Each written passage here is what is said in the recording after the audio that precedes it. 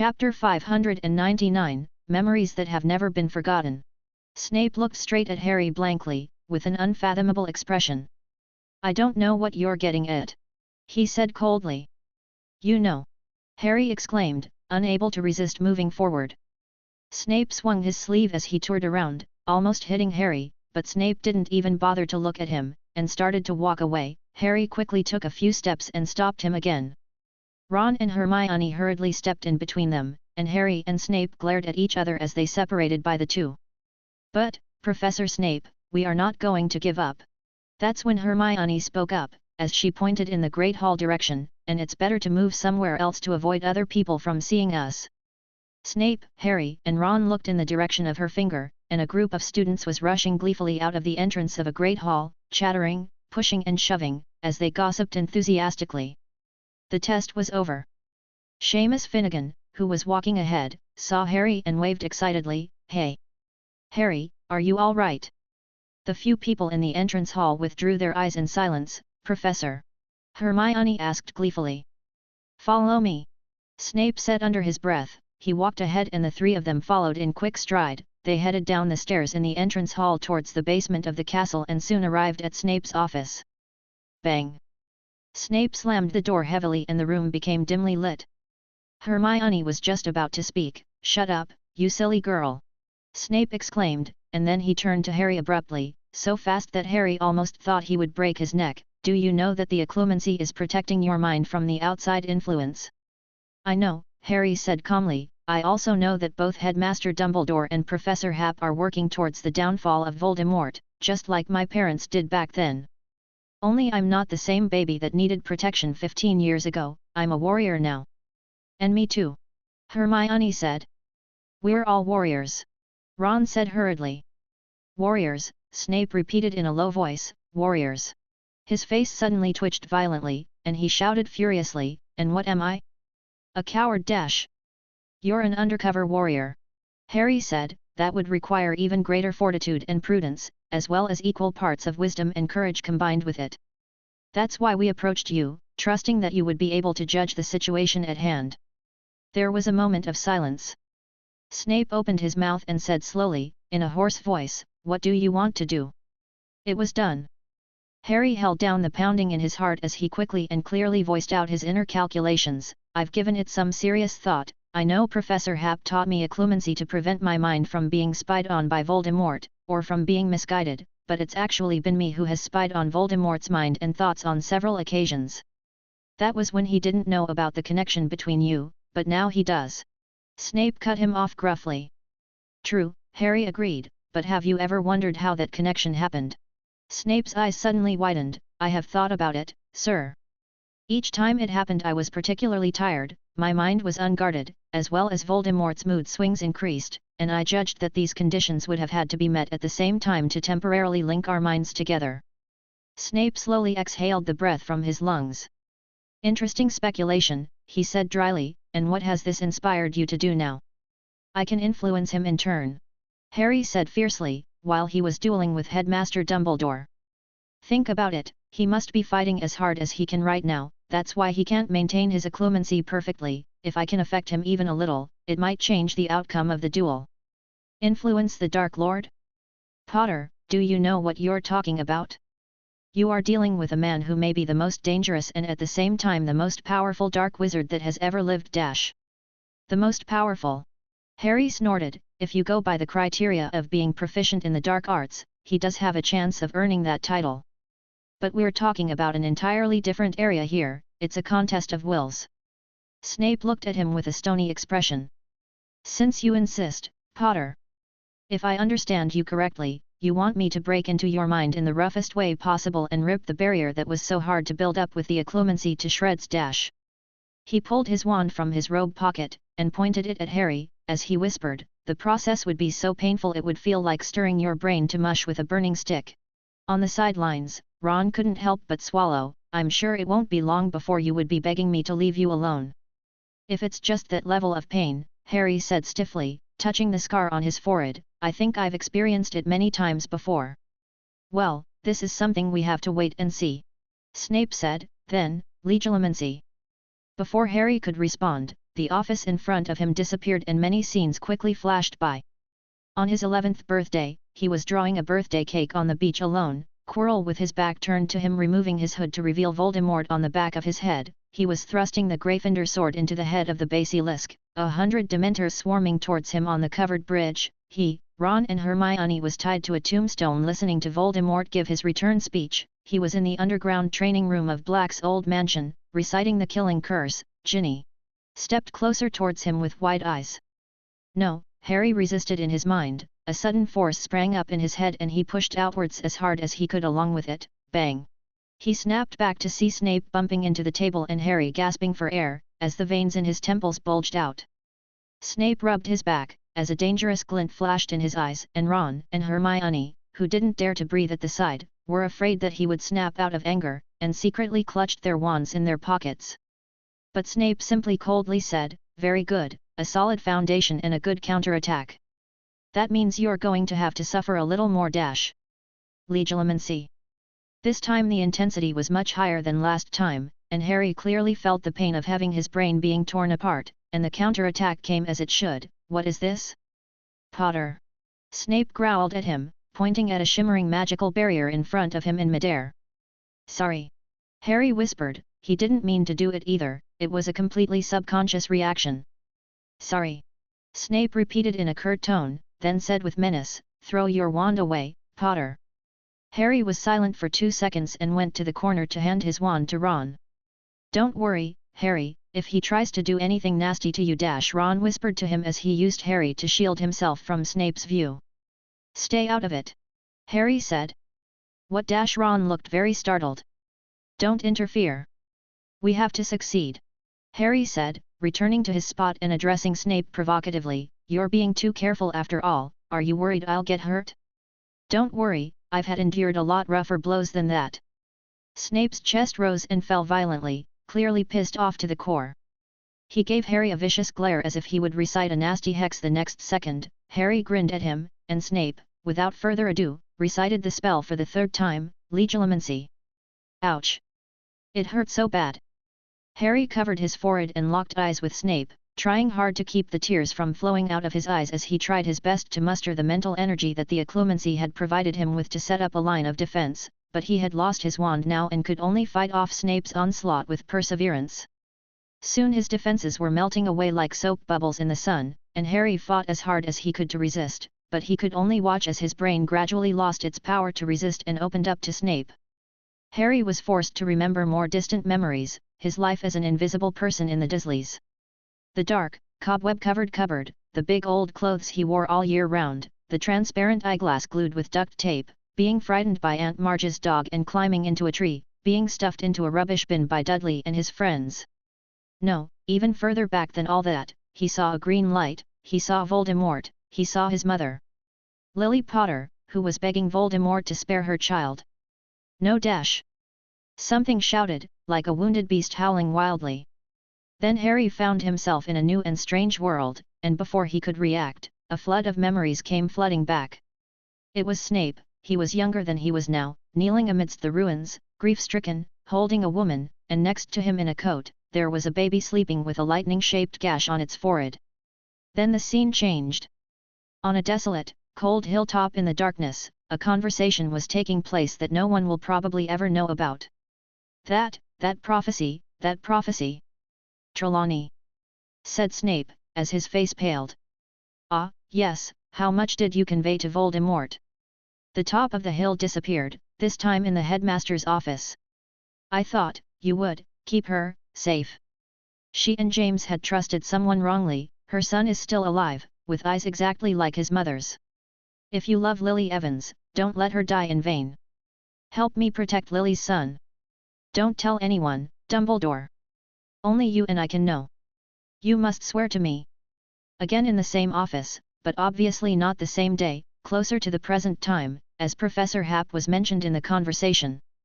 Dumbledore raised his right hand and said to an unsmiling Snape, Felix is still young, he won't understand, or rather he doesn't want to understand, that there is a price to pay for everything you do. Don't worry, it won't kill me. But what about that boy? When are you going to tell him that he is a Horcrux whose only purpose for existing is to perish? Not yet, Dumbledore said sternly, I have made some preparations, but not nearly enough. It must not be told to him at this moment. The office disappeared and a new scene formed slowly, so slowly that Harry had time to think about the memory of what he had just seen, that he is a Horcrux, destined to die. Then he found himself basking in a soft glow of sunlight. It seemed to be some tranquil and lovely afternoon. The sunlight was tinted with a rosy red. Harry was standing at the edge of an almost deserted playground, and behind a bush, not far from him, there was a little boy. Harry almost thought it was his forgotten memory of his childhood because at first glance the boy looked a lot like him, a small, lean, scrawny figure who was compelled to wear a big, out-of-date old dress, with black, long, and disheveled hair. But the next moment Harry didn't think so, as the boy peeked out at the two little girls playing with each other, and one of them, Harry looked at the oddly familiar green almond eyes with fascination, was clutching a wilted flower in her hand, and the little girl spread her palm as the flower came back to life and bloomed in her hand. That's enough! A voice exploded in Harry's ears and Harry was pushed away by a great force and fell to the ground. He opened his eyes to find Snape with his back bowed and his body shaking a few times before he eventually fell to his knees, the same look Harry had seen in the memory, except now he looked more older with a new fitting dress. Snape and Harry were both gasping dramatically, staring deeply at each other as if they were getting to know each other for the first time. Harry's mind was a jumbled mess, with all sorts of information tangled together. The shock of the horrible truth he had seized from Snape's memories was far more violent than the previous times when he was under legilimency. The fact that Snape was the one responsible for his misfortune, Snape's feelings for Lily, Snape's patroness, and the conversation between Snape and Headmaster Dumbledore. The fact of him being a Horcrux and destined to die. He is a Horcrux himself. Harry stared at Snape, and it all made sense, his scar, his Parseltongue, his unusual connection to Voldemort. Dumbledore knew it, and Professor Hap probably knew it too, but they didn't say anything. That was why they treated him so preferentially. People have always been more forgiving towards the dead, Harry thought to himself. Harry, Harry! What's wrong with you? Harry looked up at Ron and Hermione with vacant eyes. Ron was looking at Snape with hostility as he shouted, What did he do to you? Harry, what did he do? Harry took several hard, deep breaths, trying hard to push down the various mixed emotions. This is not a time to think about that. He had to make a decision soon, but it wasn't really effective. Oh, come on, there must be something that could come in handy. Hermione kept rummaging around in her little beaded pouch, pulling out various vials and jars, but Harry stopped her. I'm fine. He grunted, his throat clogging up. Harry stared at the two of their faces and slowly stood up. He looked at Snape, who was sitting limply on the floor, and said in a muffled voice. Then, let's continue. Continue what? Snape said slowly, his sanity seemed to be frozen by the cold floor, completely unable to comprehend a simple sentence. Yes, you heard me right, Professor Snape, we are going to continue. Harry said almost coldly, wondering to himself why he was still able to keep his sanity, probably because he wanted to see that person so badly. That was when his scar suddenly hurt without any warning, and he was dragged into another person's point of view, Voldemort's. Harry viewed his other self with envy. He was wielding a beautiful and deadly wand with an unbridled swagger. What a freedom! A powerful spell was unleashed without a care in the world, the snakewood wand emitting a delightful hum, and feeling exactly as its owner was feeling at the moment. Voldemort was in a great mood, having finally overpowered Dumbledore for the first time and gaining an absolute advantage. Your power has decayed too much, Dumbledore. It seems like you still have your trump card? But your body can no longer support you, Dumbledore. Voldemort hissed like a snake, shifting his position and condensing a terrifying black flame from his snakewood wand that immediately turned the trees, rocks, and soil in the valley into rotting ashes once it touched them. Dumbledore was breathing heavily, his eyes half closed, and fine beads of sweat dripping from his wrinkled face. His physical state was as precise as he had predicted, sliding down to a low point that it carried a deadly allure to Voldemort, enough to trigger his ravenous nature, but Dumbledore had misjudged one thing. Voldemort had finally gained complete control of the wand that his ancestor, Salazar Slytherin, had left behind, and was using it to its full potential. In contrast, the Elder Wand in his own hand contributed very little in terms of power. As Voldemort had said, he did have some trump cards, but the process of unleashing them would require a little time. He swung the Elder Wand calmly, even with a hint of grace, to ward off the powerful spells that continued to wail from all directions.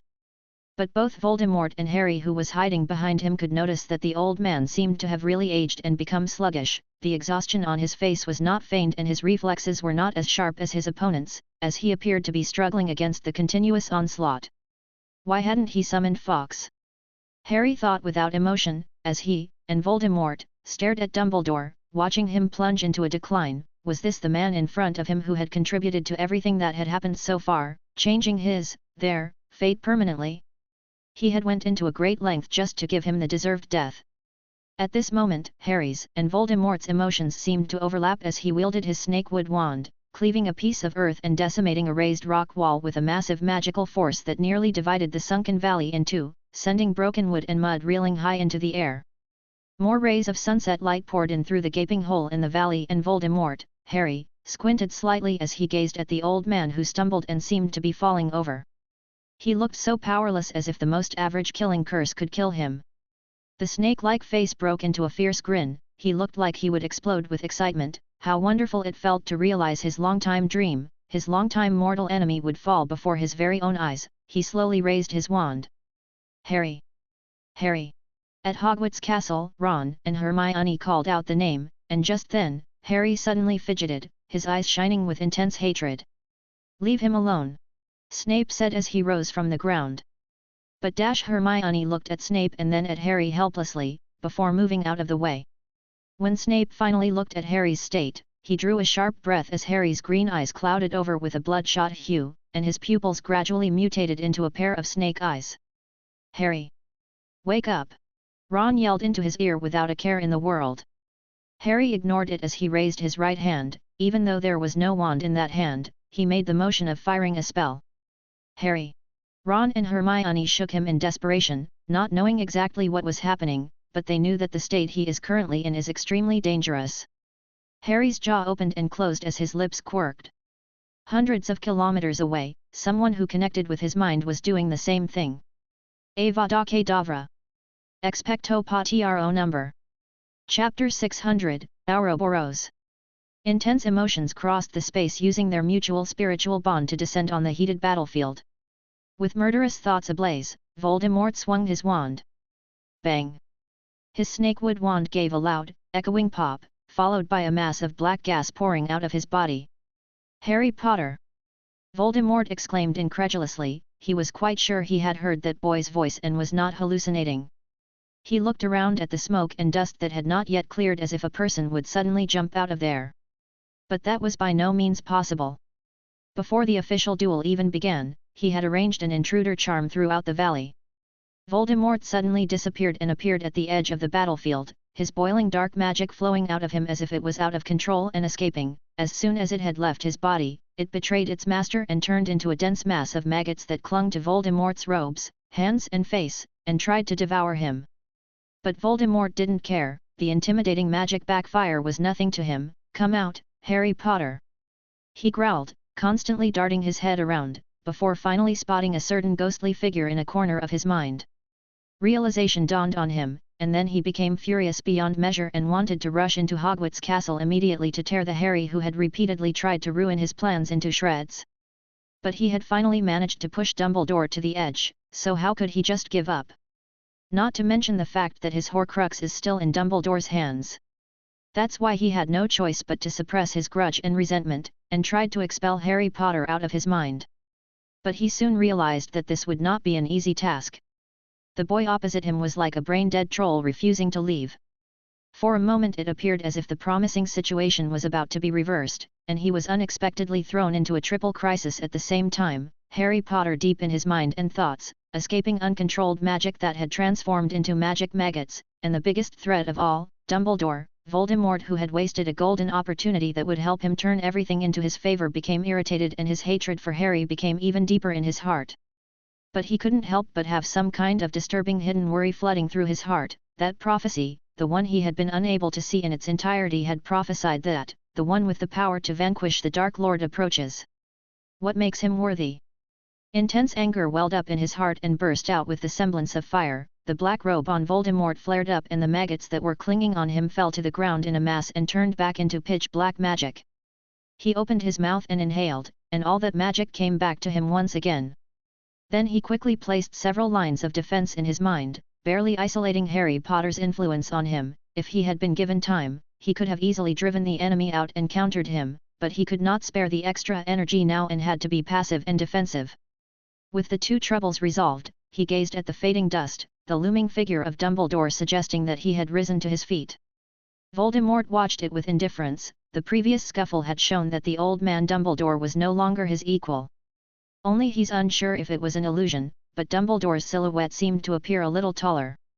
Could it be he was stepping on a rock? Clank! A stern chiming sound echoed through the valley. As if it was provoked by something, a loud hiss resounded, some kind of profound magic that Voldemort had arranged with his snakewood wand. The unseen serpent was like a curse that would have possessed Dumbledore if he had not been careful. But now that the curse was broken, at least half of it, the two sounds intersected and neither could overwhelm the other. "Is this your trump card, Dumbledore?" Voldemort asked with a malevolent grin. "Do you know what just happened? Well, I got a guest with me for our duel, and he barged in on his own to act as a witness. He will see for himself how you are going to be defeated, and then I will very happily reward him for the surprise he has brought me. Is that so, Tom? I don't think you need to go to that trouble. I will express both of our gratitude to him in person," Dumbledore said. Voldemort narrowed his snake-like eyes, his pupils resembling a thin slit of scarlet eyes staring dead in the opposite direction. The resentment in his heart blinded him as he ignored the slight abnormality in the tone. In a high-pitched, diabolical voice he said, "You're still so smart-mouthed, Dumbledore. When I stomp you under my feet, I dash." He drew a sharp cold breath, the words trapped in his throat as if he had been suddenly strangled. The smoke had completely cleared. Dumbledore looked totally different. He had been tall and thin, with a somewhat curved back, but now his spine looked straight. His whitish beard, which had grown long enough to be tucked into his belt, had mostly fallen off, and right before Voldemort's eyes the last of the long beard fell off, followed by a fine reddish-brown colored beard that emerged from his smooth chin and grew wildly, and in the blink of an eye grew into a tight bushy beard, exactly the same color as his hair at the moment.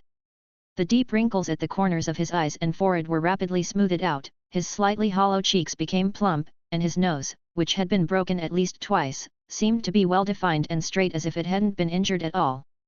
Dumbledore stretched out his long, strong fingers, the Elder Wand shaking excitedly in his hand, and it emitted the same chiming sound that had just clashed with the snakewood wand. No one who saw it would doubt its extraordinary nature. The magic that wrapped around it was chilling. It is definitely a powerful wand that is not inferior to the snakewood wand held in Voldemort's hands. But Voldemort begrudgingly did not spare an ounce of his attention to it. His full attention was focused on the face that belonged to that of a middle-aged man. "Dumbledore?" Voldemort asked with some difficulty. "Pardon me, the change may be a little drastic, but it is indeed me." Dumbledore flicked his wrist and the Elder Wand responded eagerly. The power of the spell that shot from it chilled Voldemort. He blocked the spell with difficulty, but the aftermath left tiny cuts on him like a knife wound. "This can't be!" Voldemort shouted as he gathered the magical powers in his body and poured them into the snakewood wand. But Dumbledore suddenly appeared in front of him, grabbing the snakewood wand with one hand, while the tip of the Elder Wand morphed into a sharp half-edged blade with a cold gleam, and he plunged it towards Voldemort's chest. Blood splattered everywhere. Voldemort turned into a black mist and materialized in the distance. The confusion and shock in his eyes still didn't fully dissipate. It was too fast. Dumbledore had attacked far faster than he had ever imagined, and the change was almost as if they were two different people. No, they were two different people. One in his old age, the other in his prime. Not many people had seen Dumbledore in his prime in this day and age, but Voldemort had come across him today. He looked up in a panic as the sky was surrounded by clouds and fog, gathering a huge mass of magic. The air became thick, pressing him from all sides, and he felt like a small bug that had fallen into the resin, making it difficult to even move out of his current position using apparition. There was no time to react, so Voldemort used the Fiend Fire Curse, and a snake made of fire formed. Dumbledore waved his wand and the soil swirled and sank like a water wave, acting like a weir, as the snake struggled while sinking deeper and deeper, and eventually completely disappeared. Dumbledore looked at Voldemort, his azure eyes sharpened, which seemed to say, "This time you will not escape." Voldemort was a little stunned. He had never seen Dumbledore in this state before, but he was reluctant to leave just like that since he could tell that this state would not last that long. Maybe he could stall for time? No, he refused to believe that Dumbledore could overcome his killing curse. Avada Kedavra! Voldemort put his best foot forward. The dazzling green light gathered like water, and the killing curse took on a solid form, coalescing into a green-robed Grim Reaper wielding a scythe, a reflection of Voldemort's inner self, who prided himself on having conquered death and being able to master it, and could there be anything better to show off his status than to command it? The green-robed Grim Reaper swung his scythe so violently that the deep valley was illuminated with a ghostly light. The birds which had been fleeing from the valley in terror fell helplessly. All living things, trees, birds, beasts, even rocks, dirt, and dead leaves, lost their original color, as if they had been brought to life for a short time and then granted a total death. The green light from the Grim Reaper's scythe seemed to melt away everything, and the area where the two were fighting continued to sink. But it was still blocked. The clouds in the sky were literally torn off and pulled down as they encircled Dumbledore, and underwent a complex series of transformations. Dumbledore waved his wand and the lustrous clouds of fire were unleashed like a magic spell, solidifying into a red light that wrapped around the green-robed Grim Reaper, along with its scythe. "You want to use this against a Reaper?" Voldemort snarled, frantically pouring magic into the wand. A green chain connected from the tip of the wand to the green-robed Grim Reaper, providing it with a constant stream of power to help it break free. The green light intensified, growing so forcefully that the cloud of fire wrapped around the green-robed Grim Reaper made a sizzling sound, but then a burst of golden light erupted, like an eclipse in the sky at the moment, which branded the chain formed by the cloud of fire, with mysterious golden patterns. It wasn't transfiguration, at least not entirely, and very few people seemed to be aware of Dumbledore's other identity, the Master Alchemist. Then Dumbledore pushed all the clouds surrounding him into it, and the gold and red chains clattered and twisted as if they were alive, finally breaking off a chain that extended from the Grim Reaper and trailing along the magical connection between the green-robed Grim Reaper and Voldemort on the opposite side. Voldemort's eyes widened as the golden red chain made its way towards his snakewood wand, and his wrists tightened abruptly. He is losing. It was time to go. He tried to apparate away but found he could not move a muscle. Voldemort lowered his head, his feet tangled by the insanely long green grass. The magic and flickering magical symbols that surged from the blades of grass made his heart sink a bit. The golden red chains of the burning clouds held Voldemort in place, tightening as the magic inside him slowly became silent, and eventually, he was forced to let go, dropping his snakewood wand to the ground. The green-robed Grim Reaper, which had lost its magical support, dissipated little by little. Voldemort fell to the ground and looked at Dumbledore, who had a calm face, albeit his face looked totally different from his usual one. "What are you going to do next, kill me?" Voldemort asked menacingly. Dumbledore didn't say anything, and took a few steps back and sat down in a makeshift, long, thin-legged chair, and stared at Voldemort with weariness. His face was gradually creeping back with wrinkles, becoming all wrinkly and losing its luster. In just 2 or 3 minutes, a century had gone by. Voldemort seemed to have forgotten that he was lying on the ground, that he was defeated and captured, and watched the scene in complete tranquility. Was it worth it? Worth it? Dumbledore said in a very soft, but firm tone, "I am much older, much more experienced, and much less valuable than the others. Besides, I am unavoidably responsible for your actions, not all of them of course, I am not nearly that arrogant, but it is true that I brought you into the wizarding world." Hypocrisy! Voldemort scoffed, at which point there was a distant whistling sound. "Oh, someone's coming, let me guess, from the Ministry of Magic? Unlikely, you can't trust them, the Order of the Phoenix? Those people are no match for me, is it Felix Hap?" Dumbledore shook his head, "I don't know, I didn't tell anyone where the duel was going to take place. Might as well wait and see." Silence fell over the two men as he finished. Dumbledore's eyes swept over the crumbling valley. The picturesque place was completely ruined at the moment, pockmarked and scorched. He gazed down at the Elder Wand, which seemed to have died and remained motionless. "What was its name?" Voldemort abruptly asked. Dumbledore hesitated for a moment and said, "The Elder Wand." For a moment Voldemort's expression looked spectacular. "So that's how it is," he said in a low voice. "I searched for it, but it didn't seem to be very obedient. It craves for blood, it craves for strife, and I can't satisfy it." Dumbledore explained. Voldemort's gaze shifted away from the Elder Wand as he stared at the loathsome calm old face in the chair and said wickedly, "You're wasting your life, you know that, Dumbledore. I have an exact opposite view from yours." Dumbledore said briefly, shifting his body down to sit more comfortably. "Won't you give me a chair?" Voldemort asked playfully.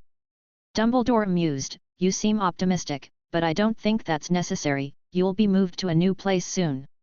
Don't tell me it's Azkaban? I don't believe you're that naive." Voldemort asked tentatively, licking his lips. "I'm not naive, I just have expectations for humanity." Dumbledore corrected, "I have wondered if I had shown you more concern and less vigilance, would you still be the same?" After being somewhat stunned, Voldemort scoffed without emotion, "And you are claiming that you are not naive? Dumbledore, are you going to preach to me one more time about the most mighty power in your imagination, love? I realized the importance of power when I was very young, and that was before I met you. It will earn you reverence and the submission of the weak. You can't kill me, Dumbledore, I'll make a comeback. Just in the middle of our chat just now, I figured out something that has to do with our guest, my little friend Harry Potter." He suddenly closed his mouth and raised his head as a figure descended from the sky. It was Felix, who landed on the ground and looked around like a traveler who had strayed into this place. Then he walked towards the two of them, with a brisk step in a rather good mood. "Felix Happ, here you are," Voldemort said hoarsely, greeting him like an old friend. "And we were just talking about you." "Oh, thank you, I'm honored," Felix said, walking around Voldemort who was on the ground, and pressing him back down when he struggled to sit up as he passed. Then he walked right up to Dumbledore, looked him over carefully for a few moments, and asked, "Are you all right?" "I have never been better," Dumbledore said jokingly, as his eyes remained on him, or rather behind him, as he looked at Voldemort, and a small grin spread across his lips as if he had found something interesting. But Voldemort interpreted that smile as mockery, and his face twisted up. "Happened to stop by," Felix seemed to be explaining why he appeared, with Creaker, "but I didn't let him come over, he's in a bit of a foul mood." "Is that, oh, I see." Dumbledore blinked and whispered. "Speaking of which, Albus Felix subconsciously furrowed his brow, is it an illusion that you look quite a bit older again? There are a few more wrinkles than when I last counted." "You even counted them?" Dumbledore asked curiously. "Of course, that's a wrinkle on Albus Dumbledore's face. It's an important piece of information," Felix said in mock seriousness, Voldemort's red eyes turning malevolent and cold. The two men's disregard for him made him feel intensely humiliated. "I originally had some more things to say, but that doesn't seem to be necessary," he said in an icy tone. "Yes, I should have thought of that," Dumbledore said solemnly. Voldemort glared at Dumbledore. He certainly wasn't going to admit defeat easily. Even if all his magic was now shackled and his snakewood wand was lost, there is at least one thing he could do. He smiled coldly and gazed deeply at Dumbledore and Felix, as if to carve the faces of the two men into his soul, then he closed his eyes and waited quietly. It would not be long before he would be reborn, because soon he is going to die. Dumbledore and Felix looked at him, not making any movement. After a few seconds, Voldemort's eyes widened, and his snake-like pupils quivered. What did you do?" Dumbledore shook his head gently and waved his wand, and the restraints on Voldemort disappeared. But Voldemort was not free, there was another force binding him. He hung his head laboriously, examining the dark green snake's tail that ran through his chest. It seemed illusory, inflicting no physical damage, but it was this very thing that locked his soul and trapped him in this body. A sea of emotions surged through him. Then Voldemort was pulled up from the ground and suspended helplessly in midair, like a disheveled Dementor with its hood removed. He struggled to look up and saw a hideous, huge serpent's head approaching him, the edges of each dark green scale pulsing with different colored arcs of light. "Pat, a patroness." Felix nodded at him. The giant serpent opened its bloody maw and the next instant Voldemort's eyes went black. Dumbledore and Felix watched as the giant serpent swallowed Voldemort in one gulp, and incidentally swallowing its own tail, it circled and spun through the air like a kitten or puppy chasing its own tail, forming a classic ancient Ouroboros snake pattern. Chapter 601, The Place of Placement. In the potions professor's office, Harry awoke with a gasp, breathing greedily like a drowning man. Shadows loomed around him, and Harry seemed to see a hawk-nosed man, but when Hermione helped him put his glasses back on, Snape started to move back and stood not far away. Before he could see the expression on the man's face, Ron and Hermione pounced on him and hugged him tightly, squeezing him so hard that he couldn't breathe. "I'm fine." Harry slurred as he struggled to keep himself from being strangled by the two of them. "Mate, you nearly scared us to death," Ron said as he patted him on the shoulder, and Hermione covered her mouth and sobbed in a low voice. "I'm fine," Harry repeated, looking at the tents too, and all of his repressed emotions came back to him in a short amount of time. "The duel is over," he said with no emotion. "How did it turn out? Dumbledore won, didn't he?" "Have we won?" Ron asked aloud, and Hermione on the left side also looked at him with anticipation. Harry didn't know how to answer. He had watched Dumbledore's comeback victory, but he just couldn't bring himself to say the word "we" right now. "Yeah, Dumbledore won, the war is over." "Great!" Ron shouted, shaking Harry hard in excitement. "Great!" The tears that had built up in Hermione's eyes flowed out freely, as she sobbed uncontrollably. "Potter!" the silent Snape called out hoarsely. "Dumbledore is still alive, Professor Hap has passed by, and Kreaker was also mentioned. I don't know why, no one mentioned it to me. And Voldemort, well, he got swallowed by a snake, and probably isn't dead yet," Harry said under his breath, with his eyes staring elsewhere. "Sorry, I'm a bit messed up in the head at the moment, need to go out and get some fresh air." He broke away from Ron's grasp and stormed out of the office. Harry walked briskly through the basement corridors, climbing the stairs with a wooden expression. There were excited fifth years standing in twos and threes in the entrance hall. Some members of the Magic Rune Club and the Frontline Lookout Club greeted Harry, who nodded stiffly in response, and some less familiar students were pointing at him from the shadows, supposedly discussing his nightmare during the last test. What the hell did he dream about that he would expect Headmaster Dumbledore to die? The chatter from the corner drifted to his ears, but Harry didn't have the slightest intention of defending himself as he walked straight through the entrance hall, the words of Neville's loud retort on his behalf still audible in his ears. He walked a few quick steps through the oak doors. The sun was setting over the treetops of the Forbidden Forest, lacing it with a golden red color along with curving traces.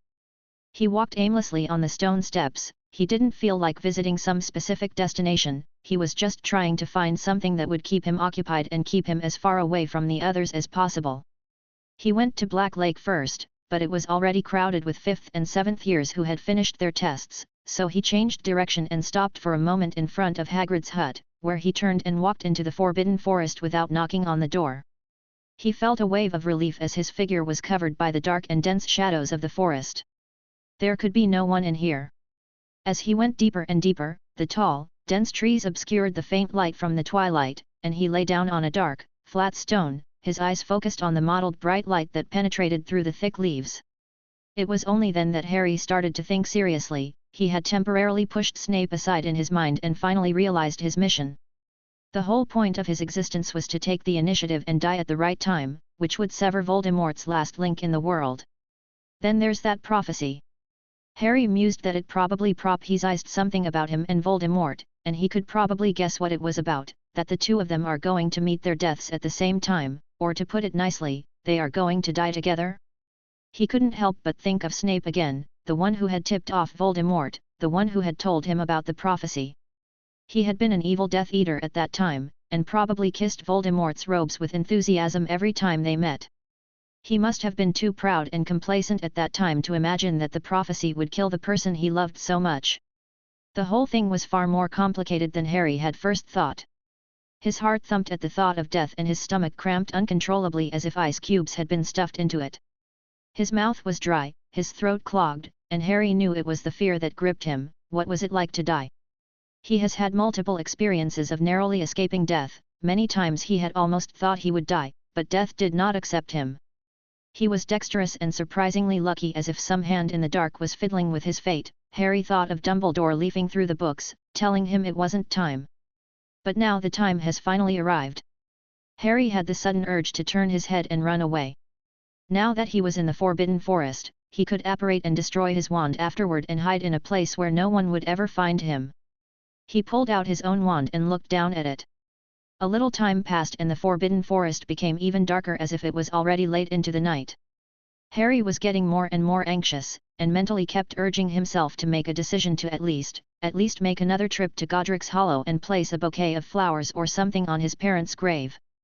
Otherwise, when Dumbledore got back, Harry thought pessimistically, Dumbledore would probably grab him with a sneer and tell him he wanted to take him somewhere to be with Voldemort. He pictured the scene, the headmaster's two hands gripping his shoulders and shaking him hard. Somehow he thought of the way Ron had shaken him earlier, Professor Hap and Snape sandwiching him from left to right. They looked like followers, sort of like Crabbe and Goyle. But Harry ended up doing nothing. He was just like the students who suddenly decided to let loose after their exams and sneak off to venture into the Forbidden Forest, essentially no different from the students who were having a nap in the shade of the willow trees by the Black Lake. He slowly got off the rock, his legs went a little weak.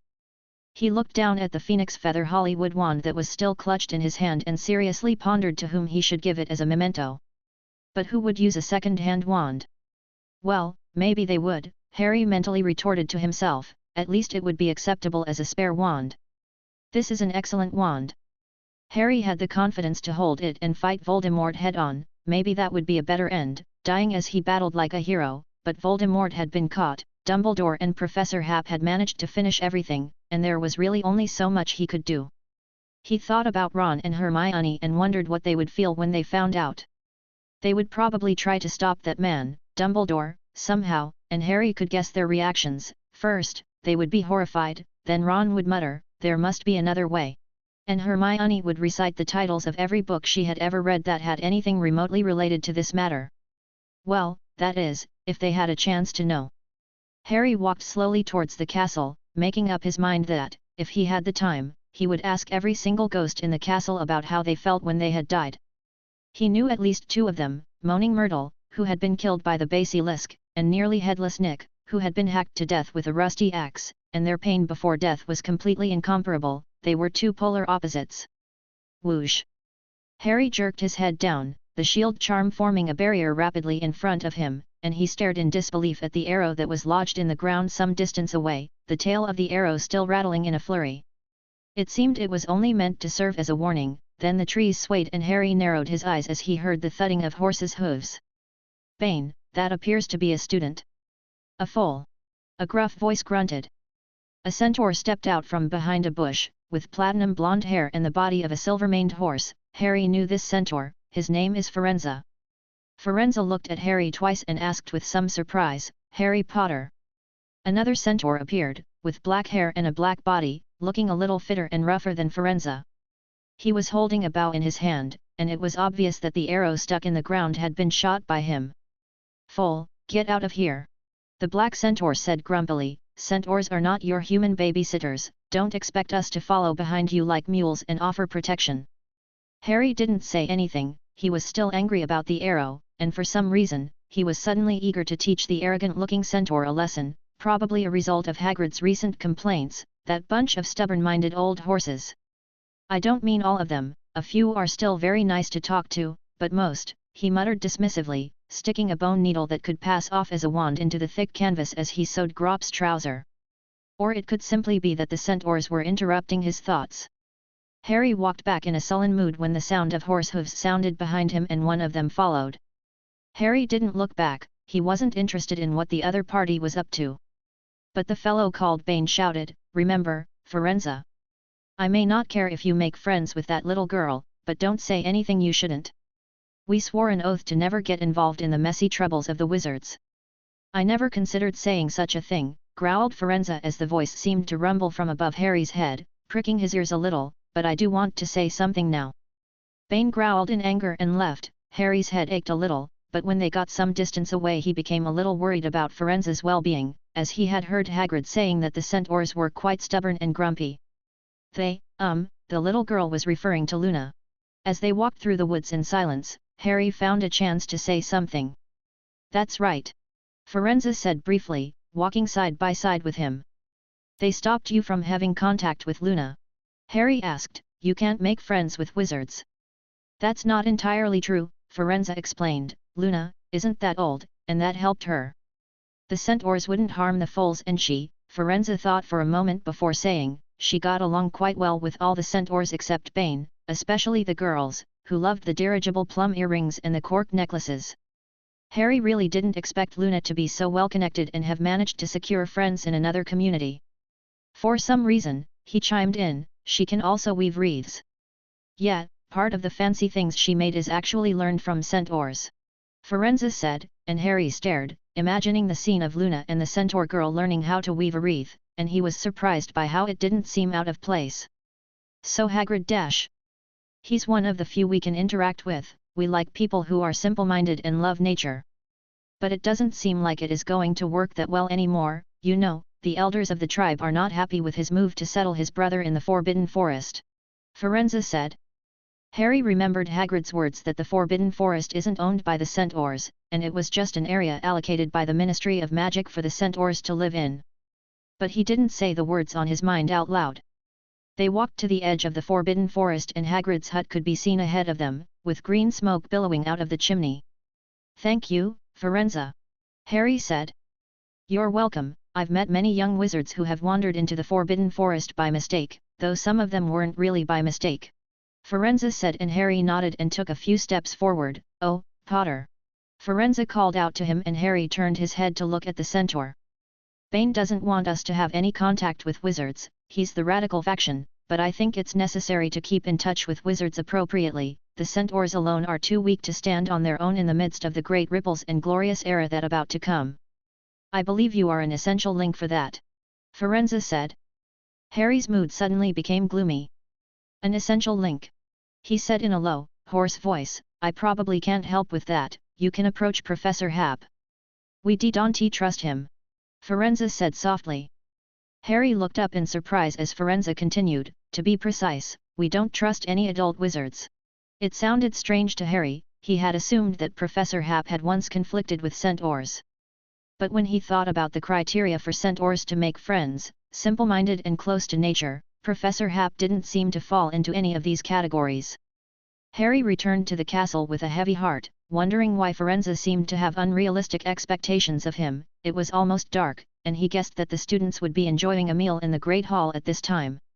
So he walked into the Great Hall, the laughter around him seemed irrelevant to him, and he took a seat at the edge of the Gryffindor table, avoiding his acquaintances.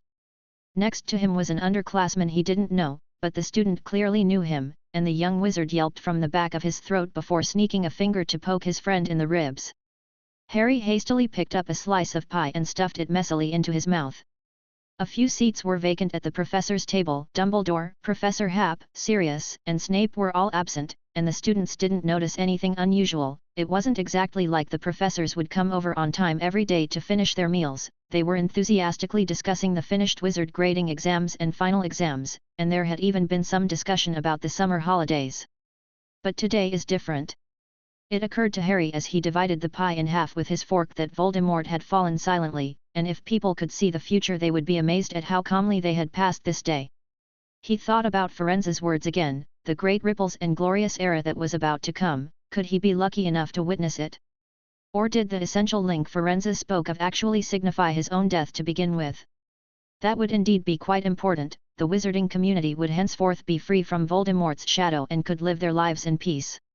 Harry once again glanced hastily at the 4 empty seats, and then he lowered his head and tiptoed out of the Great Hall. Ron and Hermione had been very restless at dinner, looking around constantly, and he felt like he had to avoid them, as he hadn't figured out how to face them yet.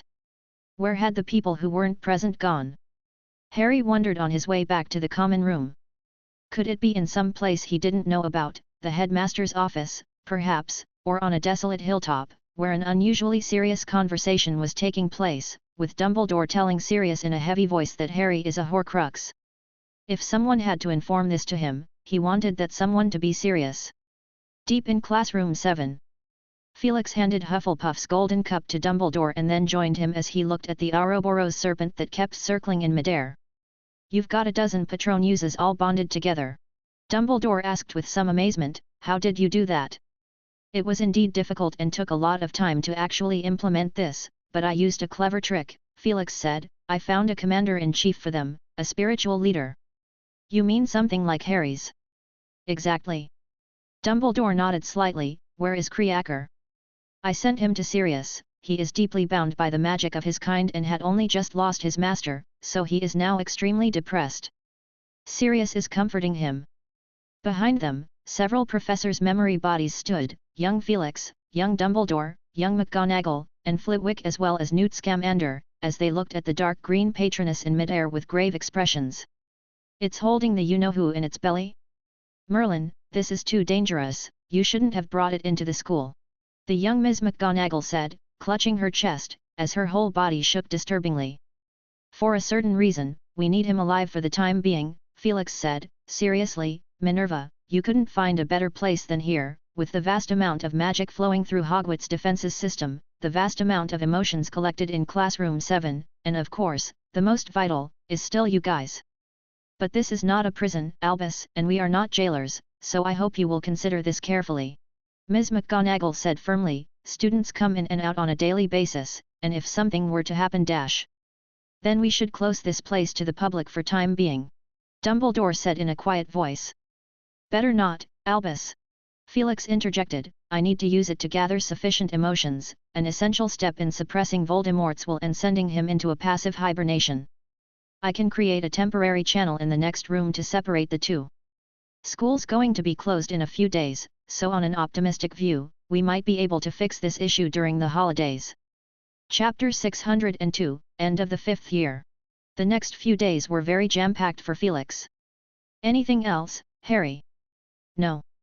Felix scratched his chin and looked at Harry's back, somehow feeling that he wasn't in the right state of mind. Do you think overusing the patroness charm will affect your mood?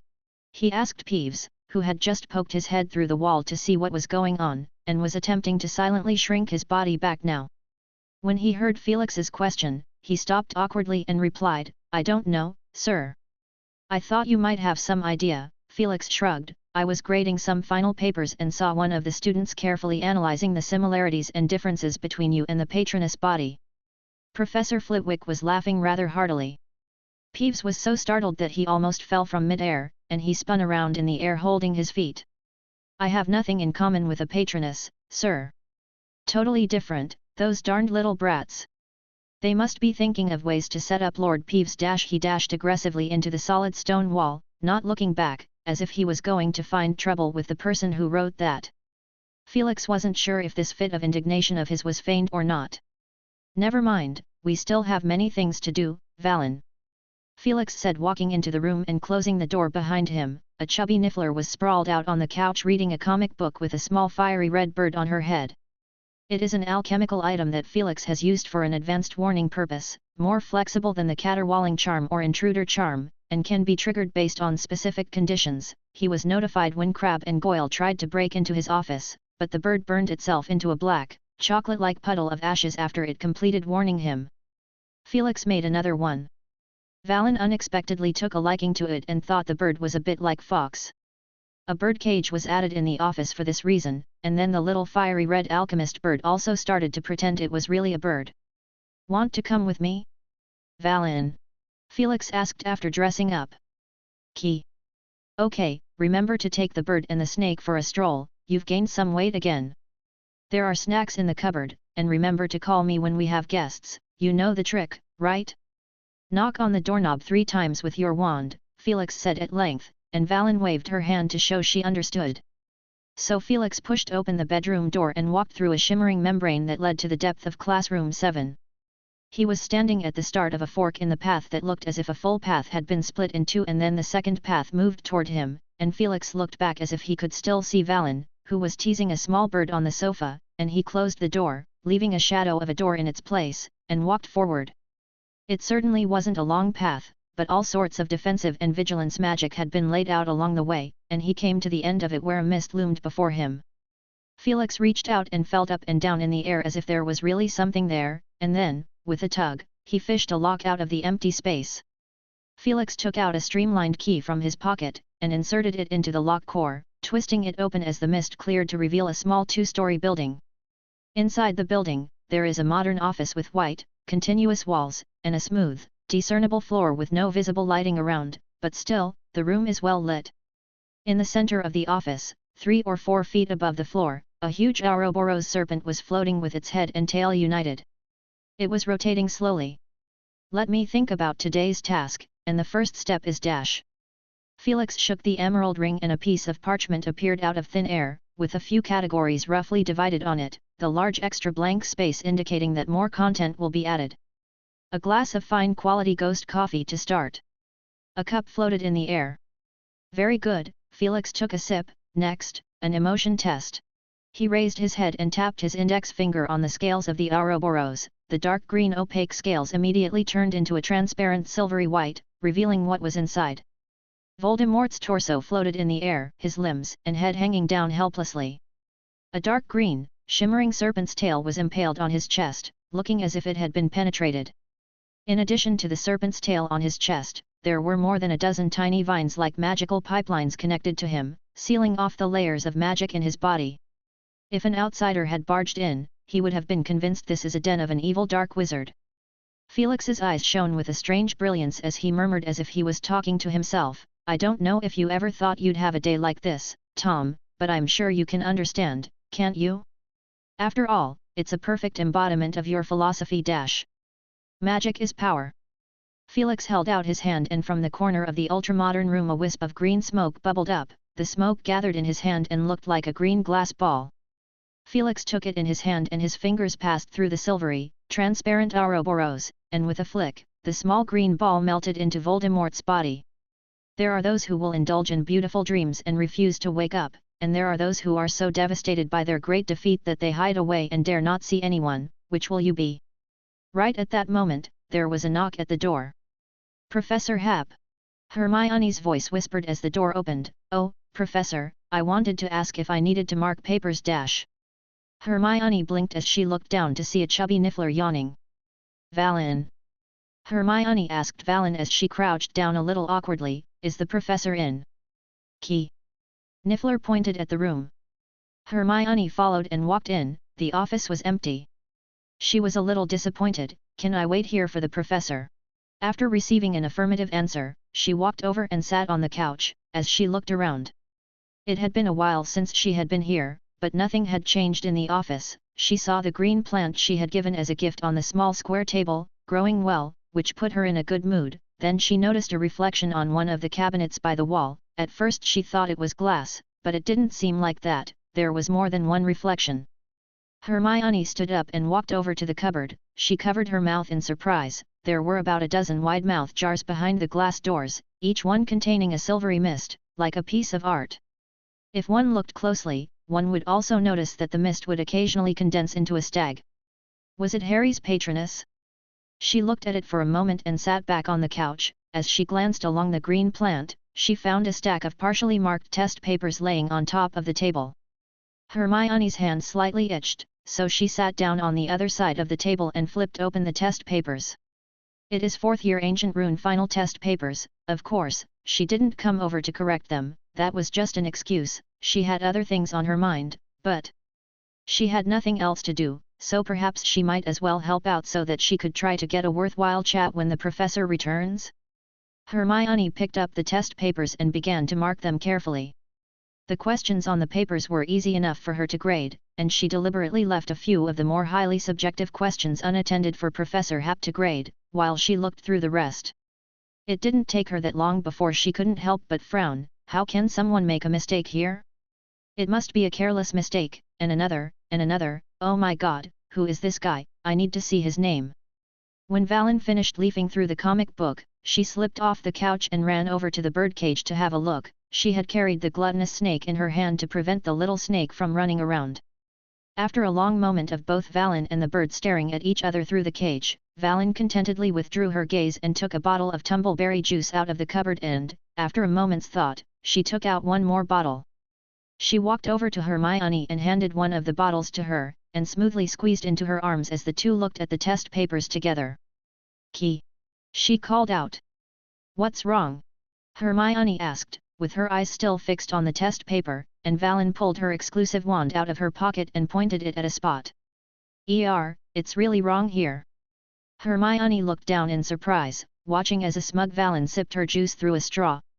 Time passed a little bit, and Hermione stretched out her hand and stood up. She had finished grading all the papers. She rubbed her neck, which was a little sore, and looked up. "The professor still hasn't come back yet." Valen gestured towards the bedroom door again, and Hermione remained somewhat confused, so Valen simply jumped down and trotted to the bedroom door, standing on her tiptoes and trying to reach the doorknob with her exclusive wand. "You want to go in?" Hermione walked over to her. She didn't think the professor was in there. They had been grading papers all morning and no one had come out, unless the professor is sleeping inside. A slightly blank expression appeared on her face at the thought of that possibility. No way it could be as she guessed, right? Valen gave the doorknob 3 loud knocks and the door popped open automatically. Hermione was a little frustrated at the prospect of seeing a professor lying in bed, in his pajamas, with his hair in a mess, but out of the corner of her eye, she caught a flash of mercury-like film. She stared at the bedroom entrance, a transparent film blocking the way. The view from inside was so blurred that it made it impossible to see, and she reached out her hand. "Better not touch it." A voice chimed in, and Hermione was startled, turning around quickly to stare at the blank portrait hung in the corner. Then a figure flashed in, blinking his light blue eyes and looking at her with a shining gaze. "Miss Granger? Can I ask you a favor?" Yes, Professor Dash. Call me Felix, I didn't teach you anything. Can you see the bottom right corner of the canvas, the bowl containing a bunch of grapes, can you see?" "Good," a prude tainted it with dirty hands, "I just can't stomach it." Hermione stared, a little flustered. "Oh, Felix? What am I supposed to use to clean it? Dash. Don't use your sleeve. Use your wand, a very simple spell, I'll tell you how to use it." After a few moments, Felix in the portrait frame whistled loudly and stuffed a grape into his mouth with a pleasant expression. "You can't imagine how many odd people you'd meet when they hang your portrait in St. Mungo's. There was one with a dagger in his head, God knows how he survived. There was the one whose nose was spewing fire, I guess it was due to an overdose of dragon's blood, and I saw an old wizard who spat bubbles like a fish, who happened to have bad breath, and the bubbles exploded in the face of the healer who was attending him, and it made that little girl cry so hard. Want one?" he asked, holding up a grape. "No, thanks." Hermione suddenly felt a little sick in her stomach. "Oh, you can't eat either?" Portrait smoothly followed her words. "Well, luckily I met you. I hate the smell of potion materials and potions. My original is sick of me nagging him and always telling me to shut up. He even threatened to have someone draw a muzzle on my mouth. Is that for people? I've only ever seen them on horses and dogs." Hermione sneaked a glance at him. It was a very novel experience talking to a chatty and talkative professor. "Felix? You just reminded me not to touch that thing." "Yeah, you didn't have access to that. If you put your hand on it, snap," he said with a wince, "and you'll fall into a trap." Felix's portrait nudged towards the cupboard against the wall, and Hermione immediately flinched as she looked at it, fearing that she too would be put in a wide-mouthed jar. She guessed that the Weasley brothers would have a blast trying it out, but she really didn't have the courage to try. Turning back, she found Valen poking her head into the transparent magical barrier. Hermione pointed at Valen in surprise and Portrait said with a relaxed look on his face, "Don't worry, that little guy has access to it, just let her go inside if you need something, but I think he would have already found out though, see, I was right." The Portrait said. Hermione saw a blurry figure getting closer, a tall man with short black hair. A hand picked up the silver film as if lifting a curtain, and Felix looked at Hermione with some surprise. "Miss Granger." He jumped out nimbly and Hermione could faintly see a curved glowing pathway. "Is that, classroom 7? Hermione asked hesitantly. Felix nodded, not bothering to explain much. He quickly figured out the reason why Hermione is here. "You wanted to inquire about the outcome of that duel. It's kind of weird that I didn't see a follow-up in the newspaper, isn't that right? I mean, Voldemort's downfall is certainly a major event, everyone was looking forward to reading about the victory, but there was absolutely nothing. News has to lag some time, Miss Granger." Felix shook his head. "The Ministry of Magic is responsible for this. Well, at least Ms. Bones doesn't have any ideas of revealing it yet. She is planning to wipe out the remaining Death Eaters, and Dark Wizards first." "Oh," Hermione blinked as she figured it out after a short pause and slowly asked, "And about Harry's prophecy dash? Harry told you to ask that?" Felix looked at her calmly. "No, it's my own dash." Hermione opened her mouth. "Sirius knows about the prophecy, and it's best to let him personally tell Harry about it," Felix said, with a shrug. "That prophecy isn't complicated, and it points to something very clear. I think the reason Sirius isn't talking about it, is because he doesn't want to put too much pressure on Harry. The prophecy doesn't necessarily have to be true, but it would put an enormous amount of pressure on the person involved. Hermione bit her lip and nodded lightly. Then her expression became very torn as she stammered, "Actually, there's one more thing." Harry seemed very down, and he told us that, she seemed to ponder how to word it, "You know that Professor Snape used to be a Death Eater, right, like in a story about a person who strayed from the right path and later turning back to it again." Harry knows. Felix raised an eyebrow. "Miss Granger, be more specific about it." "Here's the thing," Hermione said, "on the last History of Magic test, Harry's scar suddenly hurt, which implied that he had received another piece of information from the you-know-who, and after that she unfolded the events of that day. After that Harry looked out of place. Ron and I pressed him for 2 days before he told us. Voldemort was after Harry's family because of a prophecy, and the one who revealed it to him was Snape." Felix listened with a serious expression and nodded. "And? Anything else? Or just these?" "Just these," Hermione said, wondering in her mind, wasn't that enough? When Harry told her, she could fully understand the mixed feelings in Harry's heart. Felix rubbed his chin. At least he had found a reason for Harry's recent mood swings. As a bystander, no matter what we say, it will appear like we can't understand their pain. It is hard to relate to the emotions of the parties involved. So let them vent their emotions. As a friend, all you can do is avoid touching their painful memory for some time and be there as emotional support. Of course, proper guidance is still necessary. Miss Granger, at this point you will probably need some good news. I sneaked a look at the 5th and 7th grade test papers before the examiners from the Wizardry Examination Authority left. If you want to know your ancient rune O.W.L results Hermione nodded her head in a quick motion and Felix grinned. "Outstanding, of course, all 3 of you." In a flash, it was time for the Hogwarts students to leave school. Felix stood on the balcony of his office, looking out at the students dragging their large luggage and enthusiastically walking out of the castle, ready to spend a pleasant holiday.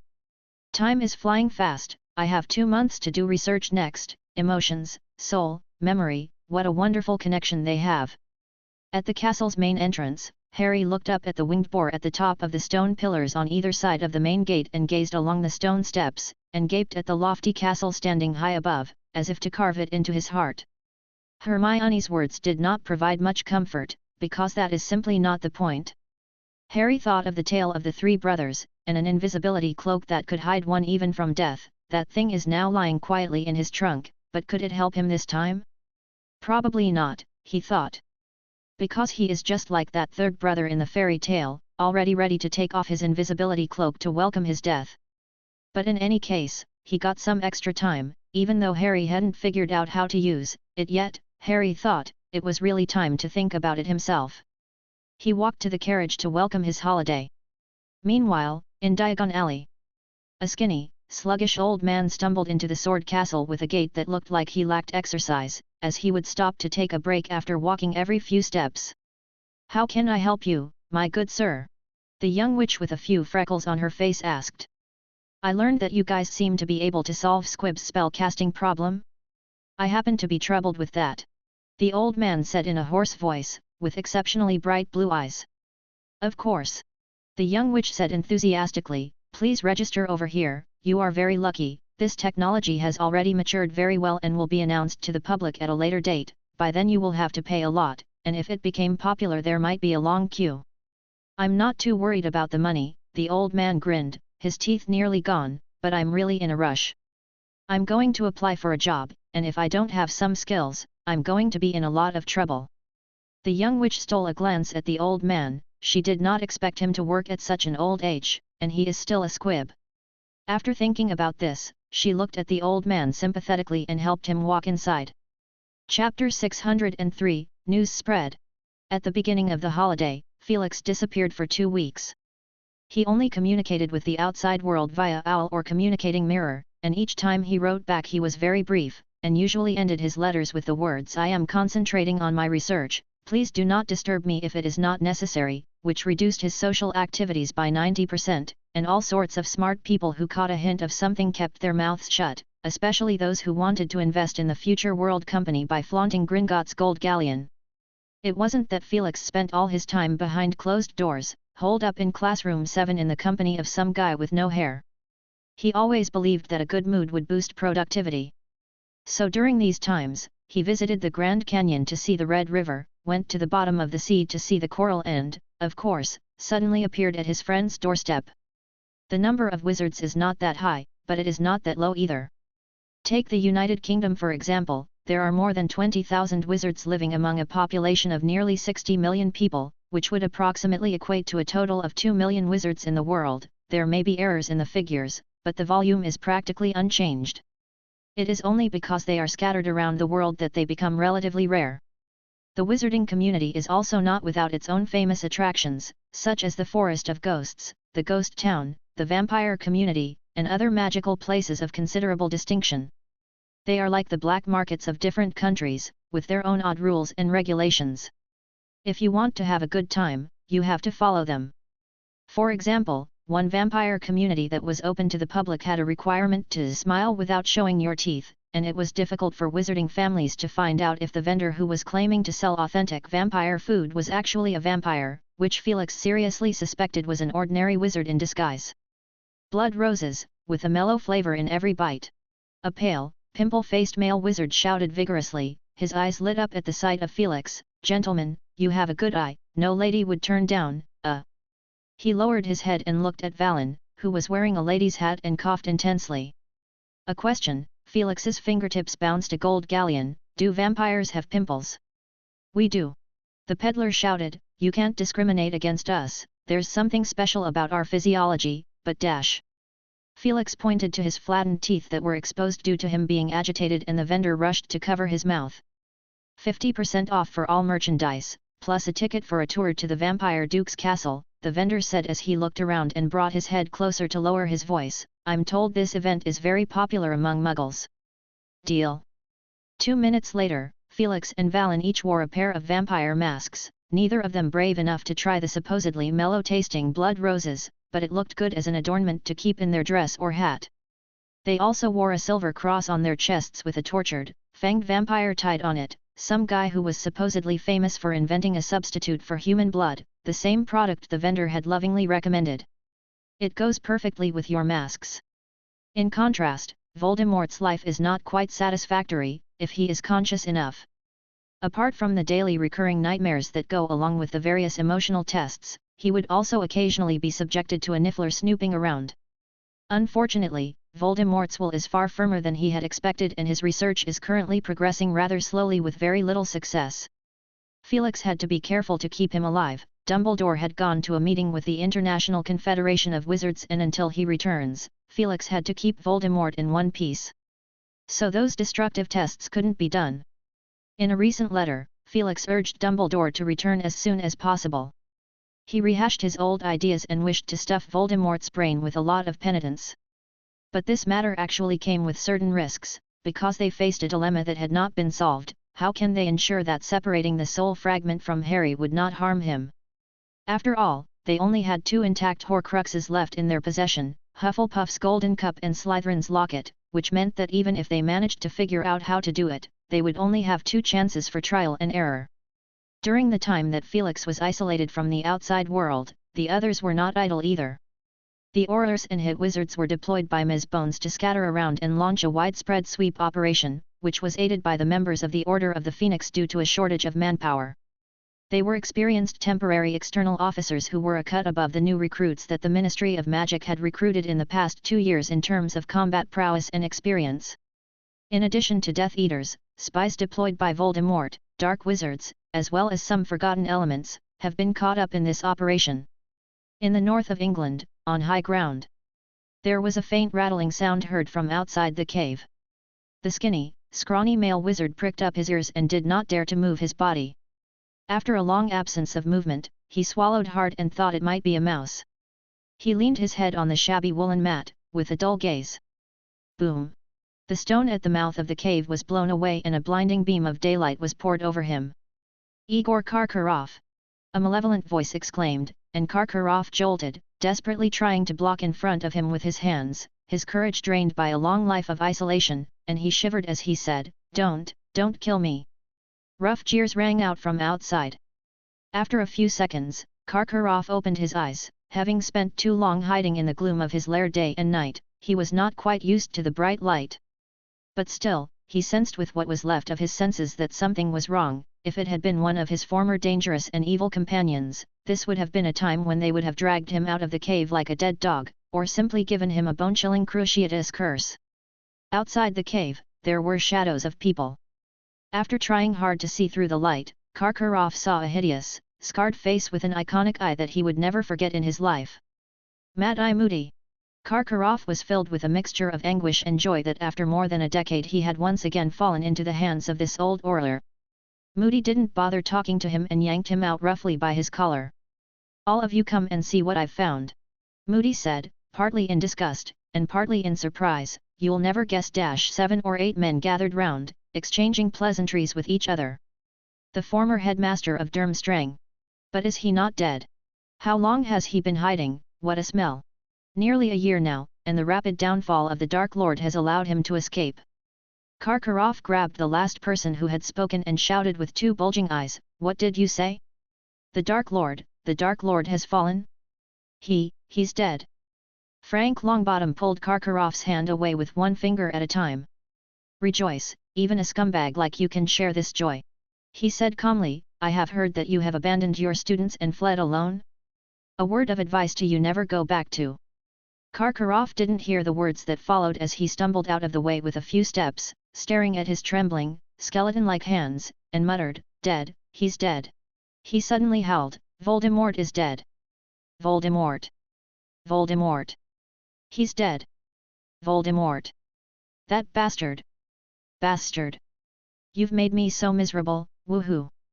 He's not crazy, is he? Who cares?" Moody spat on the ground.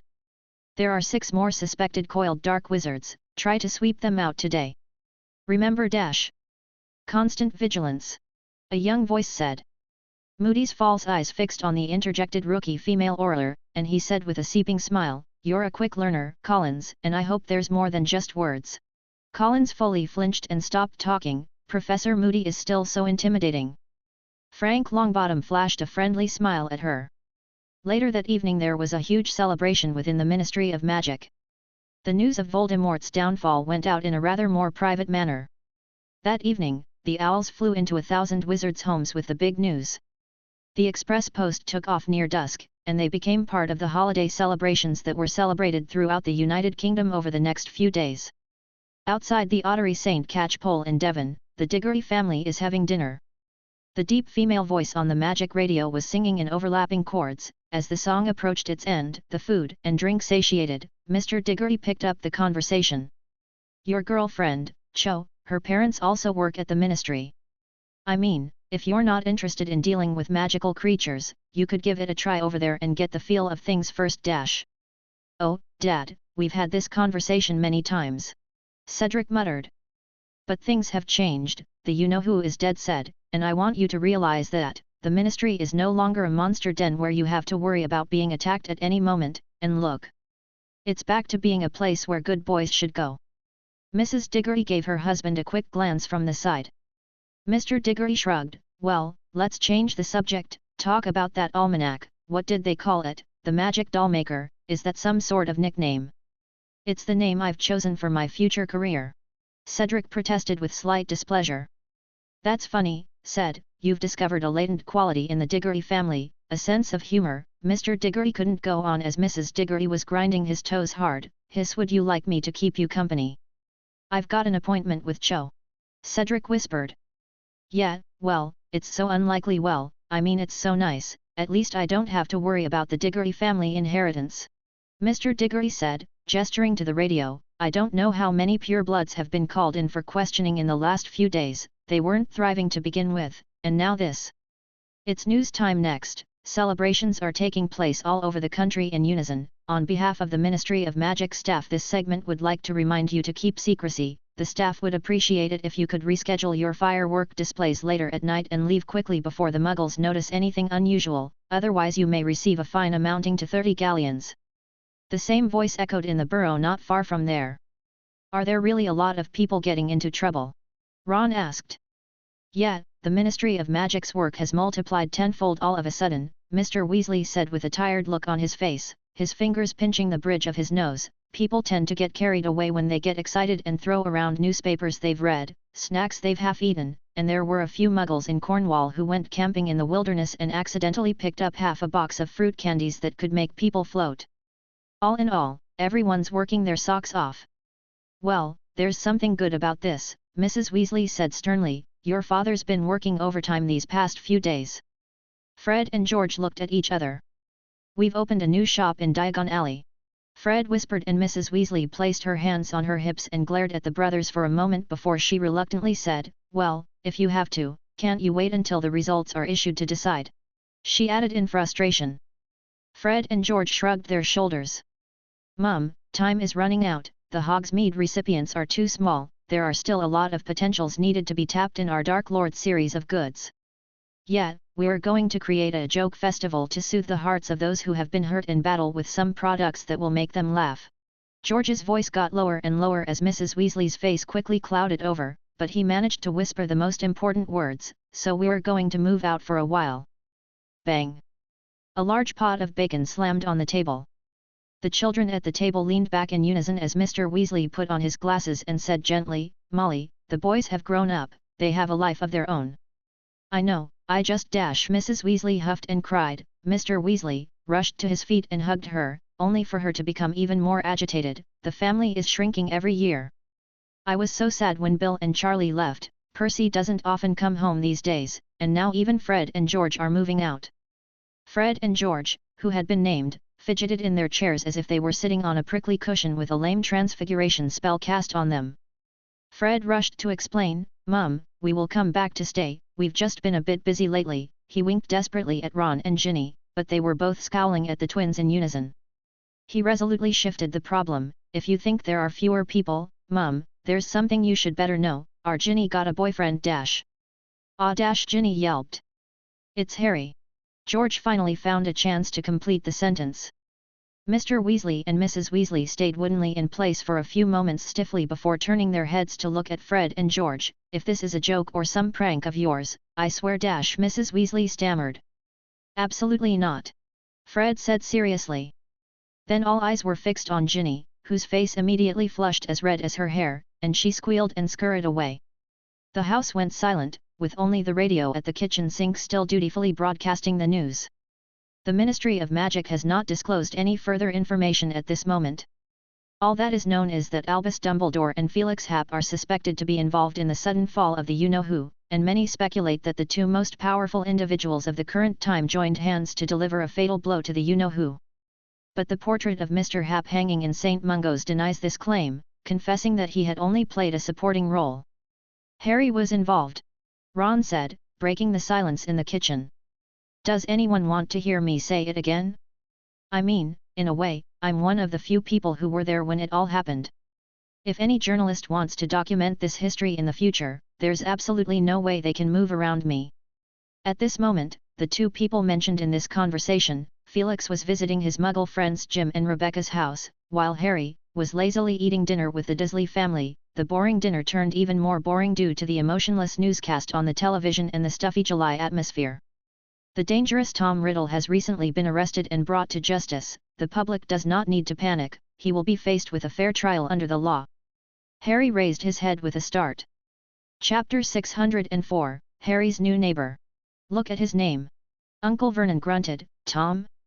His parents didn't bother to put their hearts into it. I bet there are a million people with that name all over the UK, there are Toms everywhere, the people you meet at work, the salesmen, the football players, and the homeless bums.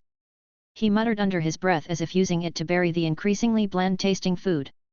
This helped Harry, as he had just dropped his fork with a shaky hand, leaving a stain on the clean dishcloth, and it diverted Aunt Petunia's attention away from him before she could throw a disgusted look over. Harry picked up his fork quickly, making up his mind to leave as soon as he had finished eating. The newscaster dutifully reported. Original hotline will be disabled. Uncle Vernon began to comment vehemently again, where's the picture? What does he look like? And the bounty? He growled, seemingly annoyed that he was missing out on an extra income. He's been caught. Harry pointed out dryly. He thought that if he knew what the name stood for, he probably wouldn't have this attitude. No, he didn't even need to mention that the name had once belonged to Voldemort, just letting him know that this was a dark wizard with no moral compass, the leader of a criminal gang, would be enough to scare the guts out of the scowling Uncle Vernon. "I don't need you to remind me," Uncle Vernon yelled at Harry. "There's no hotline," Aunt Petunia said abruptly, as always, with a sharp sense for secrecy and gossip. "What?" Uncle Vernon asked, flabbergasted. "There's no hotline, I've never seen it mentioned on TV, and," Aunt Petunia frowned, "I've never heard of that name either." Harry understood exactly what she meant. She wouldn't let any gossip go easily, and a murderer was rather an exciting topic. An opportunity to comment on the existing law and order would immediately make her a big deal at the neighborhood afternoon tea sessions. Harry looked at the announcer. He interpreted it differently. Perhaps it was a secret signal from the wizards to tell their fellow wizards hiding in the Muggle community that the war was over. He mentally gave credit to the person who came up with the idea, because the name Voldemort was not supposed to appear on a Muggle TV show. It was much safer to replace the name with Tom Riddle, and with Rita Skeeter's continuous coverage, it was no longer a secret that Voldemort had used this name in his youth. He mused about it on his mind, and at some point, the table fell silent as Uncle Vernon and Aunt Petunia stared at him in unison. Harry was confused and wondered how he had upset them this time, when the TV news gave him the answer. Some ornithologists have speculated that the unusual behavior of owls may be linked with the Earth's magnetic field shifts, and it is known that this is not the first time this has happened, as far back as 15 years ago. Aunt Petunia drew a cold breath, and Uncle Vernon's little eyes bulged hard as the fork in his hand was bent with a single squeeze. "I'm done eating," Harry said quickly, putting his cutlery down and getting up from his chair. "Don't try to leave, we need an explanation, boy," Uncle Vernon shouted. "There's nothing dash." "There is," Dudley suddenly interjected, glaring with a pair of small eyes that he inherited from his father. "I heard it all." He pointed his fat finger at Harry, who had to look closely to spot the fork held in that hand. "In his room, there's always the sound of wings flapping and birds hooting at night." "That's an owl." "So it was really you who did that dash?" Harry was secretly angry. Well, he tried his best to calm himself down. Something big did happen in the wizarding world. Voldemort fell. He gestured to the television, and that was him they were talking about just now. Tom Riddle, that was his name when he was at school. Without waiting for their reaction, Harry bolted upstairs in quick strides. Maybe he should tell them, Harry thought as he pushed open the door to his room, but he was too busy to think about it at the moment. Besides, what could happen if he did? Would they actually feel happy? The bedroom looked like a mess, with a lot of stuff scattered around and very little room to even step on. It is a sight that would make Aunt Petunia scream if she laid her eyes on it, but she hasn't been here for a long time, and she tries her best not to call Harry by his name if she doesn't have to. So Harry peacefully made a mess of his room as he glanced through the window. Sirius was coming home late these days.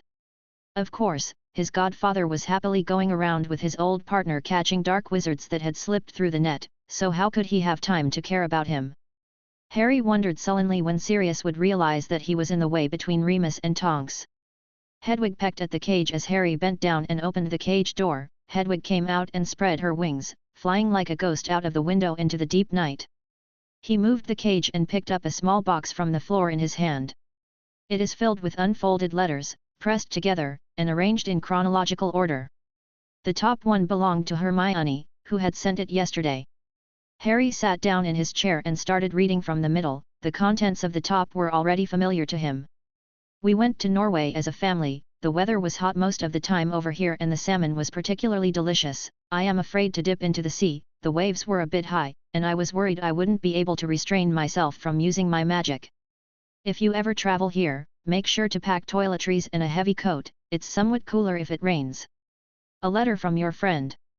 Harry jerked his head up to see Dudley's fat body blocking the doorway. He seemed to attempt a gesture of pointing his chin at the letter in Harry's hand, but apart from making his triple fat chin more visible, it also blocked his already small eyes. "Nothing to do with you," Harry said under his breath, as he strutted past the owl cage, stacked books, Hogwarts school robes, and old clothes as he made his way forward to close the door to his room. A flash of puzzlement crossed his mind. Dudley had avoided this room before, just like his mum and dad had.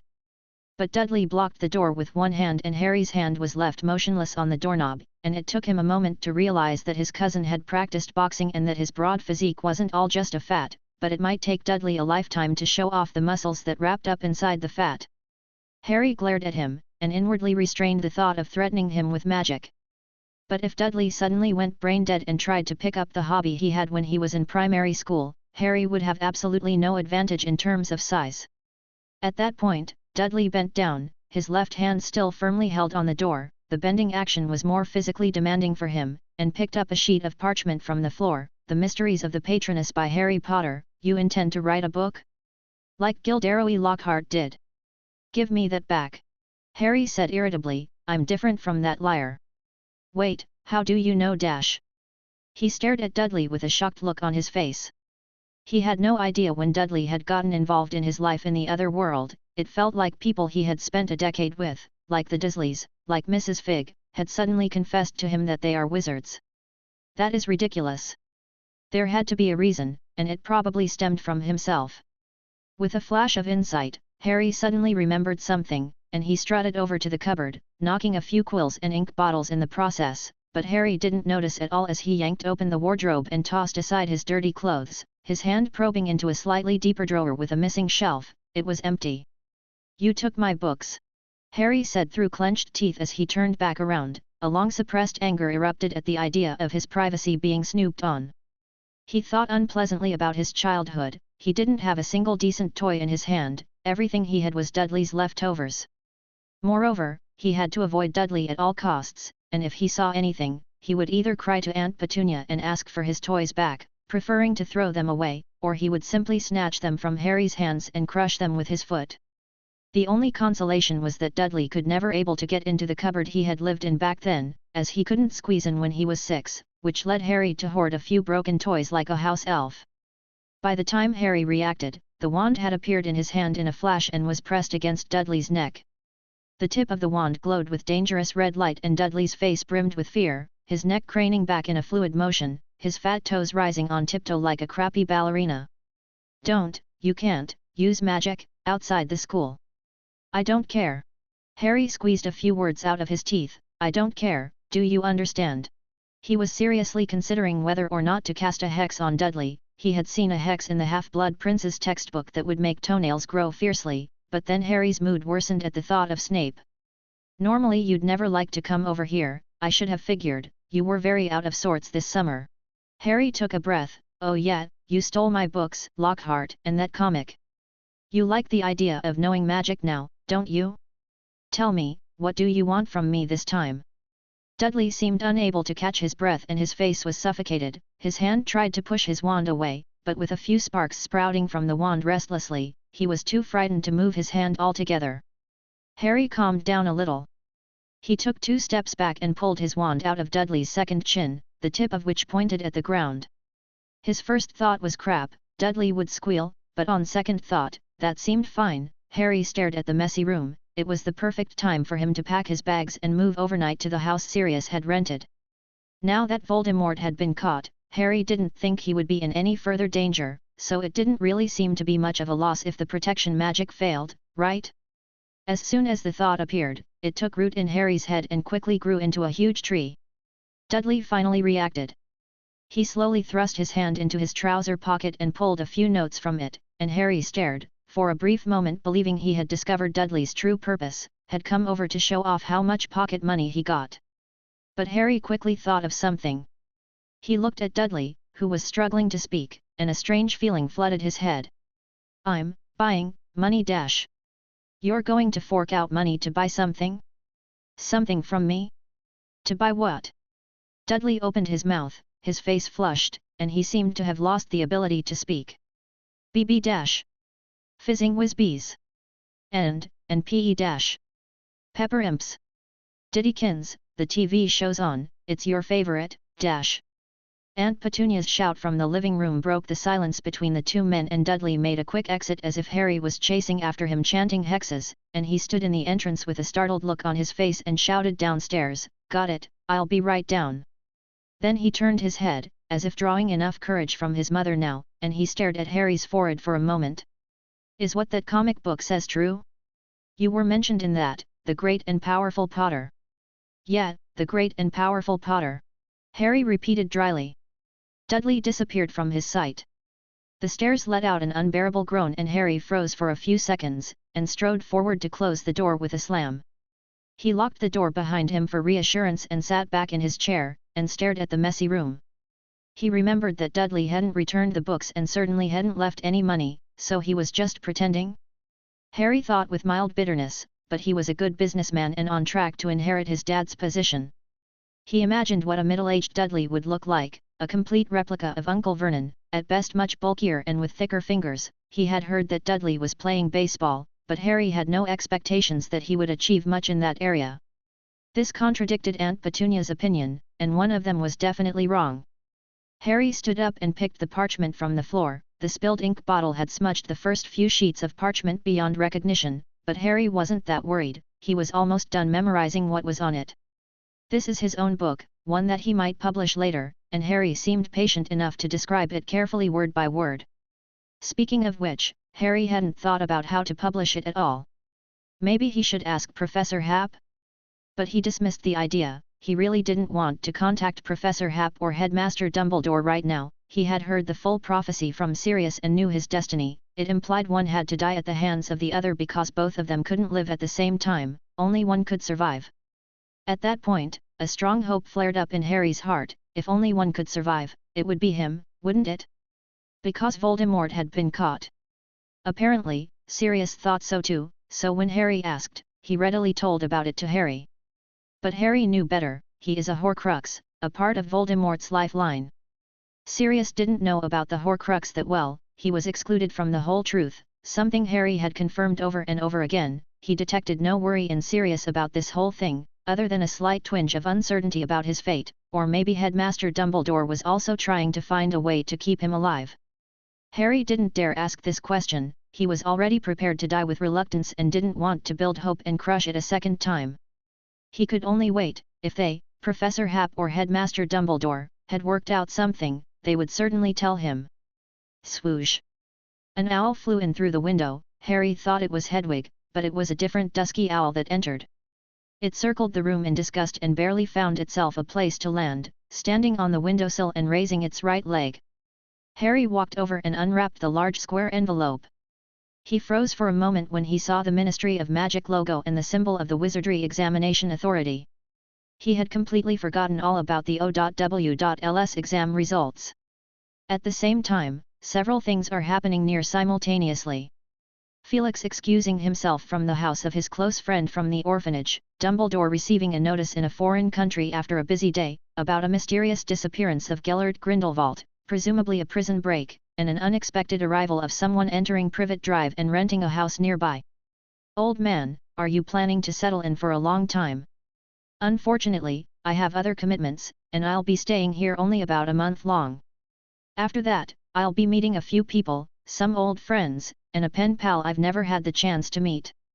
Speaking of which, this pen pal of mine is wonderfully witty and unique. The majority of my trip is to hopefully talk to him in person. For the sake of premium rent, the landlord made no comment. By the way, does the Dursleys live around here? That's right, are you related to them? The landlord asked curiously. Haven't heard them mention you at all. No, Grindelwald said in a soft tone. He appeared to be in much better shape now. His cheeks remained thin, but he was not only skin and bones anymore, and he looked like an elderly gentleman in his fine, elegant clothes. With a modest smile, he said, I've simply heard that Pen Pal mention the name of this family's child often. He's a school teacher, and frankly, my ears are getting calloused. Do you mean Dudley Dursley? The other one, Grindelwald said gently, I think his name is Harry Potter. Chapter 605, Mr. Bagshot. It was completely dark by the time Felix returned to Hogwarts Castle. He strolled around the edge of the Forbidden Forest and casually pulled a pocket watch out of his pocket, and with a loud crisp click a Niffler Valen poked her head out and bounced out of it. Sorry to keep you in there, whatever Jim and Rebecca think you are, it will never be a living creature that should be in reality. Key, that's okay. Valen, who had run ahead, waved her hand behind and wiggled her furry body as she darted to an upright log in front of Hagrid's hut, where the sturdy, burly Hagrid was busy in the clearing in front of the hut. Yo, Valen. He looked quite happy, leaning on a shovel that was beyond his specs, and looked around. Hey! Felix, Dumbledore's back and I know you're paying attention to this. He shouted. he looks a bit tired though, all tangled up with those foreigners. Got it, Hagrid. Felix waved his hand in the distance as he looked towards the small tower that jutted out high above the castle, the one with the lights on. A few minutes later, Felix knocked on the door of the headmaster's office.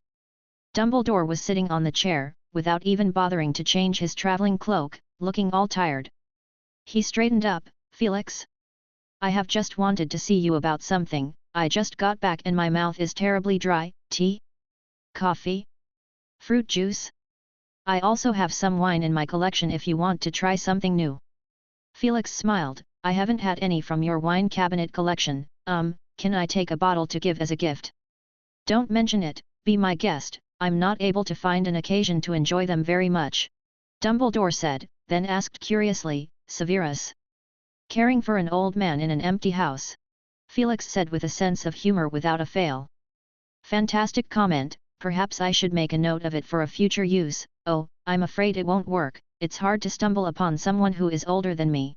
Dumbledore pouted, but he didn't dwell on it for too long, and spoke in a light-hearted tone in turn. Many of your ideas are out of tune with others, Felix. Perhaps it was a childhood experience that prompted you to start thinking more individually at a very young age.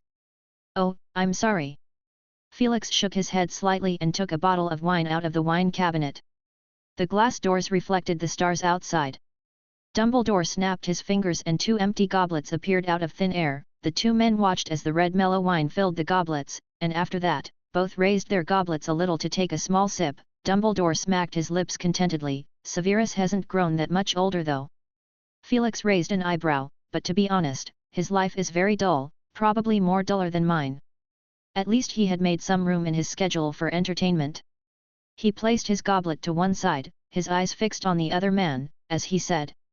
Albus, my research has come to a standstill. Soul is a rare and forbidden field and there is too little information on it for us to take any chances. Come to think of it, Voldemort's brain being broken is not a big deal. Dumbledore stared at the goblet in his hand, without a reply. After a moment he said, wait for me. He walked around the desk and made his way straight through the magical barrier to the spiral staircase that led to the first level, and in a few moments he came down, carrying a bundle of parchments. What's this? Some of my personal contemplation on the soul. Dumbledore said with a slight nod. Felix took it with a slight surprise and skimmed through 2 of its parchments, and simulating them in his thinking room, his eyes shone, and he couldn't help but carry a hint of exhilaration in his tone. This data is very helpful, certain parts of it coincide with my research, but it is more comprehensive and more in-depth than mine. As he said this, he stared at Dumbledore oddly. Since when did Dumbledore start to explore the soul part? Is it really true that the older you get, the more you dabble with the world? I got a report today that Grindelwald is missing. Dumbledore said in a hushed voice. Missing? Felix repeated, his mind going over the piece of news as he raised his hand. I wasn't involved and know nothing about it, if that's what you're getting at. He explained rather sheepishly, at best, we've been talking through a few letters. I know. Dumbledore said briefly. Just as Felix pondered the meaning behind the word, did he know that he was not involved in the old man Grindelwald's prison break, or did he know about his correspondence with the old Dark Lord through House Elf? Dumbledore continued, I have contacted several of my old friends urgently, and they are still in contact with certain core acolytes and no further information has arrived yet. Even after all these years, there are people who are still loyal to Grindelwald. Felix was quite amazed. If that was true, why had these people sat by and watched Grindelwald being imprisoned for half a century? It's hard to put Grindelwald's influence into a sentence or two. Dumbledore shook his head slightly, his expression grew serious. His influence was once extremely terrifying, and when I was teaching at the school as a professor, he had already assembled an army of wizards strong enough to overthrow any ministry of magic in the world. It took me a lot of brainstorming to shake the foundations of his followers and drive him to the corner. He changed the subject and said, even though Grindelwald made so many grave mistakes, in the minds of many he is still the one who is best qualified to lead them. Real history is far less bland than words written on paper. It is alive, living, and actually happened, and it is difficult to sum up all the qualities and charms of a man with just a few sentences in a history book. It is particularly true for later researchers, as the words very talented and attractive are likely to appear almost anywhere and be used to describe more than one person. But it must be acknowledged that every individual is different from one other. For the time being, there is nothing to worry about, Dumbledore stated lightly. He is bound by powerful magic restraints, and I can guarantee that those restrictions still remain in place, and he will find it difficult to even use most common magic. Whatever he wants to do, these restrictions objectively place limits on his magic ability. What I am worried about is that the loss of power will prompt him to think, to hide and lurk in the shadows, to preach his philosophies, to gather an army, or to stir up disputes with another set of philosophies, and the danger that would bring is too great. I was even worried for a moment that he was going to bewitch you. Felix mused, I don't think I am someone that can be bewitched by some philosophies and ideals. Dumbledore said with a slight smile, I only recently figured out that there are always a lot of characteristics shared by many brilliant people. The one difference is that you hate trouble and value simplicity, which keeps you from getting too involved in authority. Because authority is complicated, and the more authority you have the more complicated it will become. What kind of man was Grindelwald really? His nature, his looks. Felix asked. No, Felix, you simply can't understand, these things hardly matter a bit, what really matters are his ideas, his thoughts. You cannot imagine how his thoughts attracted me, inspired me. Muggles will be compelled to submit by us, and we wizards will raise ourselves above every creature in this world and live more openly. I once desperately wanted to stand by his side and regarded him as something close to a spiritual leader for this revolution. I was completely obsessed with it, full of brutal dreams, and I certainly thought about how much harm our dreams would do to the world, but in the end, I convinced myself with the empty reasoning that it was all for the greater good. If I could gain power, I could protect my family and keep them in the sun in open view, and I could shelter more people, but I was wrong, and my lust for power led me to go against my original intentions and made me neglect the people I should have valued above all else. Pain surfaced on Dumbledore's face, his eyes gleamed with tears. I probably understand it somewhat, Felix said softly, in a time when people are generally confused and dissatisfied with the status quo, ideals and philosophies can become a powerful weapon that can cause bloodshed and change. They talked for a long time. Dumbledore did not avoid the fact that he and Grindelwald had once been very close friends, probably because of the sense of security brought on by the Dark Knight, and he confessed that he had once been drawn toward Grindelwald's evil cause and contributed a lot of ideas and wisdom. Felix poured him a goblet of wine and said comfortingly, You do not need to blame yourself for that, Albus, you have never put those ideas in your mind into practice. Who doesn't have some dreams and ideals, noble or vile, when they are young? Talented and resourceful people tend to make bigger mistakes because ordinary little things hold no challenge for them, world domination and all that. I've thought about that too. Dumbledore looked at him in shock. Felix shrugged, I did give it some serious thought and came to the conclusion that it isn't cost-effective. I need to pay too much time and effort to get too little return. Dumbledore broke into a smile. Then he looked down at the goblet in his hand and said with a sigh, but what if your ideals can only be achieved through power? All those obsessive, beautiful visions, when you earnestly strive to get there, hoping it will become a reality, the kind of extreme obsession which can only be awoken by much more colder reality later on, but what's the point? Everything will be too late. What you dream and value may be completely different from the rest, or even diametrically opposed by the majority of people. Felix understood this, so he did not mention the so-called ideal of his own, because he knew that the ideal that Dumbledore spoke of was not at all the same kind of concept as his. He personally hoped that the wizarding world and the outside world would merge, but it is merely a hope, and he could wait and be happy to leave it in the hands of someone else. In the unlikely event that it could not be accomplished, he would simply withdraw all his tentacles without delay and bide his time in peace. It must have cost Dumbledore a great deal when he was able to wake up back then. So great that the thought of his former ideals pained him to the core, filling him with disgust and regret. Felix thought about the things that Dumbledore had not mentioned too much in front of others, Dumbledore's family. Don't worry Albus, I had told him in my letter that the time has changed and his ideas are outdated, and I would only be willing to talk to him about it when it is updated. I have only one question, if he suffers a terrible failure, would he kill the innocent indiscriminately? Like Voldemort? Take pleasure in torturing Muggles? That would not be the case. He would always have his eyes only on his own goals. He is an idealist and aims so far ahead that the sacrifices along the way would appear like a price that must be paid in his eyes. Dumbledore took off his glasses and rubbed the bridge of his nose. I wish he had changed. I heard he showed remorse when he was locked up in Nurmengard alone, and regretted what he had done. I hope that's true. Otherwise He's capable of causing far more damage than Voldemort. A week passed in the blink of an eye and Felix finished digesting the manuscript Dumbledore had given him. During this time, the wizarding world was safe and sound, no one country's Ministry of Magic had been attacked, no one had come forward and announced the reorganization of the Acolyte force, everything was normal. Everyone went about their business, and since that night, Dumbledore had gone back to tussling with the representatives of various countries, adding the subject of how to deal with the threat of Grindelwald in addition to discussing the damage caused by Voldemort. That morning, he had gone to Spinner's End Street and accidentally bumped into the Malfoys at Snape's house, which had thwarted Felix's intentions, as he knew that there was no way Severus would ever speak his mind in front of so many people. But it wasn't all for naught. During the conversation that was full of wit, Felix was able to grasp the general purpose of Lucius' visit, and his relationship with Snape, who was also a spy. Felix could even surmise that Lucius had definitely visited more than one family, such as that Selwyn and those purebloods who had been on edge recently. With a simple move of his lips, Felix could gain the allegiance of these people and become their nominal leader. They would stay in line with Felix as long as he didn't touch their bottom line. This is an attractive offer. With Voldemort as a bad example, the purebloods' bottom line is pushed extraordinarily low. But Felix had to give something too, and there was only one thing at stake in summary, his name, and he had to allow those purebloods to use his name.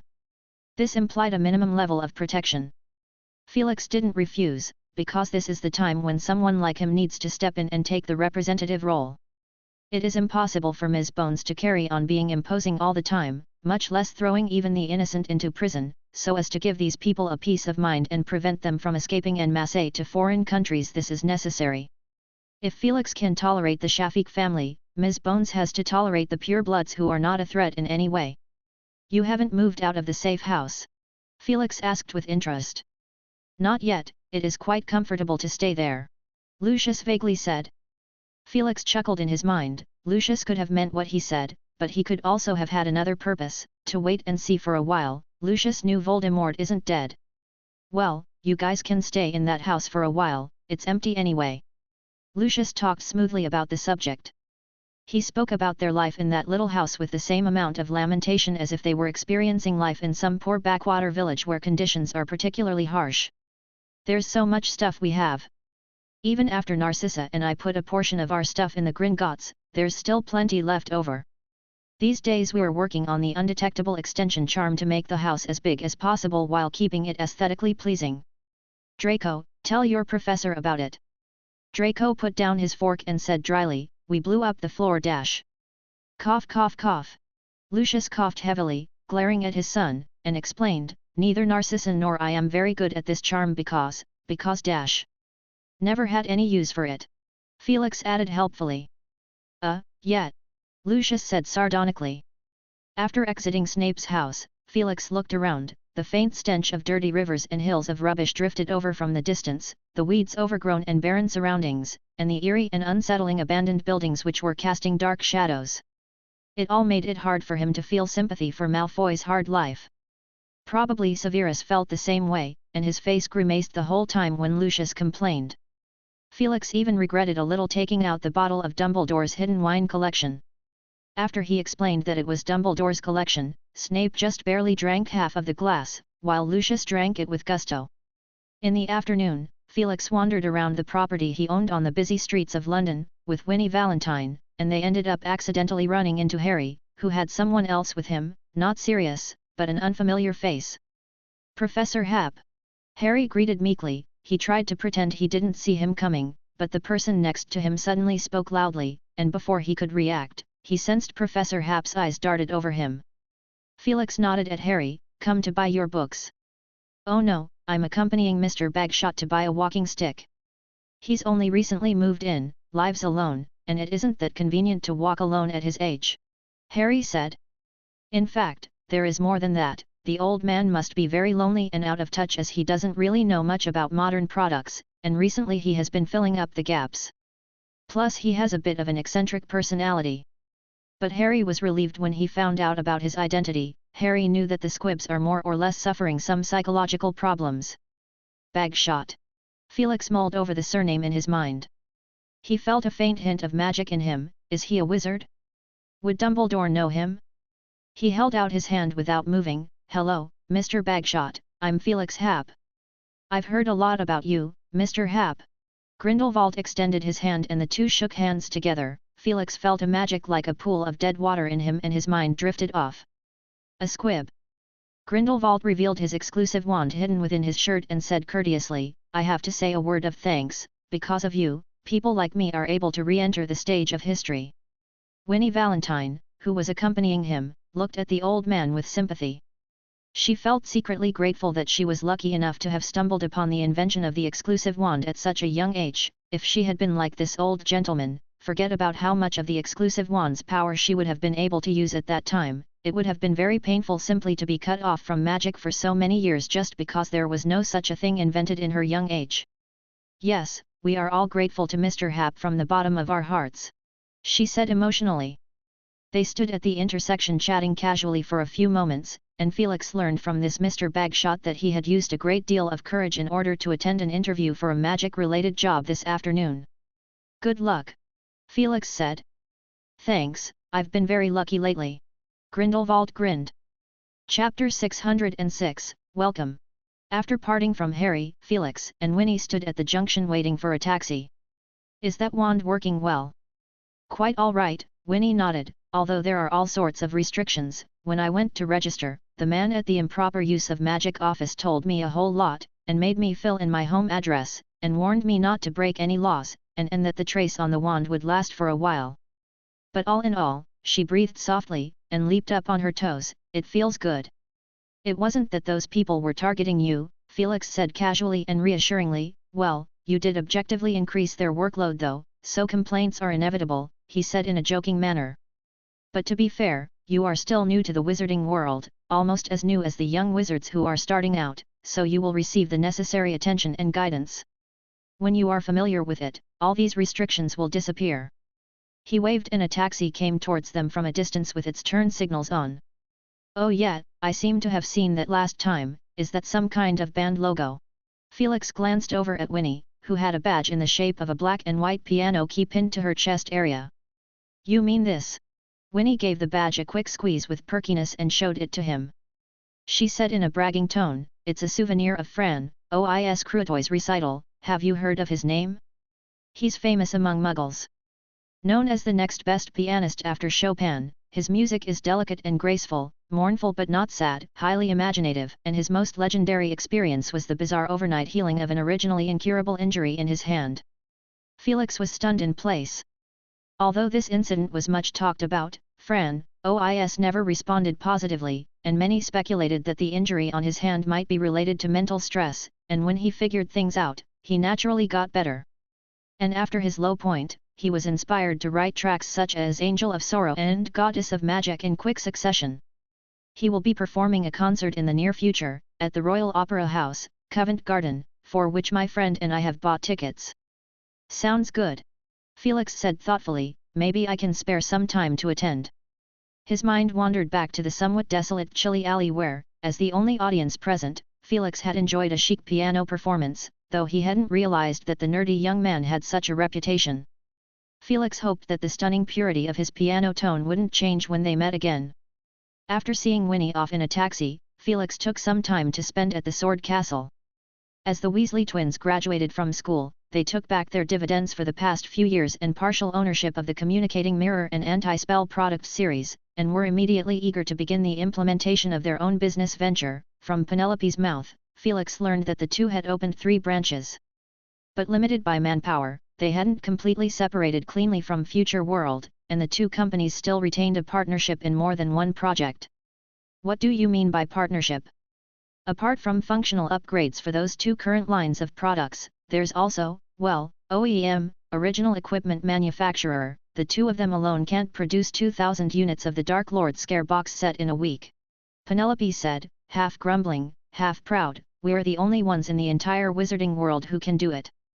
Oh, Felix made an admiring sound. After hearing what you said, I find myself seemingly overlooking some details.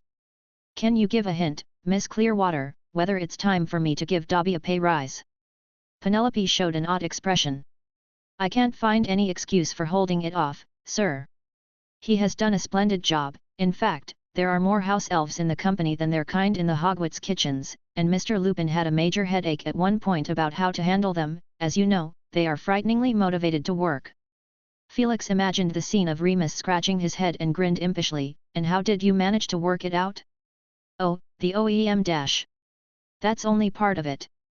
We had a couple of meetings devoted to how to position them, and Mr. Lupin came up with the assembly line concept you had mentioned to him, so our entire staff spent 2 days breaking down the production steps of our existing products and handed over the simple spell-casting enchantments to the house elves to complete. Felix was quite pleased with this and sat back in his chair and spun around. What about their treatment? Strictly in accordance with the guidelines on house elf welfare as prescribed by the Ministry of Magic. Is that some type of law? I don't think I've heard of it at all. Penelope sighed. The Ministry of Magic has had a set of rules regarding the treatment of house elves very early on. They've been in existence for many years, it's just that they've never been strictly enforced. So it was just a decoration. Felix understood the situation clearly. Many wizarding families, such as the Malfoys and the Black family prior to Sirius, were known to mistreat their house elves. Due to the absolutely obedient nature of house elves, the Ministry of Magic couldn't possibly investigate anything, and it was doubtful whether they ever investigated. By the way, there's one more thing. Penelope suddenly said, the house elves have been hoping to pledge their allegiance to you. What do you mean? Felix stood up. The kind of allegiance that a servant pledges to his master. Penelope shot him a sneaky look. There are many house elves who have been kicked out by their masters, or have nowhere to go due to the death of their previous master who has no other successor. In short, they have previously lived a very rough life. Dobby found them and preached to them about your generosity and kindness. Those house elves are all looking forward to this day. Well. Felix bowed his head and mused. After a long while, he looked up. Sign a contract with them, but not in my name, in the name of Future World Company. Also, I need you to do one thing from now on. Penelope listened with a serious expression and took out a small notebook to make notes. Recruit all sorts of humanoid creatures as employees: werewolves, vampires, centaurs, merpeople, vila, giants, and goblins. You know what I mean, the ones with intelligence and the ability to communicate with people. No need to do it all at once, one step at a time. First, we should try to recruit some mixed bloods for a start. You're doing this for? Penelope asked, holding her breath. Don't you think it would be fun to get them all together?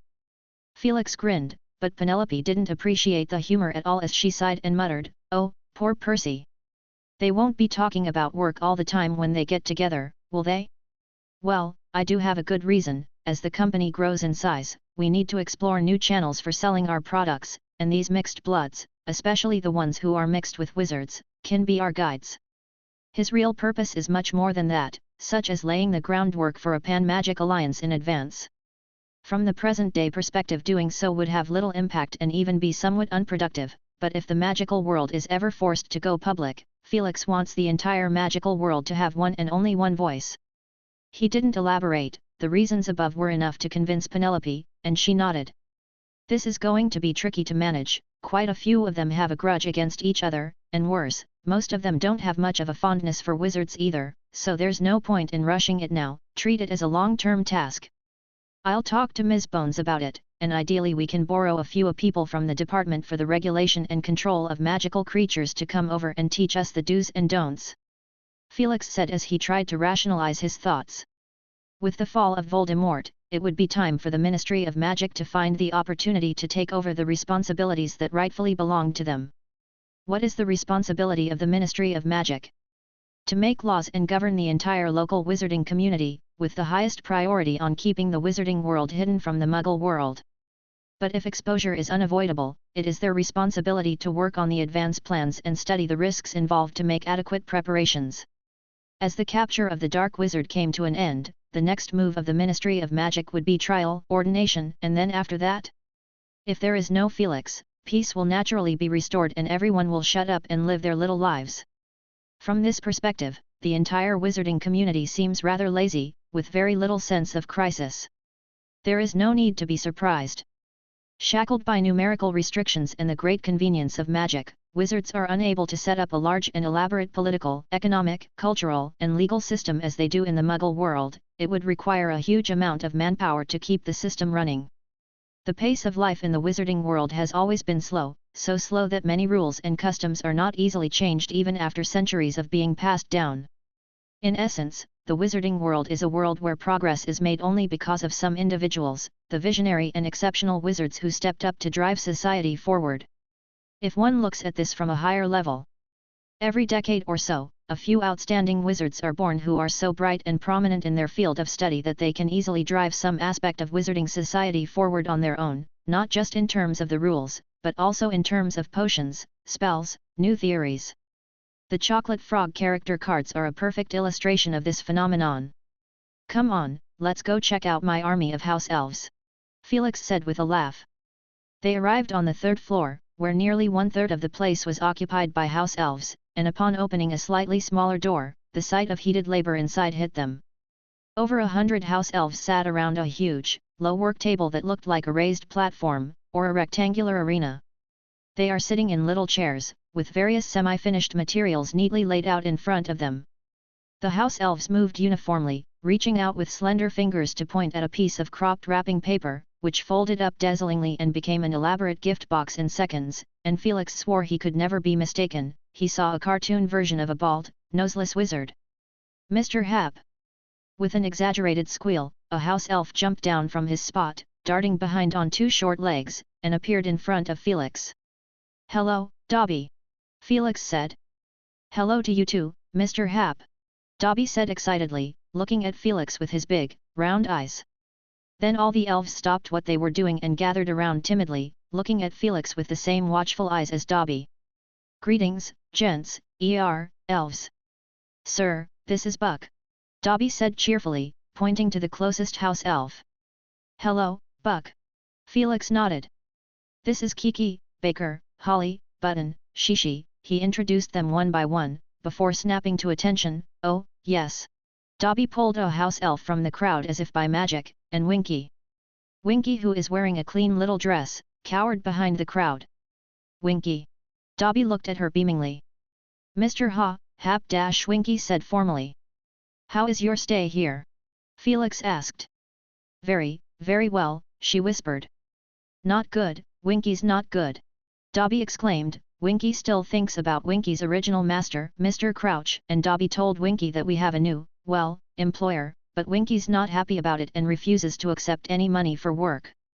Buck doesn't want an employer either, Buck wants a master. The house elf who had been introduced at the beginning said eagerly, staring straight at Felix. So does Kiki. Kiki doesn't want to be an elf that no one wants. A house elf with a slightly shrill voice called out. Her words drew a chaotic chorus of agreement, a group of tiny heads with bat ears nodding up and down. That's exactly what I'm here for. Felix said gently. To be honest, I was shocked when I found out there were so many house elves in the company, and I personally don't need house elves for my services, so I came up with a great idea. You've heard of Hogwarts School of Witchcraft and Wizardry, right? The house elves nodded apprehensively. In the Hogwarts kitchens, there are about the same number of house elves as you, and they don't belong to anyone but the ancient castle in name, but of course, if any house elf wishes to leave, I don't think Dumbledore would ever stop. They won't leave, they're happy as one can be. A house elf shouted, his tone vaguely envious and resigned. Shishi? Felix asked, with a blink. Yes, Shishi, Mr. Hap. Shishi replied excitedly, seemingly honored that Felix had remembered his name. Now that you know, things have become much simpler. I'm going to use a similar model and create an ancient magic contract. I won't set a time limit, you can stay as long as you like, with specific terms focused on a non-disclosure agreement. If you want to leave, you can't give out information about the products. There are also some rules regarding your treatments, which Dobby and Miss Clearwater will talk you through. We don't need to be treated or paid for our work. Another house elf shouted. Oh, Felix gave a difficult look, but the Ministry of Magic has made rules, and this is what you deserve, and I don't want to be bothered by someone from the Ministry coming to my door, and, his expression turned serious, when you stay in the company, you will be exposed to more specialized and challenging tasks unlike serving a particular wizard family. The house elves puffed out their little chests one by one. And it is necessary to have standardized rules for ease of management. The house elves nodded cluelessly. As for Winky, Felix thought for a moment, before crouching down to address her. Since you have nowhere else to go for the moment, you might as well stay here and save up some money. Listen to me first, don't you wish to buy a present for Mr. Crouch? Winky, there are no more Dementors in Azkaban, which means that Mr. Crouch will be out soon. 3 years would go by in a flash. If you want to go back to him, I won't stand in your way, but I think he'll be happy to see a gift from you. When Felix finished, he extended his hand forward and displayed a gold galleon. Winky kept blinking her huge brown eyes, and her nose, which resembled a small tomato in shape and size, twitched. It was obvious that she was caught in a very torn state, and her little brain seemed to be struggling to make sense of the whole complex situation. It was only when Dobby urged her on for the 12th time that Winky reached out with trembling hands and held up the gold galleon, as tears burst out of her eyes. Thank you, Mr. Hap." She lifted her little dress and bowed deeply at Felix. In the evening, after returning to school, Felix and Valen were both a little hungry. They made their way down the twisting spiral staircase and headed to the kitchen to find something to eat. It is unclear who started it, but in any case, they began to play a game of stepping in each other's shadows. Valen nimbly moved her feet around Felix, running back and forth, yelling excitedly as she ran. She was counting the points. Felix immediately felt he is at a disadvantage, with his shadow being much bigger. Key. Valen suddenly shivered and ran over his shoulder in a flash, twittering at him. That man had such a scary look in his eyes. Felix turned his head to see Professor McGonagall and Mr. Bagshot, whom he had seen during the day, approaching side by side. Professor McGonagall was talking rapidly about something, not noticing his and Valen's presence. In contrast, Mr. Bagshot fixed his gaze on Valen, his eyes narrowed and his face turned grim. "Since Dumbledore has agreed. I can't say anything, but, Mr. Bagshot, please do be mentally prepared for this. Managing little wizards is a very hard job. I will explain to you everything I know, including the teaching materials, the teaching tasks, the rules of the school." "Oh, Felix." Professor McGonagall looked up in surprise at Felix and Valen, who stood on his shoulder. "Minerva," Felix nodded slightly, but his eyes remained fixed on Mr. Bagshot with an obvious measuring look. "This is Professor of Defense against the Dark Arts for the new academic year," Professor McGonagall said. "Ah, of course." Felix looked at Mr. Bagshot, and just as Professor McGonagall thought he would introduce himself, he had always been so polite, Felix's eyes suddenly glowed, and he looked straight at the school's new professor. Mr. Bagshot displayed an agility that is completely at odds with his age, his exclusive wand instantly appearing in his hand as a fierce swirl of magic erupted, blocking Felix's view, but Felix's quick glance had given him the result he wanted. Miscalculation. He normally wouldn't stare at a stranger with his magical perspective and peer at them, since it was too provocative, but it seemed someone had caught the loophole and disguised himself as a squib. Not exactly, Felix remembered Dumbledore's words, he is no different from a squib now. But what magic had he used to remain free without being imprisoned even after meeting Dumbledore, and it looked like he had secured himself a teaching position. Felix in no way believed that Dumbledore had perceived it incorrectly. Just as he had offered shelter to the scattered purebloods, Dumbledore had done the same thing. "Felix. Mr. Bagshot, you guys." Caught in the middle, Professor McGonagall could barely manage to breathe as she stared, with difficulty, at the two serious faces, wondering why they had suddenly started to clash, and amazed that a squib is capable of erupting with such a burst of magic. She wasn't sure whether to feel relieved that Dumbledore hadn't misjudged the new professor or that he wouldn't be bullied by his students. "Mr. Bagshot." Felix spoke in an almost whispering voice, the pressure that enveloped the area converging a little. "I've been a little puzzled since we parted ways during the day. The author of the History of Magic book, Bathilda Bagshot, is your aunt?"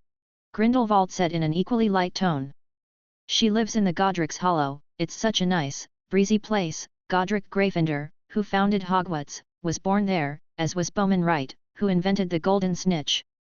A little closer to our house, there is House Dumbledore and House Potter. Of course, Godric's Hollow has produced more famous people than that."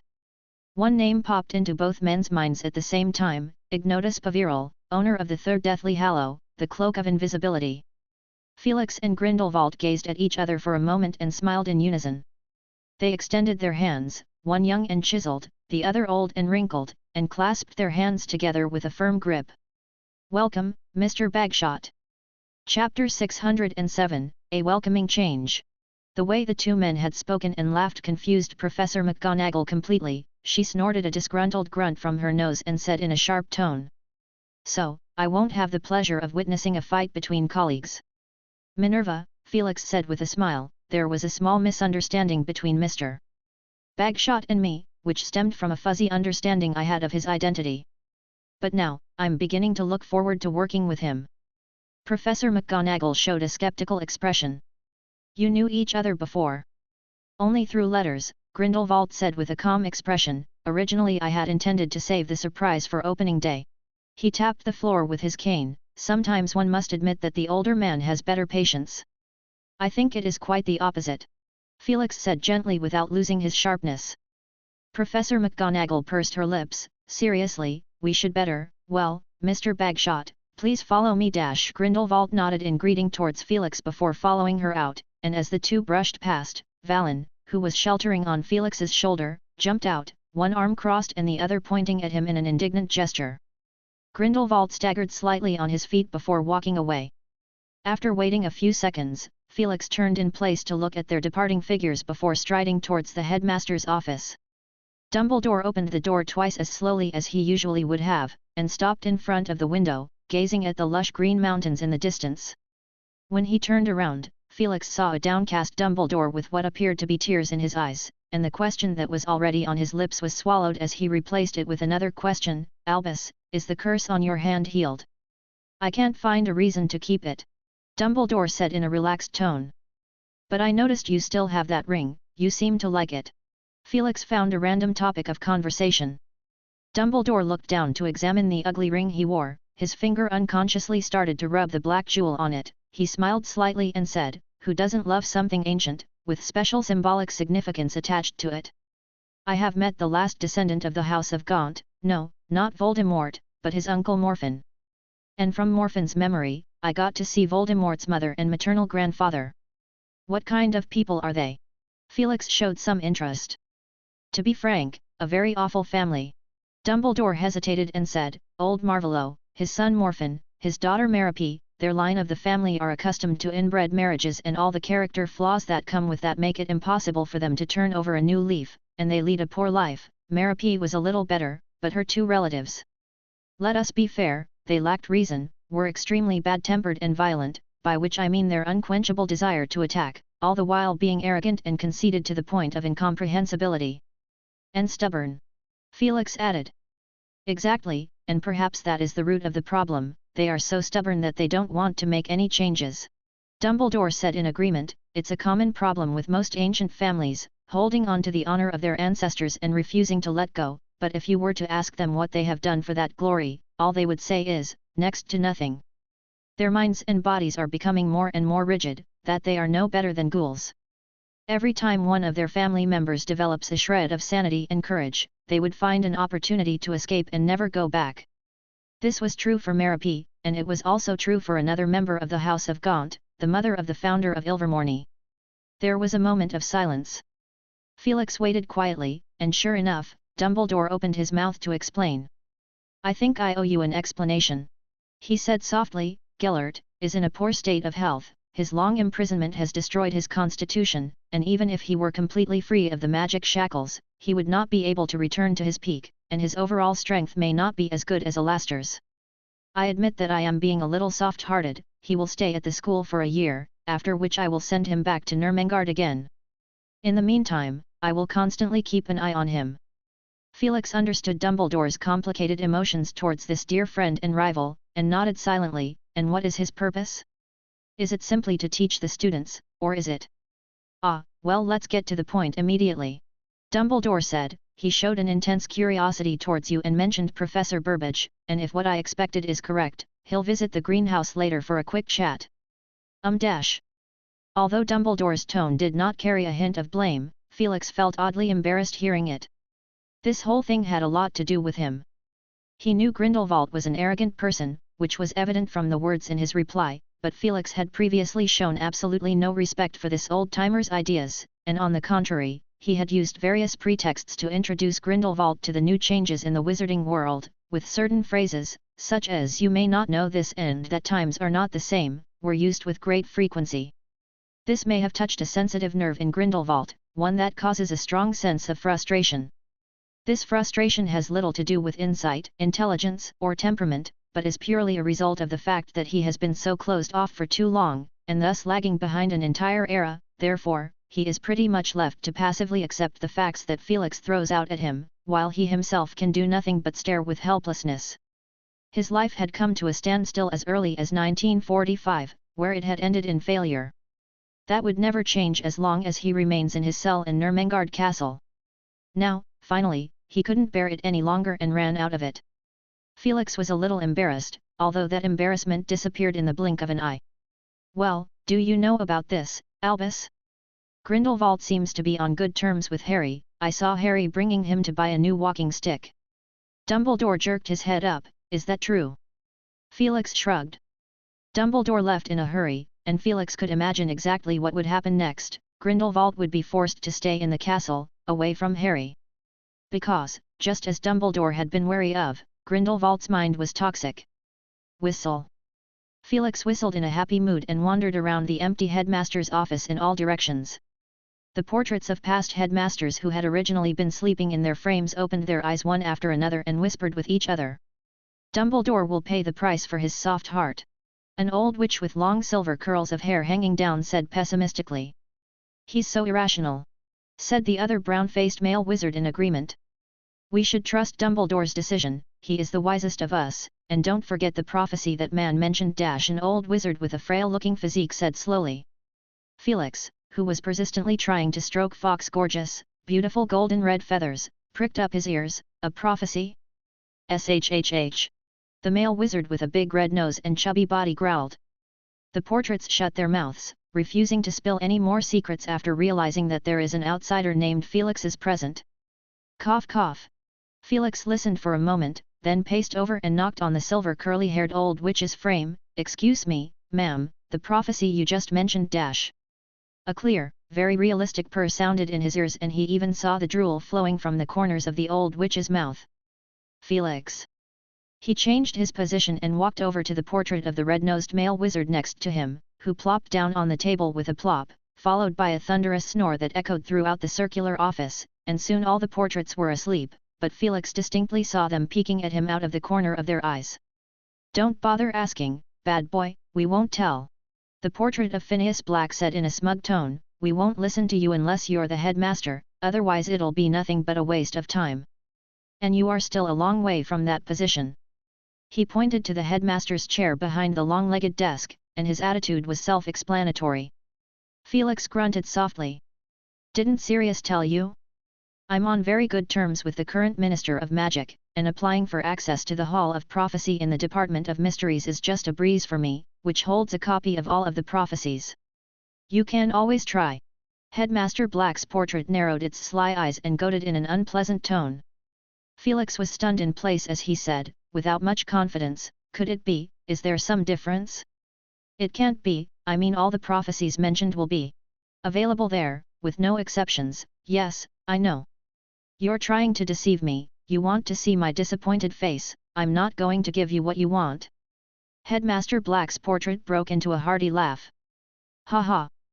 Muggle-born person," he snickered and emotionally said, "a lot of knowledge won't simply be documented and handed down as a book, important knowledge will only be passed on by word of mouth, understand? Did no one tell you that prophecy is more than just a verbal one? There's Shut up! You stupid bastard!" Finally, a witch who was pretending to be asleep in the portrait couldn't help herself and shouted. "More than just verbal," Felix muttered to himself with an expressionless face, chewing on the meaning of the words. What could that be? Maybe something that requires some sort of interpretation, a tea leaf, a crystal ball, an astral image. Out of the corner of his eye he glanced over at Headmaster Black. The headmistress who had interjected earlier was waving a stubby wand threateningly at Headmaster Black to warn him, which caused him to protest repeatedly. Or a fleeting image. A scene of some future occurrence. Felix thought about a certain false prophecy he had received, and at that time it was a brief image, a small memory. Although it was something that was brought back with the help of a time-turner, who could say that isn't a form of prophecy? And Felix believed that this type of prophecy is much more reliable than a formal prophecy. He left the headmaster's office and unsurprisingly saw Dumbledore returning with a serious look on his face, with Grindelwald at his side. I've seen a lot of people during this time, are you going to find them one by one and correct their thinking? If it is necessary. Dumbledore said calmly. Grindelwald shut his mouth and watched as Felix came down the stairs and paused for a moment. Suing to a teacher? A child's trick. He tilted his head and said. Simple and effective, isn't it? Felix responded with a smile, sorry, I have a concert to attend. Unfortunately, you can't go, Mr. Bagshot. He said cheerfully, I'll share my experience with you sometime like I always did previously. Grindelwald glared at him fiercely. Felix. Dumbledore said in a deep voice, interrupting the two men's not-so-friendly conversation, he's currently having a huge headache, Felix, Mr. Bagshot will be staying at the school for the rest of the summer. Would you please make a trip and bring his luggage with you along your way back? He emphasized the family name Bagshot. Happy to oblige, sir. Felix grinned, if I run into Harry, I'll stop by and tell him that the friend he just met won't be back for some reason, well, for a while. Dumbledore left with Grindelwald in tow. He has already started to regret this hasty decision, which showed heavy obstacles from the very beginning, not to mention that when school started he had to make sure that Grindelwald didn't take the opportunity to spread his dangerous ideology, and he would definitely have to observe a few classes. At present the situation at hand is voluminous, he doesn't have that much time to follow around all 7 years, and Grindelwald doesn't have that kind of energy either. Maybe it's a good idea to recruit another professor for the defense against the dark arts class. At the other side, Felix of course didn't go to the concert because today is not the right time. He rang the doorbell of 4 Privet Drive. Given that the last time he came over it wasn't exactly pleasant, and he wasn't even able to finish his self-introduction, he took the trouble to put some effort into it. After tidying up his hair, his clothes, and, most importantly, wearing a pair of gold-rimmed glasses, he looked like an elite businessman. The door was opened by Vernon Dursley, who was big, beefy, and so fat that he barely had a neck. His eyes were bloodshot, and he was in a very bad state of mind as if he hadn't slept well in the past few days. What's dash? He shouted gruffly, but immediately lowered his voice sheepishly when he saw Felix all dressed up in a costly outfit. Hello. May I ask who you are dash? Felix Hap, sorry for an unexpected visit. He slightly raised the gift box in his hand, and Vernon's eyes bulged out slightly when he saw the price tag on it. I have something important to discuss, well, can I come in and talk? Of course, of course. Vernon Dursley opened the door and said in an amiable tone, as he stared at Felix's inadvertently revealed wristwatch with greedy little eyes, I think, it's at least £20,000. Perhaps. I wasn't paying attention. Felix said carelessly, as he walked into the house. Don't! Vernon suddenly yelled behind him, the bloodshot in his eyes seemed to flare up, but Felix was already walked into the living room and looked back. Had he already been noticed? What's the matter? A thin, long-necked woman came out of the kitchen with a ladle in her hand, a little puzzled. Their child, Dudley Dursley, is sprawled out on the sofa reading a comic book, and their family is happy and perfectly normal, except for comic book. Petunia's eyes widened, looking both frightened and irritated by that weird, moving, bloody comic book series. She froze in place, not knowing what to do. Her husband was silently making excessive hand gestures from the small foyer. It absolutely must not be noticed by our guest. She walked over quickly, her long, stiff face mustered a smile as she attempted to shield Dudley behind her back, though it was useless. Her son was at least twice her size and probably weighed 3 times as much as she did. Felix handed over the gift box. Is that your child? He looks exactly like your husband. What's his name? Yes, Dudley, Dursley. There was a tremor in Petunia's voice. She found herself more desperate than she had ever been, even more desperate than she had been the other day when she had tidied the room and discovered her son's little secret. Dudley was very absorbed in his book. The comic in his hand seemed to have magic powers, and every time he turned it over, he couldn't help but read along to the end. At the moment he was watching it with great fascination. He didn't have to hide now since he had been caught, and Mick the little wizard had accidentally blown up the birthday cake his friend had prepared for him, and he was trying 100 times to find an excuse. What's wrong? He asked lazily, is it time for dinner? There was no immediate and enthusiastic response, which was unusual. He looked up to find a young man sizing him up with interest. This person seemed somewhat familiar. For some reason, he thought of the ice rats from the wizarding world, a type of candy that the book stated came from the Honeydukes. Mum had closed her eyes in horror and dared not look, and Dad, his face had turned into the color of pig's liver. What was going on? Dudley suddenly stared at his book. He leaped up from the sofa with the effort of a beached whale, only to realize that it was a futile attempt. His body was so shock-absorbent that he was no different from a fish out of the water, and after 2 flops in place, he remained on the sofa that was making loud groans. On the contrary, from the bounce, the book in his hand flew up. 4 pairs of eyes stared in unison as the comic book made a curve in midair and bounced off the guest's exquisite shoes with great precision. The pages on it looked as if they were created with a dozen small thin screens attached on them, with all the characters on every screen moving around happily and showing their smiling faces. After an unknown amount of time, Vernon finally came to life and stammered his way forward to explain. Hap, Mr. Hap, listen to me, this book it dash. No need to explain, I understand everything perfectly dash, Felix said with a relaxed tone, but the 3 people in the room became even more alarmed. No, it has to be explained. It must be explained. Vernon shouted, his arms spread wide, in the manner of blocking the door to keep him from leaving the room using his round body. I don't think there is any need for that, Felix said, shaking his head. I am more than happy that readers are enjoying my books. I can't imagine such a welcoming change happened only after a year of not seeing each other. Readers? Petunia asked in a hushed tone. Your book? Vernon's small eyes went wide. Haven't seen each other for a year. Dudley swallowed hard. Yeah, I thought you guys are aware of it. Felix nudged his chin at the comic book on the floor. It got my name written on it. Chapter 608, Dinner. There was a knock on the door outside Harry's small bedroom. Harry, come out to eat dash, Aunt Petunia said dryly, and if it wasn't for the tattered cloth stuffed in Harry's ears that distorted the voice slightly, he would have been able to hear a hint of unnaturalness in her tone with much more politeness and courtesy than usual. Got it. Harry muttered, chewing his quill and staring at the scribbled handwriting on the parchment. Finally, he frowned and crossed out the word courage and replaced it with firm, unwavering conviction, and after reading it over carefully he felt it made a lot more sense. It would be better if I gave a few more examples. It would make it easier to understand, Harry thought. The voice became noticeably impatient. Coming. Harry sprung up from his chair, removed the cloth from his ears, and proceeded to haphazardly gather the parchment together and press it underneath the Quidditch Through the Ages book before opening the door. At the door was Aunt Petunia's long, thin, hoarse face, her long, thin eyebrows furrowed together in a tight pile and twisted into a lump at the center of her brow. Harry froze. Aunt Petunia had never been very kind to him, and he was used to that. What surprised him was something else. She's unexpectedly standing at his bedroom door today and seemed to be waiting there on purpose, which he had never expected at all. It took him a few seconds to realize how unsightly his current disposition is. He was stretched out, yawning halfway through, his right hand rubbing his dry eyes, his glasses pushed to his forehead, his whole body twisting unnaturally. Aunt Petunia's lips were tightly pursed, and she barely managed to squeeze out a smile. There's a guest at home. Do you want me to pretend I'm not home?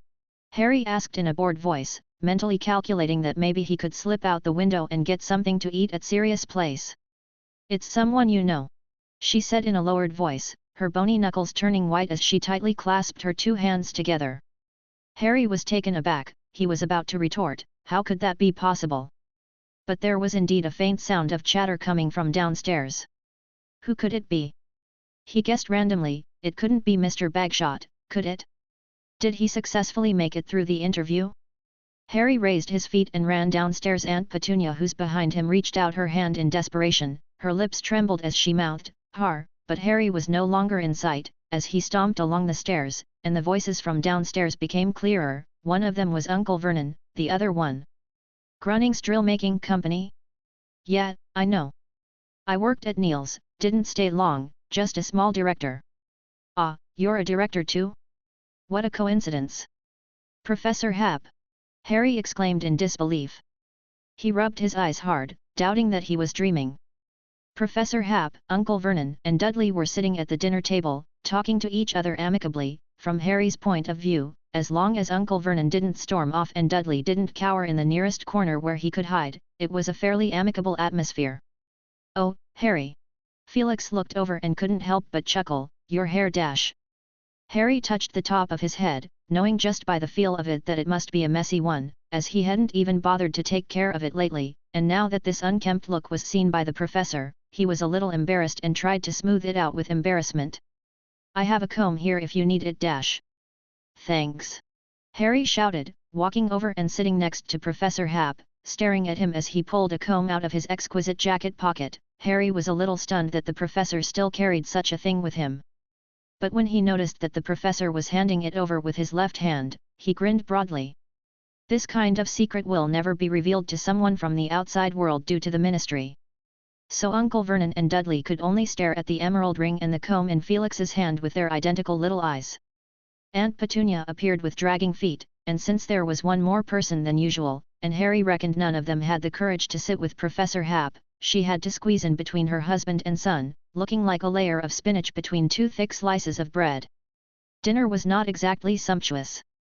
It was all simple food, especially when it was set off with the exquisite glass bottle of wine that was clearly not supposed to be on this table.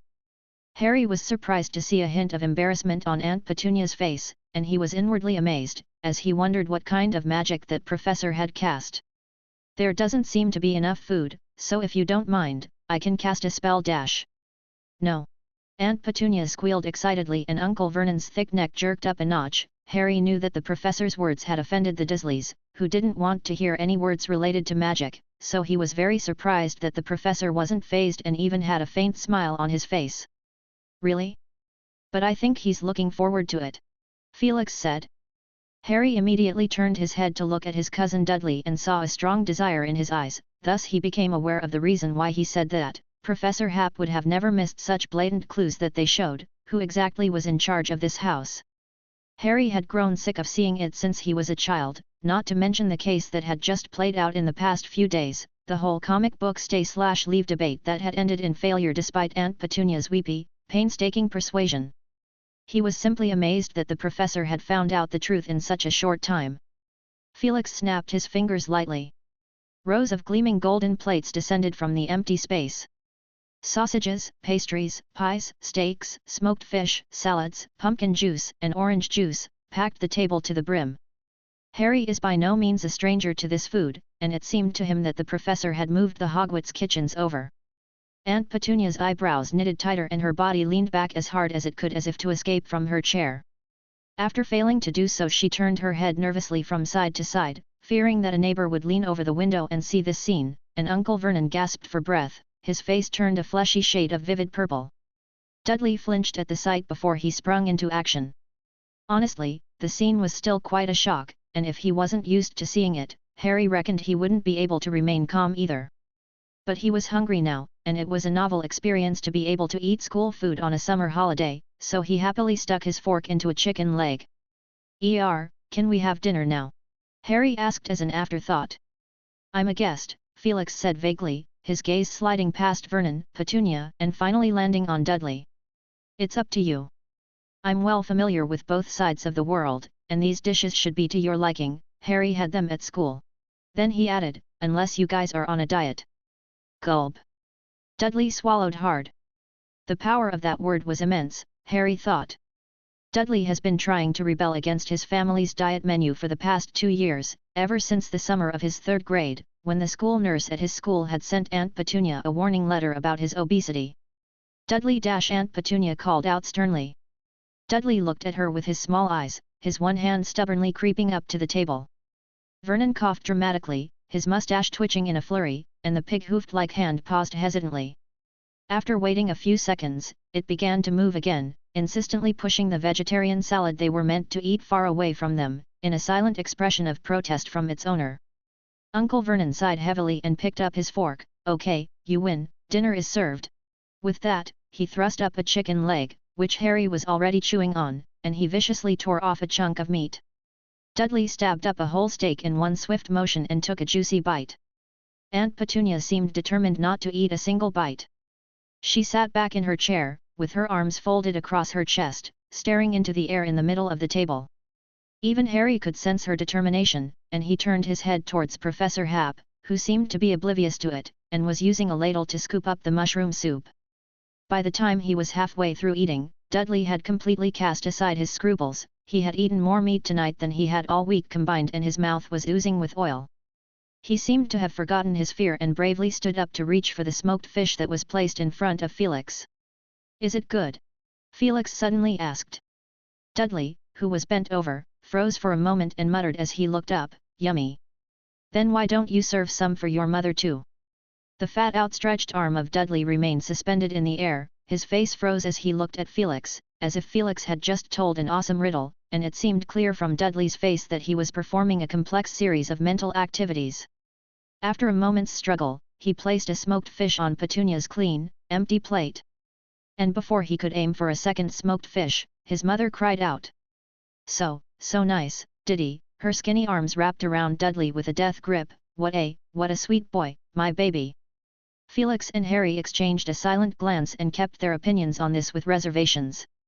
But Petunia was no longer resistant to eating. Harry marvelled at Professor Happ's behavior, and seemed to have discovered the trick. Once he got hold of his cousin's emotions, the professor became invincible. And now it seems that Dudley does not reject Professor Happ, or rather, does not fear him that much. That comic book series must have played a vital role. Well fed, Felix snapped his fingers once more and this time dessert appeared. No further questions were asked, as Dudley was the first to pounce. When it was all over, Felix waved his hand, and it all disappeared into thin air. "Tell me," Vernon asked in a strong tone as he picked his teeth and sat limply on the sofa, "what kind of conspiracy are you up to?" "A conspiracy?" Felix asked with some amusement. There was a sudden silence in the room as if everyone realized that the visit would not come to an end in an amicable atmosphere. Harry pricked up his ears. Dudley was holding a cauldron cake, and even Aunt Petunia, who was pretending to be busy in the kitchen and clinking bottles and jars, was standing in the entrance at some point. "That's right," Vernon said gruffly, "I give it a thought while I'm eating. Don't think I'm easy to fool or that I'm going to be softer because of a meal. Let me tell you, there is no chance. But you're a bit smarter than that big silly man I've seen dash." "Hagrid's not a big silly man." Harry was enraged. Uncle Vernon narrowed his eyes. "Ah, I see, you want to talk to me about some serious topics," Felix said. "You're right." Vernon turned his head quickly and kept talking to the air. "You've once worked for Niels, it's a big company, but you see, I'm not that bad either. I'm a brilliant sales director, and I've seen all sorts of people. If someone is plotting against my property or my house..." "Are you mad?" Harry shouted. "Me? Coveting your house?" "I'm not mad, on the contrary quite sober." There was a shrewd gleam in Vernon's eyes as he gritted his teeth and said, "There have been signs for a while now, haven't there? That Voldemort fellow, he's been caught. Boy, there's no reason for you to stay here any longer." "Vernon!" Aunt Petunia shouted from the kitchen entrance. "First listen to what I have to say. That Voldemort has been captured, we're safe, but this boy is still stuck here and refuses to move out. Petunia, think about it, why is that?" "I want to know why too," Harry yelled. Felix cleared his throat. "It seems that there is very little communication between you all. All it would take is a little understanding about the wizarding world for you to realize that this concern is completely unnecessary and just a delusion." "Delusion?" Vernon glowered.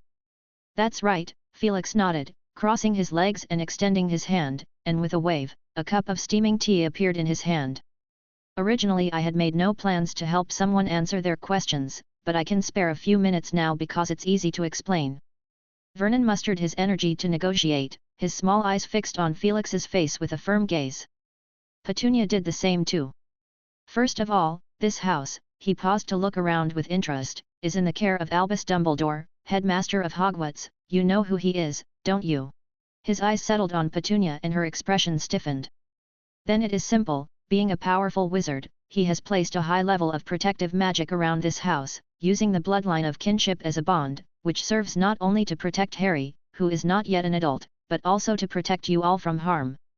The effects of the magic will last until Harry will become an adult, and during that time Harry must stay here for a period of time each year. It doesn't have to be much, just a few weeks. Now that Voldemort has been captured, his henchmen are almost wiped out. The reason Harry is still here, well, I can only guess because I'm not the one making the decisions. It's probably because Voldemort isn't dead yet, and it's preferable to not let the magic expire, as a matter of caution. And he will manage to escape," Vernon said with disgust. place him on our side. There are plenty of jailbreakers this side too. Felix added with a slight nod. Vernon's face turned red with suffocation. Wizards and Muggles, that is, ordinary people, are alike in some ways, such as emotions, but there are a few areas where they differ, especially the parts related to magic, that can be vastly different. For example, Voldemort is a rather fearsome dark wizard in the context of what we're talking about. He is very different from the armed gangsters you remember, he is more dangerous, much more sinister. For example, give him enough time, he could easily destroy London. The Dursleys shivered. You don't think, we dash. No matter how bizarre it may be in your mind, it is indeed true. Decades ago, he planned to take over the Ministry of Magic and spread his tentacles into the world of ordinary people. He and his men took pleasure in torturing ordinary people, and many of the clueless cases you know so well, in reality, were done by them. Harry's parents stood up against Voldemort at that time, and I don't know if they have ever told you this, but they did do what they thought was right. After that, there were probably some deaths on both sides and Voldemort was unstoppable for a while until he came after the Potters. The boy who lived. Dudley suddenly shouted, pointing at Harry, he killed Voldemort. 2 inhalations of breath were heard.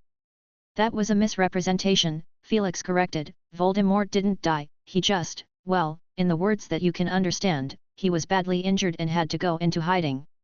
There was also another fallacy, it wasn't Harry who seriously injured Voldemort that time, it was his mother, Lily Potter, who used a complex protection spell to defeat him. In short, a life for a life. Harry was sent to you for the reasons I stated earlier.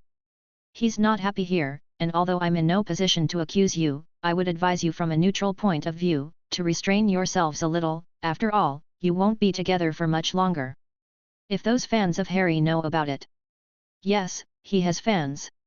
Quite a lot of them.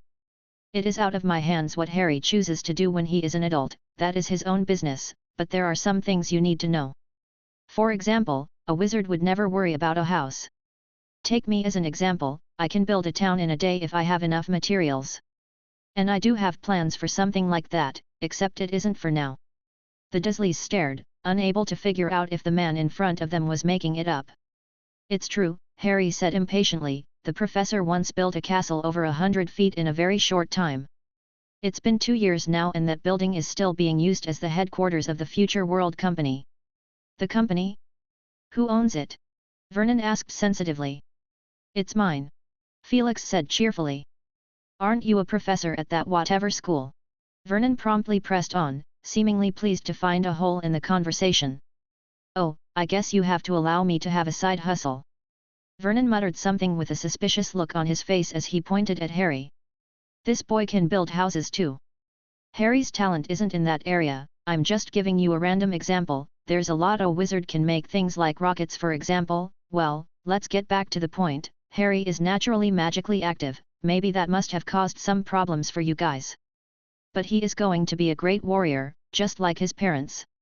In some ways, he has even gone above and beyond them.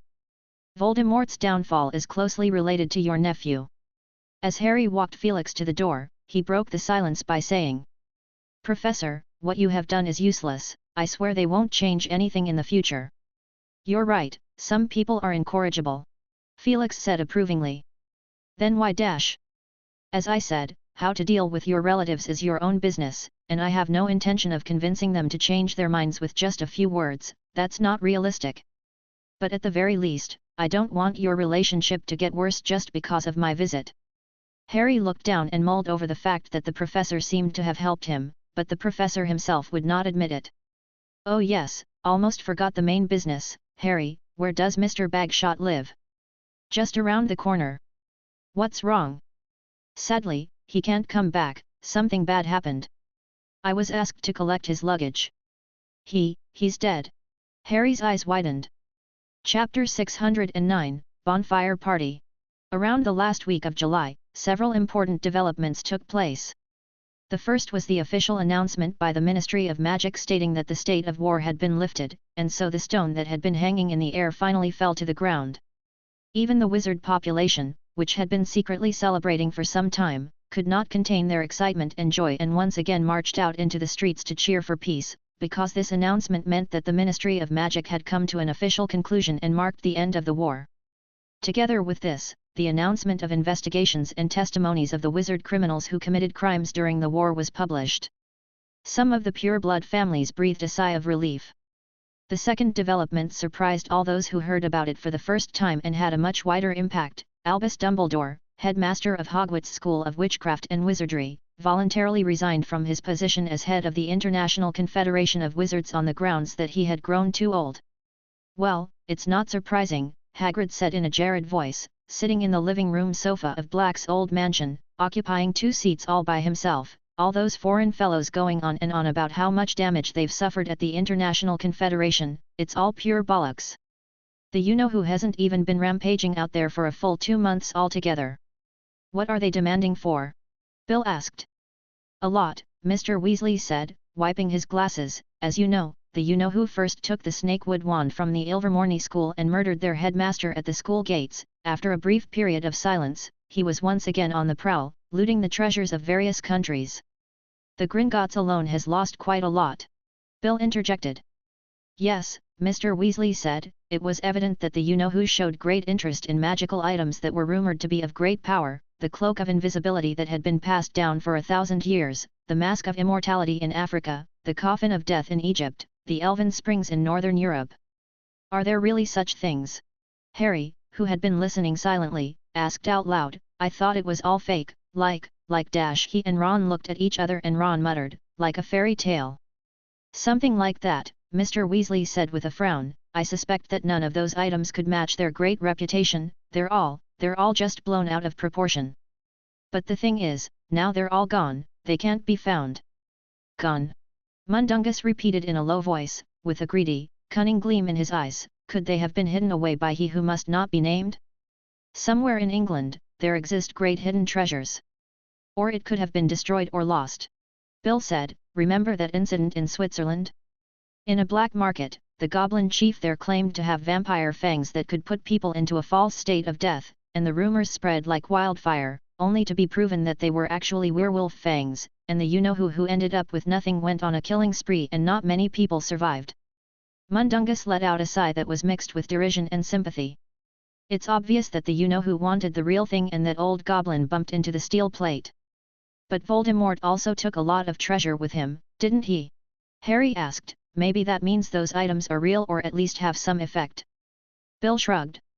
"I guess it's more likely that the you-know-who was unable to determine the authenticity for a while and needed to go back and research it more closely, which is a delicate task. But, we can only guess, and in the end, we managed to recover only a handful of collections, from Bellatrix Lestrange." "Ah," Ron said.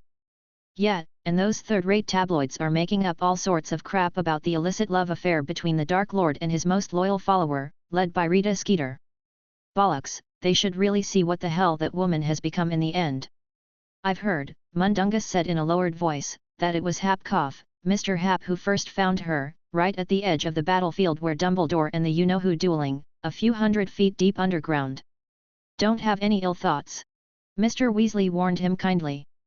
"I know, I wouldn't dare," Mundungus muttered. "Mr. Hap is a great alchemist himself and has inherited Nicholas Flamel's wealth, so how could he look at all that crap?" Although he said that, he knew that Mr. Hap was interested in old artifacts, and he planned to ask about it sometime later. If Mr. Hap had any intention of selling them, he wouldn't mind going back to his old job of doing some dirty work for others and earn the difference.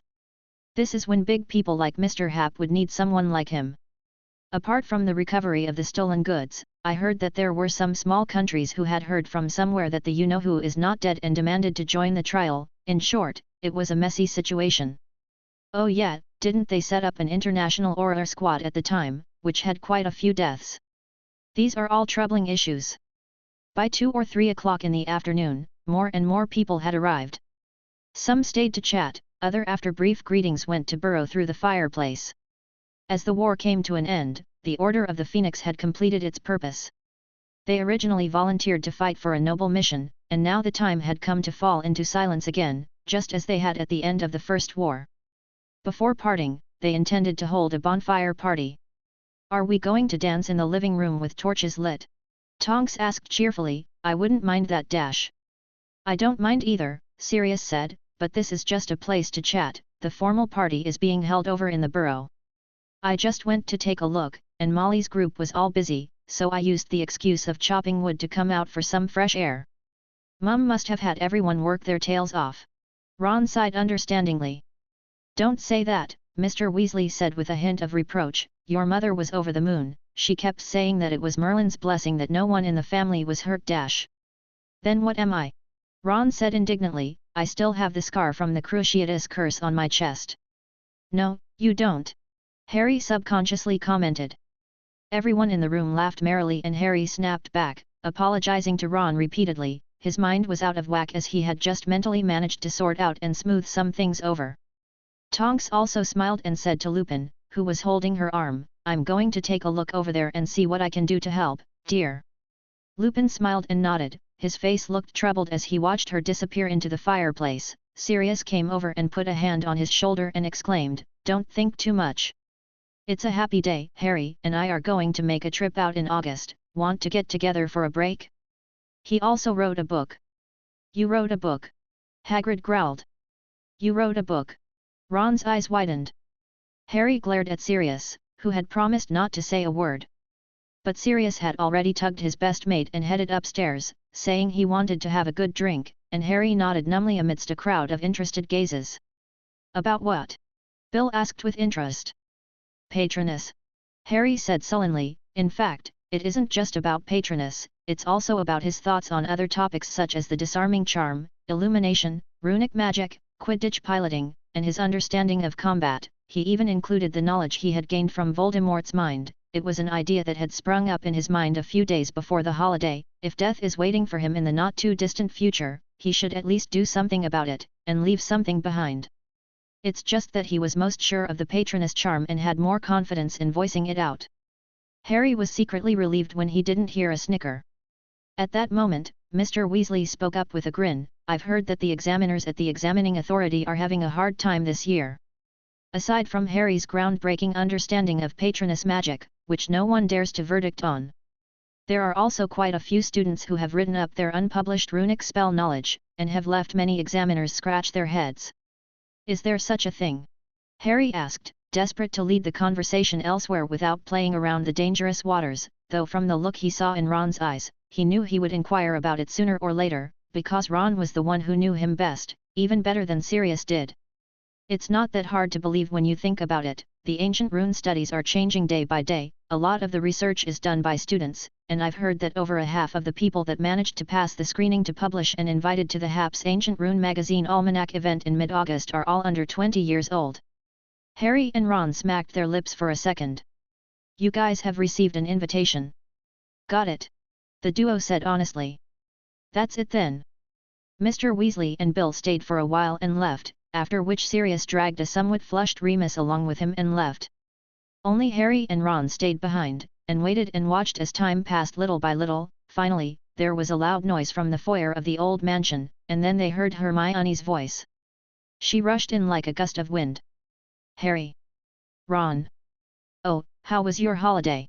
Hermione was beaming with joy and spoke in rapid succession, I just got back 2 days ago, and now I'm interning at the Sword Castle. I almost lost track of time, it's so fascinating in there, I never realized how much of what I discovered could come in handy.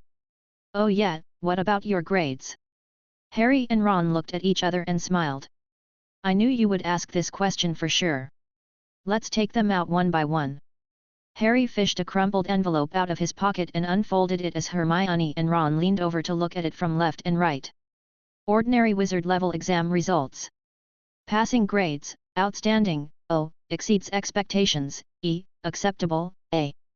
Failing grades, poor, P, dreadful, D, troll, T. Harry James Potter has achieved the following grades. Astronomy, A. Care of magical creatures, E. Charms, O. Defense against the dark arts, O. Divination, P. Herbology, E.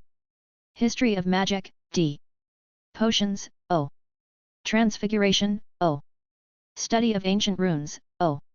Gee, even though I've seen it, I still find it hard to believe, that's 5 outstanding. Ron said as he shook his head. Defense against the dark arts, transfiguration, potions, charms, Ancient runes, Hermione thought for a moment and said, "You're fully qualified to get a recommendation and join the Auror training squad." In a word, Harry went above and beyond in all the subjects that had anything to do with practicals. "So did I." Ron furrowed his brow, "It's going to make us look like we're all brawn with no brain. I really want to break this stigma." Harry grinned, very pleased with his results. "What about you, Ron?" Hermione asked. "I'm pretty much identical to Harry, with the exception in potions grade, in which I only got an A grade."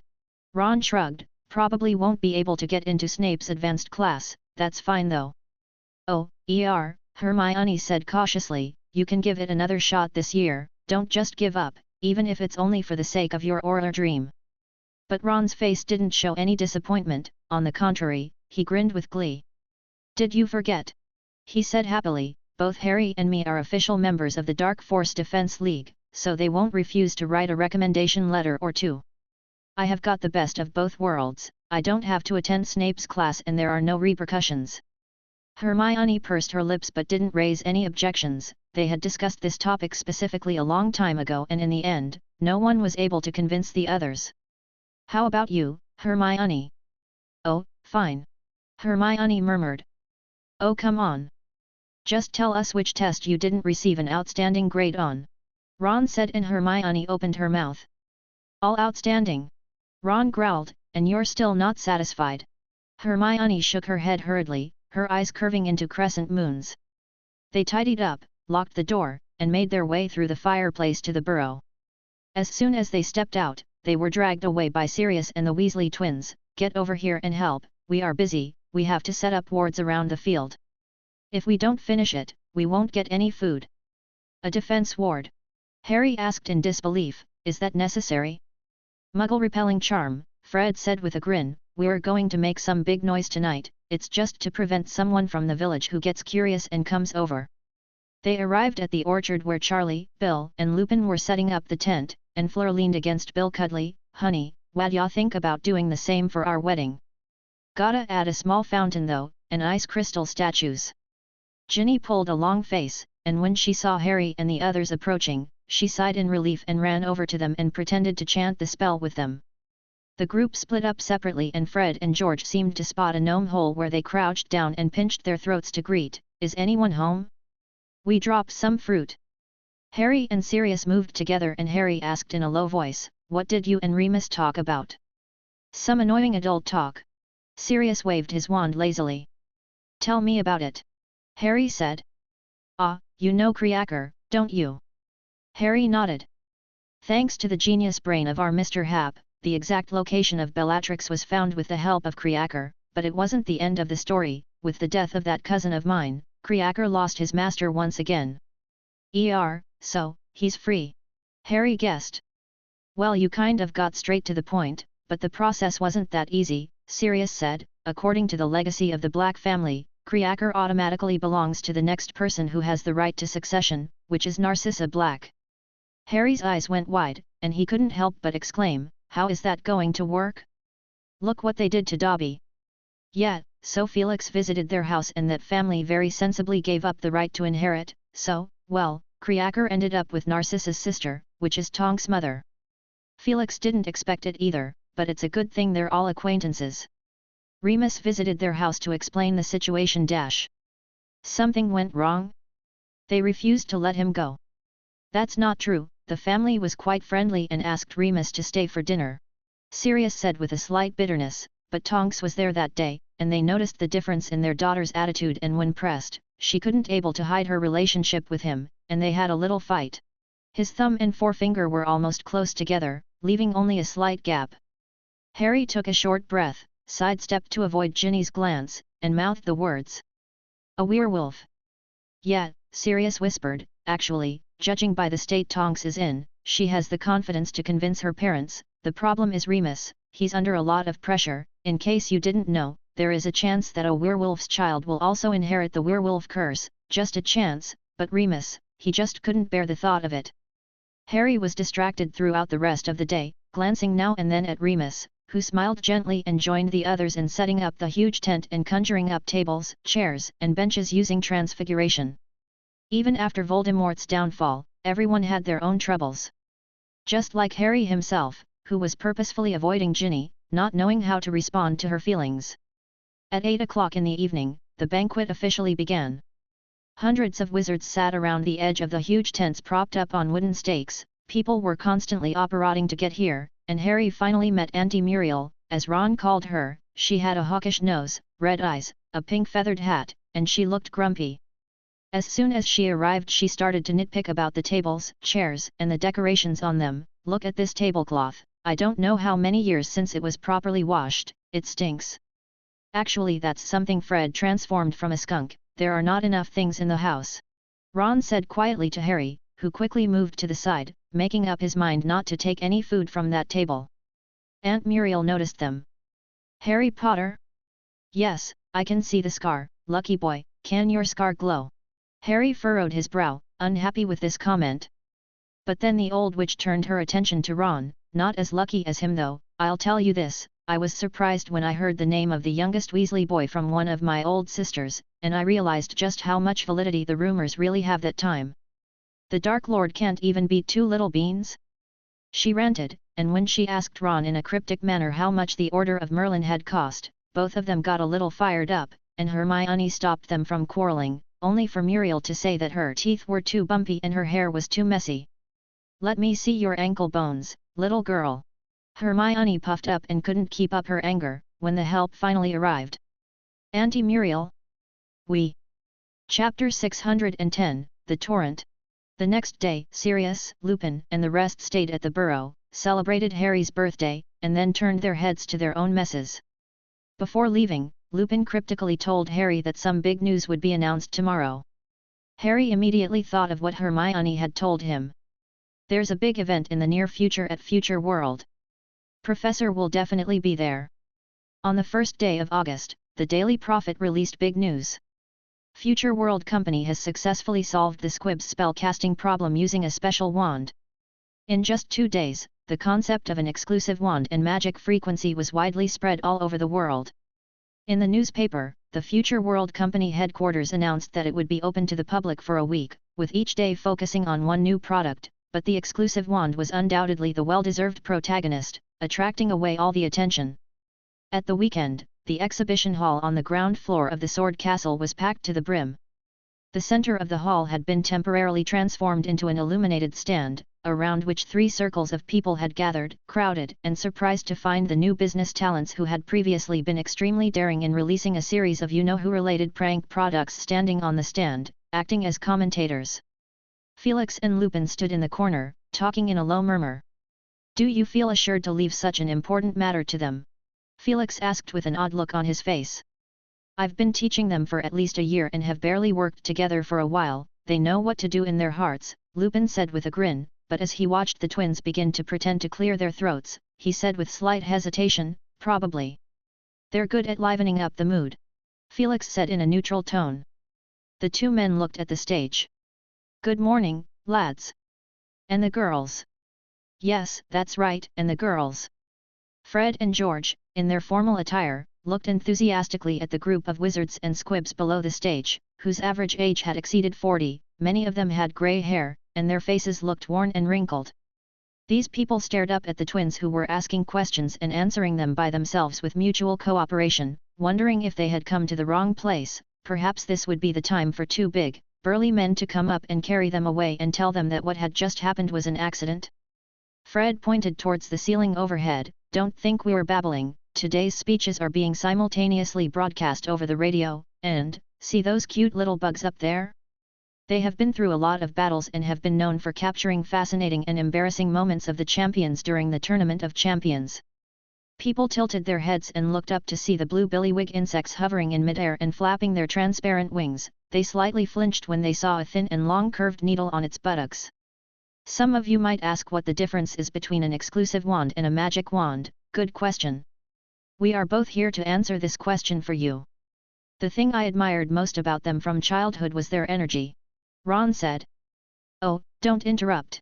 Molly said, her eyes staring earnestly at the stage as she whispered, look how handsome they are. The whole Weasley family was here, even Percy had taken the day off, and Harry and Sirius were standing with them. Not far away was the Granger family, who was standing slightly further back, making it easier for Hermione to familiarize her parents with the concept. For the sake of clarity without confusing the concept, Fred continued, let's start by making it clear that there is no unicorn hair, dragon heartstring, or anything else hidden inside the exclusive wand. It doesn't have any such thing as a wand core. But that doesn't mean it's a low-level toy, folks, and I can assure that. Can you see all these little rows of gems? They're not for decoration, or to show off your individual tastes. Those little guys plays a big part. A single gem merely about the size of a fingernail cap has a collection of protection spells, rune engravings, and functional charms inside. You can well imagine their value. The gems on exclusive wands are divided into 3 categories according to their function. The first one, which is used to capture specific, weak magic frequencies and amplify them. The exact principle has been discussed many times in the newspapers over the past 2 days, so we won't expand on it here. The second one, which is used to store magic and consume it as a substitute for wizard magic to cast spells, like the batteries that Muggles use to store energy. I read about it in a comic book, not sure if that's the right analogy. Does anyone get it? I think they are similar. As a side note, these magic energies can only be stimulated by a specific magic frequency. Well, it would use the first one to get it right. George said. Yep, and finally, the third type, which has a built-in functional charm. This little gem will come with a specific spell stored inside. It might contain a cleaning charm, or even a killing curse, who knows? It was just a joke. They've got a lot of nerve. Harry under the stage said in amazement. When he looked around the audience, many people stared in shock. Even Hermione's mouth had stopped moving, and she was looking at Fred and George in amazement as if they had silently cast a silencing charm. Don't you know that from the very first day you met them? Ron muttered in a small voice. The current wands released by Future World are between 10 and 14 inches, and have the same grip and body compared to a normal wand, except a small extra row of gems that are alchemically fused and linked with the wand material. For now it can only be inlaid with a maximum of 9 gems. Yes, it's not easy to cram all of them together. But we can slightly look forward to a follow-up product. I have learned that the Muggles have a sort of button communicator. Imagine pressing a button and triggering a spell. Next, we will demonstrate a few products for you, so let's proceed one by one. I would like to invite my assistant, Lee Jordan. Fred pretended to offer a hand. A dark-skinned boy stepped onto the stage, with dense dreadlocks on his head. Thank you, and you can also call me by my code name, Old River. Lee Jordan excitedly said. Are we in some secret underground organization? Fred asked with interest, and what would be a good code name for me? How about Mouse? Lee Jordan asked. Never, I would prefer something like a big sword. George took up the conversation. Lee has a lifestyle wand in his hand. It's good for most everyday needs, washing and cooking, moving things around, chasing away gnomes from the garden. One more thing, this is something we strongly wanted to add. If you think outside the box you'll see that it's not just gnomes that you can chase away. Lee Jordan waved the wand and a gem lit up as he waved it and commanded a row of magic golems to march majestically through the stage and do a tap dance. Then he motioned one of the heavy wooden crates to follow him around the stage. It's a bit hard, and this is the result of 2 days of practice. Lee Jordan said. Exclusive wands that are specifically designed for combat and medical purposes are reserved for the Ministry of Magic Aurors and Hit Wizards, and will not be available to the public for the time being. Finally, a comprehensive general wand that is balanced with multiple aspects and also has a built-in disarming charm for defense, which I personally think is too general to be accurate. Ah, I see someone waving at me. I hope he's not coming up to the stage to beat me. Well, let's give a warm welcome to Mr. Felix Happ, the owner of Future World Company. Felix walked onto the stage with a gentle smile on his face.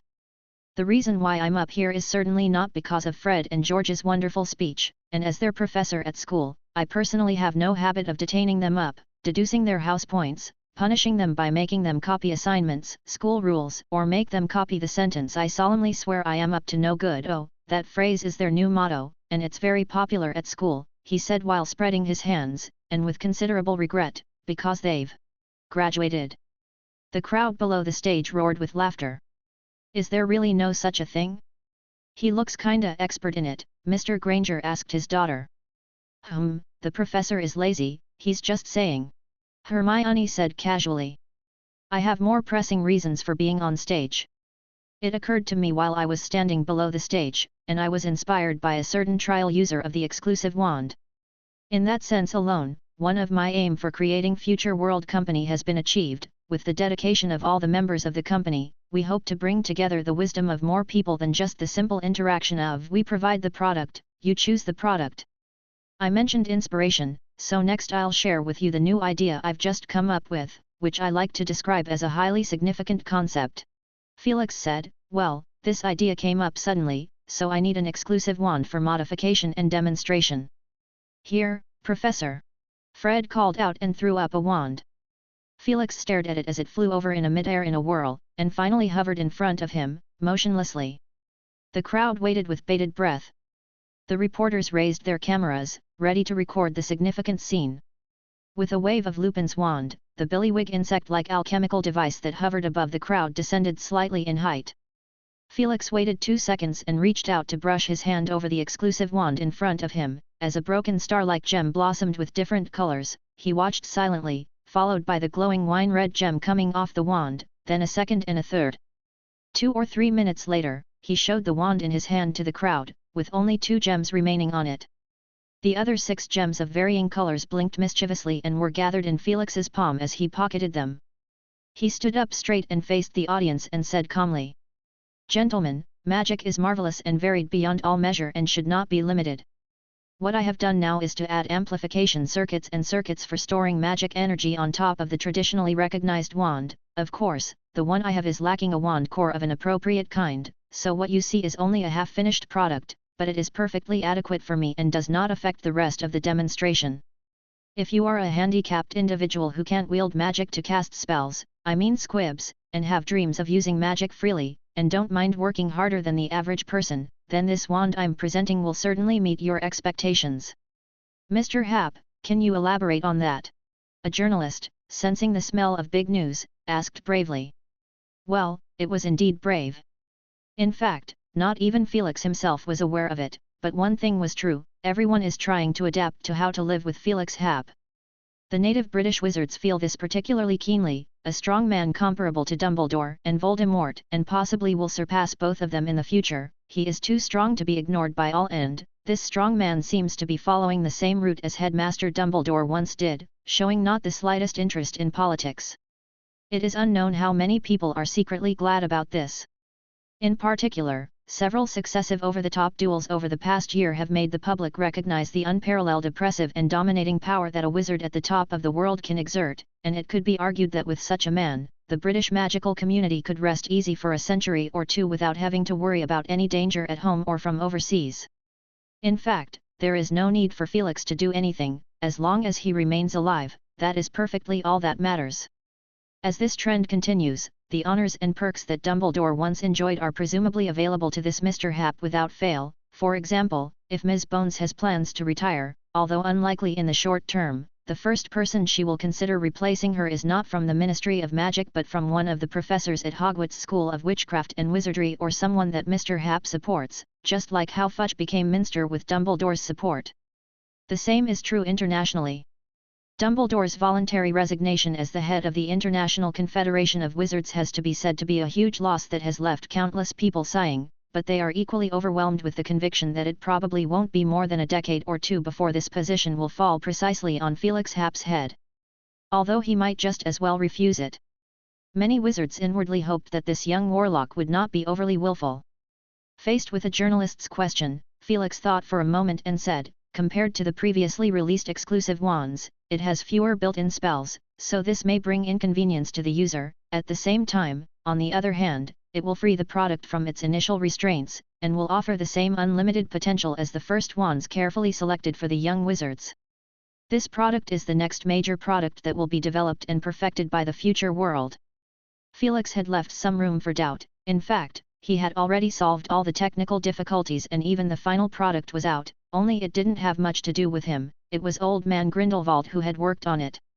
With his proud nature, that old man would never allow himself to use an inferior and restricted wand. For the next project, Future World will consider teaming up with the leading figures in the wand industry, such as Mr. Ollivander, to explore a brand new territory, which I am very confident will create another innovation in the history of wands. Because if this succeeds, squibs will also be able to learn magic on their own, just like young wizards who are newly enrolled in school, without any restrictions on their ability to cast spells. People murmured, the voices of the crowd buzzed, and the heated chatter drowned the place out. Many future world employees rushed out to check out the situation, especially on the third floor, where a row of tiny heads of house elves crowded through the railing, looking particularly conspicuous in their neat, clean clothes and exuberant spirits. Some reporters with a keen sense of smell had snapped a few photos and were even started to consider applying to stay at the company for a tour and an interview when the exhibition wrapped up.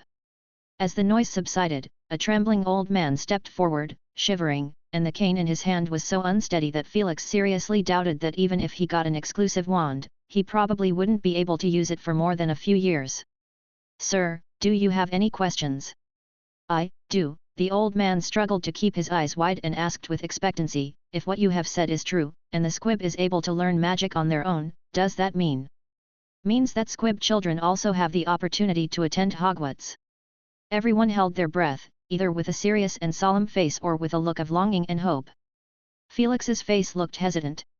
He preferred not to say everything he wanted to do, and there were many things he could say to avoid this question, such as the fact that such a wand has not been created yet, or that such an issue was not part of the discussion and was not his responsibility at all. He could also explain to the old man the reality of squib children attending school, the discrimination and ridicule they might be subjected to, the fact that the decision is too important to be taken lightly, and even the magic power consumption that would be caused by the large number of squib children attending school. In short, all aspects are involved. There's a possibility. But finally, he stated this. Felix optimistically estimated that there wouldn't be too many people, at least for the first few years, and as for later, the big deal, he would set up another magic school, well, the headmaster position would just be pushed to Remus. At the end of the session, Felix looked up at the huge ice crystal-like chandelier and a thought suddenly flashed through his mind, in another decade or two, would he be the uncrowned king of the magical world? Gee, he could already feel the torrent and the endless stream of trouble coming up to swallow him whole. This must not be allowed to happen. Felix made up his mind that he must find a few more tools at Hogwarts, a like-minded partner. Thinking about it this way, Grindelwald would be his direct competition. A certain someone had long suspected that Grindelwald had a well-hidden agenda, besides the excuse of wanting to get some fresh air and observe the changes that happened outside and between his imprisonment period, like looking for a successor to carry out his ideals. The good tool couldn't be allowed to be taken away by that old man. Felix pumped his fist. It is predictable that the new school year at Hogwarts would not be too quiet. Chapter 611, Confrontation at the Dining Table. The next day Felix was having breakfast in the Great Hall. He finished his sandwich and mince pie and picked up another slice of bread. He snapped his fingers and the raspberry jam in the distance twitched slightly but it didn't fly over, and Felix looked up to find Grindelwald staring at the jam saucer with the same intensity. Compared to Felix, Grindelwald's breakfast was much lighter, just porridge with bread and a glass of milk. It was light but not simple, a sweet pumpkin porridge with freshly baked, crusty flat bread accompanied by a few scattered saucers of butter, jam, honey, cheese, thinly sliced sausages, and bacon. Right now his bread is already coated with a layer of butter, probably because he has tasted the strawberry jam close by, so he has his eye on the raspberry jam, which happens to collide with Felix's choice. The two men secretly competed. The tiny saucer was pulled and tugged around by magic, making a crisp, clear clink. Professor McGonagall, who was sandwiched between them, and Professor Flitwick, who was sitting on Felix's left side, also noticed this, and looked rather indifferent to the little show of entertainment that was happening at the table, because it was not the first time it had happened since a while back and was not worth making a fuss about at all. The last time these two had even gathered a ray of magic from the thin air on the campus, and this level of magical mastery alone had made the professors at Hogwarts gasp in appreciation. They just couldn't figure out why the new professor holding an exclusive wand, isn't that wand a symbol of a squib? But they did not delve deeper into it, both because they were still unfamiliar with the new professor and also because they all had their own suspicions. The wizarding world has never been short of strange individuals, and a single magic experiment could cause injuries that could not be cured, so they worried that they might touch on something difficult to say. Dumbledore cleared his throat and leaned over, stretching his long arm out to disperse the tangled magic. Then the saucer was pulled in front of him. He slowly spread a thick layer of jam on the slices of bread, and asked as if nothing had happened, "Old people love something sweet and sour, my personal favorite, would you like to give it a try?" "It's the same for me with strawberry jam," Felix said. "So it was raspberry," Grindelwald whispered, "I thought it was cherry jam." Seeing that there was no more entertainment, each of the professors sulked and ate, and just then there was a rustling sound above them and several owls flew into the great hall through the open window. Several of those present, including Grindelwald, had received mails. In terms of numbers alone, naturally, Felix had received the most, since he had just done something big yesterday. He counted out 5 coins quickly and put the newts in a small leather pouch that was tied to the leg of a brown owl, which dropped the daily profit and expertly picked up a biscuit and flew away. He casually put the newspaper aside and concentrated on the other restless owls. "May I?" Felix looked up. Grindelwald was staring at the newspaper and spoke. He smiled slightly, "Be my guest." His eyes however swept over a large thick parcel in front of Grindelwald, inwardly surprised that someone would send something to Grindelwald. Could it be Harry? Grindelwald took the newspaper and read it, and it wasn't long before he grinned silently. What a big deal! Several other professors were also reading the newspaper. Their eyes went wide as if they had seen something novel, and several times they couldn't help but look up from the newspaper to survey Felix, and Flitwick was oblivious to the fact that he had even dropped his fork in his hand. For a while, no one spoke at the table except for the sound of rapidly leafing through the newspaper and the fluttering of owls' wings. Even Dumbledore opened a tightly wrapped letter and looked at its contents with a serious expression. Felix finally finished unwrapping the letter from the owl's legs, then he had them line up, and stuffed a small biscuit into each owl's beak as he watched them flap their wings and leave. It was then that Flitwick called out excitedly and read aloud. "Felix, listen to this. Just yesterday morning, Hogwarts School of Witchcraft and Wizardry Professor, Order of Merlin First Class Recipient, St. Mungo's Medical Badge Recipient, Member of Wizengamot, Founder of Future World Company. Mr. Felix Happ, the Master of Memory and internationally renowned wizard who sparked the ancient rune learning craze, once again entered our sight. This time at the headquarters of Future World, also known as the Sword Castle, he presented a brand new product. A wand named the Exclusive Wand is a spellcasting aid that has amazed and shocked countless wizards, thereby creating heated debates. It's amazing." Felix blinked and stored the pile of personal letters in his hands in his shirt pocket. "Is this about yesterday's product launch?" "I haven't had a chance to read it yet, but I reckon it's going to attract a huge amount of controversy. More than just controversial, it's just Flitwick said pointedly, standing in his own chair, one hand propped up on the table, the other turning the newspaper over with a rustle. "Just hurry up and read it." "I've finished reading it, here you go, it's quite interesting," Grindelwald said, handing the newspaper over, and Felix glanced at the black lettering on the huge moving photograph, the front page news headline highlighted in bold, "Exclusive Wand, an epoch-making invention." He took the newspaper and read it carefully, while Grindelwald slowly and carefully unwrapped his huge package, which was already unwrapped on the surface of one corner and seemed to contain various magazines. At this point, Felix had read what Flitwick had just read out, and he continued on down the page. "The Exclusive Wand is undoubtedly a revolutionary invention with extraordinary potential in many different fields of application," and the writer traveled non-stop to interview the professional who was most qualified to comment on this matter, the famous wand maker Ollivander. He expressed a strong interest in Mr. Happ's willingness to collaborate, and he also had his own take on the heated, and even controversial, debate this has generated. "I had long known he would accomplish something great, before everyone else, from the day he first entered my little shop. Yes, I was aware of this when he got the wand, as he was favored by Ebony Wand, and he himself similarly showed certain outstanding qualities early on, being a unique person, not a stranger to the Muggle world, always being aware of what he wanted. I could cite many examples." Felix skipped over some of the touting remarks. "But the advent of exclusive wands has also worried some insightful people. One Ministry of Magic official, who wished to remain anonymous, openly stated that it would put a heavy, if not overwhelming, strain on the magical community's secrecy. It's a good thing," he repeatedly stressed, but then he complained to the journalist. "Many people underestimate the number of squibs, they are very inconspicuous, and their existence is usually difficult to identify, almost like an invisible person. This is because of the sparse number of squibs who choose to remain in the magical world. Most of them basically live scattered in Muggle communities, occasionally appearing in Diagon Alley to purchase daily necessities. But after the news of the exclusive wand was made public, in just 2 or 3 days, more than 300 squibs showed up to inquire and register. And the news has not even spread. The writer's in-depth investigation yielded even more shocking news. Since the Ministry of Magic does not keep records of the births of squibs, most of them and their descendants are living as Muggles, which makes what we know only the tip of the iceberg. The real number of squibs could exceed the number of wizards in existence, and if they managed to obtain an exclusive wand, it would have a huge impact on our society, and likewise, the risk of exposing the magical community to the eyes of the Muggle world would dramatically increase. The writer hopes that the authorities will give careful consideration to the vetting and distribution of exclusive wands. It is believed that the concept of magical frequency was first discovered and named by Miss Hermione Granger, a current Hogwarts student, and the public may still remember her name from when she took the ultimate trophy for Britain during the Tournament of Champions of the 5 major schools.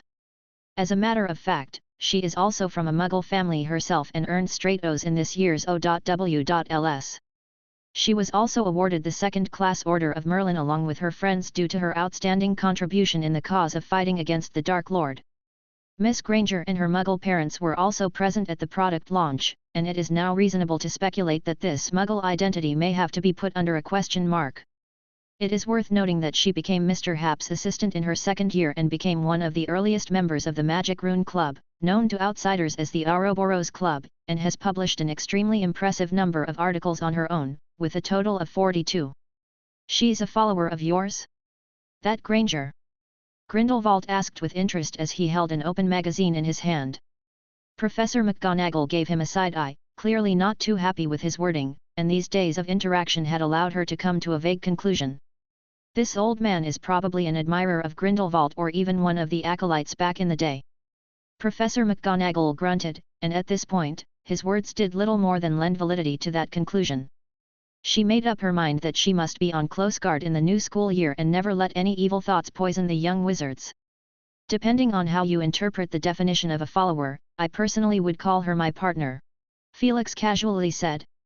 He quickly skimmed through the remaining pages. Exclusive wands bring us dignity, an interview with the head of the Squib Support Society, page 2, forgotten second-class citizens of the magical world, page 3, the Solutions to Ancient Rune Magazine Almanac on the horizon, page 4, Productive Magic Rune Club members, pages 5 to 6, the wand regulations face new challenges, goblins demand open access to exclusive wands, page 7, House Elves and the Assembly Line, page 7, Homegrown Herbs.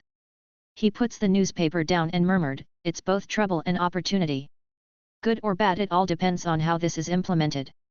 One thing the newspaper pointed out coincided with him, that this whole thing had to be taken slowly, with careful consideration given to the vetting and distribution of exclusive wands without blindly trying to increase the volume of wands.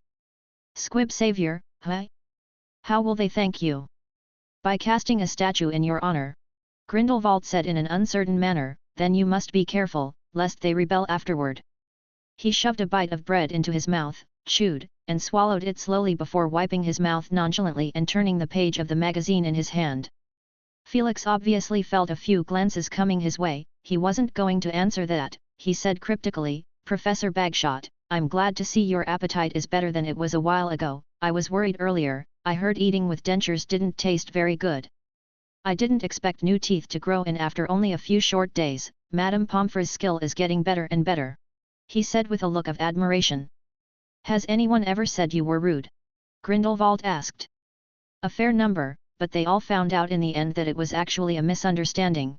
Felix said, gently brushing off the question. His eyes lingered on the cover of the magazine in Grindelwald's hand with some surprise, and he couldn't help but glance at Dumbledore, who was putting the letter away, in deep thought. Jane's defense weekly? Felix asked curiously. For class preparation. Grindelwald briefly said. Oh. Felix said as he smiled slightly in his mind, I read this magazine when I was working in Muggle society, and it is doing an okay job of being observant, accurate, and unbiased in the areas it covers. You know a lot about the Muggle military? Grindelwald asked with a knowing look. I have only heard a little about it. Grindelwald sat up straight. Then what do you think of those large-scale thermal weapons? Well, they have quite a decent power. Have you ever thought about them falling on your head? Thought about it? Felix said frankly, but they couldn't hit me. Ah, Yes, even the most powerful one. Grindelwald smacked his lips, his eyes brightening as he pursued the question, but what about your friends? And your fellow countrymen? We have defensive spells. Grindelwald smiled sagely and pointed at the newspaper. Felix hesitated, knowing he was pointing at the squibs, who might not necessarily be on the same side as the traditional wizards, and if the squibs turned against them in large numbers. Mr. Bagshot, why are you insisting on confrontation? That's the worst possible scenario, and in case you're not aware, the Ministry of Magic has been in contact with the Muggle Prime Minister. So what? Grindelwald's tone was aggressive, and he said nonchalantly, a mere puppet. What if things go in the worst possible direction? After all your preparations have failed. Felix's expression fell as he spoke slowly. I'd still insist on peaceful means, negotiation, and deterrence. War is a lose-lose situation, and besides, if things really turn out the way you describe. Britain has 3 islands, and there are many countries beyond them. They can never be united in their views, and that is the greatest leverage. We represent order, we fight against the threat that arises from the dark wizards. Professors McGonagall and Flitwick were completely stunned. What were they discussing? How did the topic move on to the magical world being exposed and wizard-muggle wars? Grindelwald, however, wore an expression of appreciation. It seems we have some common ground after all, speaking of that. Leonard. Dumbledore snapped back as he said sternly, you have given me your word. Felix immediately realized that this name belonged to Grindelwald. He had previously only known that Grindelwald had borrowed his aunt's surname and had not been aware of his first name. Now it seemed that Leonard Bagshot was the full name he had forged. Dumbledore stood up and said in a deep voice.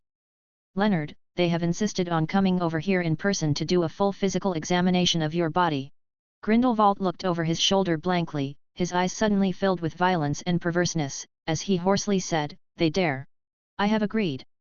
You must do as you are told. Dumbledore calmly said, not bothering to look at Grindelwald as he turned his head and spoke in an even tone. There is something that might require your help, Felix, and I couldn't possibly find a better person to do it than you. Felix's head was still whirling with thoughts. A full inspection? Who? Saint Mungo's healer? But the tone of voice of both of them suggested otherwise. What is it? Hand back Ilvermorny's snakewood wand. A slightly thicker than normal-sized wand appeared in Dumbledore's hand, and he said softly, I have already resigned my position as head of the International Confederation of Wizards, and it is no longer appropriate for me to keep it. I need you to return it to its rightful owner. Well, you should probably check with the Ministry of Magic first, their delegation is already waiting impatiently. The snakewood wand fell in Felix's hand, its surface immediately rippled with a pale halo of light, and in a flash, hundreds of snakes' hissing sound echoed through the great hall. Silence! Felix ordered in a Parseltongue. The snakewood wand fell into dead silence. Chapter 612, The Ministry of Magic. Felix had deliberately entered the Ministry of Magic through the visitor's entrance, also known as the Red Telephone Booth. This had been blown apart by the Death Eaters using magic to cut off the Ministry of Magic's access to the outside world and cause a riot. The Ministry of Magic had later brushed it off with the excuse of an underground gas pipe leak, and Felix had wanted to see if the mobile ice cream van was still available, but unfortunately the street corner is now empty. The woman's voice in the phone booth was as cold and raw as ever, as if nothing had changed. But after crossing the thief's downfall, Felix was prescient enough to cast some magic on himself, one that would make him less noticeable. He stopped for a moment at the reception space in the main lobby of the Ministry of Magic.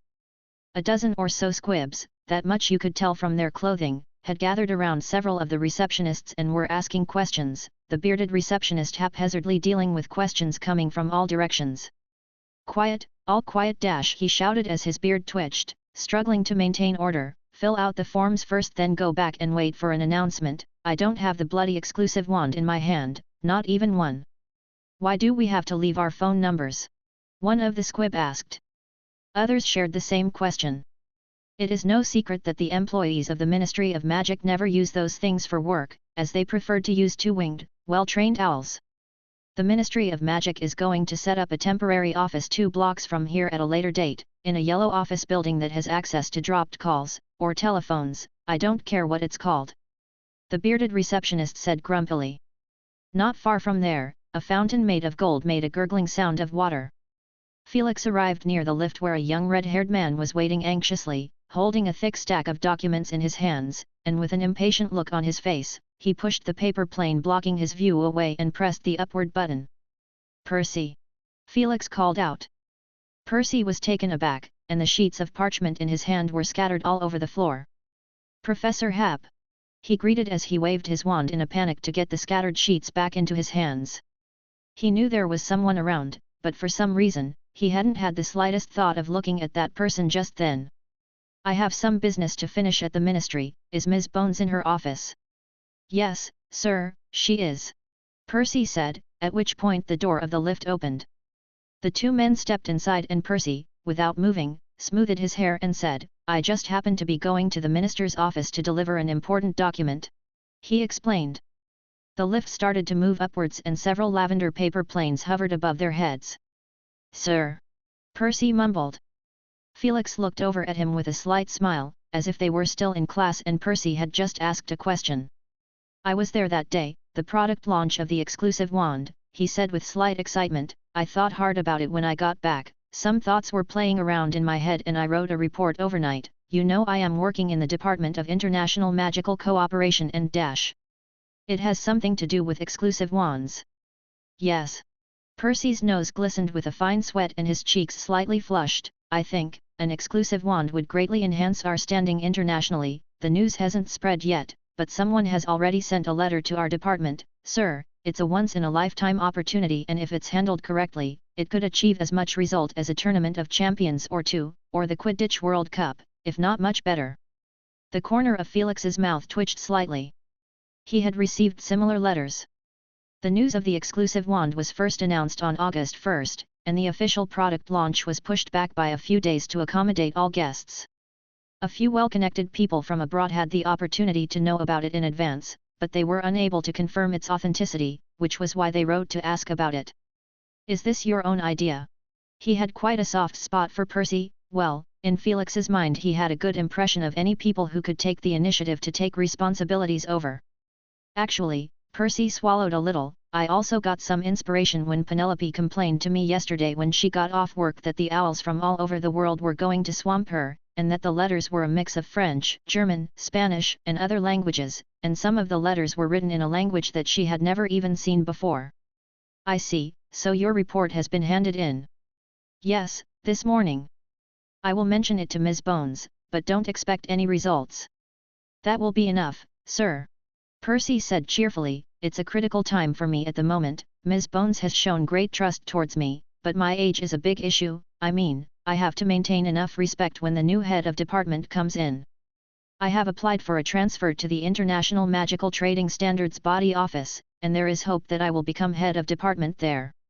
That was indeed something to be quite proud of. When Percy was just a year out of school he had already been involved in the big international events such as the Tournament of Champions, the Quidditch World Cup and the Ancient Rune Exchange, and for a long time, he hadn't had a boss at the top of his head. It was only natural that he would stand out. But it sounded like such a hassle. Who would the new head of the department be? Felix wondered wistfully. The question swirled around his head, but he found himself not actually interested in the answer as the door of the lift opened and the two men walked around a few corridors and stopped as Percy straightened his body and knocked solemnly on the door. "Please come in." Ms. Bones answered stiffly, sounding like she was in a bad mood. Percy opened his mouth and stepped stiffly inside. There is someone else present in the office. In addition to Ms. Bones, who had a stiff expression and was sitting on the couch, two other pairs of people were present, and the first thing Felix sensed was the restlessness that surged through the office, and of course, he could see it with his eyes. "Oh, it's Percy," Ms. Bones said, with a hopeful gleam in her eyes. "Is there something urgent at the ministry that I need to deal with?" I just came by to drop off a document," Percy said with a stiff smile. It was clear that the answer wasn't exactly flattering and Ms. Bones sat back in her chair with disappointment. "Yes, thank you, Percy, just leave it on the table, I'll look at it later. I am busy right now." She hummed through her nose, entertaining guests. "Mr. Hap." At that moment, a surprised voice called out. From the couch seat, a young blonde bounced up and strutted over, walking around Percy and showing a familiar face. "Jura." It dawned on Felix that Jura's presence here is quite appropriate. He had at least 3 reasons. Jura had been a professor at Ilvermorny and had a close relationship with the former headmaster who had been murdered. After leaving school he had chosen to enter the Magical Congress of the United States of America and was part of the Order Squad that had gone after Voldemort. He also represented the central force of the Revolutionary Society and needed to show his abilities and presence from time to time too. It is just not clear when he had arrived in Britain. Jura shook Felix's hand in a slightly exaggerated manner. He had matured, his eyes were firm, but at the moment there was a hint of thirst in those eyes, and after a slight hesitation Felix became considerably more enthusiastic, opening his arms and hugging him, patting him affectionately on the back. But in his heart, he couldn't help but think that doing something practical really does train people. Looking over Jura's shoulder, Felix saw that one of the 2 pairs who had faced each other earlier instantly grimaced. "They are dash," he asked in a whisper. "The stewards," Jura said in the same whisper. Felix instantly associated the name with James Stewart, one of the founders of the Ilvermorny School of Witchcraft and Wizardry and the Muggle husband of another, or in other words, the Witch Isolde Sayre, the actual founder of Ilvermorny's husband. And the Witch Isolde Sayre is a descendant of Slytherin. When you think of it that way, the purpose of the Stewart family's visit is obvious. When the 2 separated, Ms. Bones was already standing in front of them, and she said with relief, "Thank goodness, Professor Dumbledore had informed me. I just didn't expect you to be the one who would come, to be honest, I really..." She pursed her lips, not allowing herself to say anything mean. Jura became slightly embarrassed. He was personally well aware that they had been harassing the Minister of Magic for the past few days and simply refused to leave. But the Snakewood wand is just too important, that they could afford to ignore the bad reputation that will spread later. They didn't dare make any move when the Snakewood wand was in Voldemort's hands, but now that Voldemort has supposedly been defeated, they immediately come over with hungry eyes to claim it. He had held on persistently without attempting to go through Mr. Happ's door for this. But this persistence soon faltered as members of the Stewart family subsequently arrived upon hearing the news, claiming to reclaim their ancestors' relics. "Felix, let me introduce them to you," Ms. Bones said with a smile, seemingly happy that she is about to get rid of a nuisance. Her eyes glanced over to a somewhat balding old dark-skinned wizard. "The man accompanying Mr. Edmund is the deputy headmaster of the Ilvermorny School of Witchcraft and Wizardry, Mr. Gregg, and these 2 dash. My name is Melville Stewart," a young man said with eagerness. "Mr. Happ, I have heard of you, and you should understand our feelings of reverence for the relics of our ancestors, our constant desire to recreate the glory of our family, and it goes without saying that we are rightfully entitled to claim ownership of the Snakewood wand." Felix opened his mouth. "Our bloodline is perfectly well documented, without any semblance of ambiguity, and can be traced all the way back to Martha Stewart, Isolde Sayre's eldest daughter, who, despite being a squib and married to a gnomish husband, unquestionably has a pure bloodline of Isolde Sayre." Congratulations," Felix said with an open mind. The young man stared, not expecting to hear such a response. At that moment, the slightly older, middle-aged wizard behind him came over with a smile, stepped forward to shake hands, and said politely, "Hello, Mr. Happ, I'm Melville's uncle Blaise Stewart." "Hello, Mr. Stewart." Felix nodded his head. "About the Snakewood wand dash. Well, Mr. Stewart, I hope you understand that I am not a judge and that I have been just entrusted with the task of returning the wand to its rightful owner dash. We are the true rightful owner of it.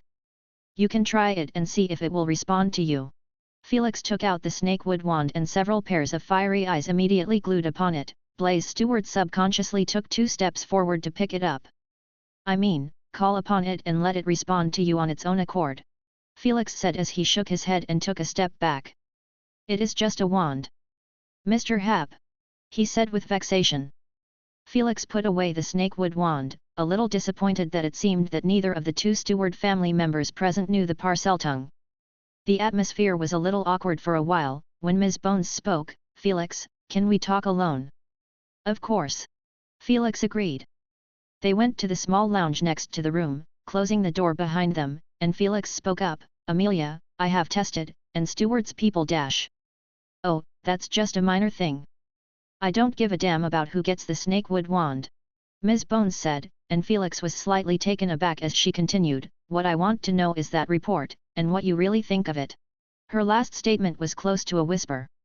"What report?" The one you handed in with the title "The Challenge Muggle Technology Poses to Wizard's Statute of Secrecy in a Modern Age Setting," Ms. Bones said as she leaned closer to Felix, raising her head and gritting her teeth. "I can't believe you are quietly throwing up so much trouble. Do you know I've been having trouble sleeping these days?" "I don't know," Felix said honestly. "First of all, let me state the fact that I didn't cause this trouble. It was your responsibility to prevent the magical world from being exposed, and you should be thanking me for pointing out the oversight in your work." Bones glared at him in exasperation and had to admit that Felix had a point. But why was she the one that had to deal with such a mess one after another? "Then, why you didn't mention this during Fudge's tenure? It's not like I know him well." "What about the exclusive wand thing? Don't say it was an accident. I found out that you have been secretly pushing the matter, and everything you have done revolves around one purpose, and that is preventing the exposure of the magical community, and preparing the means to deal with it when it is exposed." Felix nodded. "You're welcome, it's what I'm supposed to do." The two stared at each other for a moment, and Ms. Bones was defeated, and said under her breath, "Okay, I admit, if half of your report is true, I have no reason to accuse you, and on the contrary have to thank you for it, but you mustn't pull away and do nothing about it." This," Felix hesitated, and Ms. Bones raised her eyebrows. "Madam, please be mindful of your image. You are seen by the public as the tough, bold, iron-fisted woman minister who led the people out of the shadow of war." "What kind of image do I have?"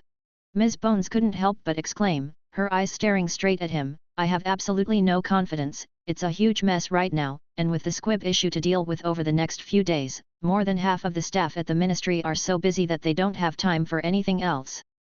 Not to mention all those people out there constantly buzzing and quarreling beside my ears, and they can't even be shooed away."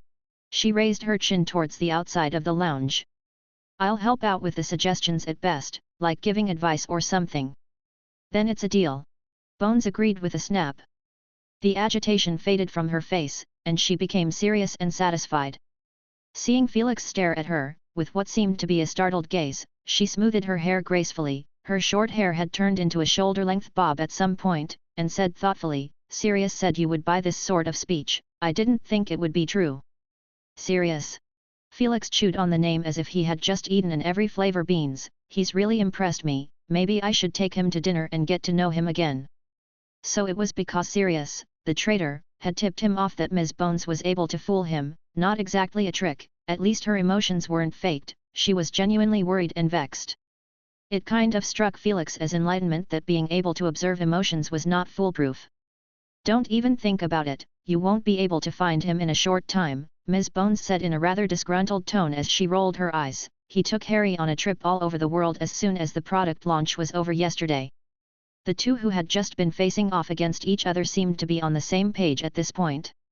"That was a quick run," Felix thought as he rubbed his palms together, but it wasn't easy to tell. Maybe Sirius originally had this plan in mind, but Amelia had stalled him with some work and didn't let him go, so he came up with this way to get rid of the problem. Felix suddenly had a bit of an itch on his hand. "What task did you originally intend to give him?" he asked tentatively. Ms. Bones rolled her eyes. "Well, you're always so perceptive. Sirius has been spending some time in Muggle society for a while, and I wanted him to do some research first, by visiting some people as a teacher and systematically observing the level of development the Muggles have undergone over these years. But that will have to be postponed for now." "A wise choice, ma'am." "Thank you for the compliment," Ms. Bones said dryly. "Let's go out first and wait until we get those people out of the way before we discuss it more carefully. I have a bellyful of questions." "Oh, not today, I might have to make a quick trip to Ilvermorny. I have a new understanding of the return the thing to where it belongs and a guess as to why Dumbledore said I am the best person for this task." Chapter 613, Return to the Rightful Place. Before going out, Felix briefly mentioned Percy's report. Ms. Bones nodded that she was aware of it. They walked out of the small lounge, and the people outside waited anxiously with their respective partners. At least as of now, the ownership of the Snakewood wand is still a mystery. Uncle and nephew Steward were whispering in the corner. "Let's go," Felix stated calmly. "Where to?" Melville Steward asked with a blank look, and glanced at his uncle from the corner of his eye. Blaise shook his head slightly, so he joined the rest and focused his eyes on Felix again. "Of course, we will go where the Snakewood wand was originally kept," Felix said. "As for who it actually belongs to, I couldn't care less, you can discuss it yourselves. These words still carried a bias, and both Jura and Deputy Headmaster Greg were beaming. Melville was about to say something when his uncle pulled him by the arm and stopped him, seemingly acquiescing to this approach. The group walked out of the minister's office. The door slammed shut from behind.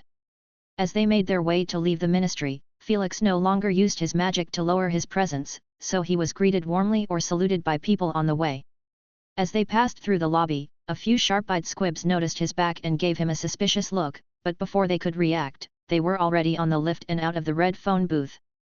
I'll meet you guys at the gate of the Ilvermorny school, is that okay? I don't know the way around very well and need a guide, Jura. Jura nodded and walked over next to Felix. He glanced at the deputy headmaster, Mr. Gregg. I'll join Mr. Hap then. You dash. You guys don't have to mind me, the deputy headmaster said with a smile. Steward Pear glared at him without speaking, and strode off towards a dark alley.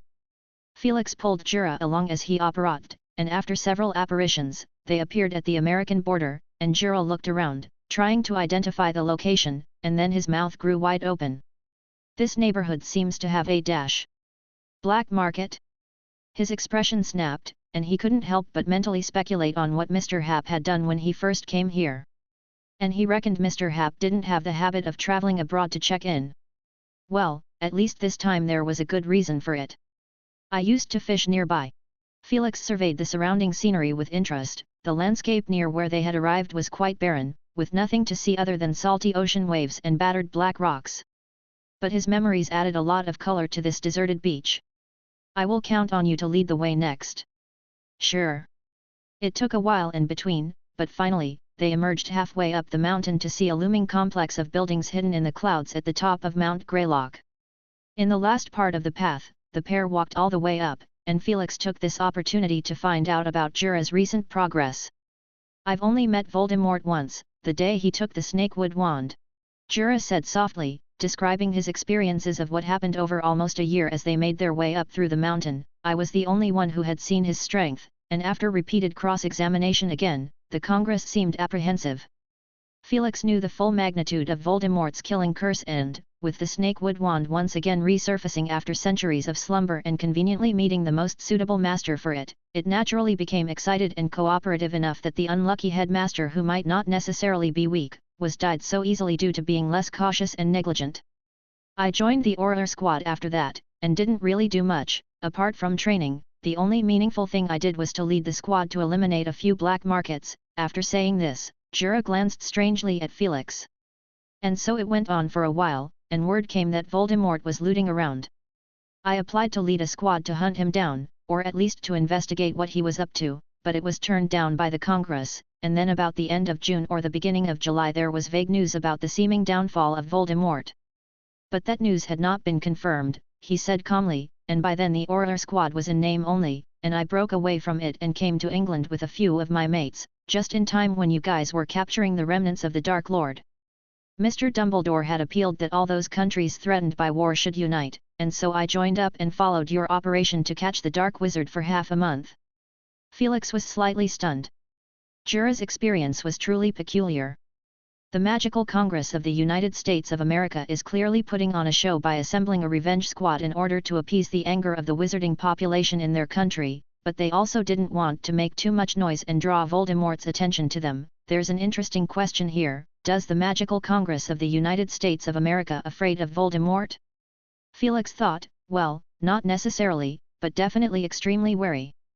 They probably had more inside knowledge from Dumbledore about how terrifying Voldemort could be, especially since, probably, many in the Congress had experienced firsthand the crushing pressure of another Dark Lord and would never want the war to burn on their side. And then Ms. Bones officially announced the end of the war. A few days later, I was approached by Mr. Gregg, who wanted me to introduce him to Ms. Bones. You pretty much know everything that happened after that. Jura finished. Felix nodded as they made their way up a winding stream from which a white mist rose up overhead. He asked again, are the Steward family famous? Jura had an odd look on his face. Quite famous in some ways. Their history goes back to the beginning of the school, when the first two founders had 4 children in total, 2 adopted sons and a pair of biological twin daughters. Ah, Chadwick's charms. Felix said. That was written by Chadwick Boot, a very capable wizard whose line of descendants is quite prominent in North America to this day. The other adopted son was named Webster Boot, who became a mercenary orator after he grew up, and while on a mission he met a beautiful Scottish witch, after which he married and followed his wife back to England to settle down. Of course, what I'm about to say actually has very little to do with these two adopted sons. The twin sisters had very different fates, probably due to the different talents each inherited from their parents. Jura said emotionally, the youngest daughter, Rhiannoch Stewart, was born with magical abilities, and when she grew up, she stayed at the school as a professor of defense against the dark arts class and remained unmarried for the rest of her life. Her twin sister Martha Stewart, on the other hand, was a squib, and it is from her that the Stewart line carried on. Felix nodded. Did she ultimately choose to leave the magical world? He could totally understand how that girl felt. He could think of two similar examples, one being Harry's mother and aunt, a pair of blood sisters. Likewise, only one of them had shown a talent for magic and, as far as he could surmise, they weren't exactly close. The other was Filch, whose existence had something in common with Martha's. Both stayed in an environment full of little wizards as a squib, and Filch had become withdrawn and eccentric, with a tendency to infuriate others. But Martha Stewart's situation must have been even more unpleasant because her parents were the founders of the Ilvermorny School of Witchcraft and Wizardry. There were no exclusive wands back then. Jura made a small joke, but immediately his expression grew serious. Martha grew up and married peacefully and lived as a nomade ever since. After that she remained in contact with her family, but that contact was broken with her death. After 100 years or so, things took a turn for the better. One of her descendants was gifted with magic, and we came to call him the first lord of the House of Stewart. When that young boy showed magic abilities, his elders told him about the family records and legends that had been passed down through the generations, and from his first day of school thereafter, he presented himself as a descendant of the school's founder, although that was indeed true. His last name is an issue. Felix reminded Jura of that. Jura scowled hearing that. That doesn't matter, because that boy changed his last name back to Stewart when he became an adult, in his words, following family tradition. With that fame, he later married a witch from a rather prestigious wizard family and rebuilt the Stewart family with the help of his wife's family. After that, there is speculation that he may have left a dying wish on his deathbed, as every generation of Stewart descendants since then has tried to marry as many prominent wizardly families as possible. It's almost an open secret and joke that just how much of Lady Isolde Sayers' bloodline still remains in the Stewart family. But thanks to this strategy, the Stewarts have managed to establish an in-law relationship with a considerable number of wizard families, although some are disgusted by their practices and loath to marry them, including the Calderon Boot family. But on the whole, the Stewarts have been very influential in recent years. As in this case, the Ilvermorny School of Witchcraft and Wizardry is reluctant to make a big deal out of it and draw criticism. Ilvermorny Castle came into view and Felix saw the figures of Mr. Gregg and Stewart's uncle and nephew from a distance. They walked over and Melville said provocatively, "You guys are too slow. You used the porte-clés." Felix raised an eyebrow. "That does save effort." Melville's face flushed. Blaise Stewart grabbed his nephew by the shoulders and said rather politely, "Mr. Happ, we are already there, and I am curious, are you planning on sticking the snakewood wand back into its original position? I mean, kind of replant it back?" He said in what he thought was humor, pointing to a fenced-off field where there was a deep, bottomless pit. "Pretty much," Felix said pleasantly. "Then I'll see where it leads," Blaise Stewart said with a shrug and narrowed his eyes. He stopped talking and looked around instead as if expecting someone to jump out. At that moment, the main gate of Ilvermorny Castle opened and a dozen figures walked out from between two towering stone statues of a man and a woman. They were dressed in robes of blue and berry red, and Felix was no stranger to the colors of the Ilvermorny school uniform. Having seen them many times during the Tournament of Champions, he knew that these people would be the professors of the school. "The one standing at the front is the new headmaster, Mr. Zakaria," Jura said to Felix. Felix looked curiously at Ilvermorny's new headmaster, who looked to be in his 60s or 70s, with dark skin, a broad forehead, and grey hair. After introducing each other, Felix took out the snakewood wand and walked over to the deep pit as those around him fell silent and observed him in silence. From Felix's mouth, a strange hissing sound sounded, similar to the sound that a snake would make when issuing a warning, but the sense of oppression was much stronger in the former. "No one present here would be afraid of a snake or two," but they could not ignore this hoarse, sinister sound. The surrounding light dimmed as if Felix was swallowing up the surrounding light. "What kind of evil spell is this?" Melville shouted as he covered his ears and backed away. His uncle wanted to restrain him, but it was too late, and to his surprise, a few professors gave him a contemptuous look. "If I'm right, that would be the Parseltongue." The new headmaster, Zachariah, said with a smile on his face, "Lady Isolde Sayer's daughter, Ryanuk, has inherited this rare talent." "Blaze, have you called anyone else?" The silhouettes of a wizard suddenly appeared, and as soon as they appeared they were silenced by the bizarre scene. "They're my friends," Blaze Stewart said stiffly, barely squeezing out a smile. His eyes still fixed on Felix, he had a premonition that his plan had gone awry. Felix Happ could actually speak in a Parseltongue. What the hell is his origin? Is he also descended from some branch of Salazar Slytherin? Besides, he really did seem to be able to wield a snakewood wand, just like that Dark Lord. His heart burned with fervour. Perhaps the Parseltongue was the key to controlling the snakewood wand?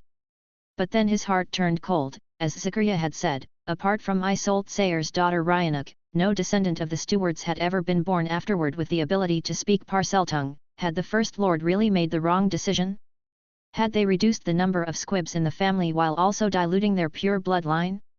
The smile on Blaze's face disappeared. His mind was in a state of turmoil that he didn't even have the heart to think about the allies he had summoned.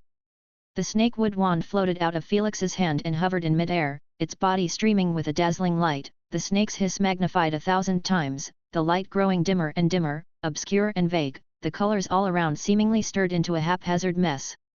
The wizards watching this scene looked on with great shock. Finally, Felix finished talking to the snakewood wand, and he said in a Parseltongue, "Slumber, and from your body will come new life." The snakewood wand suddenly turned into a luminescent ball of light and fell straight into the deep pit. A bright, vibrant, grass-green glow bloomed from the depths of the soil, and the earth around it suddenly sprouted a tangle of green blades of grass, covering and wrapping the exposed pit in the blink of an eye. Immediately afterward the brown earth near the center began to wriggle and bulge out into a small mound. A tender green sapling tenaciously bursts out and quickly grows from the size of a fist, as if it had been hit by an engorgement charm. Only when the sapling grew to the height of a man and the thickness of an arm did the snakewood tree's growth slow down, its leaves and stems occasionally flickering with fluorescent patterns, each flicker making it grow slightly taller and wider. This state might last an hour or two, or a week or two, but it is growing nicely, and it won't be long before it will become lush and green, with no difference from what it once was. The students of Ilvermorny could admire, and even cool off in the shade of the tree. Felix looked at his results with great satisfaction. This is the way to return it to its rightful place. The snakewood wand has fallen into a deep sleep and no one can wake it up till my magic lingers. Oh, and even the properties have not changed, its leaves still retain their excellent healing properties. Can I pick a branch as a souvenir, Headmaster Zachariah? Headmaster Zachariah was slightly taken aback, then smiled and said, "This is your right to do so, Mr. Happ. The entire Ilvermorny faculty and students should write you a letter of thanks." "Oh, please don't ever dash," Felix muttered, stepping on the soft grass and walking forward to break off a branch roughly a foot long. Neither of the two men gave the stewards a second glance. Felix put away the branch of the snakewood tree that still retained its life, ready to take it to Professor Sprout when he returned to see if a transplant is possible. It would be best to get Severus on board as well. Dumbledore had recently revealed his desire to recruit a second professor for the Defense Against the Dark Arts class, and he should be made aware of this. "Mr. Happ, the school professors and I are going to be applying protective magic on the lost and recovered medical snakewood tree, so why don't you let Juria show you around the castle in the meantime?" Headmaster Zachariah said with a smile. "The library at the school is not as old as Hogwarts, but it is definitely not inferior in quantity, and I'm sure you'll be able to get something out of it." "That would be great," Felix agreed readily. "I'm very interested in the collection of books at the Ilvermorny School." Chapter 614, Unofficial History. Ilvermorny's library occupies the center of the west side of the castle complex. From the outside, it extends in all four directions, with four corridor-like exits. The interior of the library is a spacious, circular room that is divided into 3 levels, somewhat similar to the architecture of Sword Castle. The ground level is a spacious reading area, with neatly arranged tables and chairs in the middle of the main lobby, surrounded by compartments divided according to different categories of activity. Going up a circular staircase, there are rows of brown bookshelves standing on the second and third levels, with a very extensive collection.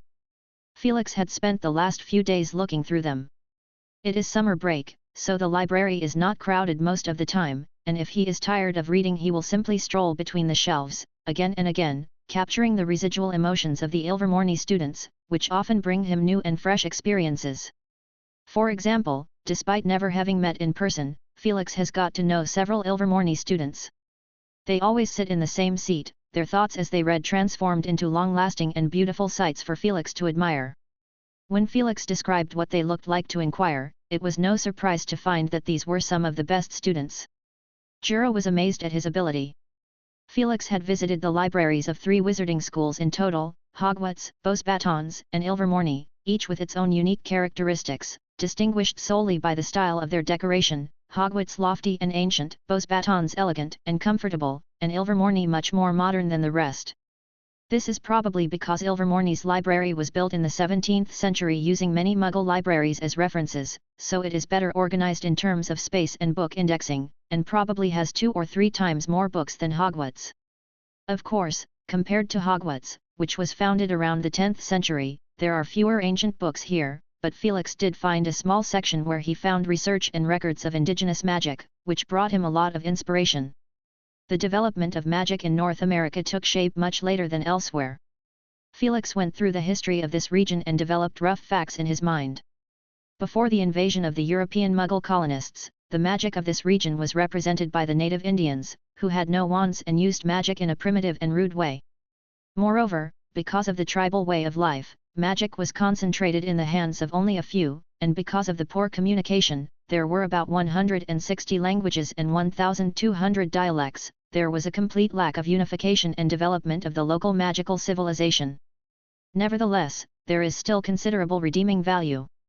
The founders of Ilvermorny had initially only wanted to establish a place to provide a home-based magic education, but in order to satisfy the wishes of their 2 adopted sons, they came up with a similar structure modeled on Hogwarts, which Felix found interesting to read about, as Isolde Sayre had never attended Hogwarts, and all the common knowledge she knew was told to her by her evil aunt, Gormlaith Gaunt, who had described Hogwarts as a dangerous place full of mudbloods and egalitarians, and had personally torn up the Hogwarts admission letter that had been sent to Isolde, which made the whole Hogwarts School of Witchcraft and Wizardry a concept that had only existed in the imagination of this Ilvermorny founder. And what's even more interesting is that the curses and insults that came out of Aunt Gormlaith's mouth, not only failed to work, but made the young Isolde think it was heaven. She told her 2 adopted sons about her imaginary Hogwarts, and the family was all enthralled, thus resulting in the Ilvermorny, the 4 plausible houses, the sorting ceremony, and most importantly, the wand. They did a decent job with it, and the nearby native people came to the school, which finally allowed the whole Ilvermorny school to get rid of the embarrassing situation of not being able to fill the 4 houses because there were only 2 students, although they didn't care, and Isolde personally with her 2 grown UPS adopted sons tried to combine the native magic with the European magic to form a unique Ilvermorny version of it. Much of that native magic, such as primitive magical rituals, hunting battle songs developed by imitating the roars of magical creatures, and methods of casting spells using magical plant and creatures materials and organs, there are many plausible elements, but Felix still recorded them, intending to save them for later experiments. He created a sound-based spell based on the Parseltongue and the Song of the Fwooper. It is different from the amplifying charm, and more similar to the Parseltongue curse that Voldemort had used on him, and Felix also attempted to incorporate the theory of sound waves from physics into it. Carrying magic power in sound waves is not only faster but also more stealthy. For example, once the bat's ultrasound is combined with thinking room magic, it allows Felix to quickly construct the real environment around him within his brain and overlay it with illusions. The effect of this magic is terrifying. When faced with Felix, enemies may never be able to tell what is real and what is an illusion. Even with the simplest echolocation function, spells such as the disillusionment charm, invisibility charm, or items like invisibility cloak would be almost useless, not to mention the damage that could be inflicted on the body by large-scale infrasound. Felix reckoned he would rarely get to use it, but the fun of solving puzzles and constructing a new discipline kept him hooked. He found time only to make a trip back to Hogwarts to give Professor Sprout the snakewood branch. It is extremely rare to find such a plant that retains vigorous vitality while remaining under the influence of powerful magical force for an extended period of time. Professor Sprout said excitedly, wishing to hug Felix and kiss him twice. Can it be grown successfully? Felix hurriedly changed the subject. It will survive easily, but to retain its magical properties it will have to be carefully taken care of, and it may take a year or two of nurturing to grow big, which will be quite a challenge for me. Despite saying this, Professor Sprout was smiling without any trace of worry. I'll have to go and find Severus. I've found him to be very talented in this area, which Charity can testify. She left in a hurry. Felix reinforced the defenses in Classroom 7 before returning to the Ilvermorny School of Witchcraft and Wizardry once again. In the meantime, the Ilvermorny headmaster gave an interview to the outside world and revealed a dusty history for the first time. The Snakewood wand represented a childhood tragedy for Lady Isolde Sayre. Headmaster Zacharias said solemnly, her evil aunt held this wand and killed Lady Isolde's parents and tortured her with cruel punishments, until she had the courage to escape. Even though this wand had helped Lady Isolde Sayre when she fled, she eventually chose to bury her past with her husband and welcomed a life of happiness together. I am always grateful when I look back on this history, because her choice not only created a new Ilvermorny but also left us with a magical tree with powerful healing properties. Lady Isolde Sayre must be more pleased to see this change than the shadow cast by the wand. It is not violence we need, but medicine that can heal the heart. Also, I would like to thank both Mr. Happ and Mr. Dumbledore. The impact of those words was far-reaching. At least the members of the Steward family who had been jumping up and down and acting as victims of oppression for the past few days had finally quieted down, and the end result, as Headmaster Zacharias said, the evergreen Snakewood tree will stand forever in front of Ilvermorny Castle as a witness to the friendship between the two wizarding schools. Jura also managed to become a head of the Department of Magical Law Enforcement due to the role he played in this event. Although there is still a long way to go before he reaches his dream of changing the circumstances of the Wizarding Society in America, he is at least on the right track. And the first assignment he was given was to represent the Magical Congress of the United States of America and accompany the Warlock, Mr. Felix Happ. What title do you think I should use for a powerful wizard at Felix level? Grand Sorcerer or Warlock or Archmage? The two men took the opportunity to talk a lot about the political circumstances within Congress. Probably as a result of gaining a deeper understanding of the operational logic behind the vast magical powerhouse known as the MACUSA, Jura's approach became more observant and pragmatic. It is a change in perspective. In the past, Jura, and even the other members of the Revolutionary Society, could only ask questions, find problems, and become discontented and indignant at the fact that the MACUSA was comfortable with the status quo, but now their thoughts changed to how to solve problems. It's tricky. Jura aside, there are many practical reasons for the isolation of the magical community and the harshness of the laws in the United States. The more I dig into it, the more I get a headache. Felix listened silently. The MACUSA placed restrictions on wizards from Muggle families out of worry that there would be a repeat of what once happened with the Puritans and the Scourers. This is another piece of dusty history. Felix thought with a nod. Simply put, the Puritans were religious extremists, they were Muggles. They had a history of zealously accusing others of using witchcraft, and the attitude of such individuals towards wizards could be imagined. It is worth noting that when Ilvermorny's founder, Isolde Sayre, came to North America, the Mayflower ship that she sailed on carried a fair number of Puritans, who were persecuted on British soil, so they turned their heads and persecuted others in the New World. And the Scourers are wizards. Or rather, used to be wizards. They were first a group of wizarding mercenaries brought together from different countries for profit, who would even sell out their own countrymen for bounties, such as selling wizards to be burned by the Puritans. When the Magical Congress of the United States of America was formed, it began to purge and execute these traitors of the wizarding world, but some escaped punishment. They dared not show their magic again and lived in disguise as Muggles, but the matter did not end with their deaths. Instead of repenting, these wizarding traitors extended their hatred towards the Magical Congress of the United States of America to the wizards of North America as a whole and passed on this resentment from generation to generation. Several of the more serious exposures in the history of the American wizarding community have pretty much been associated with the descendants of the Scourers. The most far-reaching one, in which the entire wizarding world was shocked and shaken, resulted in the MACUSA receiving a stern warning from the International Confederation of Wizards and led to the enactment of the infamous Rappaport Law, forcing a strict separation between the ordinary world and the wizarding world to prevent such an incident from happening again. In this country, some Nomash families firmly believe that magic exists despite never having seen it. Juria stated sadly, it is just that they believe that all wizards should be wiped out. Felix slowly said, I've heard Dumbledore mention that the populace of America seems to be more difficult to trick and blinded by magic than people elsewhere. That's the reason. Jura said, but there is much more to it than that. When all of the above is laid out together, the wizards of the Americas have another terrible threat to face. The Muggle government. Felix said solemnly. That's right, Jura affirmed, wizards are no secret in the eyes of the Muggle government, at least to those at the top. He added, since the Muggle government became independent, there have been several nasty clashes between the two sides. The Muggle government tried to crack the secrets of wizards or force them into servitude, but we resisted firmly and the Congress secretly destroyed the laboratories and erased the memories of some people. In short, there are all sorts of open and secret battles, and at one point we were pushed close to the point of waging a war. I've heard a rumor, he lowered his voice, that in 1892 the then President of the Magical Congress of the United States of America and the President of the Muggle government secretly negotiated a non-interference agreement that has lasted to this day. Can I see this agreement? Felix asked perkily. It is not found in the formal historical records at all, and I have learned about it from an old man in the Congress, and I cannot tell whether it is true or not.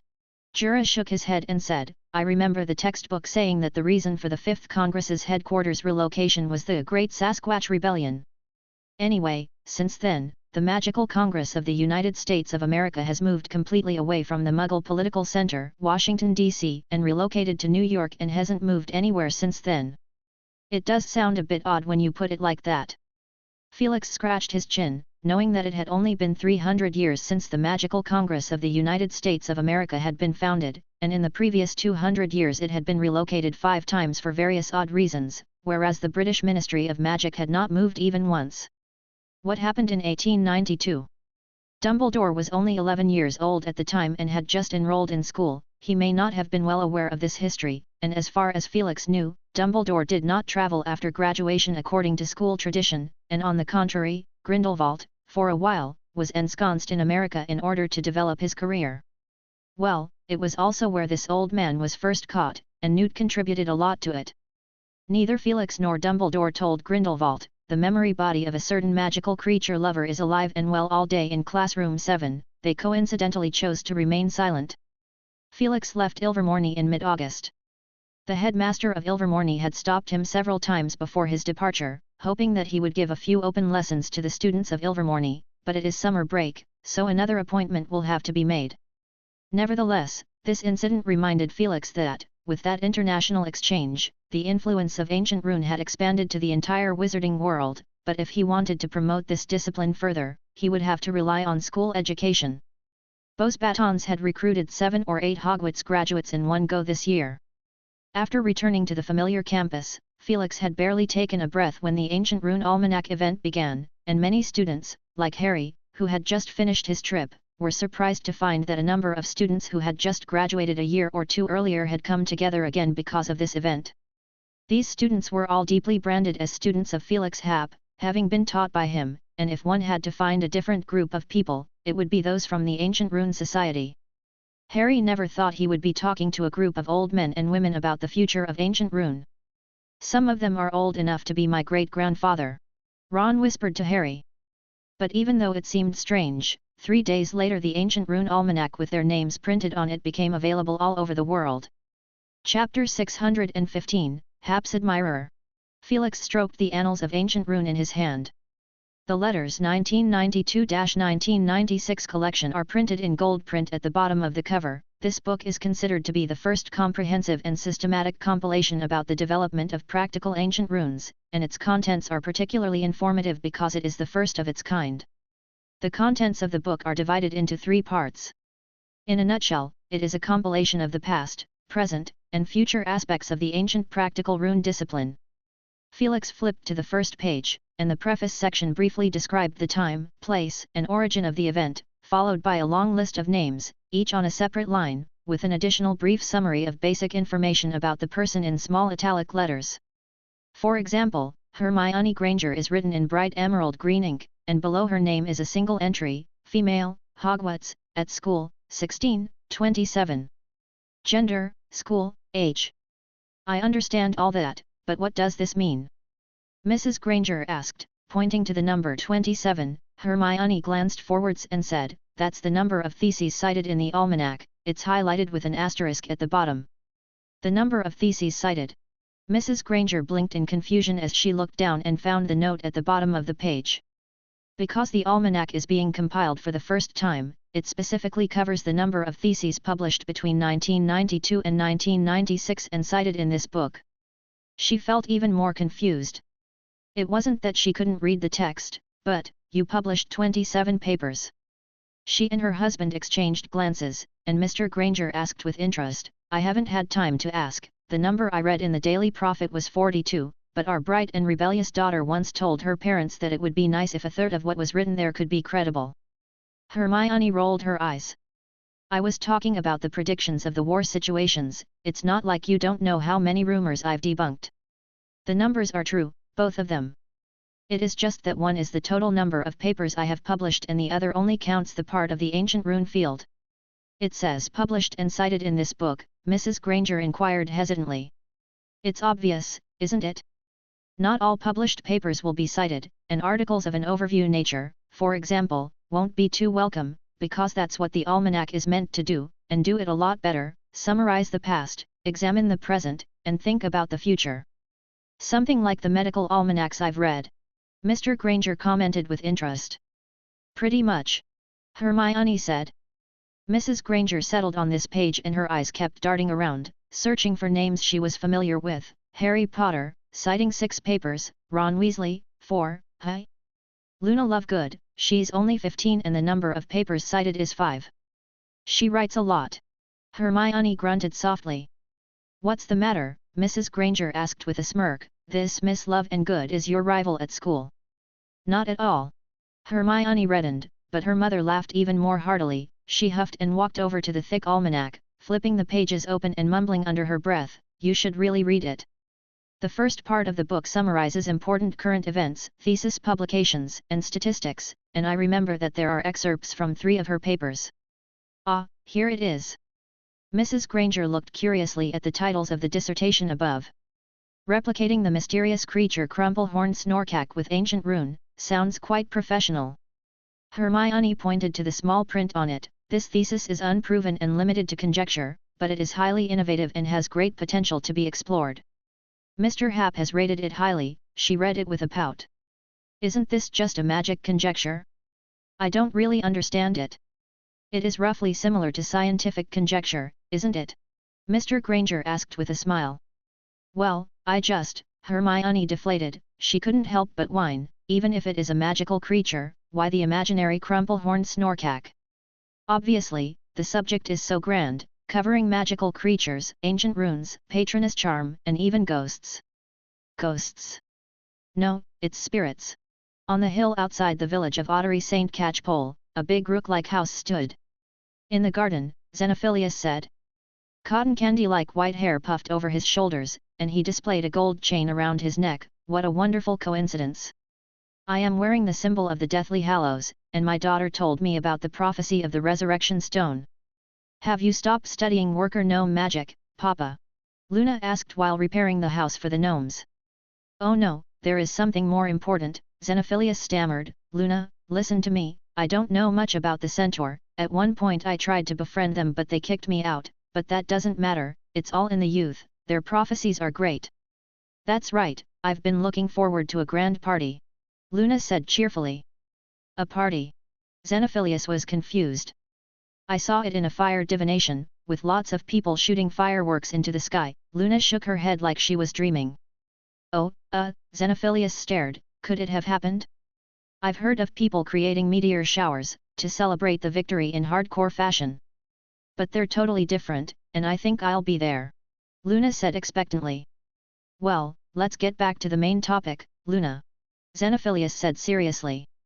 Luna nodded and stared unblinkingly at her father. The triangular eye symbol adorned around his neck sparkled on his chest. "First of all, this needs to be kept secret. Can I tell Ginny?" "Of course, you can, you're friends." "What about Harry? And Ron, Hermione, Neville?" Luna snapped her fingers and Xenophilius said, "If they're trustworthy, yes, you could even form a small team, but don't be too flashy, I don't want to hear that my daughter is making a big fuss about finding the resurrection stone. Some wishes won't work when they are spoken. He hesitated. Honestly, I don't know if I should tell you, there's not much hope after all. What is it? Headmaster Dumbledore wrote me back and invited me for an interview.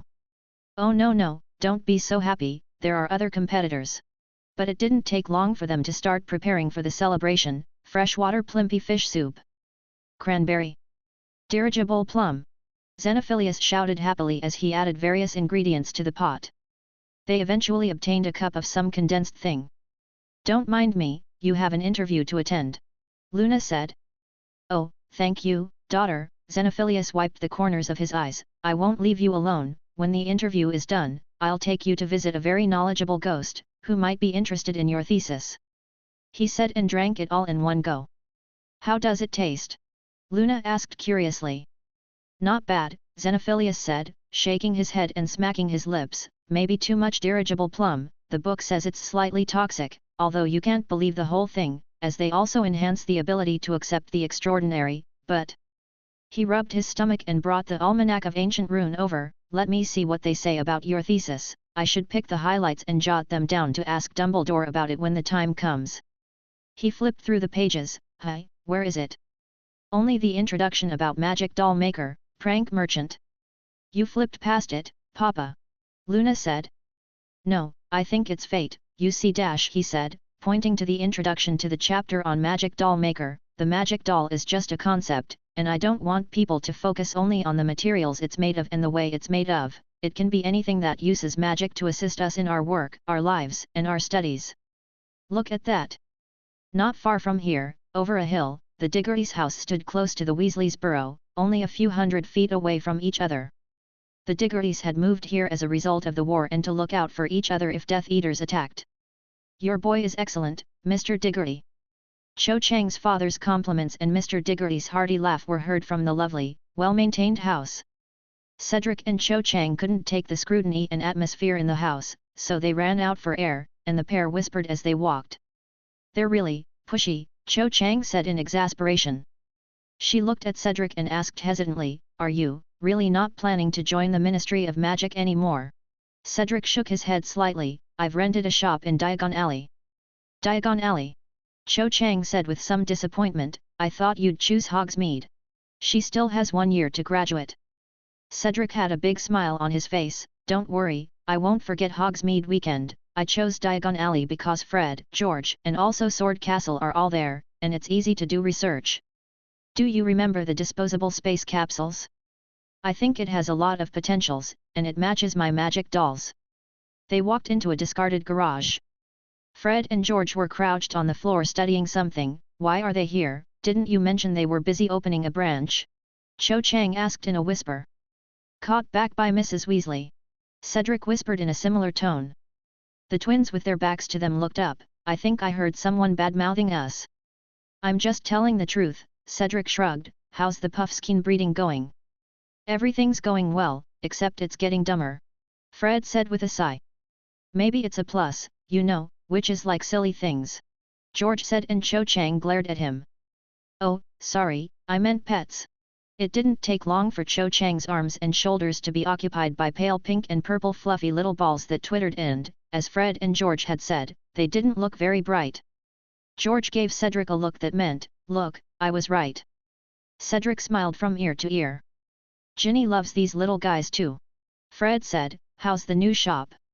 Opening in a few days, Cedric said, I've made a kind of transfiguration cloud of smoke, in addition to some of the previous finished products. Take it out for a look. Fred and George said in unison. Cedric pulled a teacup out of his pocket and shook it vigorously for a while, then he tilted the cup, and a cloud of smoke that looked like some kind of liquid poured out. It looked like some kind of growing crystal cloud that spread across the workbench. They're actually a single object, and you'll find it easier to cast transfiguration on them, like this. Cedric waved his wand and the crystal cluster-like smoke easily gathered into various shapes. With some degree of intensity, you can turn it into a chair, an emergency tent, or various small animals that even a first or second grader could easily control. Eventually, they saw a lifelike Hogwarts castle. Transfiguration requires a good understanding of what is to be transformed, and this smoke could help in that. Cedric said hesitantly, so it's actually a tool for learning transfiguration. It could be more than that, Fred said as he leaned on Cedric's shoulder, it's pretty versatile. Evening at the Royal Opera House, Covent Garden. Felix sat in the dimly lit auditorium and listened to a piano recital. Fran, OIS Crutoy had performed flawlessly, and when the curtain call salute came, the auditorium thundered with applause. Despite his calm face, he was already moved to tears. As the audience filed out, they were still immersed in the mood created by the sound of the piano. Camera flashes illuminated the stage and the microphone was handed up. Mr. Crutoy, can I ask what both the goddess and the angel in your tune are referring to? Or is it your yearning for a better life? Do you have a new understanding of religion? Crutoy narrowed his eyes slightly as he seemed to see a familiar face below the stage, and Felix smiled at him. Mr. Crutoy. Oh, Crutoy stared at the empty seats, thoughtfully, both tunes refer to the same thing, if I had to name a difference, perhaps one is what one sees and the other is what one imagines. When sorrow comes, may we each meet an angel. Harry received the list of additional books and the Quidditch team captain's badge that came with the envelope in time for the new school year in the last week of the holiday, and Harry looked at it repeatedly for a while with great excitement. Is there anything you need to buy? Sirius asked. Yes. Harry stared down at the list of books and read it twice over before saying in surprise, 6th Year Defense Against the Dark Arts, Confronting the Faceless Dash. Ah, that book is quite famous. Sirius said. And Harry gulped. And what else?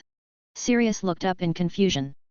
There are 3 more books, The History of the Muggle Struggle, from a million years ago, How Muggles Think, and The Magic of the Muggle World. To be sure, there is no mistake, right? Sirius almost fell out of his chair.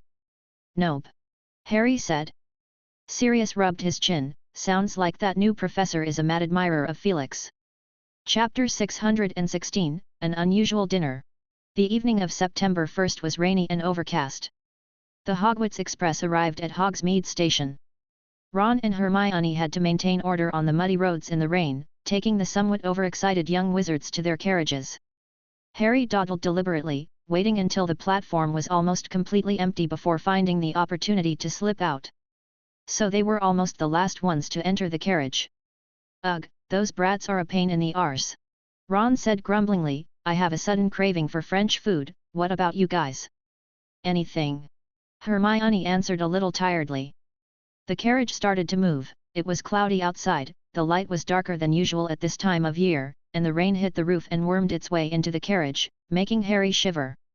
The carriage finally stopped by the stone steps leading up to the oak gate and Hermione, who had been dozing off, woke up with a start and jumped out of the carriage. Come on you two. She's absolutely starving. Ron said in a hushed voice to Harry. The 3 of them rejoined the crowd, after stomping their way up the waterlogged stone steps, the brightly lit entrance hall was in sight. Harry couldn't wait to sit down in the Great Hall and enjoy the food. This thought injected a rush of heat into his cold body, and he climbed the last few steps in one breath. A pair of shoes blocked his way. Harry looked up at the blank, expressionless face of Professor Happ. An inexplicable wave of fear washed over him, stretching his internal organs to the point where they ached strangely. Ron and Hermione looked back at them in wonder. Professor. Harry swallowed hard. Harry, stay after the dinner. Headmaster Dumbledore and I are going to take you somewhere. Felix said, and he had almost assumed Harry had missed the train, after spending nearly half an hour in the chilly breeze at the door. Valen was soaked to the bone and finally couldn't take it anymore and run off to the Great Hall. Harry opened his mouth, swallowing what he was about to say, okay. Felix nodded at him, leading him towards the Great Hall. Professor. Felix stopped and looked at Harry. Harry was shivering from the cold. Do I need to make any preparations? No need. Oh, better bring your wand. Harry walked into the Great Hall with heavy feet. The Great Hall looked chaotic with students making their way to the table, and when he sat down, Ron and Hermione gave him a questioning look, and he shook his head. He couldn't help but look towards the professor's seat where Professor Happ was whispering something over to Headmaster Dumbledore as he leaned over Professor McGonagall's empty chair, and Headmaster Dumbledore nodded solemnly. His heart sank little by little. I've already informed Harry, and when the dinner is over he will. I understand. Dumbledore said in a hushed voice as he picked up a fork and tapped it against a goblet. A crisp clink echoed through the great hall, and the noises subsided as the students' eyes focused on the professor's seat. Some of those who had previously been preoccupied with chatting with their classmates noticed something out of the norm. 2 new professors. Seamus said in surprise, as he counted them one by subject, his face filled with bewilderment. How come there is one more person? Professor McGonagall's seat is empty. The man sitting next to Snape is Mr. Slughorn, and the one sitting next to Professor Hap is Mr. Bagshot. Harry whispered. Hermione breathed in softly, looking a little uneasy. What's wrong? The number of chairs isn't right, there is an extra one dash. At that moment, the door to the Great Hall opened and Professor McGonagall led a row of little wizards in and had them line up in front of the faculty table. Then, she placed a dirty hat on a small round stool and stepped aside to wait. The Sorting Hat sang aloud. I have been worn on the head of the best duelist. Though then not yet given a life. I am older than everything in the castle. But don't think I'll ever change. The 4 founders of the great school. Their deeds have been passed down for a millennium. Who else in the world knows enough about them? Then think who carried their beliefs. Godric Gryffindor, the matchless duelist. Rowena Ravenclaw, whose wisdom is unmatched. Helga Hufflepuff, who is merciful and compassionate to all. Salazar Slytherin, with a shrewd and merciless mind. Despite their bodies being decayed, their beliefs still live on in their students. The 4 houses have been blessed with talent. Together they have made Hogwarts prestigious. But I will pour cold water on you. But I will pour cold water on you. A single belief can only work in isolation. A single belief can only work in isolation. Courage and recklessness are inseparable. Wisdom and arrogance are intertwined. Kindness and weakness are always in harmony. The clever and the selfish are only a matter of thought. I stand before you now to confess to you the past. I have done my duty and told you straight. Let us begin the sorting now. The Sorting Hat didn't move after it finished singing. In the Great Hall, it was like a pause button had been pressed, and it took a few seconds before sparse applause broke out. The students all murmured, "This is the first time I've ever heard the Sorting Hat criticize the beliefs of 4 houses." Ron said in surprise. "But it does have the credentials," Harry said, applauding along with the crowd, despite the fact that he also found it a little strange in his mind. Usually, the Sorting Hat will simply describe the qualities that the 4 houses value and brag about the 4 founders to the sky, sometimes with the exception of Slytherin. Last year had been different. It had given an unprecedented warning to the students to stick together, but that was because Voldemort was lurking outside the school. Now that the war was over, Ginny had even made a bet with Ron on the train that the Sorting Hat would sing the praises of people coming out of the shadow of war this year in a butchering way. Professor McGonagall, too, was a little stunned, and she cleared her throat with some effort. The chatter at the bottom ceased abruptly as she pulled out a long roll with the names of the new students, and read them out one by one. Tulsa Alamo. It's very distinctive. At the professor's seat, Grindelwald put down his hand and murmured softly. Felix smiled slightly, and his eyes swept across the Great Hall. The reactions of the students and professors to the Song of the Sorting Hat were different. For example, Slughorn, who had been loudly trying to establish relations with the many professors before, now said nothing and furrowed his brow. Slughorn glanced at Dumbledore and then subtly glanced at Grindelwald as his walrus mustache twitched. Probably he is weighing up in his mind whether he is at a losing end. Felix thought quietly. He knew that Dumbledore had used the teaching position and the offer of asylum as a base to rope in Slughorn, but at the time Voldemort had not yet fallen and Slughorn did not want to expose himself in plain sight. Now that the war was over, the wily old walrus couldn't hold back any longer. But this also brought a plus, as Severus finally got his wish and secured the position he desired. Toby Gilbert. Felix glanced at the Sorting Hat and keenly grasped the crux of this year's Sorting Hat song, the same as last year, a call for students to unite as one. But these two are different from each other. Last year it was because of external enemies, and this year it may be because of internal reasons. Did the Sorting Hat hear something from Dumbledore?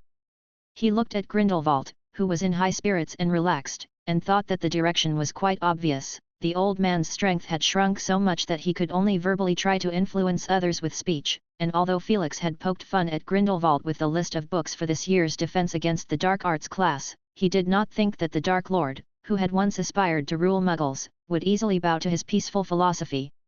It was more likely that he would use his book as a target for criticism. Felix had already made up his mind that he would go over for a couple of classes sometimes. His book had been written with great care, and he couldn't let Grindelwald interpret it in a haphazard way. Hubbard Zenobia. Slytherin. The sorting ceremony was finally over and Professor McGonagall came over to pick up the sorting hat and stool. Just a moment, please, Minerva.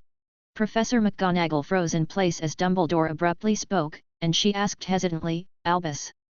Dumbledore stood up agilely and walked out, his footsteps were brisk. He smiled and said, I'm just a little curious to see what house I would be sorted into if it were now. He picked up the sorting hat and raised his arms to put it on his own head while sitting somewhat comically on the small stool. The great hall was at once abuzz with voices. In spite of their stomachs rumbling with hunger, the students rose to their feet and stood on tiptoe in anticipation. Finally, he has gone mad! Hermione exclaimed. No, that's normal. Harry and Ron said in unison as all the students looked at Dumbledore without blinking. What do you guys think he is up to? I don't know, but if the sorting hat sorts him into another house there'll be fun to watch. Maybe that's what he wants. Dumbledore sat upright on the small stool, his long white beard trailing on the floor. He closed his eyes and seemed to be communicating with the sorting hat as the crack opened up in irritation at the brim of the hat, and it shouted, That's not allowed in the rules, Dumbledore. Oh, come on, don't be like that, be more accommodating, Dumbledore whispered. The words were only audible to Professor McGonagall. Her lips pursed into a tight line and her fingers kept opening and closing as she was mentally torn over whether or not to forcibly remove the sorting hat from Dumbledore's head. She was unable to decide which of these things would turn into a scandal, so she could only stay frozen in place, her chest heaving violently. It took a minute or two for the sorting hat to reluctantly call out the word Gryffindor. Dumbledore stood up contentedly and handed the sorting hat to an exasperated Professor McGonagall. Felix, Grindelwald, and Snape looked thoughtful, although they had completely different views. Felix became more excited about the speech that would follow after the dinner. What would Dumbledore say? Would he support school reform? Grindelwald's lesson preparation this year had been extremely purposeful, and without Dumbledore's tacit approval, that outrageous list of books would not have existed at all. Dumbledore had returned to his seat and, as if nothing had happened, he spread his arms wide and said with a broad smile, There is no better way to represent my mood at the moment than a great meal, so let's eat with pleasure.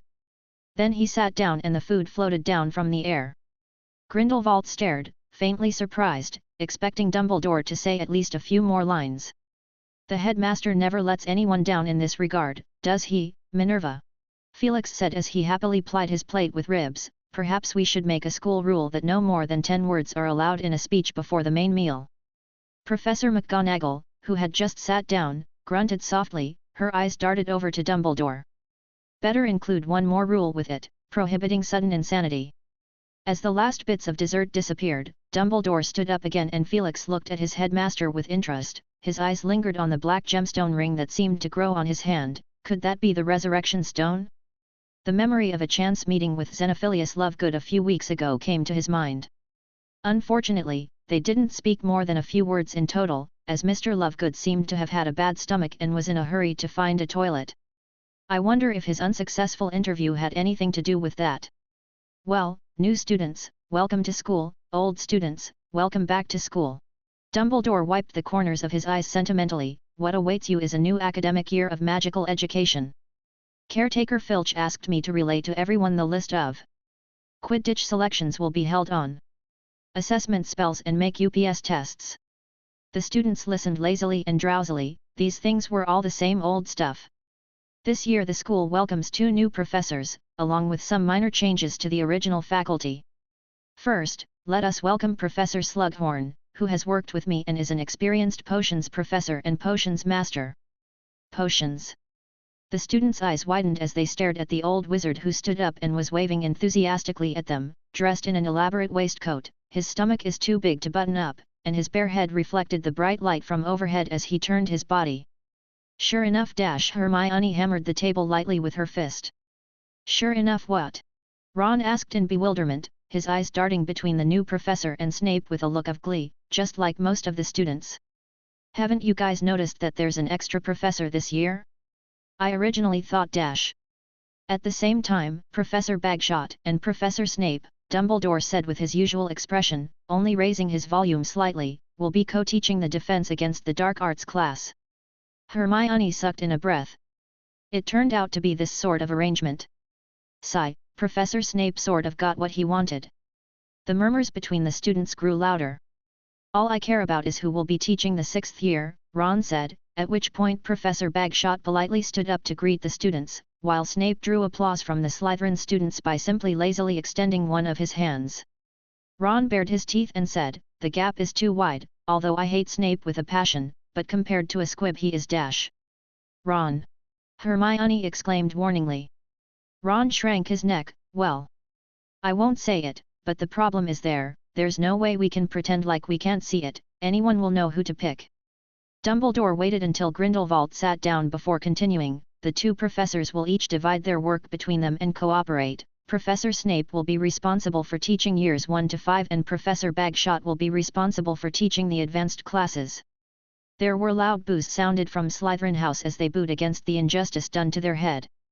Even Harry was very surprised, at the moment although the only people who expressed their clear opposition were Slytherin students, and the other 3 houses showed a lukewarm response, but that was only because they didn't know that Mr. Bagshot is squib. If they had known, they would probably have been just as loud. Harry looked over at the professor's seat and couldn't help but worry about Mr. Bagshot, but his expression looked as usual. Somewhere in the back of his mind, Harry breathed a secret sigh of relief. Although he had not yet attended Professor Bagshot's class, at least one thing is certain, he would not have much chance of dealing with Snape this year. A notion suddenly occurred to him that perhaps Snape had chosen years 1 to 5 for this same reason. After the announcement of the change of posts, Dumbledore was still standing in place, and clearly had something to say. The buzz in the Great Hall faded as the students thought involuntarily of the Song of the Sorting Hat and Headmaster Dumbledore's strange actions, and perhaps they could hear the answer to this question in the words he's going to say. Many people have suffered greatly over the past year due to Voldemort and his entourage causing havoc. Fortunately, we have not had to sacrifice too many of our cherished possessions, as we did in the last war that stretched over a decade, and I hope that we will all take even a minute out of our celebrations, like right now, to reflect on what the war has brought to us. What followed was an extremely long minute. I'm sure each of you has your own reflections. Please remember this moment of reflection, it will allow you to grow and to know right from wrong. It is normal that one's thoughts will change with one's own experiences. I still remember clearly the scene of my own sorting when I was enrolled. The decision was made almost immediately by the sorting hat. But just now I'm not sure where it would sort me out, but one thing is certain, bigotry can lead people to extremes and stir up disputes. Dumbledore's speech came to an awkward halt. Well, you will have plenty of time to ponder these vexing questions later, but the immediate priority at hand is a well-deserved rest, and I see someone yawning. So, good night. The single bench was pushed behind him and Harry stood up together with the rest of the group. His brain wanted to rush back to the warmth and comfort of his bed immediately. That's when he saw Professor Hap waving at him with a serious expression. He sobered up with a jolt. What's the matter, Harry? Ron asked with a yawn, by which time Hermione had run off to show the way to the first years. Harry gave him a deep look. If I couldn't make it back, I left some stuff in the box. What are you talking about? Ron rubbed his stomach. Remember, the box. Chapter 617, Vent. Harry rushed off, afraid that if he continued he wouldn't be able to resist doing something strange. He never wanted the last impression he left on Ron to be hugging him and bawling his eyes out, with snot and tears streaming down his face. Professor! He said under his breath, his heart thumping. Felix nodded, still with a very little expression on his face. Best to wait for everyone to leave, it's better if we don't attract too much attention. Harry watched Ron leave with the crowd, glancing at them suspiciously on his way out. Finally, the cheerful, lively atmosphere faded and Harry's mood inevitably became lowered with the empty, silent Great Hall. After a few more minutes, Felix led Harry away. Harry followed along in a trance. Those few minutes allowed the emotions that he had been deliberately suppressing over the summer to surface again, surging violently through his mind, and he felt like a drowning man, losing hope of survival little by little. As they walked past the dimly lit entrance hall and headed towards the grand staircase, Harry wondered a little, shouldn't they be going outside? Then he suddenly felt a sharp gaze staring at him from behind, and he jerked back to see a blurred, tall, dark figure standing motionlessly at the entrance to the dark underground staircase, staring blankly at him. Harry tripped over the steps, and when he looked up again the dark figure had disappeared and a cold chill ran through his hands and feet. Felix stopped and looked over at the empty staircase thoughtfully. Severus. That was Snape? Harry asked in shock. It's Professor Snape for you, probably because he's worried. Felix said uncertainly as they went up the stairs. Harry looked distracted, his mind intertwined with complicated thoughts. One thing Harry didn't say was that he had just inexplicably thought of Ron's uncle Bilious. Bilious had died 24 hours after having seen the Grim, which is a big black dog. But there is more than one omen of death, Harry thought grumpily, thanks to Trelawney, who had taught him a lot about ominous omens in class. Such a thing had happened to him in his 3rd year, and Harry had been terrified by Sirius Animagus for a while. Credit for this goes to the fabulous divination class professor. Luckily there is no need for him to attend her class this year. But then Harry immediately felt depressed. Would he be able to sit comfortably in class tomorrow? Maybe that would be a luxury for him unless he turned into a ghost like Moaning Myrtle. Not sure if Dudley would be able to see himself then? Keep up. Harry realized he was already half a staircase behind Professor Hap, and he quickened his pace. Where are we going, Professor? To stop himself from drifting into a wild imagination, Harry asked a random question. Classroom 7. Classroom 7. Where else do you think we're going? Felix answered casually. I thought, well, it would be some hidden cave, a dungeon, or something like that. Ah, you guessed it, didn't you? Felix smiled as they stopped at the door to Classroom 7, Dumbledore should already be in there. Harry was surprised when he saw the dense pattern of runes condensing on Professor Hap's fingertips. A necessary measure, the smile on Felix's face became more pronounced. It is actually possible to open the door with a key, but I find this more convenient. Is that how the students are going to get in too? Harry asked, doubting that anyone except Hermione could get in. Hi, didn't Dumbledore mention that at the dinner? Classroom 7 is closed to the public this year, part of its function is placed next door, go ahead. The door opened and Felix held it open, allowing Harry to enter first. Harry walked in silently. Voldemort is being locked up here? He asked all of a sudden. That's right, we've arrived. Harry expected to see a ring, or a cage or something, and then Dumbledore and Professor Hap would stand back and watch him wrestle Voldemort as the only spectators, but the reality was quite different. Dumbledore stood calmly in front of the door of a small 2-story building, arms folded in front of his beard, humming a pleasant little tune as if he hadn't yet been withdrawn from the merry atmosphere of the dinner party. Harry, Dumbledore said in a brisk tone, I know you're full of questions, but I want you to keep your cool and not scream out loud next. After saying that he moved out of the way. Harry's eyes went wide and a scream shot up his throat. He saw Voldemort, limbs dangling helplessly towards the ground, his whole body hovering in midair, being swallowed by a silvery, transparent slowly rotating Ouroboros snake that was even bigger than the basilisk. The room shimmered with colorful dots of light that merged dreamily into the body of the Ouroboros snake. This is Voldemort's private prison. He's completely imprisoned, from his magic to his body, including his consciousness. Felix said briefly, feel it carefully. Harry was a little unsure, and all he could do was clutch his wand. Felix and Dumbledore looked at each other. Dumbledore gently said, no, Harry, you don't need your wand, feel it with your heart. Harry's mind twitched as he noticed the anomaly. He looked at the two men uncertainly, I seem to be able to sense the snake. Felix laughed. Because that has your emotions in it. This Ouroboros Patronus, let's call it that for now, it's actually made up of multiple Patronus-like magics. You read the information I gave you, right? Then you should be able to understand it. Harry thought back carefully for a moment. Patronus requires positive emotions, but Professor, you can substitute other emotions, as you have demonstrated previously at the club, and they can also be fused together. Harry imagined a scene in his head where there are few, or even a dozen, different-looking Patronus pieced together, and for the first time, he felt his brain was running out of steam and wondered if the Patronus book he had written had become outdated. It's hard, Felix said with a sigh. Some things have little to do with magic, and not surprisingly those little ones don't listen to each other. They're all products of strong emotions, and I need to find a single much more strong emotion that can lead them towards a common goal, a one with leadership character. Harry froze for a moment as he asked tentatively, "You mean, me?"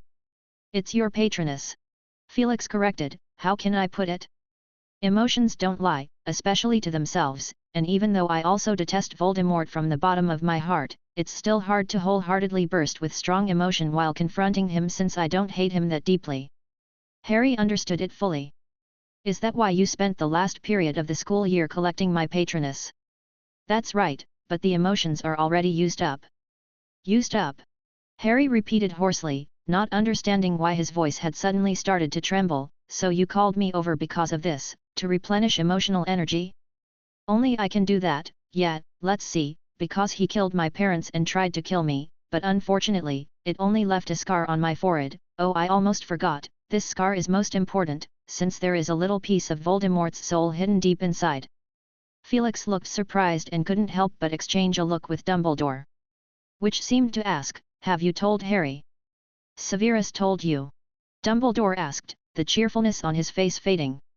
"I saw it myself, through his memories, and yes, I know it all," Harry said through clenched teeth, his voice involuntarily rising. "The very day you captured Voldemort. It looks like Snape didn't tell you guys. I guess he didn't know what to do with the situation, just like I did."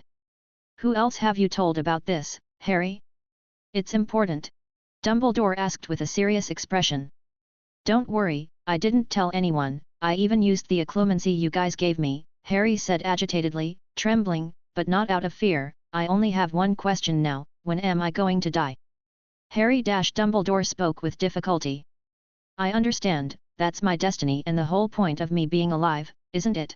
Harry shouted, his long depression now finally found a vent for him to let it out. "But until then, I think I'll live a little longer because of my patroness. Expecto Patronum!" He shouted and raised his wand. A majestic stag burst out of the tip. It stood in front of its master like true life, a true patroness, and from its body, a bright light blossomed and the whole of the classroom 7 enveloped. Harry calmed down. He waved his wand and the silver stag kept skipping through the air. When the Ouroboros snake moved up, spitting out its own tail, then the huge snake's eyes lowered and gazed at the stag, which had something in it that it craved. The silvery patroness rose into the mouth of the snake and became one with it. The Ouroboros snake raised its head sharply as if to let out a roar. 2 bright lights shot out of its eyes and its body began to wriggle violently. Even the Voldemort at the tip of its tail began to tremble, but in the next second, the Ouroboros once again swallowed Voldemort and its own tail. Silence fell over classroom 7. Harry spoke, the tone of his voice was deadly calm. "I've been thinking about this for a while now. Constantly counting the dates in my head, thinking about it all through my birthday. Maybe you guys would have approached me on the first day of summer break, but you didn't, and after that Professor Hap found me, but he was there for Mr. Bagshot, and I thought the Order of the Phoenix bonfire party would be a good time, but none of you showed up. I thought to myself, yeah, you might have been merciful and wanted me to celebrate my 16th birthday. Was there ever a spark of hope left in me? Maybe there was, but the last little bit disappeared, and I was well prepared for it before I came. But it doesn't seem like the right time right now. I just want you guys to make a decision quickly because I might suddenly change my mind one day and become unwilling to die. Give me an exact date before I change my mind." Harry was unable to say any more, and through his wet eyes, he saw an equally tearful Dumbledore. Chapter 618, Resurrection Stone. "Yeah, that's what Harry said at the time. Remarkable person, isn't he? I sort of admire him for that, even though I am still strongly averse to the idea of idolizing someone personally." Valen listened intently, not even noticing that she had dropped the little biscuit in her hand. "Key." After that Dumbledore took Harry away. Felix spread both hands to indicate that the story was over, causing Valen to grumble, why didn't the great Demon King follow along? She wanted to know what happened after that. Felix himself sighed a little. It must have been hard for Harry to keep so many emotions bottled up, but it was the survival of such a person that made people look forward to his future all the more. Felix sat down in his chair behind his desk, his eyes became calm. He has 2 important tasks at hand. One is fulfilling his duties as advisor to the Minister of Magic. To some extent he has been promoted again at the Ministry of Magic, and there is still a big difference between an honorary advisor hired by the Ministry and a personal advisor to the Minister of Magic, and answering the various questions raised by Amelia Bones. This matter dates back to a few weeks ago. At the end of the Ancient Rune Almanac event, Ms. Bones came to the school when Felix hadn't shown any sign of visiting her. Similar to today's process, Ms. Bones had witnessed the state of Voldemort firsthand, and even without knowing the secret of the Horcrux, she still chose to believe in all the decisions Dumbledore made. Since that day, Ms. Bones had been bombarding Felix with a barrage of owls at an average rate of one a day. Frankly, he was quite happy to write back. Despite the finally throwing trouble out attitude that Felix displayed when confronted by Ms. Bones, that was just a negotiating technique, a way of fighting for the right to speak and to have a dominant position, as he certainly preferred to keep things under his control. And the second task is about the study of the soul domain. Felix shook his left hand slightly and a teacup-like container came to his hand. Valen couldn't restrain herself from coming over to look. The container contained a ragged 2 or 3 inch long piece of cloth, but on closer inspection it looked a bit like a man in a black hooded cloak, the skin of his bare hands glazed in greenish-grey, eerily shining light, covered in mucus and motes, looking no different from a rotting corpse. It is a Dementor. Key. Take it away. Valen shivered. She knew what this thing is, having seen it in more than just comic books. Once she even let the great demon show it to her out of curiosity, only to have all her joy sucked out of her and become sadder than a penniless niffler. The Dementor floated around the container as if some kind of black, highly poisonous jellyfish. Key? Is it dead? Valen asked warily. No. They're not exactly a living thing, it's a kind of non-being. Felix said softly. He couldn't transform into a Dementor, and all he knew about Dementors came through experiments. Because Dementors are not magical creatures, they are not even considered living things. Their own state transcended the concept of life and death, they are never really alive, so naturally one cannot talk about death. Valen ran over to bring her little chair over and assumed a posture of listening to a story. Felix. Okay. He was also in a bit of a spirited mood today. The origins of the Dementors date back to the 15th century. There was an unmarkable island in the North Sea that later came to know as Azkaban. Back then this island was inhabited by an evil wizard named Acrisides. After placing many wards and magics on the island, Acrisides secretly captured passing sailors and subjected them to all sorts of cruel, evil dark magic experiments, from which the Dementors were born. And since then they can never be eradicated. Felix ended the story in a low, deep voice. Key. Ah, you mean this? I could indeed destroy them, but in the blink of an eye, they would once again spawn in places clouded with gloom, filth, and full of despair. Dementors are born out of human emotions, and the only way to cut their numbers is through reducing the means of their existence. Valen shook her head a little confused, this concept was a little beyond the scope of her knowledge.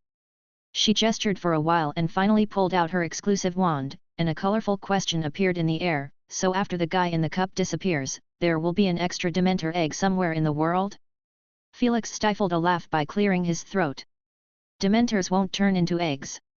Valen thought for a moment and wrote, then a plant seed? Well, not really. Well, stop writing, I can give you an example. Felix stopped Valen's fantastic association and mulled it over for a moment before saying, Dementors are closer to Peeves in terms of their state. Valen's eyes widened as she found it difficult to make any connection between the two things. Think about it, Felix said, Peeves is an aggregation of chaotic minds of young wizards, Dementors are born of a mixture of corruption, filth, and despair. Peeves cannot be seen by ordinary people, neither can Dementors. Peeves can move objects and do all sorts of mischief. Dementors have the same ability to interfere with reality. Peeves is manifested due to the little wizards of Hogwarts and cannot be destroyed, and Dementors will also remain undead forever due to human emotions. But Peeves can only stay in Hogwarts Castle. Valen thought very hard for half a second and wrote. For Dementors, the whole world is a castle for them to roam. Felix spoke softly, in a corner of Azkaban, where Acrisides conducted his evil experiments back in the day, a Dementor or two is still spawned from time to time. According to Ministry of Magic's records, the number of Dementors increased dramatically during the 2 world wars. They even tried to break out of Azkaban as even darker, and filthiest places sprang up. It was only at the end of the war that their numbers dwindled. Felix held out a finger and propelled the teacup-like container with Dementor around the air. Well, who would ever believe that they could potentially destroy the entire world if left unchecked? Under Ms. Bones' command, the Ministry of Magic has now stopped using Dementors as guards for Azkaban. At the same time, an extra room has been created in the Department of Mysteries, which is lined with Dementor capture cages, and sealed up with the most restrictive magic. The last few currently in the wild are probably the only ones Felix has. For a while, he had been trying to figure out how Dementors could extract souls, but having learned from the past, Felix had decided to be more cautious, fearing that he might accidentally create something unimaginable. Felix put the Dementors away and began to write a reply to Ms. Bones. Valen also went back to her little table and started writing her diary. She now had a new target, Leonard Bagshot, because he had blown up her snake, and although her treasure had come back as a result, Valen still held a grudge against him. Elsewhere, Harry returned to the common room with some exuberance. "Don't expect me to open the door for you if you come back this late again," the fat lady shouted at him. "Yeah, got it," Harry replied, humming a pleasant tune. He had learned from Dumbledore that the professor's working hard to keep him alive, and it made him feel so bad for shouting and snapping at them, and he had also learned a secret, the Resurrection Stone. Headmaster Dumbledore unexpectedly owns the legendary Resurrection Stone. This secret is not even known to Professor Hap. Headmaster Dumbledore had strictly forbidden him from telling anyone. Thinking about all the trouble the Elder Wand had caused, Harry solemnly agreed. However, it did not stop him from wanting to secretly steal it for some time. Of course, Harry also felt bad for Headmaster Dumbledore's sister. Yes, Dumbledore had a sister, it was unbelievable. Harry almost dropped his jaw when he found out about it. Why had he never thought about it? But she had died at a young age and hadn't had time to attend Hogwarts. That's why Dumbledore had broken the rules and joined this year's sorting ceremony. That was to fulfill his sister's wish. The Resurrection Stone can summon a projection of the dead from the minds of the living.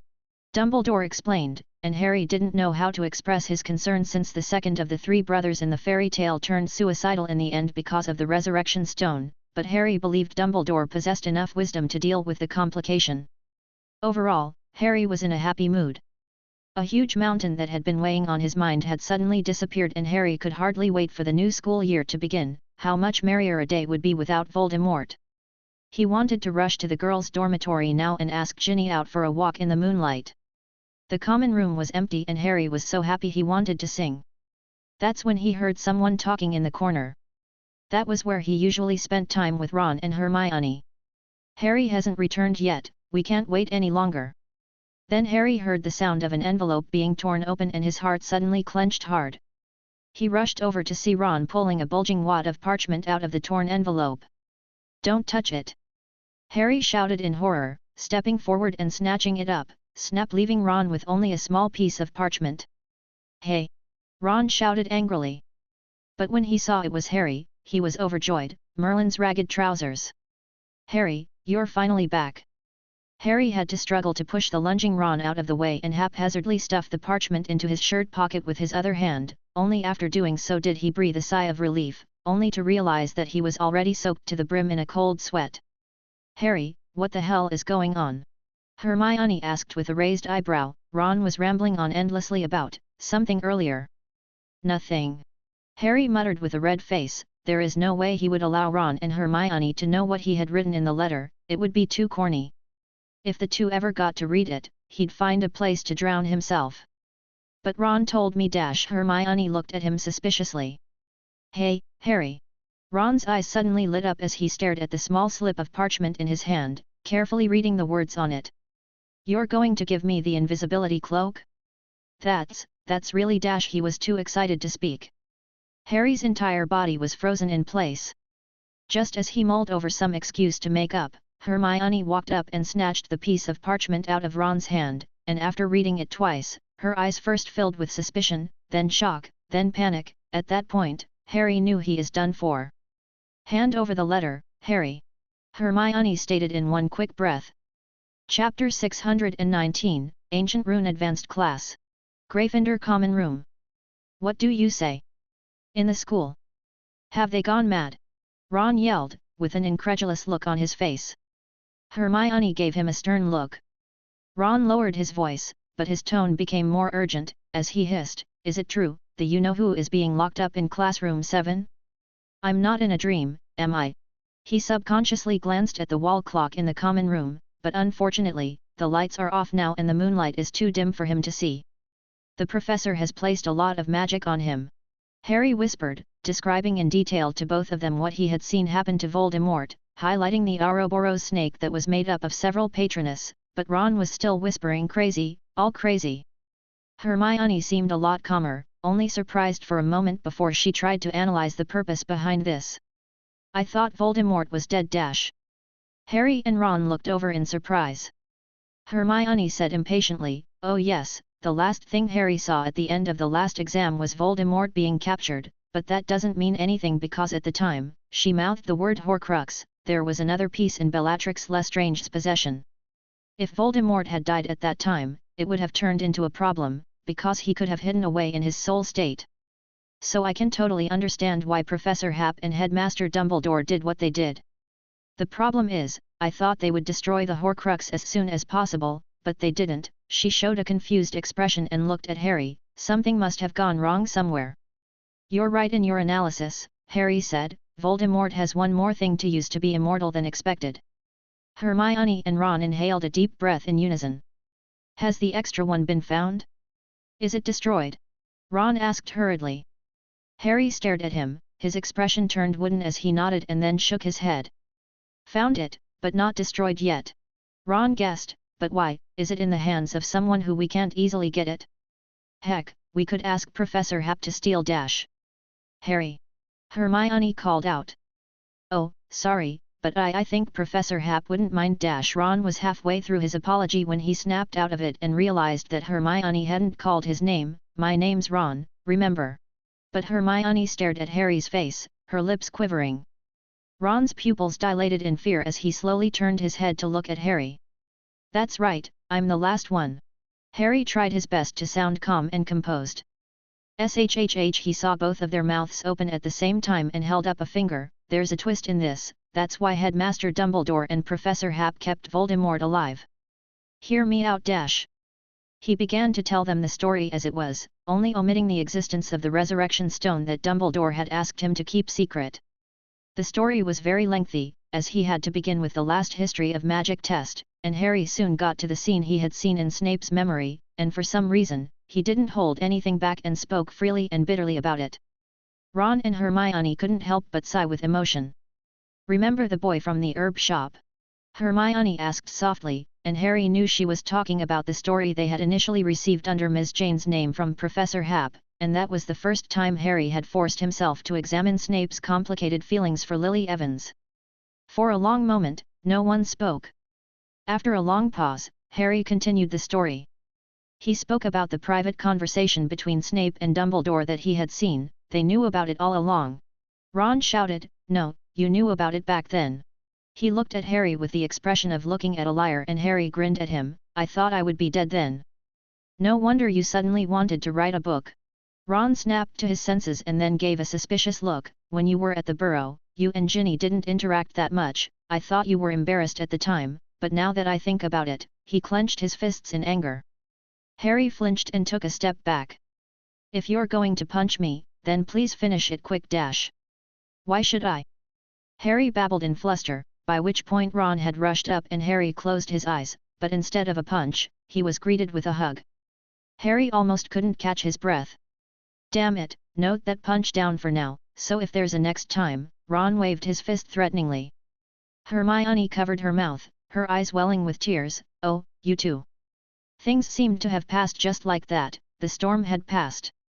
Harry thought it was the first time in 2 months that he had laughed heartily.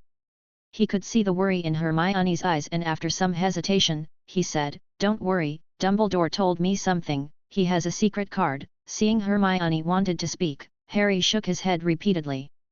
"Don't ask, I promised Dumbledore I'd keep it a secret." Harry's source of confidence is the legendary Resurrection Stone. He personally witnessed the miraculous power of this deathly hallow. Dumbledore used it to bring back his sister Ariana and introduce her to Harry, and this is just bits of scratch that Dumbledore got from studying the Resurrection Stone. "By the way," Ron said, "I saw Hagrid when I left the Great Hall at night." Harry's eyelids fluttered hard. He felt the confidence that had been built up in his chest quickly being replaced by some other emotion, and he managed to say in a dry voice, "Hagrid what did he say?" "Are you guys still going to take his class this year?" Ron asked in response. Neither Harry nor Hermione said another word. The three of them looked at each other. As Harry lay in bed, he stared at the headboard of the four-poster bed and couldn't help but grumble inwardly about why Ron didn't bring up this problem tomorrow. The next day after breakfast, the new sixth-year students stayed behind. The four heads of the house came down from the staff table to distribute and sort out the class schedules for the students. This proved to be a real hassle as the heads had to check the students' O.W.Ls results first to confirm that they are eligible to take classes. Potions Advanced Class, A. I would never have accepted this grade if I still taught the class. Snape's very recognizable cold voice reached Gryffindor's long table. Only A's needed for Potions Advanced Class? Ron asked as he had just managed to remember that the Potions class professor had changed. Yes, Weasley, Professor Slughorn is willing to accept students with grades of A and above. Professor McGonagall said, placing a stack of blank syllabuses on the dining room table and looking through her notes. She called the names of several students in order and handed out the timetable and syllabus for them. Granger. Hermione briskly strode over to the table and said, I'm going to continue learning charms, defense against the dark arts, transfiguration, herbology, arithmancy, ancient runes, and potions. A small smile appeared on Professor McGonagall's serious face. Of course, Miss Granger, Professor Marchbanks has written a special letter of commendation to you. She waved her wand and some gold and red ink writing immediately appeared on the empty timetable and syllabus, then she turned her head to Neville, who nervously pulled out a small slip of parchment and looked down to read what was written on it. I'll take herbology, defense against the dark arts, ancient runes. Professor McGonagall raised her eyebrows. Don't be nervous, Longbottom, your mother has written to me, with your grades you can take potions class as well, is that all right? She glanced at Neville, who nodded. Then Professor McGonagall cleared her throat and looked up at the crowd, is there anyone else who has chosen Ancient Runes class? The first class is Ancient Runes, so you need to hurry up dash. There was a clamour and countless arms were raised. Professor Happ will only accept students who have received an outstanding grade on their O.W.Ls. She added. A few arms dropped in resignation. In that case, Professor McGonagall said, looking at the number of students which hadn't decreased that much at all, and said with some headache, let's just line up in order. Ron looked at the crowd with an amazed look on his face and whispered into Harry's ear, it's incredible that there are still people who haven't gotten an outstanding. Harry just shrugged. As far as he could see, everyone had scored surprisingly well in Ancient Runes, which led to a phenomenon where everyone seemed to treat the advanced class as a compulsory course, and despite Professor Happ's warnings last year that the advanced class would be difficult, there aren't many students who have the stomach to give up such an advantageous subject. In the end, Harry and Ron took the same classes, such as charms, defense against the dark arts, herbology, transfiguration, potions, and ancient runes. Only one subject less than Hermione. Ron said with a half-smug, and half-sigh. Harry wasn't surprised. He thought back about his 5 years at Hogwarts. The first 3 years had been relatively easy, he and Ron had basically only spent the last 2 months before the finals studying, but the 4th and 5th years had been a nightmare. In the 4th year, they practiced their magic very hard for the tournament but were still nearly killed by Voldemort at the end of their 3rd task. Harry will never forget how powerless he had felt in the face of Voldemort. If it had been just himself it would have been fine, but he had watched Ron and Hermione being tortured, their lives and deaths depending entirely on a single thought of Voldemort, and at any moment they could have been turned into a cold corpse. It is precisely because of this experience that the intensity of their training at one point became too intense for even Sirius to allow. Even Ron, Harry knew he didn't care much about grades, but he had gritted his teeth and got through it for the past 2 years. The only possible explanation for that Harry could think of was what Hermione had said to him in the summer break of the 4th year, I don't want to die in a war. But even less they want to watch their friends at their sides die in a war the next time they face Voldemort.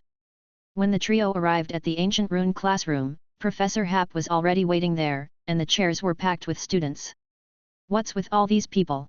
Harry asked in surprise. The advanced class will consist of all 4 houses together. Hermione whispered. Hey! Look over there! Ron poked a finger into Harry's ribs and Harry looked to the far left of the first row, where a furry Niffler yawned and sat on a thick stack of books, and Daphne Greengrass sitting gracefully on the other side, except her eyes always subconsciously glanced to her left. Valin! Hermione uttered in surprise, and when Valin heard the voice, she looked up and waved lazily at them. "Ah, Merlin's beard," Ron sighed in admiration. Professor Hap is no longer content with making Niffler literate. When they found a place to sit, Harry couldn't help but stare at the back of Valen's head. He then looked at the professor sitting next to the lectern and leafing through the Book of Runes. He only felt that it seemed weird as hell. Are they all going to be classmates of a Niffler? After a moment, Felix put the Book of Runes away and stood up. His eyes swept across the classroom. The seats are now packed to the brim. "You have been studying ancient runes for 3 years now and have achieved excellent results. I hope you have chosen this class with a love for ancient runes, because you will find that the difficulty of the advanced class is vastly different from what it was before. You should have heard of wandless magic, right? Yes, the skill that is widely used at the Uagadu School of Magic. Ancient runes have a similar requirement. Now put your wands away, you need to learn to get rid of unnecessary restraints," Felix said, and the students below fumbled to put their wands away. "Very well, I need you to outline an ancient rune in the air with your fingers. I know some of you can do that. The next step is to use your will to mobilize the magic and make the ancient rune appear around you automatically, the more the merrier. Let's begin." There is no doubt about the importance of the wand to the wizard. The loss of the wand was undoubtedly quite a mental blow to the students, the vast majority of them staring blankly at the small area of air in front of them, their faces flushed red and their fingers scratching wildly as if they are suffering from some sort of illness. "I told you all," Felix said in a low voice, one that filled with patience, as he walked between the students. "There are actually some tricks, but you need to discover them by yourselves." There was no lack of gloating in his tone. He walked over to Hermione, who was holding a shiny magic rune in her hand. She was about to raise her hand when she looked up to see the professor staring at her. Hermione smiled nervously and put her hand down. "How did you do that?" Harry whispered in her ear when Felix had left. Ron and the students around them immediately pricked up their ears to listen. "Mentally picture the runic symbol of the ancient rune," Hermione murmured in a low tone. Realization dawned on Harry and the students around them. Professor Hap had stressed the importance of the runic symbols of practical ancient runes more than once, only they hadn't connected it to the context of this lesson. Soon the secret had reached every student's ears at a swift pace, and Felix pretended like he hadn't noticed it, watching as students tried to imagine a ray of light, a flame, or a flowing stream of water. Some students were already rolling their eyes with impatience. Harry hesitated for a moment to choose between the 3 magic runes Flame, Light, and Sun Wheel, and finally he settled on the Light magic rune. It is the practical ancient rune he has mastered for the longest time, and he knows its runic symbols well because of illumination magic. He imagined in his mind what it would feel like to use illumination magic now, then his fingers traced unconsciously, and after a few failed attempts he managed to successfully outline a shining rune. "Not bad, Potter." Felix suddenly appeared behind him. "You have got rid of the shackles of your wand briefly, now try to remove the assistance from your body." With his successful experience, Harry was brimming with confidence, but that confidence didn't last long. After a dozen failed attempts in a row, he became irritable and his breathing became labored. "Keep plenty of patience and confidence, as well as a little skill as a support." Felix raised his voice to drown out the wheezing and exasperated gasps around him. Many students turned their heads and looked at him dazedly. "It's not difficult, anyone can do it." He swung his arm downwards and the ancient runes fell like raindrops. A little time passed and the students gradually got the hang of it.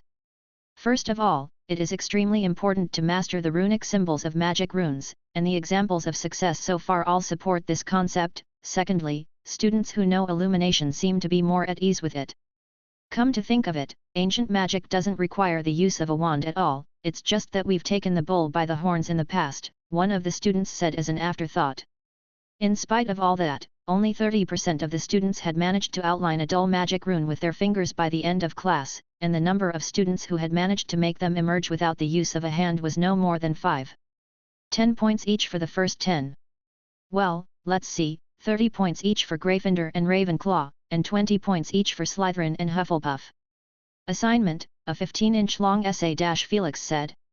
There was a wail from below the podium. But Felix remained unmoved. Required to discuss the similarities and differences between wand casting, wandless casting, and gesture casting, as well as the differences brought about by psychological influences. Reference list of books.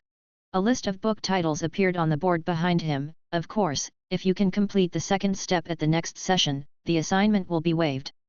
The students looked as if they had just been handed a death sentence and then came back to life in the blink of an eye. Clearly, they had underestimated the difficulty of this. Around Halloween, we will be learning new content. Students who fail to meet the requirement will receive a detention.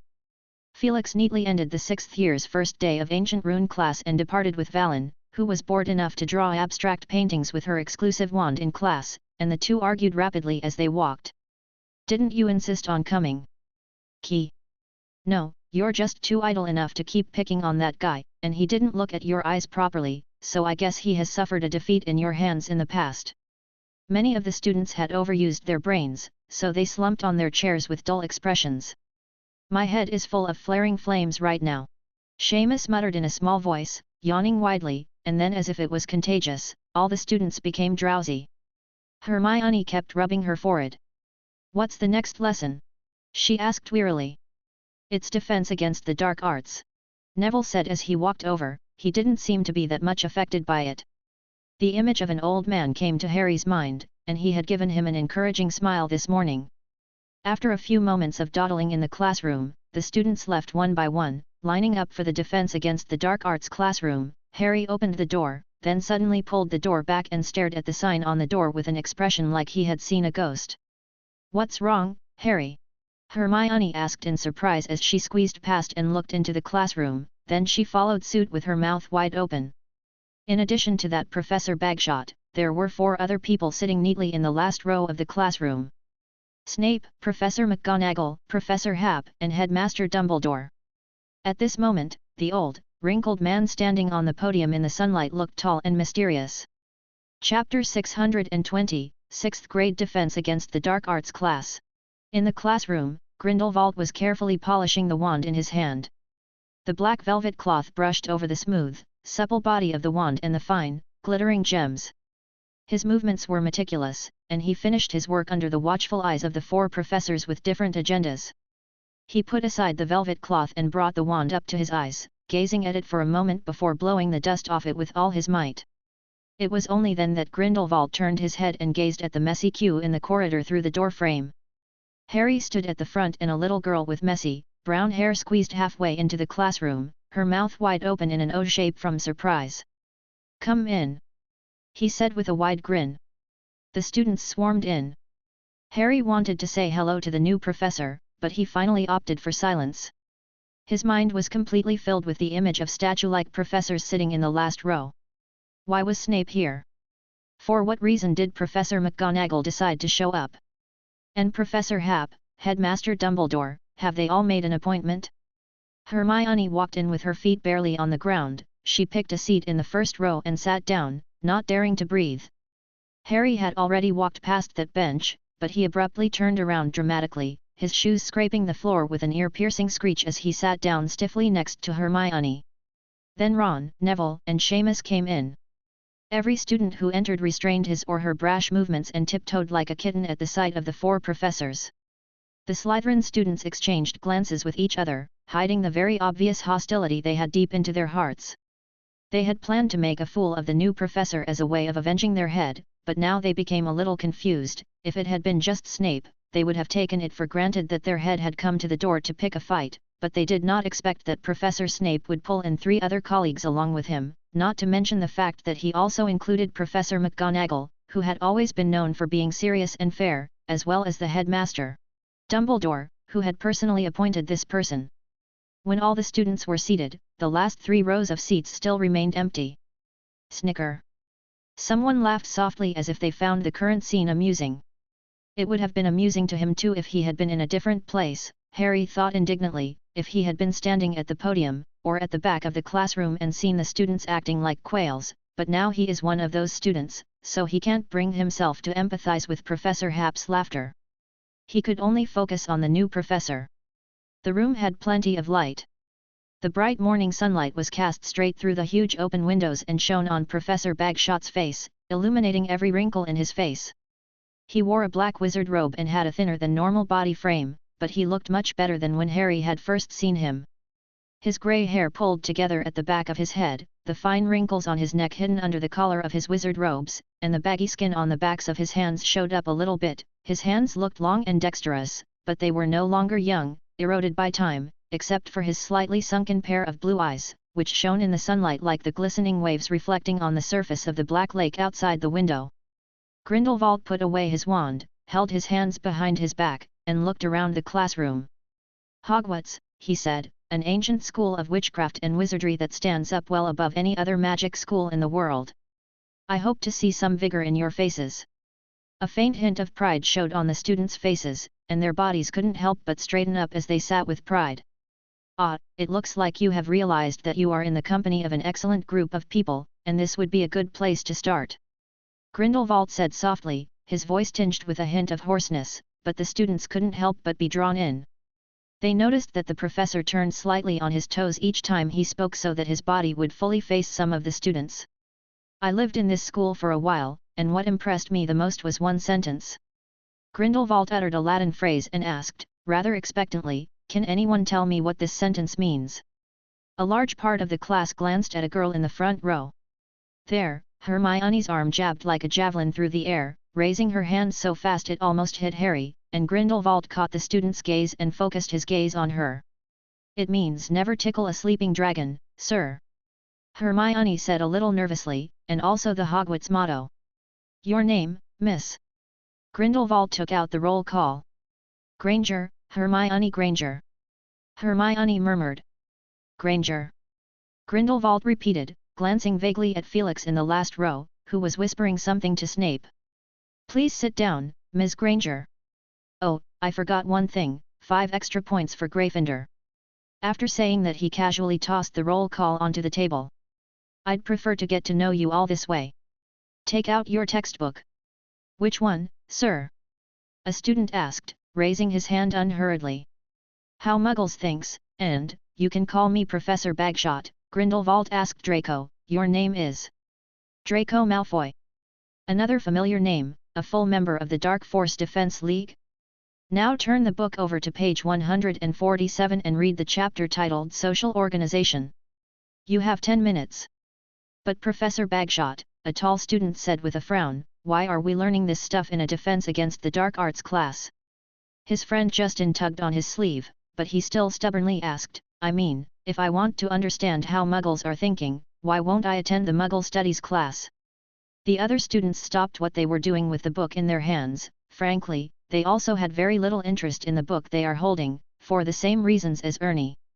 No one wants to stupidly read a Muggle Studies book in a defense against the dark arts class, and they were all waiting for someone to object to it. The students' eyes moved back and forth between Ernie and Professor Bagshot. Your name? Ernie Macmillan.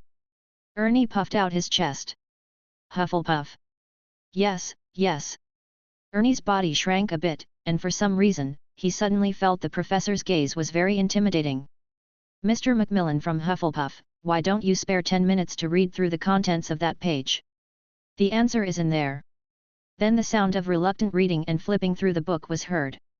Dumbledore lowered his voice and asked with interest, I may have missed something, is there anything interesting in that chapter? Snape and Professor McGonagall turned their eyes to Felix in unison, and Felix said in the same near whisper, just an introduction to some Muggle clubs, societies, and social events. 10 minutes passed quickly. Can anyone tell me what you all learned? Grindelwald looked around and asked, Macmillan. Ernie was sweating a little from nervousness. Well, I learned about a lot of Muggle clubs and group organizations, like unions, hobby clubs, and associations, committees, religious churches, academic clubs, political clubs, parties, bands. No, Mr. Macmillan, no. Grindelwald said softly, I'm not asking you to repeat what you read. Unless there was a mistake in judgment, I don't think there are any blind people in this room. There was a low chuckle from the students, but instead of laughing, Grindelwald looked serious. Use your brain, his tone became sharp, your brains are there for thinking, Harry Potter. Harry stood up with a blank expression. Tell me what comes to your mind. A lot of people. Harry whispered, very unsure about it. Some of the students laughed lightly. Rephrase it differently. I think it is about some groups. Harry raised his voice. It's close enough. Grindelwald stepped toward him. They, crowd. Harry said, racking his brain. Crowd, yes, that's right. Grindelwald said, patting Harry on the shoulder, when you tear off the elaborate guise, you will all be able to see a crowd of people. Spot on the answer, Potter, please take your seat. He returned to the lectern.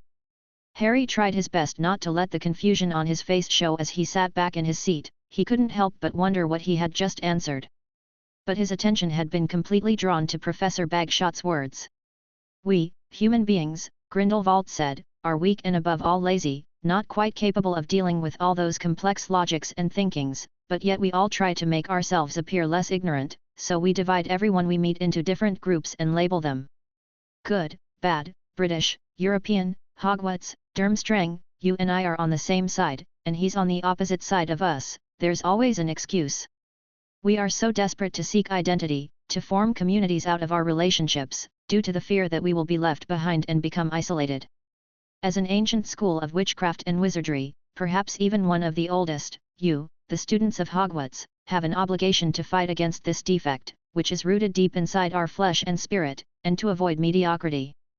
Mediocre people are too lazy to think independently, and then they rely so heavily on the group that in the end they end up casually surrendering the rights they are meant to enjoy. And groups are the most irrational of all. The classroom became silent. At this point, Dumbledore cleared his throat. Professor Bagshot. With that, Grindelwald immediately changed the subject. Earlier Mr. Macmillan asked what the thinking of Muggles had to do with the defense against the dark arts class. I will answer that now. The purpose of this class is to teach students how to defend themselves against danger. I can see that you have learned how to defend yourselves against dark creatures, how to defend yourselves against evil hexes, but I find that there is a huge deficiency in your ability to protect yourselves from a category of danger that you have not taken into account, a danger that is so close to you and which you are ignoring, in case dash. Professor Bagshot. Dumbledore raised his voice, and there was a certain element of warning in his tone. Grindelwald shut his mouth as he drew his wand, and with his backhand, he stabbed the tip of it like a dagger on the lectern. The classroom was suddenly clouded with fog. The students' vision became blurred, and for a moment Harry and a dozen other students stood up, clutching their wands and looking around warily. Grindelwald was slightly taken aback by their reaction, but outwardly he was completely indifferent to it. He stared at Dumbledore, who stood up with an angry look in his eyes, and lightly made some gestures and mouthed some words. Felix narrowed his eyes. What Grindelwald had said was, "You can stop me now, but you can't stop what?" He abruptly stopped at that point. The students in the classroom didn't know anything about it, they just looked at Harry and the students of the Frontline Lookout Club in wonder, wondering why they had reacted so strongly. But right away, they heard the chaotic sound of booted footsteps and fierce slogans, as if it was coming from a distant place. The colorful flags and merry marching crowds came towards them from behind Professor Bagshot and then went straight through them. The students subconsciously leaned back physically, but they quickly realized that it was just an illusion and that those people, who are presumably Muggles, would not be able to affect them at all. They had seen such a similar but advanced scene in Classroom 7. The London New Year's Parade, quite a famous festive celebration. Grindelwald said casually, it attracts hundreds of thousands of people every year from all over the United Kingdom countries and the rest of the world, nothing to fuss about. After all, there are almost 60 million people in the UK alone and the total population of the world is closer to 6 billion. The students at the bottom let out a gasp of awe. They stared at the dense crowd, laughing and celebrating all the way. Harry had seen many parades, but he lived in Surrey, where the population was only a few 100,000, and it was nowhere near as spectacular as London's. The Dursleys did go to London on New Year's Day, but he wasn't part of it every time, and when the time came, he would be left in the care of Mrs. Figg. But Hermione had obviously seen such a scene before, and she was giving Harry and Ron a little history lecture. The London Parade has been very popular since its inception in 1987, and is the most important festive celebration of the year. There are many professional performers will appear from all over the world, and it covers dance, music, juggling, cheerleading, and vintage car displays. It's a feast for the eyes and ears like no other. It's lively, Ron said with a look of exaltation. Soon the students were watching with rapt attention. It was a very novel experience for them, as if they were watching a Muggle film for the first time in an ancient runes classroom, and they were completely captivated. The faces of many of them were infected by the joyful crowd, with the same joy and smiles spreading across their faces. I've never seen a balloon that big before. A student tilted his head as a giant colorful figure seemed to go through the ceiling. Hey! Those dancing girls are so pretty. Grindelwald tapped his wand on the table and the cheerful scene froze in an instant. The fog was dissipating and the marching crowd paused before turning their heads in unison with stiff movements and staring expressionlessly at the students in the classroom. Harry felt his heart skip a beat at the sight of hundreds of people staring at him. He seemed to forget how to breathe, and the joy in his head vanished all at once without a trace. Finally, the smoke disappeared, and with it, the stiff crowd was also gone. Harry slumped back on his seat, panting. His arms and legs seemed to be unsteady. He couldn't help but imagine just now what would happen if those people suddenly rushed up to him, those cold, indifferent eyes without a hint of emotion, like an infurious. He shivered. He looked around. Hermione was shivering, Ron and Neville were pale as if they had been seriously ill. A few seats away, Malfoy's lips were pursed tightly, his eyes glinted strangely, and a few students even dry-heaved silently. By now you should have figured it out. With the ever-increasing number of Muggles and the rise of what they call technology, the statute of secrecy is under ever-growing pressure, and what I'm about to teach you. Grindelwald narrowed his eyes, looking back at Professor McGonagall's angry stare, Snape's scrutinizing gaze, and a serious-looking Felix, before locking eyes with Dumbledore on the other side of the classroom, and he grinned to reveal his white teeth. Is about how to hide yourself better. The rest of the class went on without any further incidents as if what had happened before was just a hiccup, and Grindelwald proceeded to follow the teaching schedule, introducing the students to the concept of the nonverbal spell. Simply put, a nonverbal spell casting is simply a means of stealth casting. It gives you a head start and information advantage in a duel, and it is also incredibly effective when you use it while keeping yourself concealed in Muggle society. He added. Grindelwald demonstrated this personally by pointing his exclusive wand at himself, his wizard's robes immediately changing into a set of Muggle clothes, and his slim cheeks turning into the face of another middle-aged man. If they hadn't been so frightened earlier, the students would have applauded for this complex and subtle transfiguration. Grindelwald glanced at the clock. There are only about 10 minutes left, so please continue to read your textbook and I believe you will have a different insight. While the students were reading in silence, Dumbledore quietly stood up. Professor Bagshot, we need to talk about your syllabus. Oh, no problem. Grindelwald said, Headmaster Albus Dumbledore. Chapter 621, Tom. 10 minutes passed quickly. The class bell rang, and the students silently turned their heads and looked at the three professors behind them. It was the first time they had encountered such a situation, where the professor of the class was missing, but many other subject professors were present instead. Professor McGonagall stood up from the back of the classroom. Students, you are free to leave. As for the homework she pursed her lips tightly, her eyes slightly hesitant under her boxed glasses, clearly reluctant to overstep her bounds, especially when she was not impressed with the lecture. You can ask your professor yourselves, Felix interjected, but it's also a nice idea if you want to keep this mystery until the next class. Professor McGonagall's protest was instantly drowned out by cheers and the noise of scattered groups, and in almost a blink of an eye, the classroom was a third empty, with several members of the Frontline Lookout Club rushing out ahead of the others with quick, agile movements and impressive skill.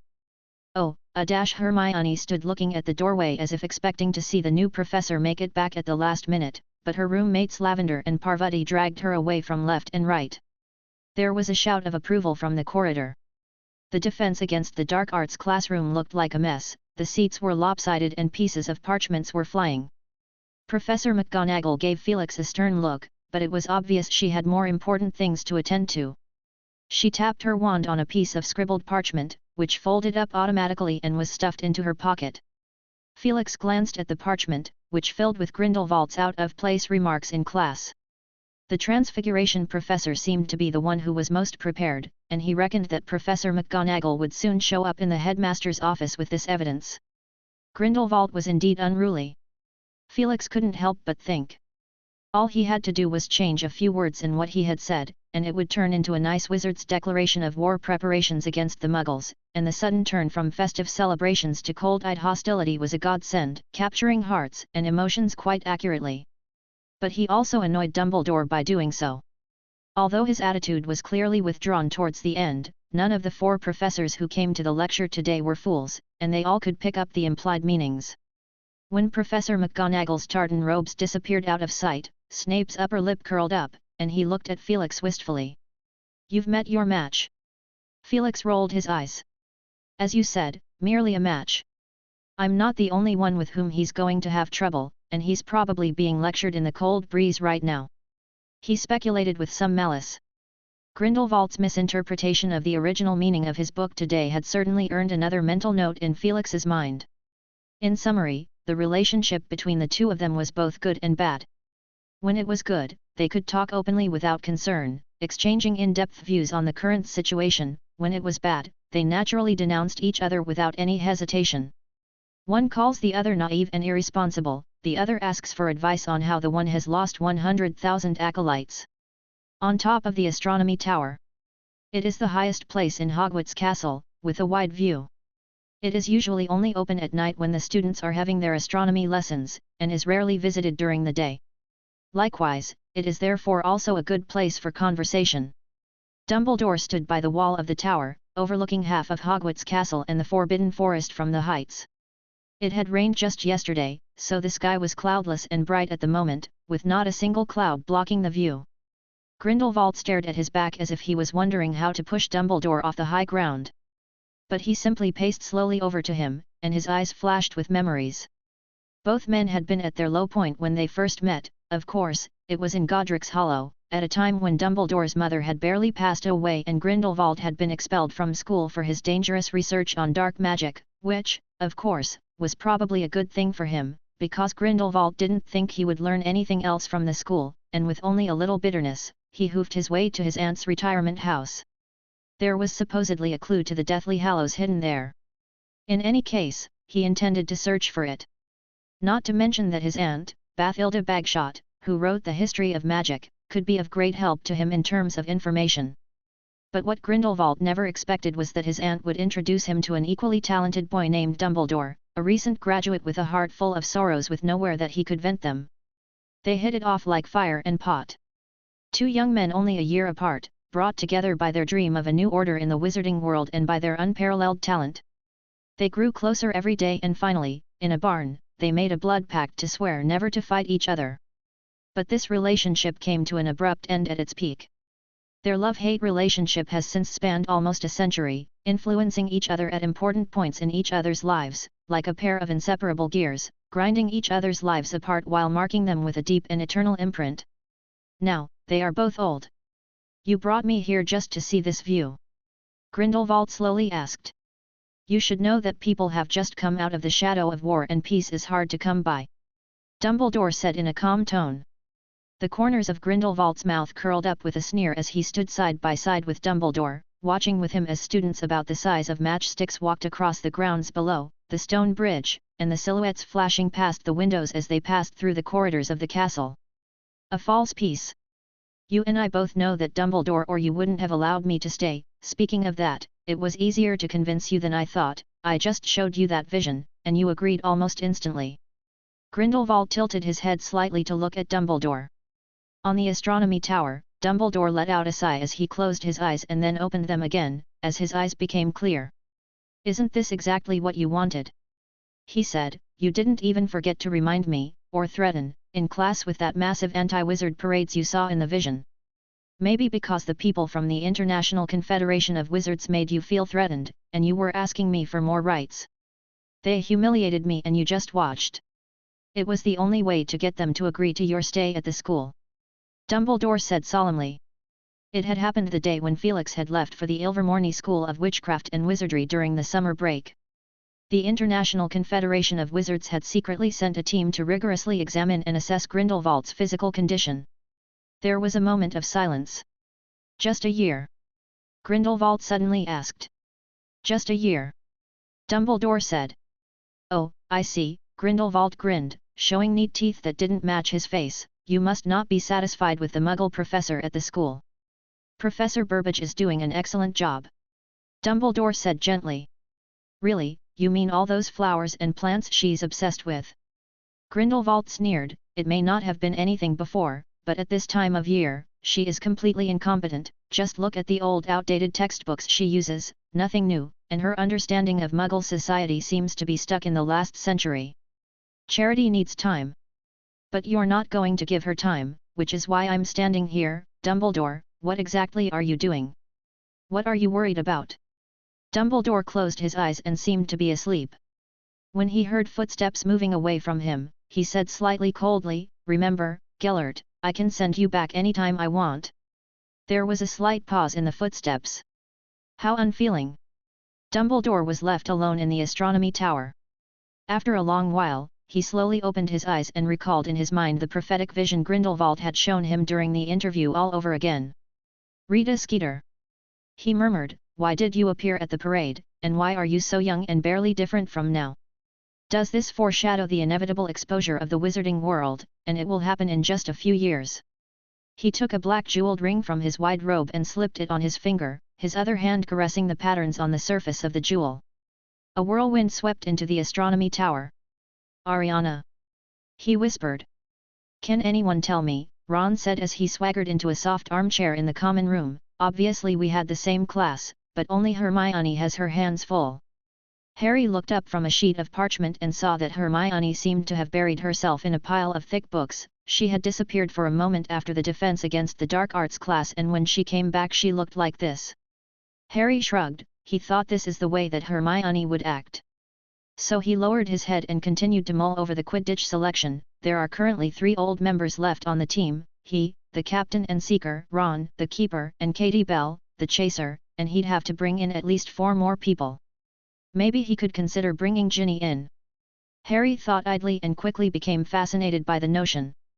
Ginny had the opportunity to join the team last year, and she flew quite well, and Harry was confident that she would pass the selection process.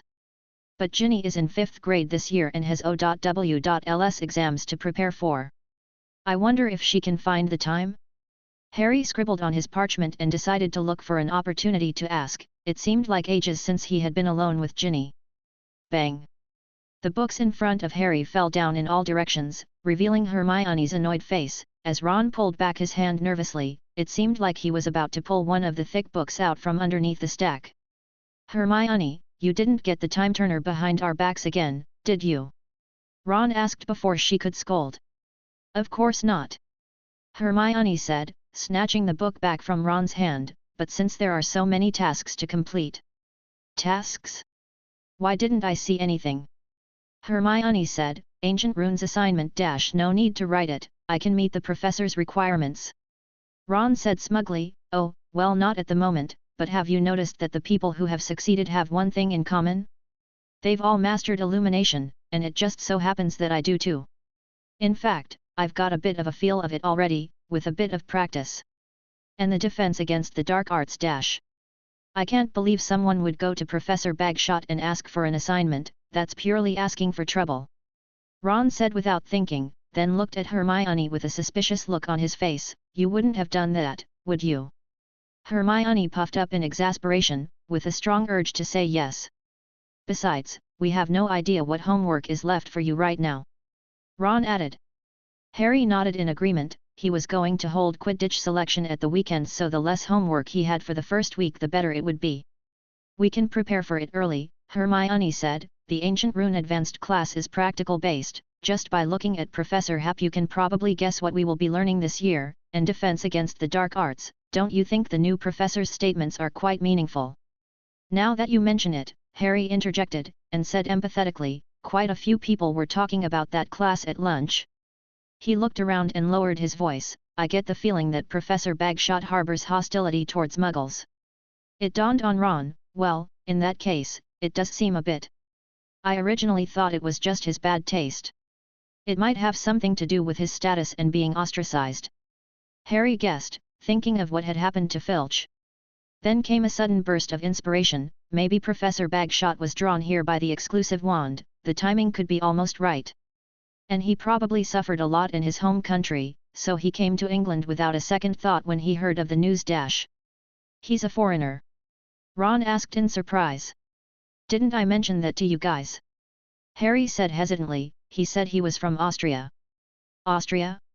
So he might have graduated from Durmstrang," Hermione said with interest. "Or maybe he didn't go to school at all," Ron muttered in a hushed tone. "Don't forget, he's - he grunted, a squib." "Impossible," Hermione dismissed it flatly. "Surely you've seen enough today. He's shown great mastery of human transfiguration in class, and with a nonverbal spell to boot." If he is a squib, he could never have reached that level in a short time. She looked thoughtfully at the scattered pile of books in front of her, but it's possible for him to be injured, to have serious after effects from some magical experiment. Or a limitation on spell casting. Soon, the lunch break was almost over, and they were ready to go to their potions class. Oh no, I don't have a potions class textbook. Ron slapped his head. I thought Snape will be teaching the class again this year. I have a spare copy. Harry said. Half-Blood Prince. Ron's eyes lit up, but he immediately frowned. The handwriting on that is so scribbled, only Professor Happ's notes are still readable. Neither of them mentioned that the book had once belonged to Snape, and rather tacitly agreed that it belonged to Professor Happ. Harry went back to his dorm and rummaged through the bottom of his box for the tattered copy of the advanced potion-making book, and after that, the three of them went to potions class. I wonder how good the new professor is. Ron muttered.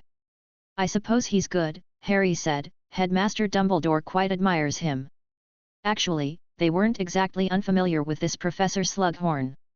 Harry had visited him a lot during the summer break of his 4th year, and he, Ron, and Hermione had been invited to a small gathering of Slughorns this year in Hogwarts Express, but the result had been nothing but a bellyful of preserved fruit stuffed into their mouths while listening to the professor gush about the wonderful students he had taught and what they had achieved now. As a result, all three still have no idea of the teaching level of their new professor. In the evening, Felix finished his teaching duties for the day. He returned to his office. Remember to watch the house, he said to Valen, as he pushed open his bedroom door and headed down the magical link into classroom 7. Voldemort still floated lifelessly in midair, and the Ouroboros slowly spun, looking radiant due to the emotions from the new patroness Harry had injected last night. Felix sat cross-legged on the empty floor. When he opened his eyes again, he had appeared quite suddenly at the door of an empty, unfurnished room, where a boy sat on a blanket-covered iron bed, reading a book in his hand. This is the Wolves Orphanage, and the boy is Voldemort, who has not yet been enrolled. Hello Tom, Felix said after a moment's hesitation as he walked up to the bed. I'm Professor Dumbledore. Chapter 622. The man in the sturdy wooden chair and the boy sitting on the bed looked at each other, and from the perspective of the young boy, it should be considered a visit from a doctor to a patient. So it is not all that surprising that the following conversation takes place. Professor? Is it like a doctor? What are you doing here? Did Mrs. Cole ask you to come and give me a checkup? I haven't done anything to Amy Benson or Dennis Bishop at all. You can ask them yourself, and they'll tell you. Felix looked at Tom Riddle's wary young face and was no stranger to these words. After all, he had heard these words many times before. As I said, I'm Professor Dumbledore and I work at a school called Hogwarts. I've come to invite you to study at that school today.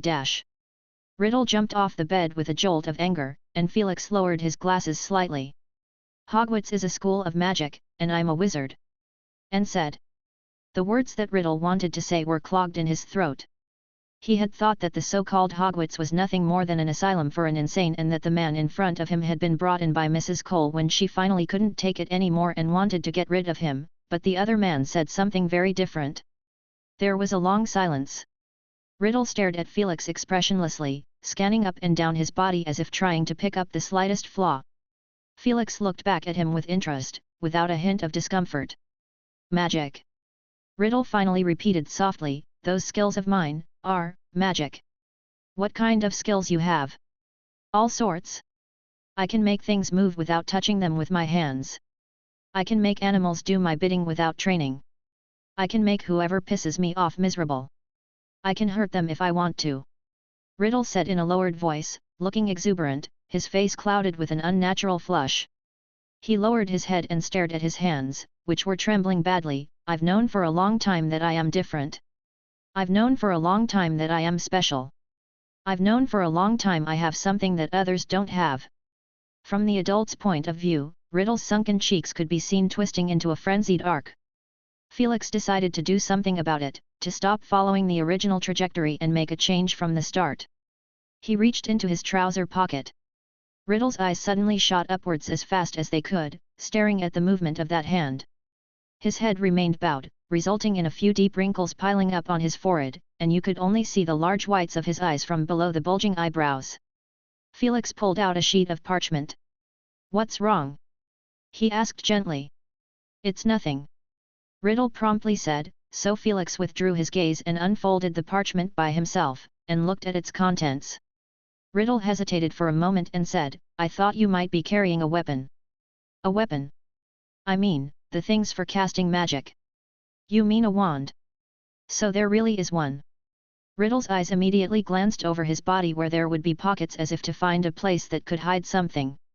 The orphanage invited someone from the church over once, and I asked that person about it, but she knew nothing about what witches and wizards could do, she just said they were evil. Wizards are a secret to ordinary people.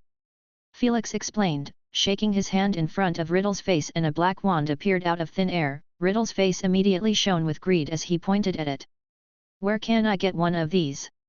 You'll get it when the time comes, besides, it's not a weapon, it's a tool to assist us in casting spells, you'll learn how to control your magic and cast spells at the school. Felix said gently, let's get back to the point, as a magic school professor, it is my duty to guide young wizards of Muggle origin. What's a Muggle? Riddle interrupted him impolitely. Is a wizard whose parents are not wizards, or who have been raised in a non-magical environment where they cannot determine their origins. Riddle muttered something. I will move on with that, it is my responsibility to educate young wizards from Muggle families about the wizarding world in general, as well as to assess their psychology and confirm their eligibility to pursue their studies at Hogwarts. Riddle's face suddenly went stiff. The sky outside the window clouded over and thunder roared in the distance. Psychological assessment. It's just a standard process, Felix explained, glancing out of the window and speaking faster, just because Hogwarts is a wizarding school doesn't mean there aren't requirements for moral character. Never mind, you can just read it and see for yourself. He handed Riddle the makeshift rules. Riddle's eyes withdrew from the wand, and he lowered his head to read the contents of the parchment. Care for fellow students, no bullying, no stealing and hogging property. He seemed to have suddenly thought of something and stiffly said, I don't have any money. The school has grants. Felix looked at Riddle, do you have any questions about the contents listed on it? What will happen if you breach it? It depends on the case, generally a detention, if it's serious it could result in expulsion or a stay in Azkaban, aka wizard prison. Riddle fell silent with an expressionless face as if weighing the pros and cons. You claimed that wands are not weapons. He asked abruptly, changing the subject. Yes. Prove it to me. He said pompously. Felix raised an eyebrow. I mean, please, Riddle said as he looked for a remedy, his whole being becoming courteous, may I call you Professor Dumbledore, sir? Because you said, you would educate me about common sense in magic, and I grew up in a magicless place where I never got to see my kind. Oddly enough, as he spoke, the thunder outside gradually diminished. Felix stood up and casually waved his wand, and the wooden chair he had just been sitting on immediately turned into a mighty lion, which ran round the floor and turned into a badger, which darted all over the room and climbed up to the most elevated old cupboard in the room, and Riddle became nervous, but the little badger opened its arms and turned into a bronze eagle with widely spread wings. It stood on the cupboard and swooped down towards the two men, and at the last second, it transformed into a living snake. Riddle showed his fondness for it almost immediately. He said in a Parseltongue, stand up.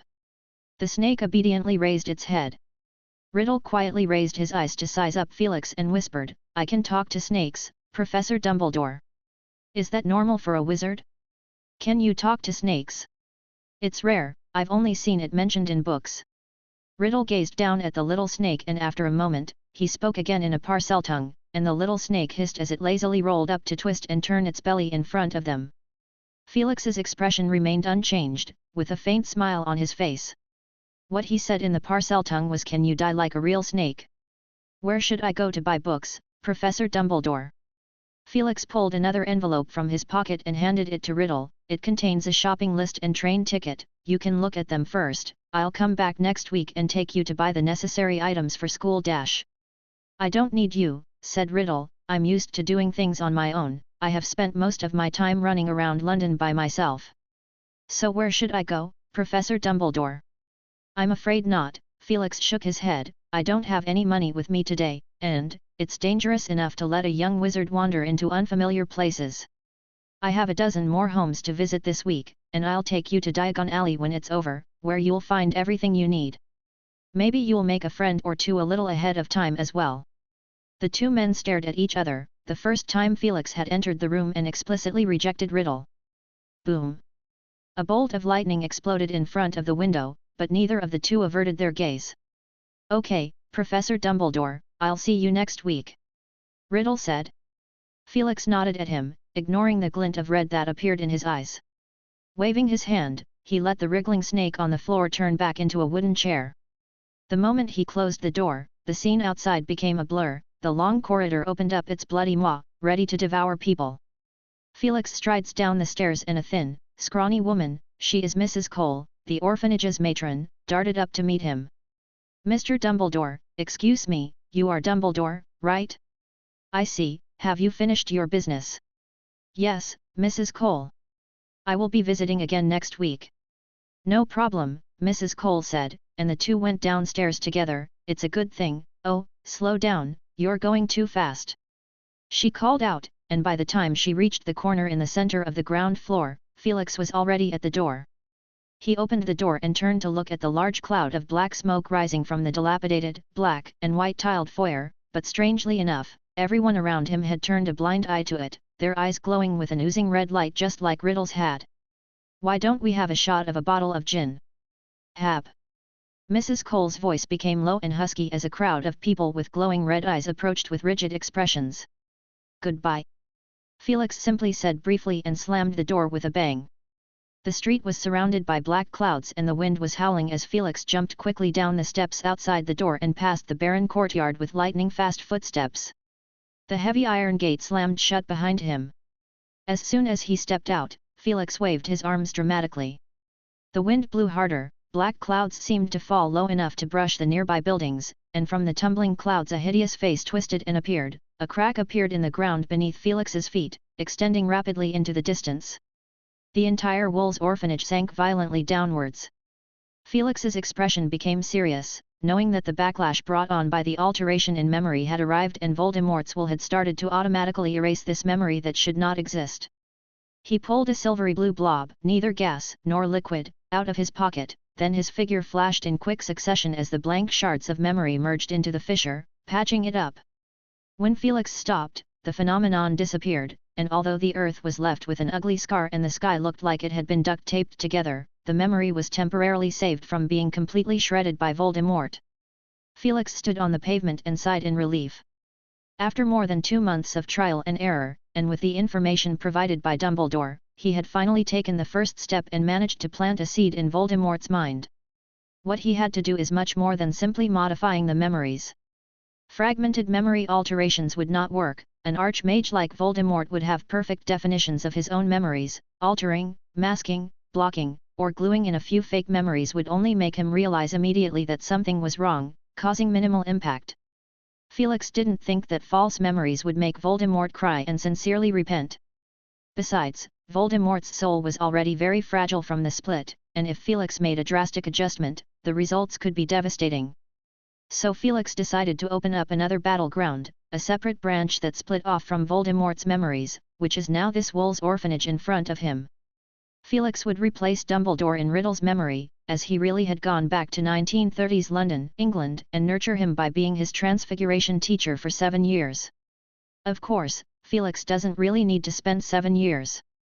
The time in memory would move quite rapidly, he just needed to appear at the crucial point in time for Voldemort, to give the right guidance and keep the beneficial results from it fixed with memory nodes to make this riddle strong. Felix didn't have any expectation of making Voldemort into a good person. From the first few times he had observed the scene when Riddle and Dumbledore first met, he could see that Riddle had developed an early independent, cautious, aloof, and extremely aggressive personality. Felix simply wanted Riddle to be a normal person with a different life path than the Dark Lord. The more experiences he had, the more his personality would be very different from his own, but the two would eventually merge. Because memory is just a memory, not a soul, and cannot exist as individual life. As Felix paced around the orphanage, he went over to one of the walls and stared at a window on the 3rd floor. From this angle, only the top of Tom Riddle's head could be seen. At this moment, Riddle is sitting expressionlessly on his bed, with a book list, train ticket, and questionnaires that are not supposed to exist, placed in front of him, and slowly he furrows his brow. For some reason, just as they parted, he had a sudden desire to attack the young Professor Dumbledore, a desire that came out of nowhere. But that would be the absolute stupidest thing to do. He still had to rely on this man to enter the wizarding world. At the thought of magic, Riddle's nostrils flared with excitement and ragged breaths erupted from his nostrils. Then he lowered his head and stared at the questionnaire. He had matured earlier than most of his peers and was wise enough to analyze the hidden details from just a few words. Hogwarts has its own rules, the same as those pesky ones out here. This meant that the wizarding world is equally well ordered. Riddle wasn't sure how much the professor knew about him, but Dumbledore had mentioned making friends. Did that imply something? Riddle felt a little uneasy as he stared at the old cupboard. Stealing is forbidden at Hogwarts. Dumbledore would be back next week. He had to do something. Riddle got out of bed, walked over to the worn cupboard, and jerked the door open. Inside there were several old clothes and a small cardboard box on the highest shelf. Riddle took a deep breath, remembering clearly where each item in the box came from: Dennis Bishop's swimming pool reel, Amy Benson's harmonica and a silver thimble, and all other trophies that he had snatched from the other kids. But there is no need to rush, Riddle thought. It would be best to wait until the day before that Dumbledore's next visit to hand them over.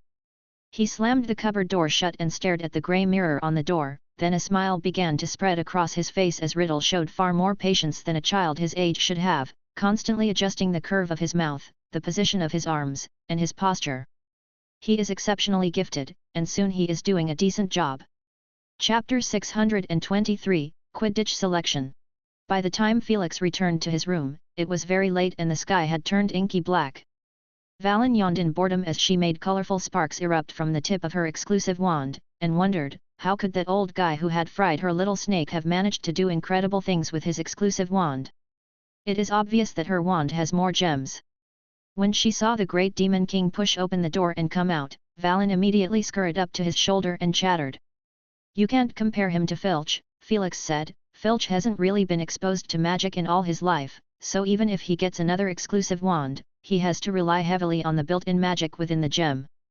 He looked over at his desk where a few letters were placed, and there were also many messy owl claw marks and biscuit crumbs on his desk. Valen patted her chest to show that she had entertained the guests. "Good job." Felix walked over to the desk and sat down, opened the letter, and skimmed through it quickly. The first two letters came from Ms. Bones and Lupin, and the only thing that was more unexpected was the fact that Rita Skeeter had written to him as well. The owners of several of the letters gave a general introduction to their recent activities, with Ms. Bones being the briefest, as she had been writing letters to him for some time, so many greetings had been omitted. "All is well, Sirius sent me a set of puzzles today, said it was a Muggle pastime." "Ah, Merlin, I have no idea what's going on in his head, don't I look busy enough?" The next few paragraphs were all about Sirius, and mentioned his new job, but most of them were complaints that served no purpose other than to make Felix even more regretful that he hadn't caught him before school started. "He's not the only one gathering information, but I'm short of people I can trust completely, and there are rumors going around the ministry right now that I'm preparing a whole series of reforms, but I feel more like a puppet." "Felix Happ, you bastard, you have never told me that you've opened Future World Company in Muggle Society, a whole 7 branches. Felix grinned. After so many days of correspondence, Ms. Bones had sort of gotten to know him well, or maybe learned from Sirius, and Felix made a note of it. He picked up his quill and wrote back. "Amelia, those 7 outlets won't come in handy for future plans, and the clerks aren't even aware that their boss is a wizard, which would seriously dent their motivation in the future. Regarding the staffing issue, I do have some suggestions. If it's a matter of secrecy, I suggest you expand the Muggle Liaison Office on a limited basis. The reasons are also readily available. The old laws are not keeping up with the current changes, and there is an urgent need to update the articles, for which a great deal of information needs to be collected." Felix glanced at Rita Skeeter's pink envelope, and an idea suddenly struck him. "I can recommend someone who has a good position in the Muggle media, with access to valuable sources of information, and has a keen media sense. You should have heard of her. Her name is Rita Skeeter. It's incredible how fast she has managed to climb the social ladder in just 2 years' time, isn't it? And by the way, you can talk to Mundungus about smuggling. I'm sure it'll be a shock, but don't give him a single bit of information. He's notorious for selling information, and in a dire time, you can even buy him off with a glass of hot fire whiskey." The second letter came from Lupin, and as Felix looked at the dense table on it, it became apparent that what Lupin was about to explain was official business. A total of 127 exclusive wands were sold, and all of the buyers had previous ties to the magical community, so they were quickly vetted by the Ministry of Magic. The only exception was Mrs. Arabella Figg. Dumbledore wrote to me specifically asking for a favor. In fact, there was really no need. When I saw that she lived in Privet Drive, I knew exactly what was going on. The Ministry of Magic's branch office 2 streets away was packed, and a number of parents of students came over with the intention of trying it out. All in all, there was quite a buzz. There's a new business that advertises itself as re-employment skills training. I don't know who came up with that term, but frankly it will take time for them to get official approval. The wizarding community can't accept so many people at once.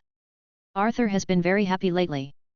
His son Percy has become the youngest head in the ministry and is said to be younger than the former Chesterton Avery, but of course, Avery is a thing of the past and his death is still an unsolved case with no Death Eater acknowledging responsibility for this crime.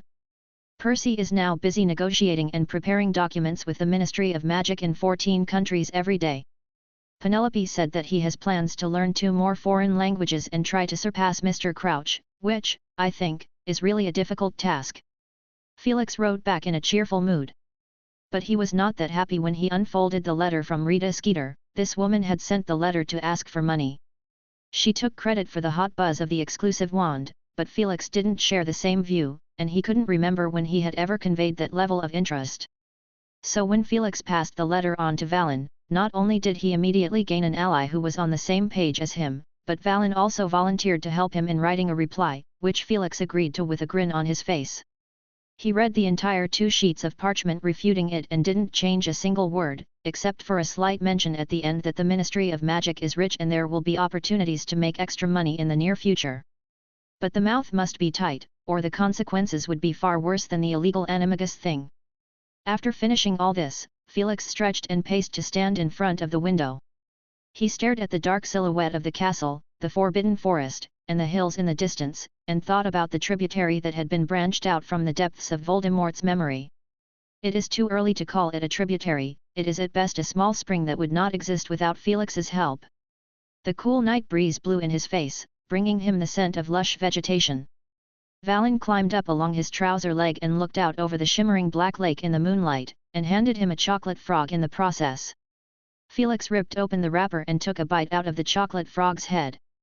The sweetness and bitterness of the chocolate melted away in his mouth as he looked at the picture on the chocolate frog card. The picture showed an angry woman with long black hair and a pair of half-moon-rimmed glasses, and she was holding a huge sign that read "Stop Spell Suppression." Felix glanced at the witch's name, Carlotta Pinkstone. He froze for a moment. That radical activist? He turned the picture over to the back and, sure enough, there was her introduction printed on it as Carlotta Pinkstone, 1922 present. Famous campaigner for lifting the International Confederation of Wizards Statute of Secrecy and telling Muggles that wizards still exist.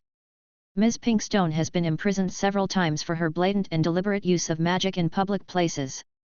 If his maths was correct, this person will be released this year, Felix thought, a year ahead of Barty Crouch. He is going to keep an eye on the most recent papers. There are just under 4 months to go before the end of the year. Felix yawned and rubbed his forehead. On his way back to his bedroom he saw that the tower light in the headmaster's office was still on. It seemed he wasn't the only one who couldn't sleep tonight. He just wonders, would the school replace the new professor of defense against the dark arts class at the speed of light? As it turned out, Dumbledore had somehow managed to convince Grindelwald, and the next few lessons were only related to nonverbal spells. But Felix would not assume that Grindelwald had subscribed to those Muggle military magazines purely out of interest. It wasn't just due to paranoia. Dumbledore had once asked for a copy of the Marauders map, and it was hard to believe that Dumbledore hadn't asked for it out of concern that this old man would sneak out and smuggle back a full set of Muggle military equipment to use as teaching aids. It probably wouldn't be long before the course would progress to the chapter on how to identify and defend against small firearms. There's no need for Grindelwald to worry about how to make a full outline about it or even part of it. Felix has provided great detail in the Magic of the Muggle World book. Because of the requirements of the nonverbal spell casting and the wandless manifestation of magic rune, it was common to see red-faced students everywhere in the school these days, glaring at a plant, or the food on their plates. If one stared long enough, one would see the expressions on these students' faces quickly slide down from pique to a dull stare. Felix had seen a similar sight almost every year, but he still found it interesting. The students looked as if they were programmed to behave more or less the same, and Felix was tempted to write to the Weasley twins to give them ideas for their new product. The nonverbal spell is not a specific spell, but a whole set of spell casting techniques that are used in defense against the dark arts, charms, and transfiguration classes. The sudden and strict requirements had left the 6th-year students in a severely frustrated mood, and it was as if they were back to the last 2 months of their 5th-year O.W.Ls exams, and their whole being seemed like they were possessed. "I'm not in a nightmare, am I?" Seamus complained loudly. "Nonverbal spell, ancient runes class that require wandless spell casting, and the herbology class that made us deal with tentacles that spewed slimy jizz." After 2 days, the students finally realized that none of the 6th-year advanced classes are easy. Neither the nonverbal spell nor the wandless manifestation of magic rune, in particular, could be mastered in a short time, and it was rumored that Professor Hap had claimed in the 5th-year class that he had prepared large detention rooms for students who couldn't meet the requirements and still failed to write their assignment. "It's true," Luna said to Ron from the bleachers at Saturday's Quidditch selection. Ron had a bitter look on his face. He certainly hadn't written a single word on his essay, and to make the matter worse, he wasn't sure whether or not he is considered as meeting the requirement. During the breakfast hour, Hermione had advised him to stop trying to leave things to chance. "Unless the professor keeps an eye on you from start to finish in the next class and gives you dozens of chances to try, you're not going to make it, and that's simply not going to happen." The success rate, yes, is a problem that plagues all students who have taken the Ancient Runes class. It was quite obvious that the professor is far more tricky than the young wizards could ever imagine, and he certainly wouldn't give one person dozens of chances. That wouldn't be realistic.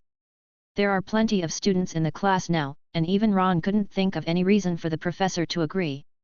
But the problem is, at the moment, there is no student who is 100% successful. Neville had given up early and asked for a reference book list from Hermione that the professor had given out in advance, and was reading the bulk of the book with a whimper. Seamus and Dean in the same dorm were affected by this and barely managed to read a few dozen pages, and then those books proved to have incredibly good hypnotic effects. So when Ron's eyes averted from the messy Quidditch pitch, Harry was busy as captain. He nearly dropped his jaw when he saw a few magic runes dancing around Luna's fingertips. "How did you do that?" Ron said, swallowing hard, as he could see clearly that Luna wasn't holding a wand in her hand. "What do you mean?" Luna said cheerfully. She loved the hustle and bustle over the silence, so it was no surprise that she appeared when half of Gryffindor House and a small group of other house students had come over, not to mention her good friend Ginny also participating in the selection process, with her fiery red hair shining brightly in the pitch. Ron pointed at the magic runes in Luna's hand and his eyes went wide. "You have to make friends with them," Luna said. "They each have their own personalities. There are some I don't know very well yet, they're quite temperamental, but on the whole, they're pretty good to deal with." "Can you tell me more?" Ron listened with some confusion, but also found this insight very refreshing. Maybe he could write Luna's comments in his essay? Luna went into more detail. Each magic rune had its own personality and mood in her eyes, and she even managed to tell the stories of some of the magic runes, finding corresponding characters for them. "I think this one feels like Harry," she said. Ron stared at the purple magic rune Luna is pointing at, and then at Harry, who was shouting at the top of his lungs on the pitch. He couldn't really imagine what the two had in common. Is it because of the messy ring of light resembles Harry's hair, or does this rune also have a flat lightning bolt shape at the tip of its symbol? What was even more incomprehensible to him was that he couldn't understand why he was associated with the ugly, dirt yellow rune in Luna's eyes. "I'd say it looks like you're both dirty yellow in color." Ron shot back, feeling insulted. "Looks like you've got the hang of it," Luna said, before turning her head back to the pitch. Ron looked at the pitch with some amusement. He didn't know how Luna had managed to make the ancient rune class sound like a divination class. Moreover, Professor Hap was very different from Trelawney. If he dared to hand in such an assignment with the same nonsense that he had used to fool Trelawney, Professor Hap would detain him until Christmas break. Harry looked jealously at Ron and Katie Bell, who were enjoying themselves at their leisure in the bleachers, as he felt that this selection was dreadful. Because there is no age requirement, many first and second year students have signed up, even taking up the vast majority of the spaces. These people are struggling to even get the broom to fly at 70% of their original speed, let alone compete with the regular players. For example, just now, a chaser even threw himself into the goal because he was so nervous, causing the crowd to laugh. Not to mention that boy, probably because he was so embarrassed, rode off on the old comet broom and decided to go back to the castle and hide as if he intended to never return. Harry had to go after him to get the broom back, but he still relented and let the teary-eyed boy go. When Harry returned to the pitch, it was as if he had taken on the role of the boy, with half the spectators pointing and laughing at him. Harry was very glad that Hermione hadn't come. He had rejected the vast majority of her suggestions at the time on the grounds that she didn't know anything about Quidditch. This seemed to have dented Hermione's pride, so by the time she arrived, the selection was nearing its end, and at the end, Harry took the new players to fly around the pitch for a few rounds as the students in the stands gave them a few cheeky pats on their backs. So, the selection process went pretty well. Hermione asked smartly when they got off their brooms. The results are promising, Harry said stiffly, and he made up his mind that if Hermione asked for specifics, he would decline her question on the grounds that he couldn't reveal team secrets. But Hermione just looked at the crowd leaving the bleachers and raised an eyebrow in a noncommittal manner. It's like watching a fantastic burlesque, Luna commented with joy. Hermione and Ginny curled up and laughed at the same time. Ron didn't laugh, which made Harry mentally lament how strong their friendship had grown. Let's go, I saw smoke rising from Hagrid's hut when I came, Hermione said with a straight face as she stood up. Harry pretended not to see the tears of laughter coming out of the corners of her eyes. Luna dragged Ginny away mysteriously, so the three remaining ones changed their direction and walked sullenly towards Hagrid's hut. They are going to salvage a friendship that is on the verge of shattering, simply because they had wisely decided not to take Hagrid's advanced class. This was said by Ron, who pessimistically predicted that Hagrid would let Grop guard the door, carrying a big stick, and that they would have to go through 9 deaths before they could see the upset Hagrid. They heard a loud snorting sound as they approached the hut and the three of them looked at each other cautiously. Oh my goodness! Hermione said sadly, obviously thinking that Hagrid was sadly crying his nose off. Even Harry and Ron thought the same thing. It couldn't possibly be a cold, could it? They approached uneasily, wondering what to do to comfort Hagrid. They had barely thought of the other possibilities, which was why Harry was so surprised to hear the voice of a second person in the hut when he went up to knock on the door in a flustered mood. Yes, those little heartless kids. Potters have never written to me on his own accord, not a single letter, and I even gave him my prized liquid luck. Slughorn said absent-mindedly, Hagrid, can I come to its funeral? I've never been able to get closer to an acromantula. Chapter 624, Lurking. It is truly an awkward moment. Harry thought back afterward, if only he had knocked on the door more slowly, if even for just a second slower. Then they could have slipped away quietly, or hidden in the pumpkin field, and waited for Professor Slughorn to leave. But the truth was that before his mind could analyze the pros and cons, his hand had slammed down hard on Hagrid's wooden plank door, without listening to him. There was a sudden moment of silence in the hut. Then they heard Hagrid shout gruffly, "Who's out there?" Harry looked behind him. Ron turned his head away unnaturally and stared at a bunch of dried mushrooms drying on the hut's wall. Hermione's eyes dodged as she rubbed her feet on the ground. With no other choice, Harry finally had to say stiffly, "It's me, Hagrid. Along with Ron and Hermione, we came to see you." There was a sound of a cup shattering in the room, accompanied by an "Oh, my Merlin!" a shriek. It let Harry know that Professor Slughorn was surprised as much as he was, and Hagrid didn't make a sound, as though he is still angry, or perhaps simply hadn't thought of a response. "Hagrid, we need to talk," Harry said at the top of his lungs from outside. Nevertheless, Hagrid opened the door, although he was still exasperated and showed very little affection. Ron perceptively brought up the funeral. Harry wasn't sure if that was the right thing to do, as Hagrid suddenly burst into tears, both for poor Aragog, the acromantula Hagrid had raised from a young age, and for the fact that none of the three had selected his advanced class. "Little heartless kids, treated you all with so many rock crust pies, oh, Aragog." Hermione tried her best to comfort a crying, teary-eyed Hagrid. Harry and Ron had failed even after they had poured out a lot of effort. They were unable to lift Hagrid up despite their uncomfortable attempts, and were left gasping for air under two thick arms wider than their waists. Harry's glasses tilted to one side and Ron rolled his eyes all over the place. "Professor, please do something," Hermione said sternly to Slughorn. The professor, who seemed to be in some sort of awkward spot from the start, took his handkerchief and wiped the fine sweat from his forehead several times, and afterward, Harry thought that when Hagrid scolded them, the rhetoric was so fleshed out that he alone could not have come up with it. It was not difficult to surmise how many pretty words Professor Slughorn had provided before they arrived. Slughorn stood up somewhat uncomfortably and pulled out his wand and gestured haphazardly. "Oh, yes. Wingardium Leviosa." He raised his wand and pointed it at Hagrid. The pressure on Harry and Ron eased, and they pushed a somewhat dazed Hagrid back onto the bed. They sat limply on the floor, panting heavily and rubbing their sore ribs. Hagrid blew his nose and opened his wet eyes to stare at Harry, Ron, and Hermione with wide eyes. "I know, you probably don't have time," Hagrid whimpered twice, blushing a little. "I'll get some rock crust pies."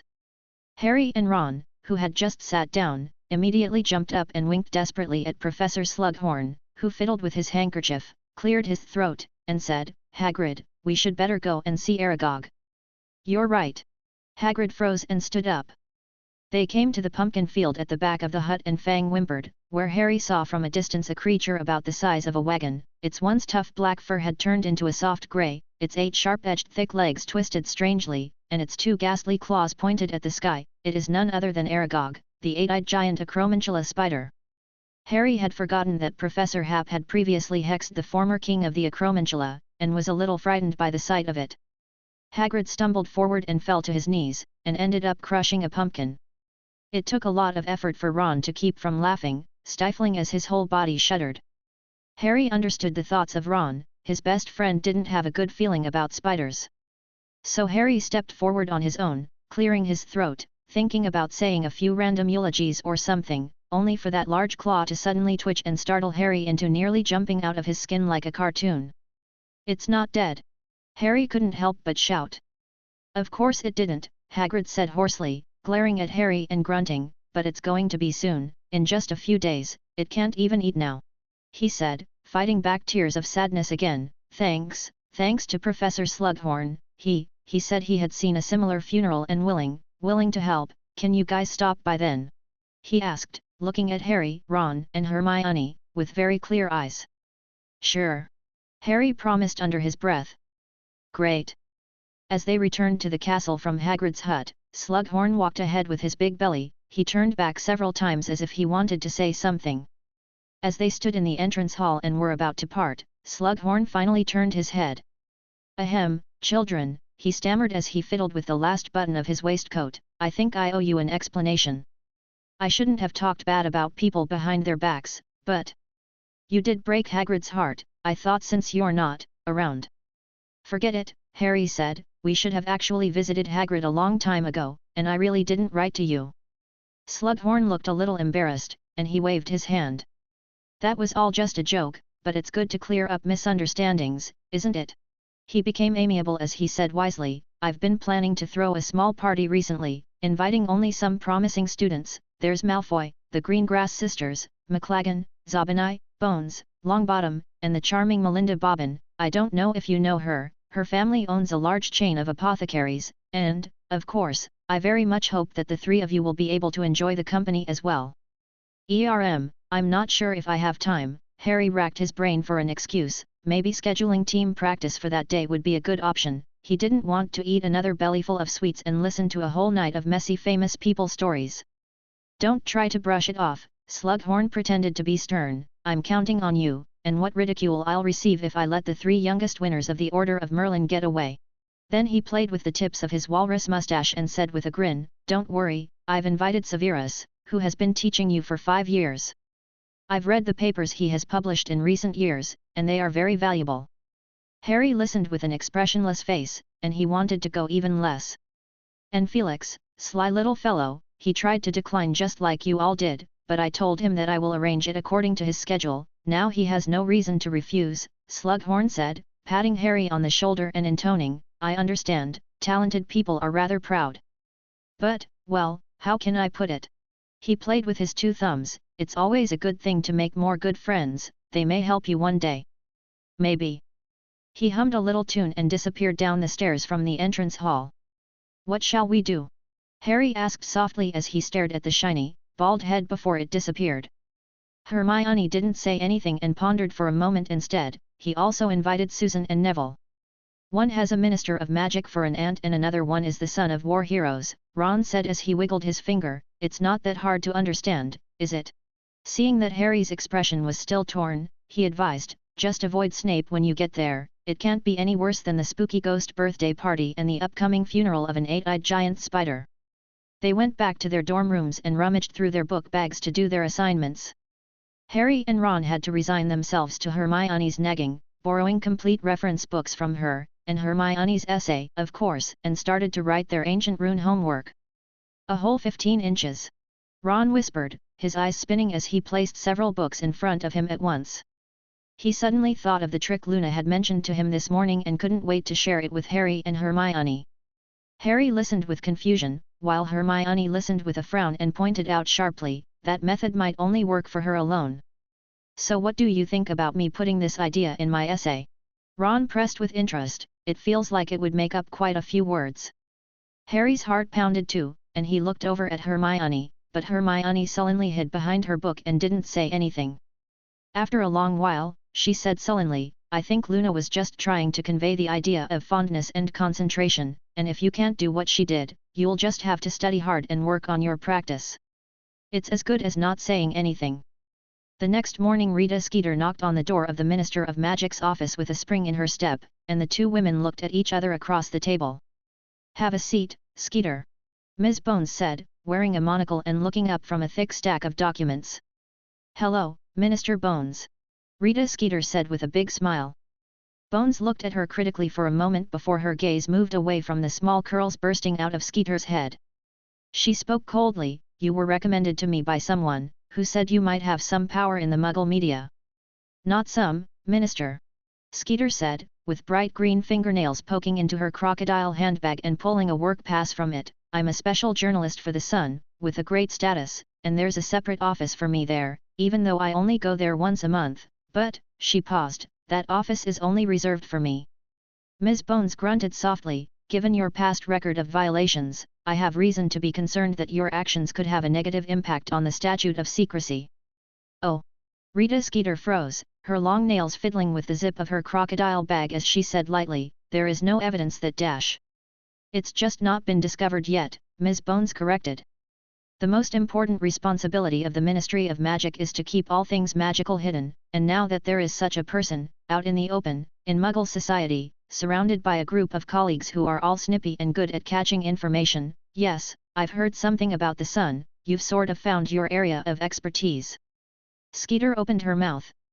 Not to mention, Ms. Bones continued, not giving her a chance to interject, that this person has little legal sense and more previous records than one can count, which means no one has pursued it, otherwise I'm sure there would be quite a few people who would like to see her go down.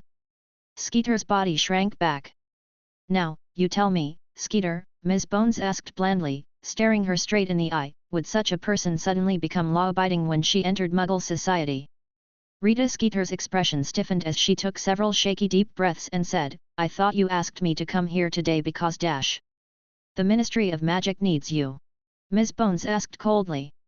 No, of course not, Skeeter gave a curt smile, I just heard about an opportunity to earn extra money, but if I could be of any help to the Ministry of Magic, she gritted her teeth, I will do it without a single galleon. The Ministry of Magic is not short of your remuneration. Ms. Bones said, pushing over a non-disclosure agreement. Rita Skeeter grimaced, pulling her glasses down and looking down to read the terms on it over and over again. Behind her jeweled glasses, her eyes widened a little. She jerked her head up to meet Ms. Bones' serious, stoic face and blurted out, you're asking me to spend a whole year in Muggle society. You can come back on weekends. Ms. Bones said calmly. The words of refusal stopped at the edge of her mouth and Skeeter bit her nails, thinking for half a second before she said through gritted teeth, when this matter can be made public, I'm going to publish this experience, and you can't use any excuse to stop me. I agree. Ms. Bones said with a nod. So Skeeter signed her name on the non-disclosure agreement, the expression on her face softened, at any rate, she seemed to have pre-ordered a bestseller in advance. She stood up and walked to the door, and looked back at Ms. Bones. I forgot to ask, how far do I need to take it? Ms. Bones said with a stony face, there is no need for you to use magic, your identity is the best channel for information. Your main concern should be to keep the wizard identity from being discovered in the coming year. Don't worry about it. Skeeter's smile slightly widened, which made her expression look provocative. Did Mr. Happ sign a non-disclosure agreement too? He started this whole thing, and he recommended you. Ms. Bones raised an eyebrow, so you can understand that, on the one hand, he trusts you, although I don't know where that trust comes from. On the other hand, he doesn't want anything to go wrong. Rita Skeeter gave her an annoyed glare and turned to stride away. There's no need to remind me. In her office, Ms. Bones rubbed her forehead. She sort of understood why Fudge was desperately trying to draw a line with Dumbledore. The fact that she, a minister of magic, had to rely on the reputation of a professor at the school to warn Rita Skeeter would have created resentment in anyone else with a smaller heart.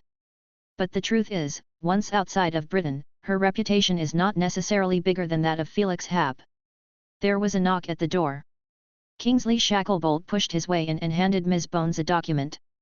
Minister, Carlotta Pinkstone is being released from prison next week, he said in a deep voice. Ms. Bones felt her head hurt even more. That troublemaker. There is no doubt that she is a much more difficult woman to deal with than Rita Skeeter. She thought carefully for a moment and said, send an order to keep an eye on her. A secret surveillance, or Kingsley asked hesitantly. Of course follow her openly, said Ms. Bones through clenched teeth, to let her know the attitude of the ministry and save her from being locked up again when she hasn't even been out for a few days. Chapter 625, Party. Is it true that Dumbledore holds the Resurrection Stone? After 2 weeks went by, Felix received a second file on the Soul Realm from Dumbledore, and he couldn't help but think about this question. It was hard to judge much from Dumbledore's behavior. He was extremely disciplined in his activities, eating in the Great Hall in the mornings and occasionally appearing in the Defense Against the Dark Arts class during the day. Very good, Riddle, 10 points for Slytherin.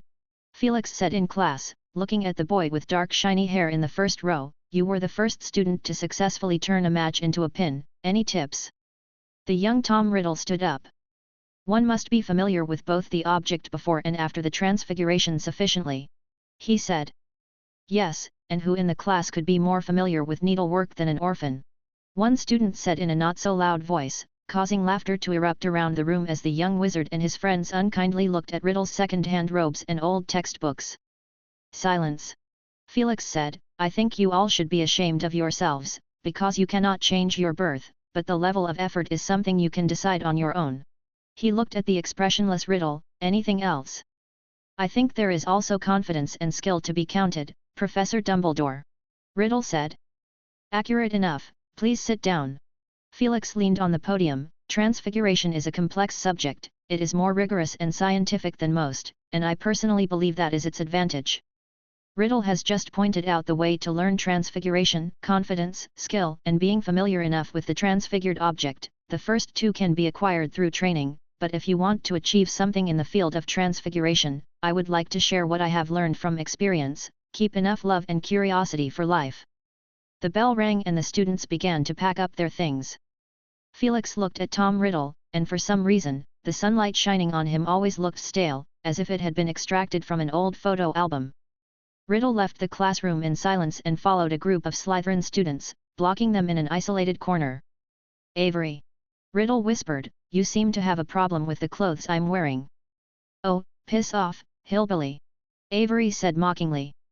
Hillbilly? I expected more harsher words to come out of your mouth, like, mudblood. Riddle said in an unemotional voice, and for some reason, Avery and a few of his mates suddenly felt out of breath, and Avery stammered a little. School doesn't allow it. But it doesn't stop you from using it in private, does it? Riddle asked in a near whisper, how else would I know? Avery flinched and took a step back, his back pressed against the wall.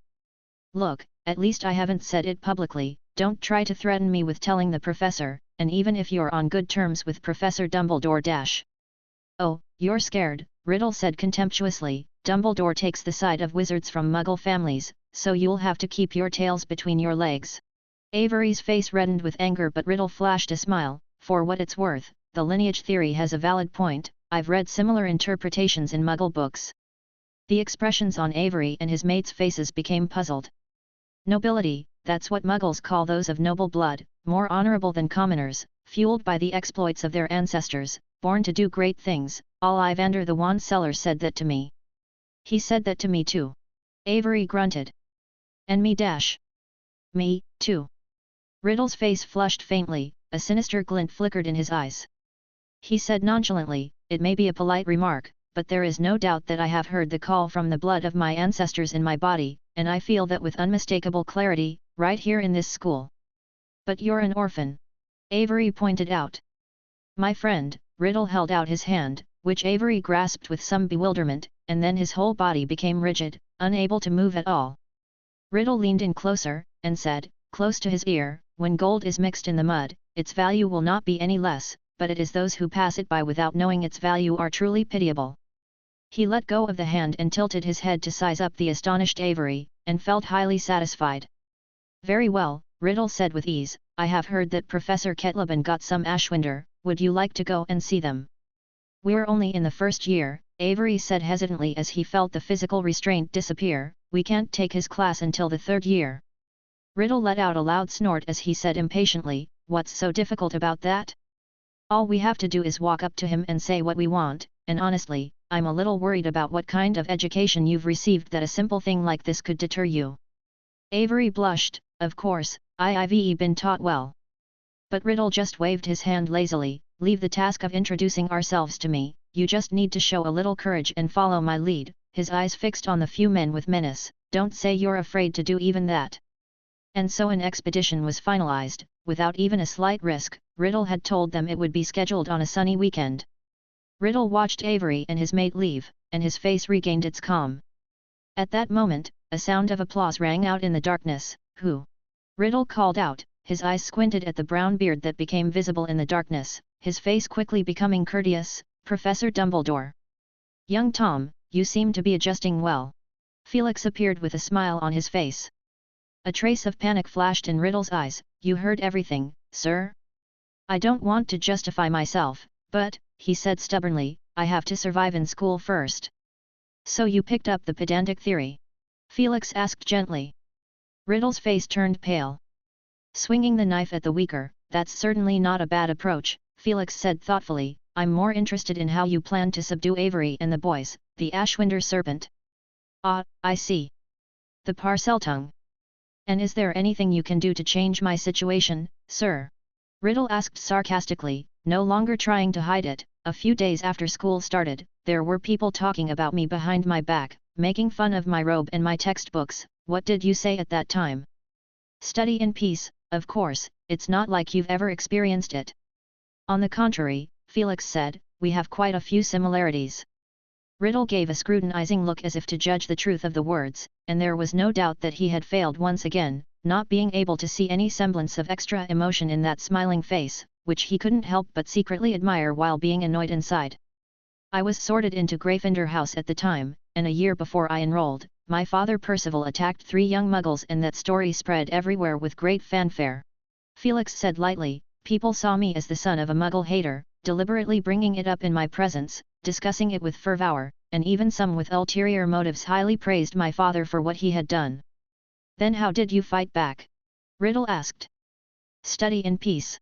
Felix said with a grin, perhaps my following statement would be not quite modest, but I still think I am right, I am gifted and the school curriculum was not even half challenging for me. It only took a few months for me to stand out and people recognized me for my personal qualifications rather than the fact that I have a Muggle-hating father. I didn't need to please anyone, but I was equally generous in offering help and encouragement to fellow students, and so I made many friends quickly. Riddle thought for a moment, then he looked up. You know I've got an appointment with Avery, sir, and I'm still going to see the Ashwinder. Go on then, Tom. I can't stop you from making friends. Felix backed away and disappeared. Outside the corridor clouded over at some point, and he knew it would have to end for today. Felix exited classroom 7 and returned to his office, looking out the window as an owl flew out. The owl circled over the castle 2 times before flying straight into the Gryffindor common room. You're finally out, Hermione, why are you so late? Harry asked, fighting the urge to get up, as he and Ron were fixing the bows on each other's dresses. Just opening presents. Hermione said briefly, wearing an equally beautiful dress as she did during the ball. Did you receive something odd? Harry asked with interest. Lavender gave me a small vial of love potion. Hermione slightly flushed. Ron coughed violently. What the hell? Hermione shut her mouth. Don't pry. She gave Ron a fierce glare, then looked at the clothes the two were wearing, all tidied up. Let's go. They made their way downstairs, and on the whole way Ron inquired with interest about the love potion. Who are you going to use it on? I threw it away. Hermione said with a poker face. Ron was deeply skeptical of this claim, but Hermione had raised her wand and threatened to hang him from the balcony and Ron had to shut up. Harry deeply felt a sense of pity, although he hadn't said a word, he was still quite curious.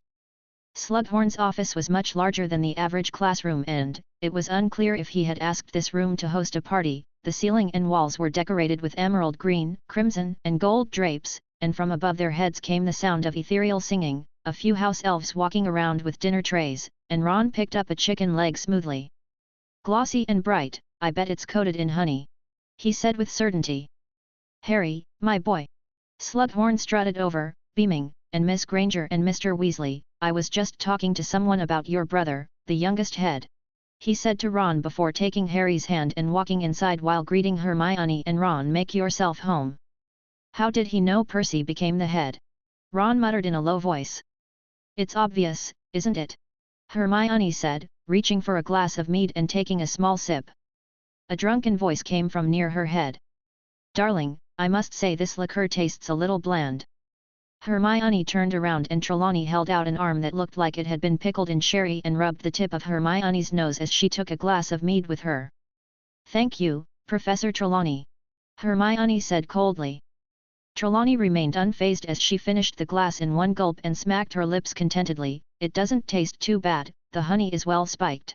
It was only then she seemed to have finally gotten a good look at Hermione's face. It's you, she said drunkenly, I'm a little sorry you dropped out of my class, mind you, I don't just teach knowledge, but she belched loudly and Hermione furrowed her eyebrows and took a step back. Also life lessons, life wisdom and all that, I've learned it all on my own, you can't learn it anywhere else, smooth sailing isn't always a good thing, I saw it in my crystal ball.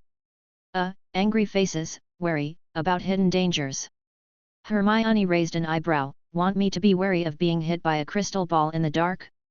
I'll keep an eye out, after all, the range isn't that great. Ron who was nearby laughed out loud and while Trelawney focused her attention on Ron, she walked away in stride. On the other side, Harry felt like he was chained to the golden buttons on Slughorn's velvet gown and carried with him everywhere he went. Before he knew it, he was spinning around the spacious office.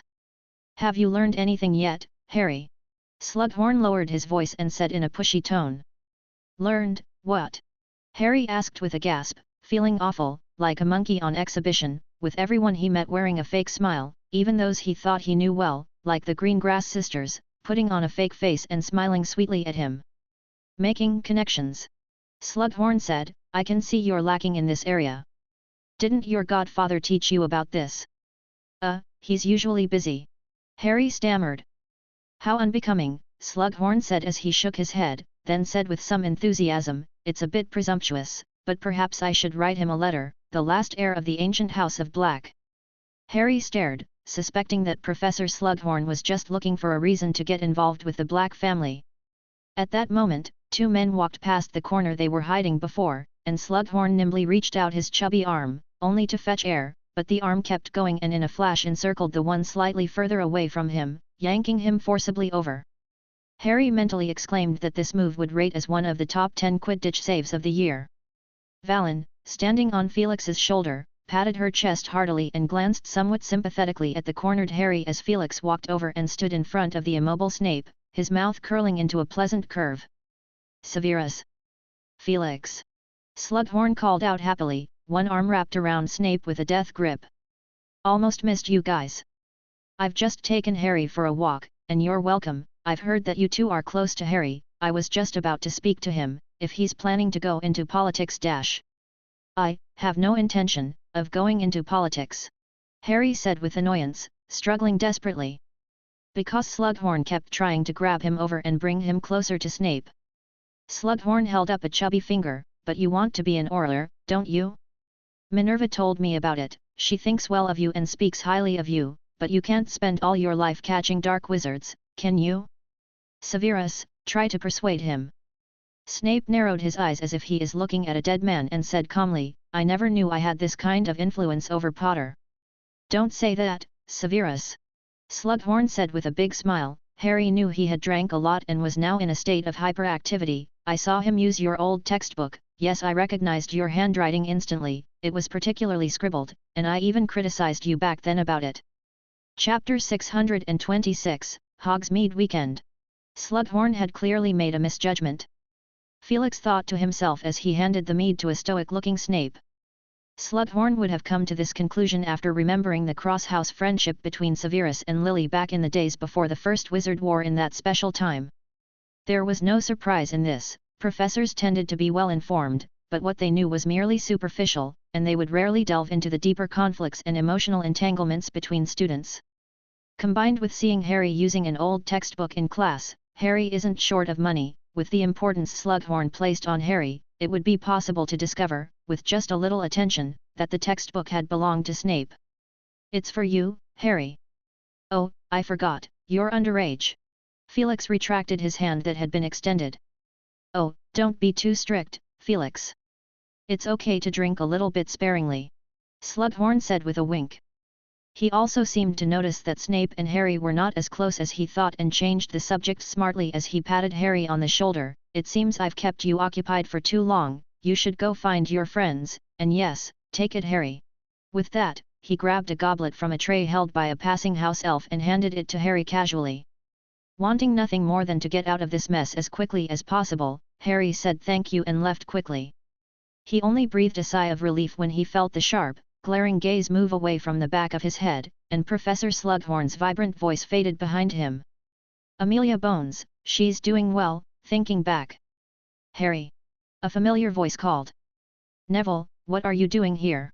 Harry asked in surprise as Neville hid beneath a wide golden drape, with a string of small, constantly flickering colored lights flying above his head and his face reflected in the multicolored light. I came to rest for a while. Neville said cautiously. Harry followed his gaze and saw the Greengrass sisters, dressed in beautiful emerald green gowns, surrounded by a small group of people like stars. He asked, somewhat puzzled, what did they do to you? They talked to me. Neville stammered, with lingering fear on his face. Is that all? Of course, not only that, there was Blaise Zabinai, Marcus Belby, even Malfoy. Neville said with a shocked look on his face, they're behaving strangely like they're different people. He looked up suddenly, seemingly stunned by his own words. Harry understood somewhat. Do you think they've been under an imperious curse, or have been replaced using a polyjuice potion? He asked quietly. Neville looked carefully at Harry's face. You know the reason, don't you? Well, I guess that's just some kind of social etiquette they practice. Harry said grumpily. The two men looked at each other in silence and Neville glanced at Harry's goblet and asked wryly, where did you get that juice? Professor Slughorn gave it to me. Harry said vaguely, as he emptied the sweet, creamy juice in a gulp, feeling stuffy in his throat. He pulled out his wand, transformed the goblet into a small stool, and sat on it. Neville stared straight at Harry's stool. Do you need help? Harry asked. Thanks so much. Neville said quickly. So the two simply hid behind the curtain and sat on the small stool chatting happily. Harry, after a few tries, managed to use a nonverbal spell to bring over a plate of beef pies from the table. Would you like some? Harry asked, picking up a pie. Thank goodness, I'm starving. Neville grinned. The two of them gobbled it up, all the while looking around at everyone else in the office. It wasn't until the singing from the ceiling died down that the two emerged from behind the curtain. Oh, my God! Hermione suddenly appeared, almost bumping into them. Where did you come from? She stared at the suspicious grease stains around the corners of their mouths. Neville was still holding the empty plate, and then over their shoulders at the golden drape behind Harry and Neville. Never mind, Harry said, hiccuping, while simultaneously pushing the little stool further into the drape with one leg stretched in without moving. Party's over. I guess it is, Hermione said, turning her head away. At that moment, Professor Slughorn walked to the center, and said with a big smile on his face, I hope you all had a good evening, and I can assure you, it won't be the last. Those involved left one by one, and Felix and Snape walked across the corridor, talking in whispers. What's hiding in classroom 7?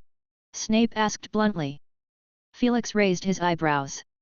The sudden closure of the room this academic year and the poor quality of the temporary room opened next door, I heard students complaining about it, Snape said, and the interest shown by that Professor Bagshot on. He said a couple of brief words and turned to leave. Was that a reminder? Felix thought, as far as he knew, Snape had been keeping a low profile since the start of the school year, and it seemed that after Voldemort's downfall, he had stopped wanting to talk to Harry and Dumbledore altogether.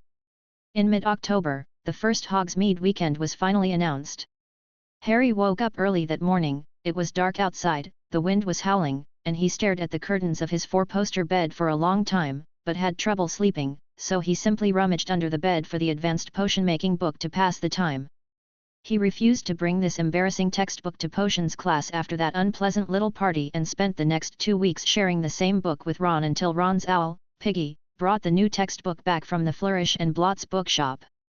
Since then, the book, Advanced Potion Making, had been tucked away at the back, under his bed, to be precise. Hermione's words saved its fate when she shoved a magic rune into a phantom book. Objectively speaking, it's actually quite a good book, not to mention it has quite a few of Professor Happ's notes on it.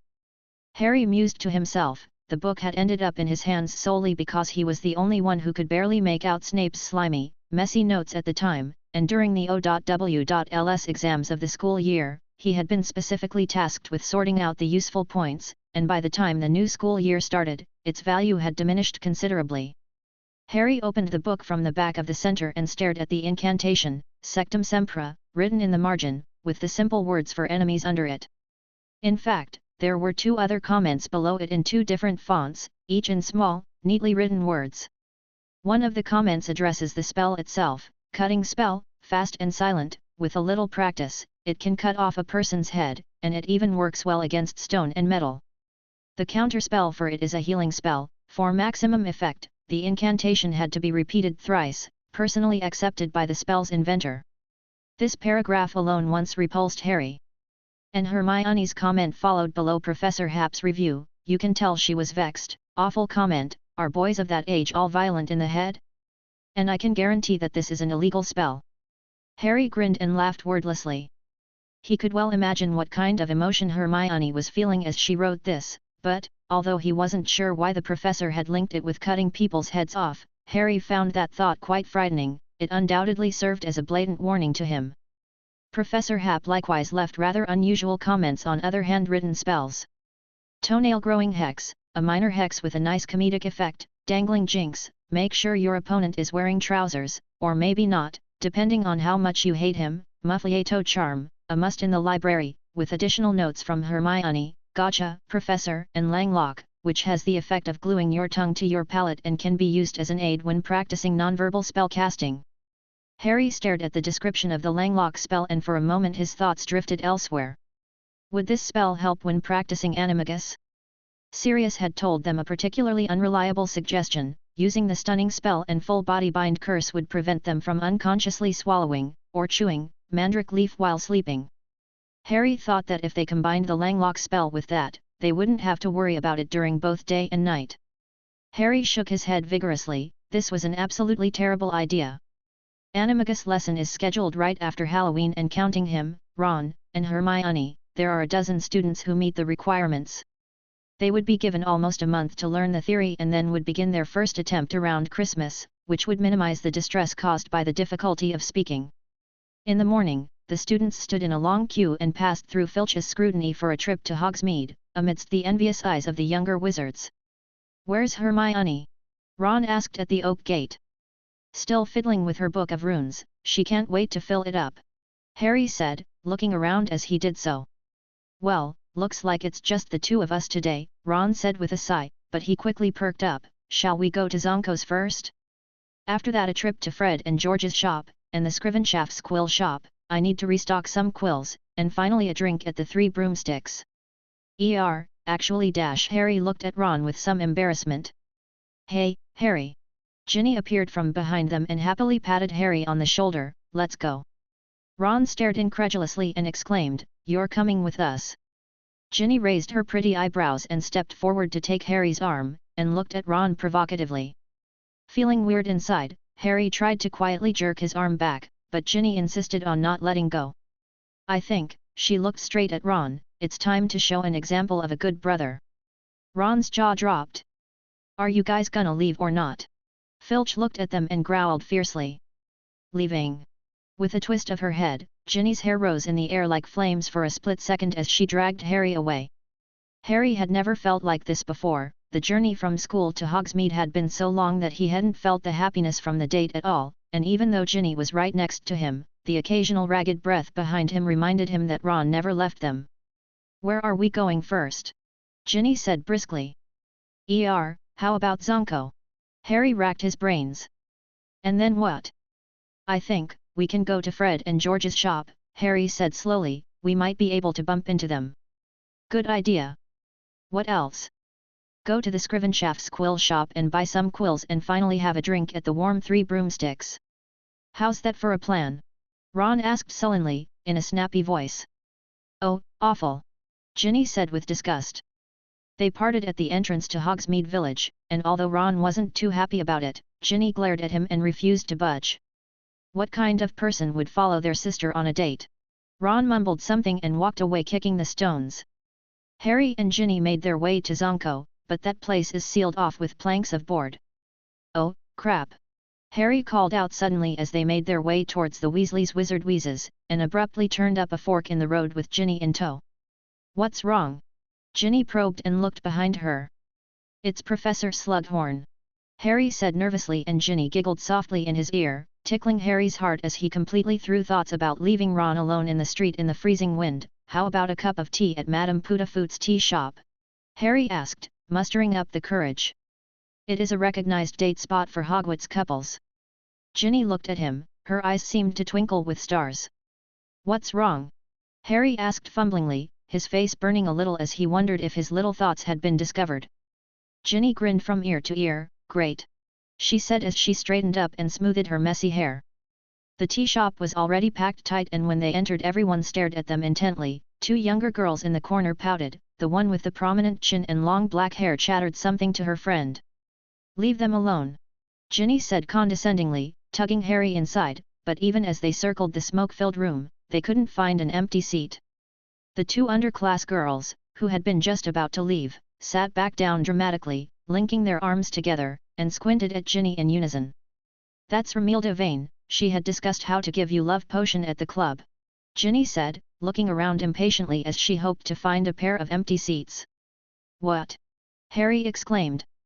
Oh, don't make a fuss, some of the ideas were pretty interesting, Ginny said casually, then her eyes lit up. Let's go over there. Harry mentally grumbled. He thought it was obvious that Ginny was there, but instead of stopping it, she got involved in the conversation herself, or at least heard quite a few interesting ideas. This annoyed him greatly, and then a key question struck him. The club? What club? A chilling shadow of foreboding clouded Harry's mind. Perhaps he should find a chance to talk to the Creevy brothers about the management of the club. This matter needed to be discussed urgently for safety reasons. They went to the window seat where two people stood up. One of them is a refined-looking old woman who was elegantly buttoning her coat. Then she handed a gift box to Daphne Greengrass. Harry once again saw a delicate smile on Daphne's face, to which he was somewhat allergic. Pass it on to him for me. Daphne nodded, and the two walked out of Madame Putafoot's tea shop and separated left and right. On the other side, Ron wandered aimlessly through the streets of Hogsmeade, sucking on a licorice wand with a belly full of grievances. Then he saw an old woman in grey tattered clothes pass by, and Ron glanced at her, without thinking twice about it, but the clumsy fellow following behind the old woman caught his attention. Hey! Ron called out excitedly. Suddenly, a wand pressed against his rear end. One more word and I'll kill you. Chapter 627, Stalking Mission. Ron looked shocked as he whispered nervously, Who are you? A Death Eater? A Dark Wizard? There was no sound behind him. Swallowing hard, Ron tilted his head, but a wand poked him so hard against his back that he dared not move any further. He mumbled, I mean, you may not have realized one thing, if I die, you'll never get away with it. I am a second-class Order of Merlin recipient, soon to be first class, and a full member of the Dark Force Defense League. I am Dumbledore and Professor Happ's favorite student. Do you know the great Harry Potter? We're best buddies, he and I. An impish soft laugh sounded from behind him. Of course, I know who you are. A pinched voice said. Ron was relieved, then felt a hot pain on the back of his right hand. Don't make small moves. The voice said, and Ron's hand that was reaching into his pocket froze. Come with me. Ron's body was yanked to the side, and out of the corner of his eye, Tonks' clumsy figure disappeared. His eyes darkened as he found them entering a narrow, poorly lit alley. He was pushed roughly against the wall. Ron Weasley. That's right. Ron said, his voice already calming down. Oh, count yourself unlucky to have seen something you shouldn't have. The voice said frivolously. Ron suddenly looked confident. Ahem, I don't think the same. Be honest. You . A twisting magic suddenly emerged from the surface of Ron's body, and the wand behind him was forced to push away. The twisting magic flared and spread, and swelled out like an inflated plastic bag, bulging into a ball as the alleyway swept by it. With his wand in hand, Ron turned around slowly, and smoothed his hair in the middle of it, and looked playfully at the person whose face was half exposed as the spell slammed her against the wall on the other side. Looking like a mess, Collins. His tone was full of gloating. Think you're cool? Collins said, noncommittally, let me free now. Her face was squeezed out of shape by Ron's magic, and her speech sounded muffled at the moment. Ron held back his laugh and withdrew his magic. The humanoid shield charm? Collins asked as she braced herself on the wall and straightened up, rubbing her face vigorously. Ha, the first nonverbal spell I've mastered, you're in luck. Ron tapped his wand against his palm, a few sparks erupting from its tip, and he had a smug look on his face. Collins huffed and walked out of the alley. Hey, don't go, what's going on? Ron chased after her. I saw Tonks, that was her right, I judged from her movements. That's her, Collins answered positively, looking around for a moment as the two walked out of the alley. Never mind, let's find a place to rest for a while, it's been freezing for the past 2 days, and with that old lady running around. I really suspect she's doing it on purpose. They walked towards the Three Broomsticks Inn. Who are you talking about? Ron asked curiously. Carlotta Pinkstone, Collins said, she just recently got out of Azkaban, and Tonks and I are in charge of tailing her. That old lady's a criminal? Ron asked, in surprise. She wouldn't be . No, not like you think. She had nothing to do with the recent Dark Wizard trials. Collins explained as they picked a window seat at the Three Broomsticks Inn, and Mrs. Rosmerta approached them. Can I get you anything, dear? Oh, Mr. Weasley. Ron said slowly in a low voice, I need a hot fire whiskey, and for this young lady . Are you old enough? Collins looked at him suspiciously. Ron coughed dramatically, his face flushed red, and he gave her a hard stare. Just short of 5 months if you insist on getting nosy. Mrs. Rosmerta covered her mouth and laughed softly, oozing with mature charm. A glass of hot fire whiskey, right? She said calmly, and you, fair lady? I don't need anything. Collins answered stiffly. She can't drink, she's performing hiss. Ron drew in his breath with a pained expression as he withdrew his stomped toe and said to Mrs. Rosmerta with a grimace, please, get her a soda or something. I recommend a soda with sorbet. The lady owner said. That'll do. Ron saw that Collins didn't object and made the call. When Mrs. Rosmerta left, he couldn't help but lower his voice and ask, that Carol . Carlotta. Well, Carlotta, Ron shrugged, what's her crime? Why do you two have her on your radar? Frankly, I don't think Tonks is cut out for anything that involves close-up stalking, unless we're not even trying to hide it. Collins gave an approving look. Ron stared. He was just about to say unless whoever issued the order was out of his mind, but he wasn't going to admit that to Collins unless he was out of his mind too. So he chimed in, yeah, right, that's what I thought. Tell me more about it. She's an activist. Collins spoke slowly as she relaxed in the warm, aromatic atmosphere of the lounge, and as time passed the glasses in front of both of them emptied. Collins stood up and put on her scarf. I'm going to go and replace Tonks. Oh, by the way, if you see Cedric, say hello for me, I saw him with his little girlfriend earlier. Can't you say it yourself? Ron muttered disgruntledly. On a mission. Collins grinned, hiding her face up to reveal just her eyes. Well, I must say, you've reacted quite impressively today, and I am looking forward to having you as my new colleague. Got it, got it. Ron said slowly as his ears reddened a little, and he showed his self-proclaimed noble and cultured demeanor again. As dusk approached, the young wizards of Hogwarts emerged from all directions and set out on their way back to school. The door to the Three Broomsticks Inn was pushed open and a woman in a dark green double-breasted trench coat walked in. She is not young, but one could still see the brightness and grace of her youth in her face. Madame Rosmerta stepped forward to welcome her. "Come in, esteemed guest, what would you like to order?" The woman was in no hurry to answer. She removed her hard peaked cap, revealing her short grey hair underneath, and looked around the room before saying, "A more isolated room would be appreciated. I'm prepared to stay tonight." "Very well, madam," Mrs. Rosmerta replied. "Anything else?" "I may be receiving a guest tonight, so don't bother me. I don't need any services other than accommodation. Is that clear?" "Oh, sure," Mrs. Rosmerta said hesitantly. "According to the Ministry of Magic, lodging requires a registered name." "Of course," said the woman, "you can call me Nicole Noel." The time approached late at night and the stars twinkled outside the window. The woman sat in a chair in her room and waited with great patience. She had maintained this posture for some time now, her hands twisted together, her eyes twinkling with memories. Had that girl from Hogwarts delivered the letter yet? Would he show up for the appointment? Why hadn't he contacted any of them after getting out of the predicament? Did he get discouraged that no one acknowledged his unshakable dominance after that event? Knock, knock, knock. The woman stood up excitedly, but fortunately, she hadn't lost her head. "Is that you?" she asked in a trembling voice. There was no response from outside. Her heart sank, and she quickly drew her wand and pointed it at the door of the room. "Who's out there?"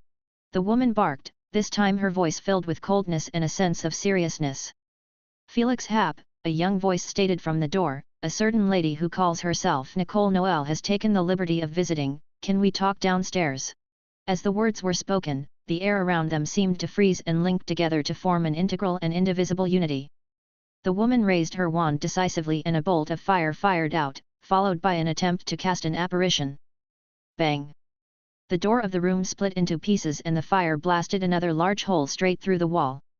The woman's figure disappeared at the last second, but she was immediately tossed elsewhere.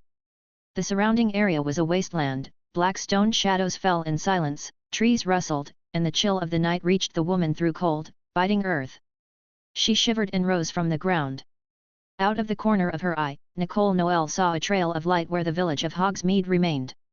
She exhaled the coldness that had clotted in her chest and roughly determined her location, the outskirts of Hogsmeade. Then she focused her attention on the man who had appeared silently before her. The moonlight shone on his somewhat overly young face, drawing out the sharp lines of his handsome features. Felix Happ. Chapter 628, Disappointed Return. "Felix Happ." Nicole Noel whispered, repeating the self-introduction of the visitor, and suddenly waved her wand. The air made a whoosh sound, and then a sharp sound like a sharp blade cutting through paper exploded in her ears. But her magic did not hurt anyone, nor did it even fly that far. 3 or 4 feet in front of the woman, several blinding flashes of bright light erupted out of thin air, and a solid stone wall became visible, bouncing the spell away. Nicole Noel was stunned. What level of transfiguration was this? She subconsciously stepped back. Another wall blocked her from behind. Her hand, which was not holding the wand, touched the rough, cold rock surface and her heart sank a little like a drowning man. All her senses told her that the wall in question is too real to be an illusion, to the point where she suspects that the man before her is Dumbledore in disguise. But then something happened that she couldn't understand. The solid wall that had previously blocked the spell was quickly drained of its color and turned into simple lines that looked like paintwork, and Felix Happ's statue-like figure became visible. Eventually, the lines flickered a few times and blended into the darkness. Nicole Noel stared into Felix's silver eyes, and her mouth gaped open in surprise. "Your eyes, you also have the gift of prophecy. Are you referring to Grindelwald? Did he once have a similar pair of eyes like mine?" Felix asked with interest. "I didn't even notice it even after a month or so of being colleagues with him. I always thought it was blue." "No, you are different from him," Nicole Noel whispered. "He only has one eye that is heterochromatic, representing the rare gift of prophecy." "I am surprised." Felix paused and made a sound of acknowledgement. "So, can we have a proper chat now? You don't seem to be planning on hiding your identity." "Well, that makes it easy. There are a lot of acolytes, and because of that, I can't really be bothered to search for the core member to have a chat with. It's good that you showed up on your own accord. Do not expect to learn any secrets from me, Nicole Noel said warily. Even if it's been half a century since the end of your organization? Felix asked. To some, our cause never ended, it just lay dormant for the time being. Ah, I see, you're here to bring back your leader, Felix said. After a short silence, he asked again amidst the wary look from the other side, I'm curious, what it is like to trust someone unconditionally. The woman's eyes burned with anger, are you teasing me? It's ungentlemanly and doesn't match your international reputation. No, I'm genuinely interested. In the group I've come into contact with, it's said that only the acolytes have a strong sense of unity, by which I mean, of course, the core of the acolytes. Do you know about the Death Eaters? It seems impossible to compare the two together in the slightest. Death Eaters? The woman sneered, what's that? Felix smiled, so? What's that like? To hand over a part of your fate under the control of another, like a Muggle faith. Nicole Noel looked at him critically for a moment, and after a while, a mysterious smile curled at the corners of her mouth. So that's it, she said with a sigh. Felix expressed just the right hint of doubt, but the woman kept her mouth shut. There was a moment of silence. Then, I need to meet with Mr. Grindelwald. I'm afraid I shall have to disappoint you, old man Grindelwald. Well, he no longer concerns himself with the affairs of the past now that he has taken the post in faculty, and it would be best if you leave him alone. It would be good for both him and you. The atmosphere once again became tense. You want to go against the acolytes? Nicole Noel said, with condescending arrogance and aloofness. But lady, how many people can you represent? More than you can imagine. Nicole Noel said sternly, I admit you're a powerful man, but how many can you take on? 1,000 or 2,000? Or tens of thousands of wizards?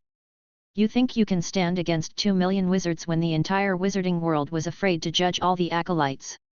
Gee, do I need to remind you that Grindelwald was locked up for half a century? He volunteered then. Nicole Noel said aloud, her eyes incredibly bright, but he's out now. There is no one in this world that can stand against the acolytes, not even Dumbledore, who can only play tricks and set up traps. Mr. Happ, if you join us, you'll be in good hands. It's the only way to prevent Hogwarts School of Witchcraft and Wizardry and the British wizarding world from falling into ruin. Interesting. Are you implying to me that you have plans to start a wizarding war? Felix said with a slight smile, but his tone cooled, you know what I see, ma'am? A bluff threat, you're lying, you can only speak for yourself. And the mention of the acolyte army. The pupils in his eyes were completely clouded with a silver mist, the shrinking book of rune rippled through the silver mist, with rune symbols flickering around it. This book looked different from the one Felix had given Hermione as a coming-of-age gift. The one Hermione had in her hand was empty, requiring her to fill it with her own understanding of ancient runes, while the one Felix had in his possession represented the most powerful source of the Master of Runes' power. Shadows grew around them, a cold black barrier appeared around them, and a cacophony of voices sounded in their ears, as young students passed and disappeared in front of them. Walls linked together, windows, staircases, and towers appeared one after another, and the barren woodland quickly overlaid with tens of thousands of feet of the castle complex. Nicole Noel looked back with stiff movements, the cold air she exhaled condensed on the illusory window, and reflected a frightened face. She turned, and locked eyes with Felix, who stood halfway across the corridor. I don't know how many I can take on, so you want to try and find out. There was a moment of silence.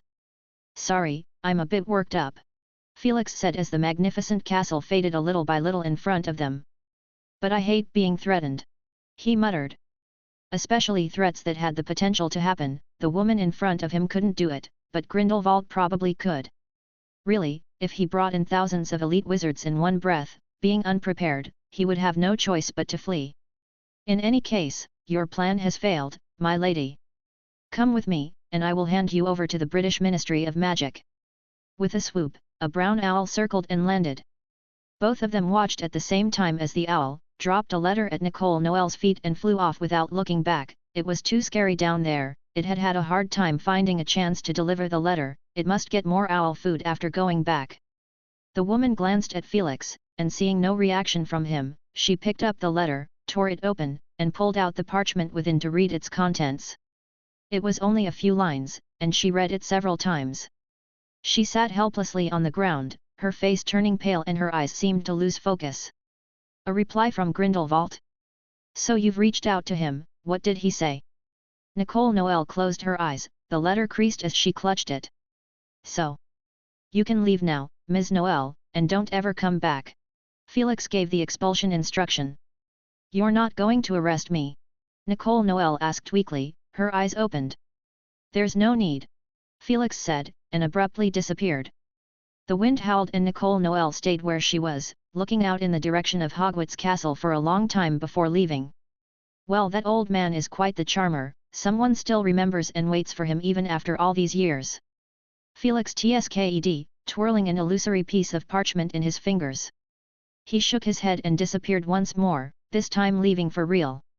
Grindelwald's refusal to come out was a positive sign, he didn't need to make an issue out of it, who knew what relationship these two once had, maybe they were a couple? Felix weighed up the possibility a little and abandoned the idea of throwing this hot potato at Ms. Bones. She had already been under enough pressure lately, if he adds any more to it, Felix feared she would go on strike. In the new week, everything went on as usual at Hogwarts. Except Potter. Grindelwald stood at the lectern, looking through a submitted essay. Can you tell me what you wrote? Harry slowly rose from his seat and said reluctantly, homework, sir. So you know.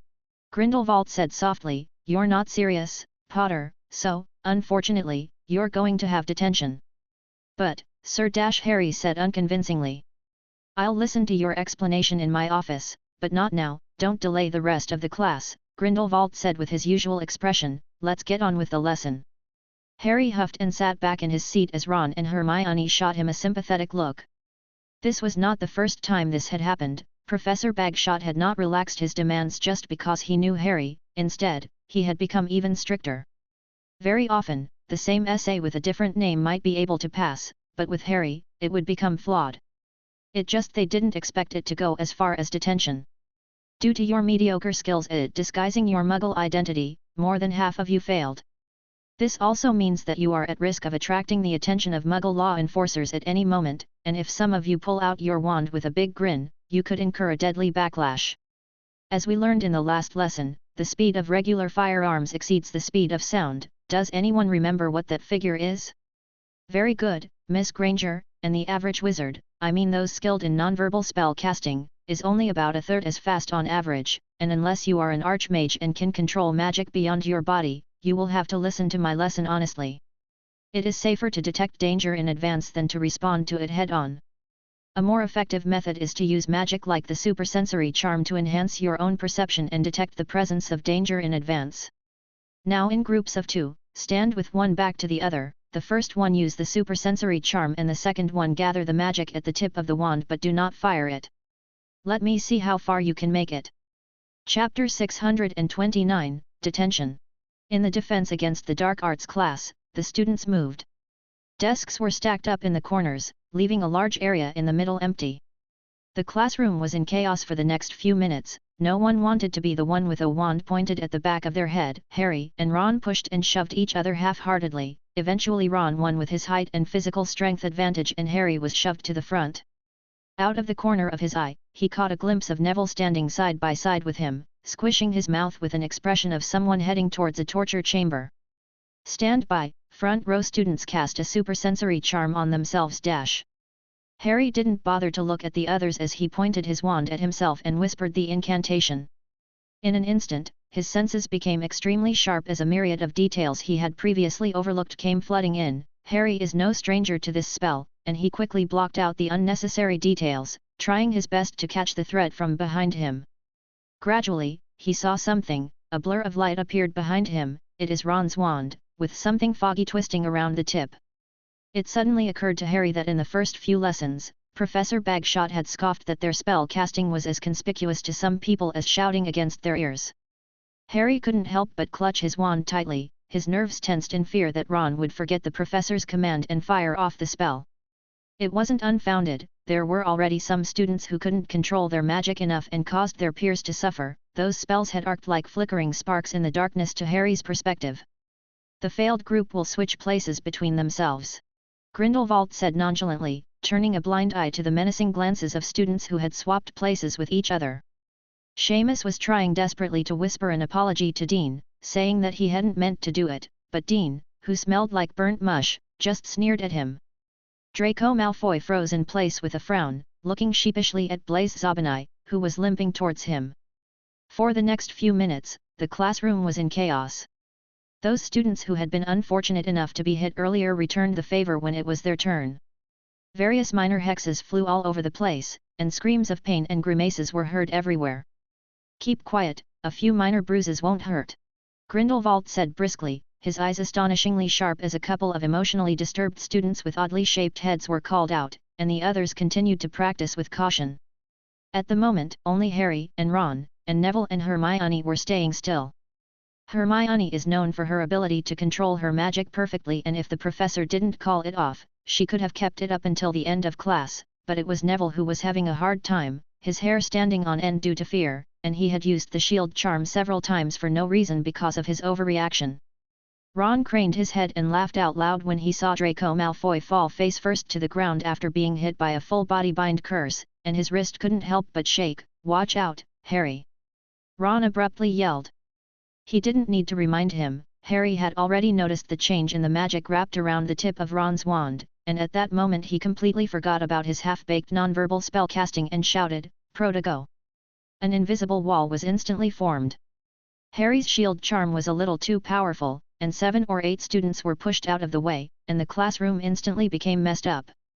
Harry opened his eyes and saw Neville pinning Justin down, both of them moaning and groaning, and he rushed forward to help them up.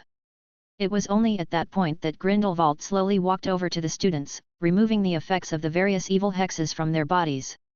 "We will continue after a 10-minute break," he said calmly. "It's a real drag."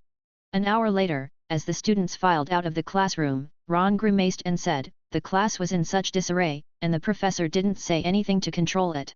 His arm also had a strange bruise, as if he had been whipped, an effect of Ernie Macmillan's stinging jinx. Harry didn't say anything. He was walking a little strangely as if he couldn't muster any strength in his lower body.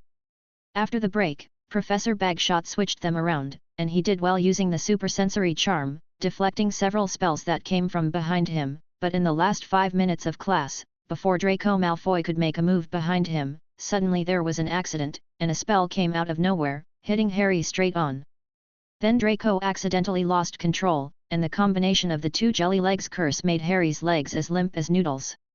Hermione huffed and groomed her hair, which had now become like a devil's snare, tangled in a shaggy mess that Hermione couldn't straighten out even after a long time of looking in the mirror she had conjured up with her wand. "I think Professor Bagshot would have liked that," she said pointedly. "Why?" Harry asked. "Think about it, guys," she said, "what was it that he is hoping for? To exercise our use of the supersensory charm to spot danger from the dark places." Harry said, then some understanding dawned on him. "You mean he did it on purpose? Deliberately not maintaining order? How is that possible? How can practice be as effective as real-life combat?" Hermione snapped. At that moment, a few younger wizards passed by them, covering their mouths and pointing at her, which made her temper even worse. In the end, she decided to leave Harry and Ron behind and make a trip back to the girls' dormitory. "Don't you have an arithmancy class? Do you want me to walk around with a ball of wool on my head?" "Not a chance!" Hermione shouted in annoyance, "I hate Daphne Greengrass." With that she ran off, leaving Harry and Ron looking at each other, and Ron said frankly to Harry, "She described it accurately, it does look quite like a ball of wool. I think Crookshanks gave her the inspiration." "What are you guys talking about?" Ginny suddenly appeared. She held out her hand and tugged a distracted Luna towards her as if to prevent her from wandering off.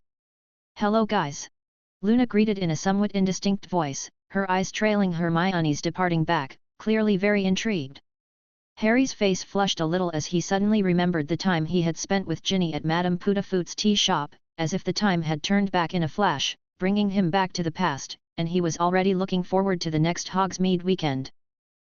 Ginny's voice suddenly sounded like a mosquito and her cheeks flushed crimson. "Ha, Harry, Luna wants to talk to you, Luna." Luna was talking to Ron. "I like Hermione's new hairstyle," she said. "I'm just not sure if it's a chore to deal with." "Oh, it's quite trouble-free, you just need to master the knitting charm," Ron replied. "Luna!" Ginny called out. "Oh," Luna snapped back, and she said with a big smile, "I'd like to ask you a favor." "No problem," Harry said, looking at Luna, surprised to see that this quirky girl had new ornaments. Her hair, neck and wrists were wrapped in hair ornaments, bracelets and necklaces made from colorful stones, and Harry felt that these things would only look good on Luna without looking too out of place, probably because her unique temperament was already quite striking. "I would like to learn a few Parseltongue words," Luna said. "Okay, what?"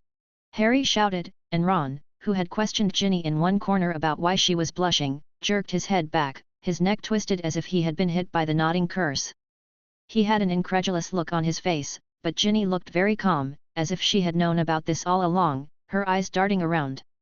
"Parseltongue words," Luna repeated as she seemed to misinterpret that Harry hadn't heard her. She deliberately slowed her speech down a little and mouthed the words with a perfect standard.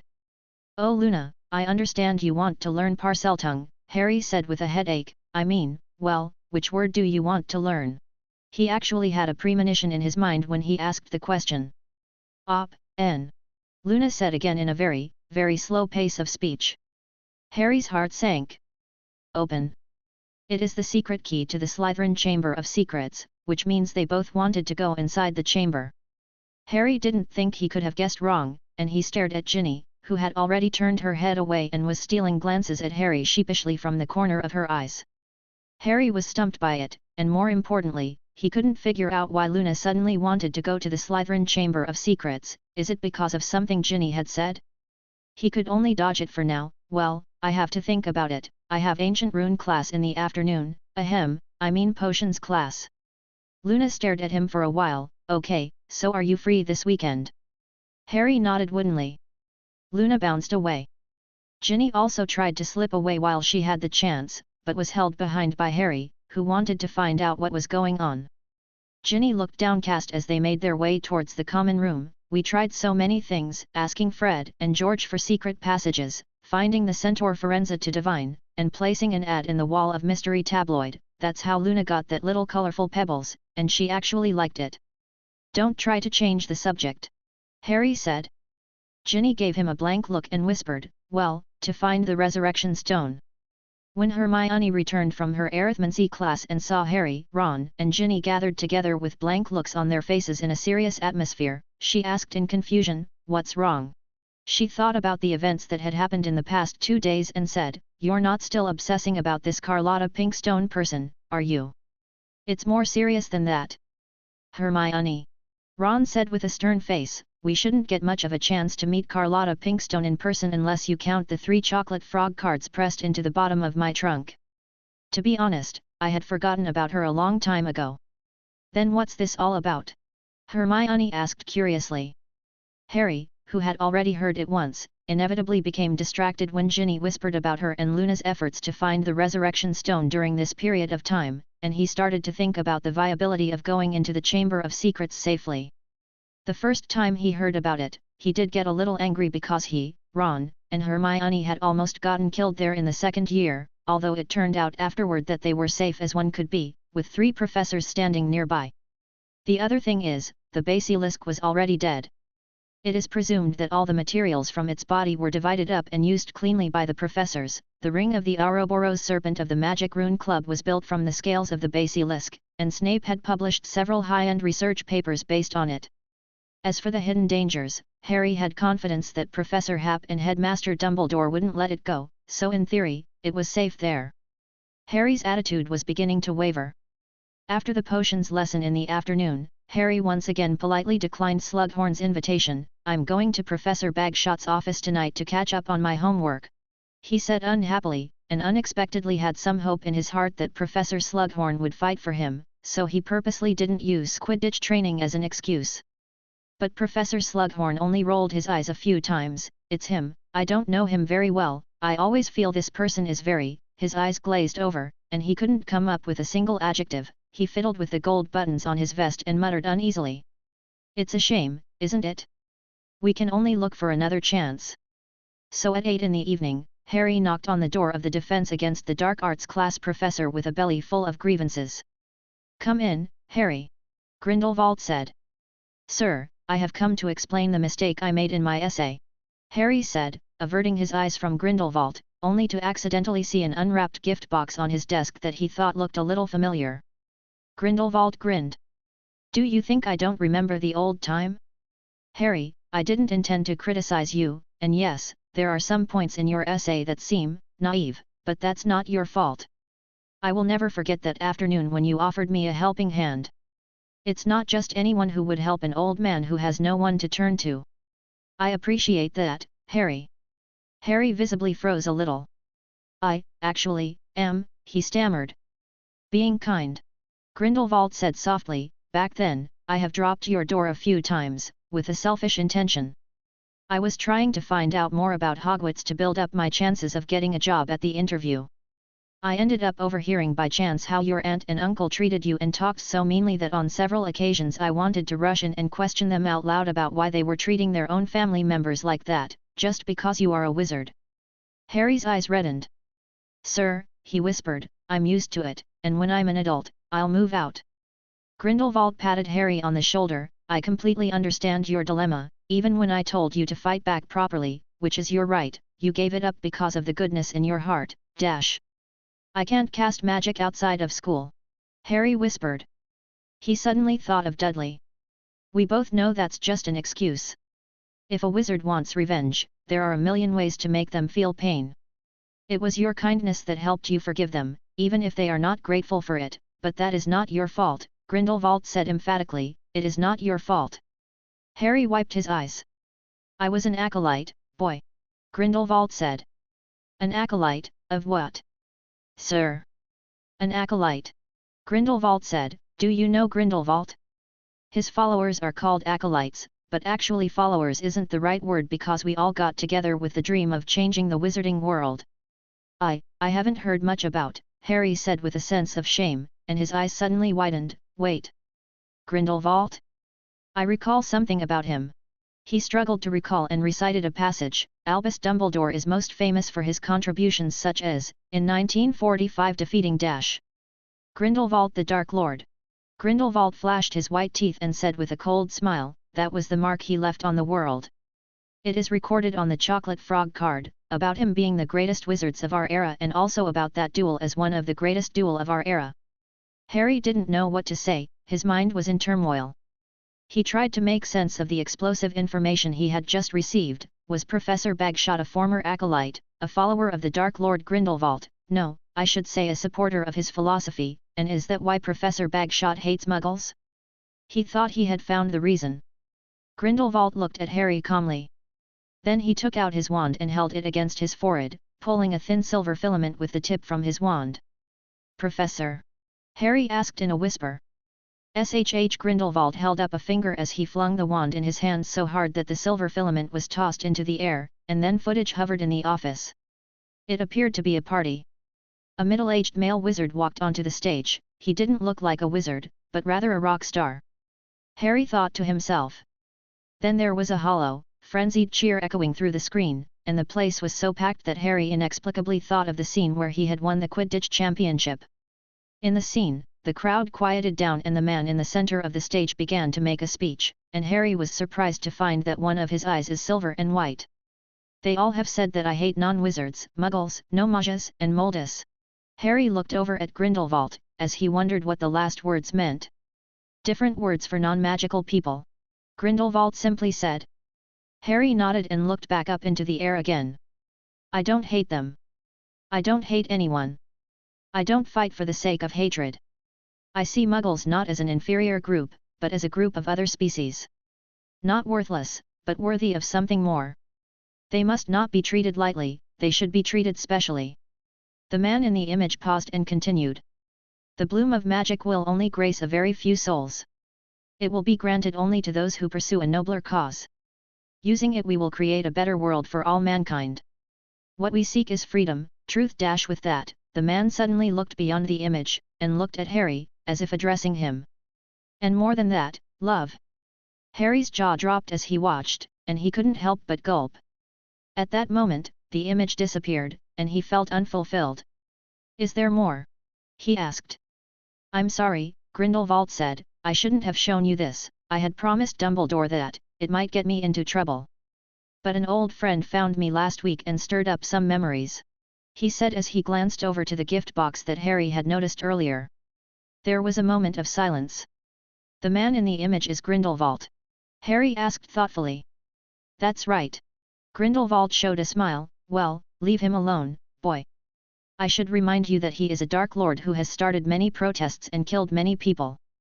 Let's get back to your essay, and after dealing with those little problems we can talk about magic. I can see that you have a talent for it.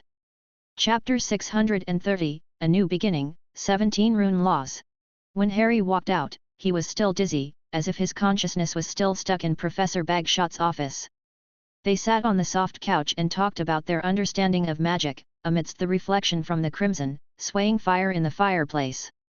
Professor Bagshot's theoretical knowledge is very vast. His theories were very comprehensive, without being overly verbose, and his personal knowledge was always clearly presented with some subtle demonstration. By contrast, Harry felt like he was speaking incoherently and his mind was muddled. This thought frustrated him since he had also taught a number of students spells in the Frontline Lookout Club. Harry couldn't help but compare the professors he had come into contact with in Defense Against Dark Arts class. In his first and second year, he had come across Quirrell and Lockhart, but he hadn't been able to learn much useful knowledge from either of them.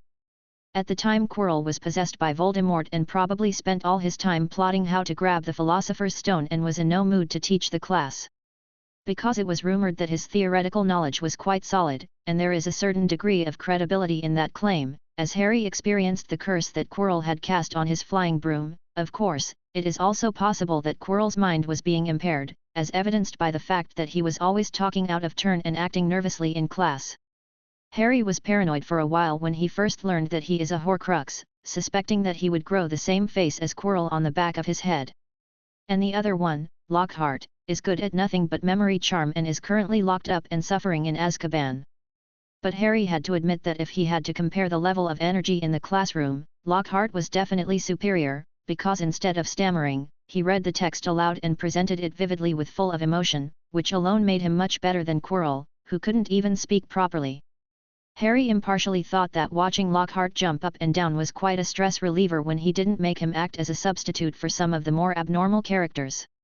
Harry's real formal education in the Defense Against the Dark Arts probably began when Professor Damocles Belby was appointed, not counting the dueling club. Professor Belby is a master of potions and has developed the famous Wolfsbane potion. To a certain extent, his preference is quite opposite to Snape's. Although Professor Belby had personally said that he was there just to fill in the void, Harry still found his series of defense lessons based around the Forbidden Forest very useful. In the third year, the students welcomed Professor Lupin. It is not certain if there was extra personal emotion mixed in, but Harry thought he is the best professor of defense against the dark arts he had ever met. Remus was mild-mannered and friendly towards all his students, and because of his hidden identity as a werewolf, Lupin had been exposed to and tackled many difficult dark creatures and dark magic. I am a part of them, Lupin said bitterly at one point, a notion that Harry strongly disagreed with. On the grounds that many of the students still missed him dearly, it was the fourth year at the time, and they were tormented by Moody's teaching methods, and that there's no doubt that Professor Happ saved a fortune on advertisement by asking you to come over here. Harry's impression of Professor Moody is quite complicated, as he knew that part of his admiration and yearning to become a great famous orator was in fact due to the teaching of the Death Eater Barty Crouch Jr., who was disguised at that time. Still, he decided not to take the bull by the horns, as at least he had learned a lot about how to deal with dark wizards from him, and it was absolutely credible. The professor for the last year's class was Sirius. In recent contact, Sirius had said he had seen Rita Skeeter on Muggle TV broadcasting the news about mad cow disease. Harry guessed that Sirius might also have had a special mission when he was a professor, such as training students to deal with sudden crises and actual combat under the threat of the shadow of war. The students in Harry's year generally felt more at ease in their O.W.Ls practical exams. Professor Bagshot, on the other hand, Harry had a sinking feeling in his heart, probably because he had once been an acolyte, held no small amount of animosity, or rather, differential treatment, towards Muggles. Harry thought about the speech he had seen today, and it was clear that Grindelwald considered wizards and Muggles to be two different species, and both of them had a competitive relationship. But isn't there a statute of secrecy? A voice in Harry's head asked himself, what if the statute of secrecy ceases to function? He couldn't think of a solution at all, and it made his heart heavy. A sudden cold breeze hit his face with snowflakes, and Harry raised his eyes to find the windows in the corridor left open.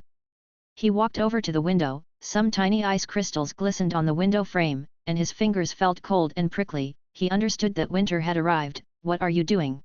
Filch abruptly appeared, holding a glowing, exclusive wand in his hand. Closing the window. Harry said. The lights are about to be extinguished, and you're still hanging around the castle. I suspect you. Filch spoke in a cold, threatening tone, as Mrs. Norris hid under the shadow of her master, rubbing comfortably against Filch's trouser leg. So it's not curfew time yet. Harry blurted out, thanks for the reminder. He strode away, the sound of Filch's ragged breath came from behind him, and then he heard Filch chant an incantation in a low voice and the window slammed shut. Some relationships are difficult to improve. Harry thought to himself as he climbed the stairs. Then he thought of Draco Malfoy. They were not destined to be friends, there were too many grudges in between them unless there was something irresistible that would force them together, like group work in the classroom. The thought that in 2 more years, after graduation, the two would probably not see each other for the rest of their lives caused Harry to feel a twinge of melancholy. In his mind, Hogwarts was the first place he felt at home. The next day, at the Great Hall table. So, Professor Bagshot didn't penalize you at all, and discussed magic with you. Ron's tone was laced with a bit of jealousy. Yet, Harry said as he took the time to tell Ron and Hermione about their experience last night, but omitted the acolyte part, while he was sipping his porridge. Well, he's not that ungrateful. Ron said as he smacked his lips, feeling much more favorably towards Professor Bagshot. Even Hermione was slightly surprised, but why did he want you to have a detention? There are indeed quite a few problems in my essay. Harry said with a shrug. He couldn't think of any reason he could give for Professor Bagshot, and he certainly didn't want to reveal that the professor had once been an acolyte. That was all in the past, wasn't it? Announcing it would only put Professor Bagshot in an awkward position, and he associated it with Remus' werewolf status. After Remus had confessed to them, it didn't take that long for him to hand in his resignation. By the way, Hermione, Harry asked, pretending to be casual, how much do you know about Grindelwald? Even though he had tried his best to downplay it, Hermione sucked in a deep breath. Why do you suddenly want to ask about this? Because, when I was eating chocolate frogs in Professor Bagshot's office yesterday and he also treated you to a snack. Ron asked, as he interrupted. Yeah, and I drew a Dumbledore card. You know, we know a lot about Nicholas Flamel, but we don't know much about Grindelwald's past.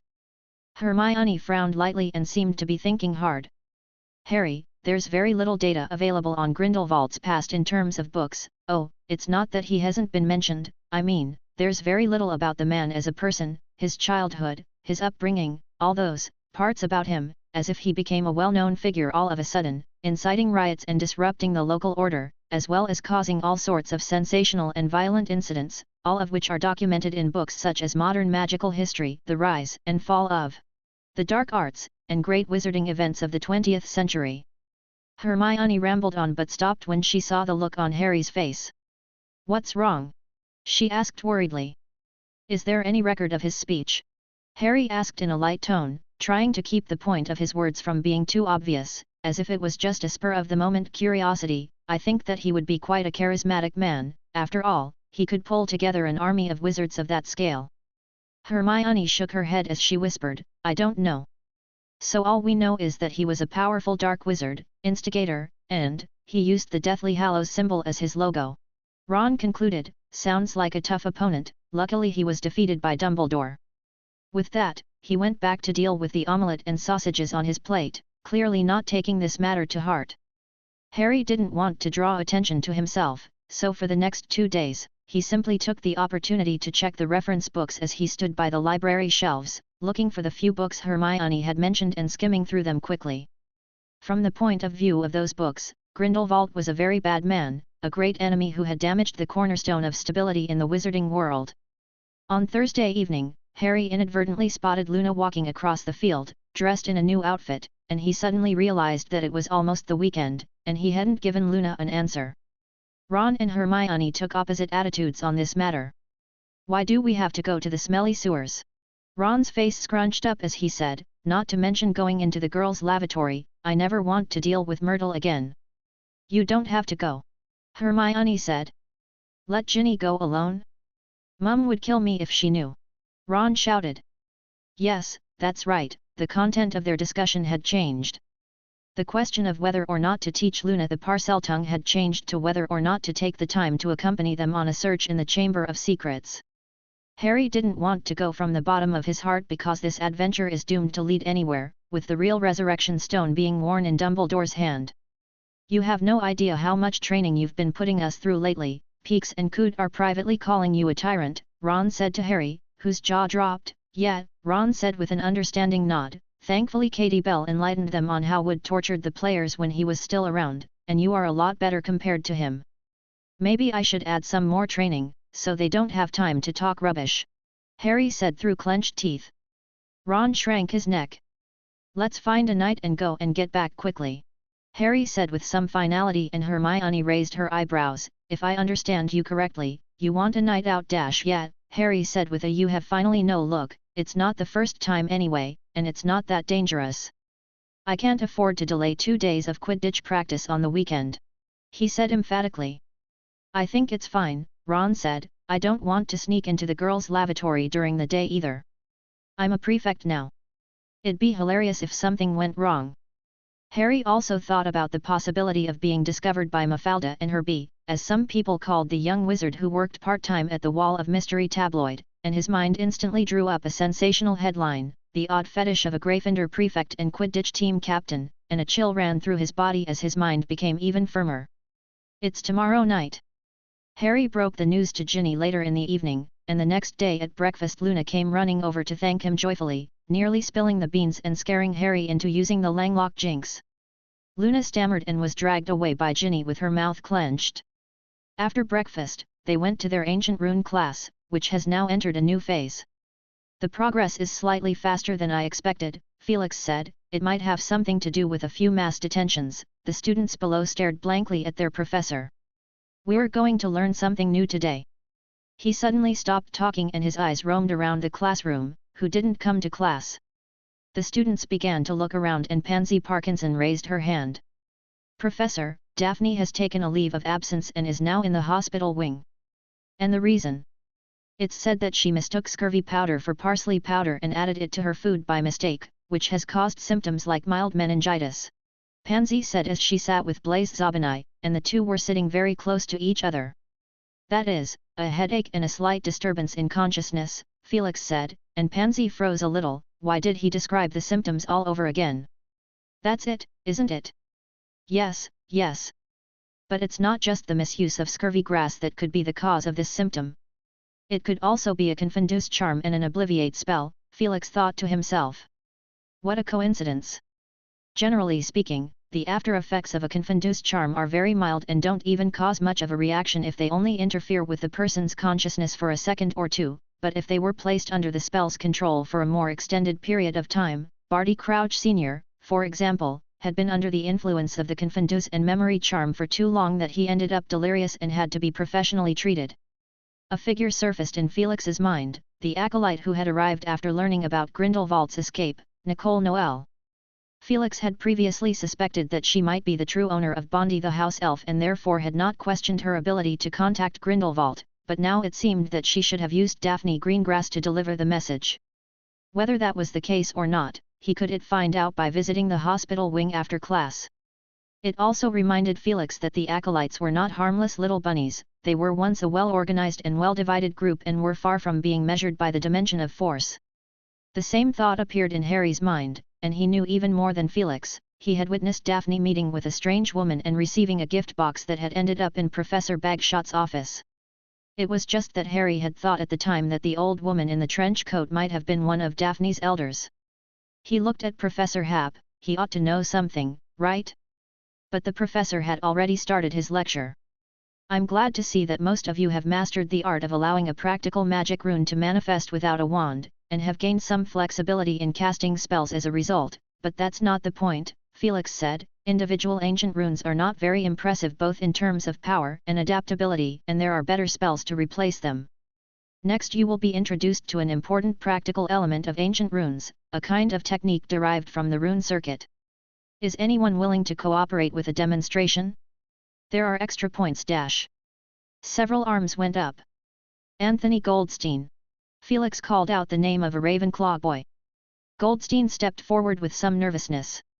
With a wave of Felix's hand, a dozen rune symbols appeared out of thin air, and they were closely connected with each other. Try to catch it, Felix said encouragingly, and Goldstein held out his hand. The students at the foot of the podium held their breath as they watched closely, and his fingertips touched the tightly bound chain of rune circuit. The chain of rune circuit seemed to be drawn by Goldstein, and voluntarily blended into his skin, burrowing down his fingers. Goldstein was startled, rolled his sleeve up, and was surprised to find the chain of rune circuit branded into the skin of his wrist as if it was some kind of mark. Goldstein blinked. Professor? This is... He was a little worried that it wouldn't go off his wrist, but in the next second he found his body becoming lighter, and with just a tiptoe, his whole body flew in the direction of Professor Happ, who dodged out of the way, and he bolted straight for the window. Don't use too much force, Felix warned him. What? Goldstein asked as he scrambled to hold his hand on the wall, only to have his whole body bounce in the opposite direction as if he weighed nothing, and then he was caught by a hand when he brushed up against Professor Happ. Goldstein's feet landed back on the ground. Try again, he heard the professor say to him. Goldstein took a breath with excitement. I seem to have gotten the hang of it. His current state is a bit like being under a levitation charm, but he did not completely lose control of his movements. He stood still for a moment and jumped gently. The next second, he found himself jumping throughout the middle of the room, and his head brushed against the ceiling. He couldn't help but laugh out loud as the students below him looked very small, and each of them stared at him with bemused eyes. He landed lightly like a feather from the air and had time to greet his good friends one by one. Felix grabbed his wrist to keep him on his feet, and when he took his hand away, Goldstein noticed that the magic runes on his wrist were gone and his whole body seemed so heavy that he almost sat on the ground. You can go back now, Mr. Goldstein. Ravenclaw plus 10 points. A rune circuit that reduces the weight of an object. Felix said with satisfaction, it's normally used on rune artifacts, but why can't it be used on? Chapter 631 Unsettled Night. We have learned a series of related concepts, such as rune symbols, rune circuits, rune sequences. Felix said as he allowed the concepts he mentioned to manifest. Individual fire rune, transformed between a throbbing golden red glyph and a ball of flame. The rune circuit, which was just demonstrated and capable of reducing weight, swayed gently in the wind as it resembled an embellished wind chime. And finally, a golden, hollow spherical structure appeared, its surface hollowed out and carved with a multitude of rune symbols, its composition so detailed that it resembled a three-dimensional jigsaw puzzle, or perhaps they were originally one and the same. Harry suddenly thought of a scene of Hermione's cat Crookshanks playing with a ball of wool. Can anyone outline the differences between them for us on a higher level? The question was obviously somewhat difficult, and even Hermione bit her lip, struggling to think of an answer without raising her hand immediately as she usually did. No one. Felix glanced around the classroom. I'll give everyone a few minutes to think. The students took this time to move around slightly. Harry pressed his body against the back of his seat and stared at the golden orb of runes. All his mind could think of was how it might suddenly start to function and suck every student in the classroom into it one by one. Just a few years ago, hundreds of Dementors were sucked into this small, rapidly spinning orb without any resistance in front of his eyes, followed by a clutch of a palm, they all with a puff commoused dead at once. Harry's consciousness snapped back instantly. Time's up, Felix said, looking down at the students, who were dodging his gaze frequently, at which point Hermione hesitantly raised her hand. Very well, Miss Granger. The other students breathed a sigh of relief as if they had been brought back to life. Hermione stood up. I think it should be integrity, she replied in a rare tone of uncertainty.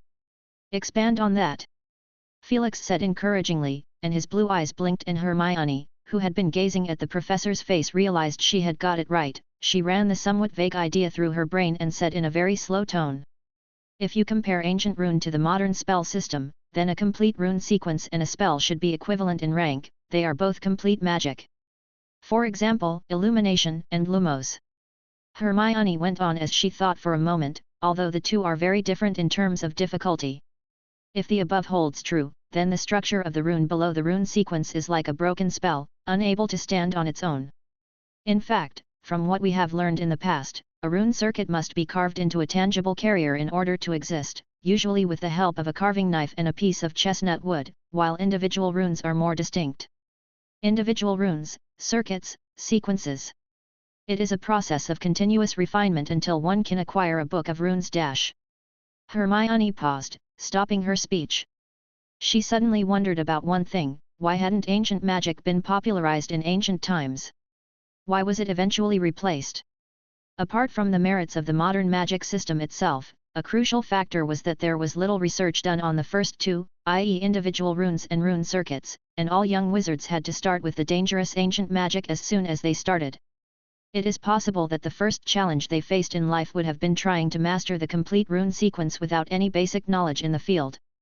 And what the professor did, in fact, was bringing down the learning threshold of the whole system. Not bad, Gryffindor plus 20 points. Felix said briskly, now you have learned the first law of runes, the law of integrity. Why don't you guys write it down? The students bowed their heads and jotted down notes as Felix paced between them. Let me add that the modern spell system, the African legacy of gestures and ritual spellcasting system, and the rune spellcasting system are all essentially a flexible way to use magic. Felix let specific rune visualizations appear at his fingertips one by one, such as a flame, a stream of water, and a soft light.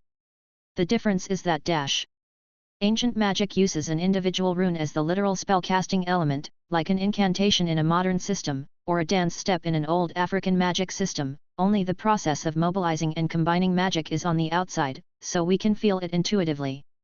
We used to think of an individual rune symbol as a simple spell, which is not quite wrong because the process of manifestation of magic is accompanied by magic and will. It's just that individual runes have limited powers. The students below exchanged glances with excitement. If they had to say which part of the class had been the most interesting recently, it was the part where Professor Happ introduced them to traditional African magic. It was a memorable sight to see the normally unsmiling professor swinging his arms wide and bouncing from side to side. It felt as if the ever-serious Professor McGonagall had spread her hair and danced a rhythmic samba. Let me demonstrate. Hundreds of colorful ancient runes appeared in the air, and they danced together in pairs, eventually becoming a dozen or so circuits of varying shapes and sizes. Does it look familiar? Felix asked with mild expectation. A magic golem. Neville whispered. Good, Felix smiled, these are the rune circuits used on magic golems. We used to use alchemical materials as carriers, but actually... Felix pulled out a small vial, from which dark golden smoke poured out, which gathered together and gradually solidified into a human figure. The rune circuits that floated in midair swirled and appeared on the arms, joints, thighs, calves, and torso of the smoke man. Then, suddenly, the smoke man's arm lit up with light. A ball of flame whistled over the student's head and disappeared at the last second before hitting the wall. Transfiguration smoke, Felix shook the empty vial in his hand. Your senior Cedric Diggory sent it to me. I guess he wanted me to advertise it but was too embarrassed to say it outright. He also sent a copy to Professors McGonagall and Sprout. Anyway, it's quite practical. As the crowd watched with rapt attention, Felix waved his hand again. The transfiguration smoke changed from its human form to a golden eagle about 3 feet long, which flew around the classroom, throwing a ball of flame from its talons. The students screamed and dodged, but the flame was extinguished by Professor Happ before it could fall. When the class ended, the students below looked like they had just finished fighting a battle. Today's homework: you have heard a lot of fresh concepts that I think will inspire you, so record those ideas, even if it's just a few words. Let your imagination run wild. Magic relies on these things. After class, Harry, Ron, and Hermione moped around and stayed behind. As soon as Felix took a look at them, he knew what was going on, and he asked, "What do you want to ask about?" Ron and Hermione glanced over at Harry, who stammered out what he had seen at Madame Putafoot's tea shop, highlighting the appearance and dress of the old woman who had spoken to Daphne, and then the three of them saw Professor Happ fall into silence. Harry was jittery. He wanted the professor to realize that something was wrong with that woman, but also didn't want to involve Professor Bagshot in it. Professor, do you think she might have dash? Are you trying to say that Miss Greengrass is under a spell? Felix asked with a smile. It's a real possibility. I'm going to the hospital wing to have a look, why don't you, come along? Sure. Harry instantly said. At the hospital wing, Daphne was happily munching on an apple as she gauged the time. That's when she heard footsteps, and she hurriedly lay down, pulling the covers over her head and squeezing her eyes shut. After doing this, she realized something was wrong. There were too many footsteps. Even if Madame Pomfrey had come with her sister, there couldn't have been such a messy sound of footsteps. Had someone else come to visit her? The door was pushed open slightly. She pricked up her ears and was surprised to find that one of them is Professor Hap. How is she? Felix asked Madame Pomfrey. It will take 2 more days, and there is a risk of getting lost and not being able to find her own dormitory if she is discharged now. Haven't seen such carelessness. Oh, you have to be counted, Miss Granger, isn't it? I remember when you were in the 2nd year dash. Madame Pomfrey. Hermione screamed. 2nd year? Daphne, who is hiding under the cover, repeated mentally, and then a furry cat's head came to her mind. Pfft! She giggled in delight. There was a sudden silence in the sick bay for a moment. Daphne lay stiffly on the hospital bed, not daring to open her eyes at all, but her face became so hot and burning that it seemed to drip blood. She felt sure she had been caught pretending to be asleep, and she hated that she could not really pass out. But luckily it didn't take long for the conversation to start again. Ahem, I heard it was an accidental intake of scurvy grass. Professor Hap asked in a slightly disoriented voice. Yes, I heard it was to make a drink, and she thought it was powdered parsley. It's quite easy to tell the two apart, and I bet she's very lousy in herbology. Madame Pomfrey's voice came closer, and then the sound of the potion filling the cup was heard at the head of the bed. Is it possible that it was something else, like a confundus charm? A confundus charm? Daphne under the covers froze. She had been under a confundus charm? Felix, this is not a joking matter. A normal confundus charm doesn't have this symptom. Madame Pomfrey said uneasily, not even noticing the potion spilling out. Her sister found a packet of scurvy grass powder in her pocket, and she herself. Oh dear, I should better check once more. Wake up, little girl. Daphne stretched in a feigned manner, her eyes opening with a blank expression as she asked, what's wrong? Then she was taken aback as the hospital bed was surrounded by a circle of Harry, Ron, and Hermione who were staring straight at her, with Hermione holding her arms together with a smirking expression and Professor Hap sitting alone and playing with his fingernails with his head down. Your face is very red, did you have a bad dream? Hermione asked knowingly. Daphne huffed and said nothing, grabbing the glass and downing it with a gulp. Hey, no. Madame Pomfrey called out, and choked. Her face turned even redder. Miss Greengrass, your classmate Potter told me something, and I have some questions on my mind. Felix said, do you remember the person you met with that day at Madame Putafoot's tea shop? She's my aunt. Daphne blurted out.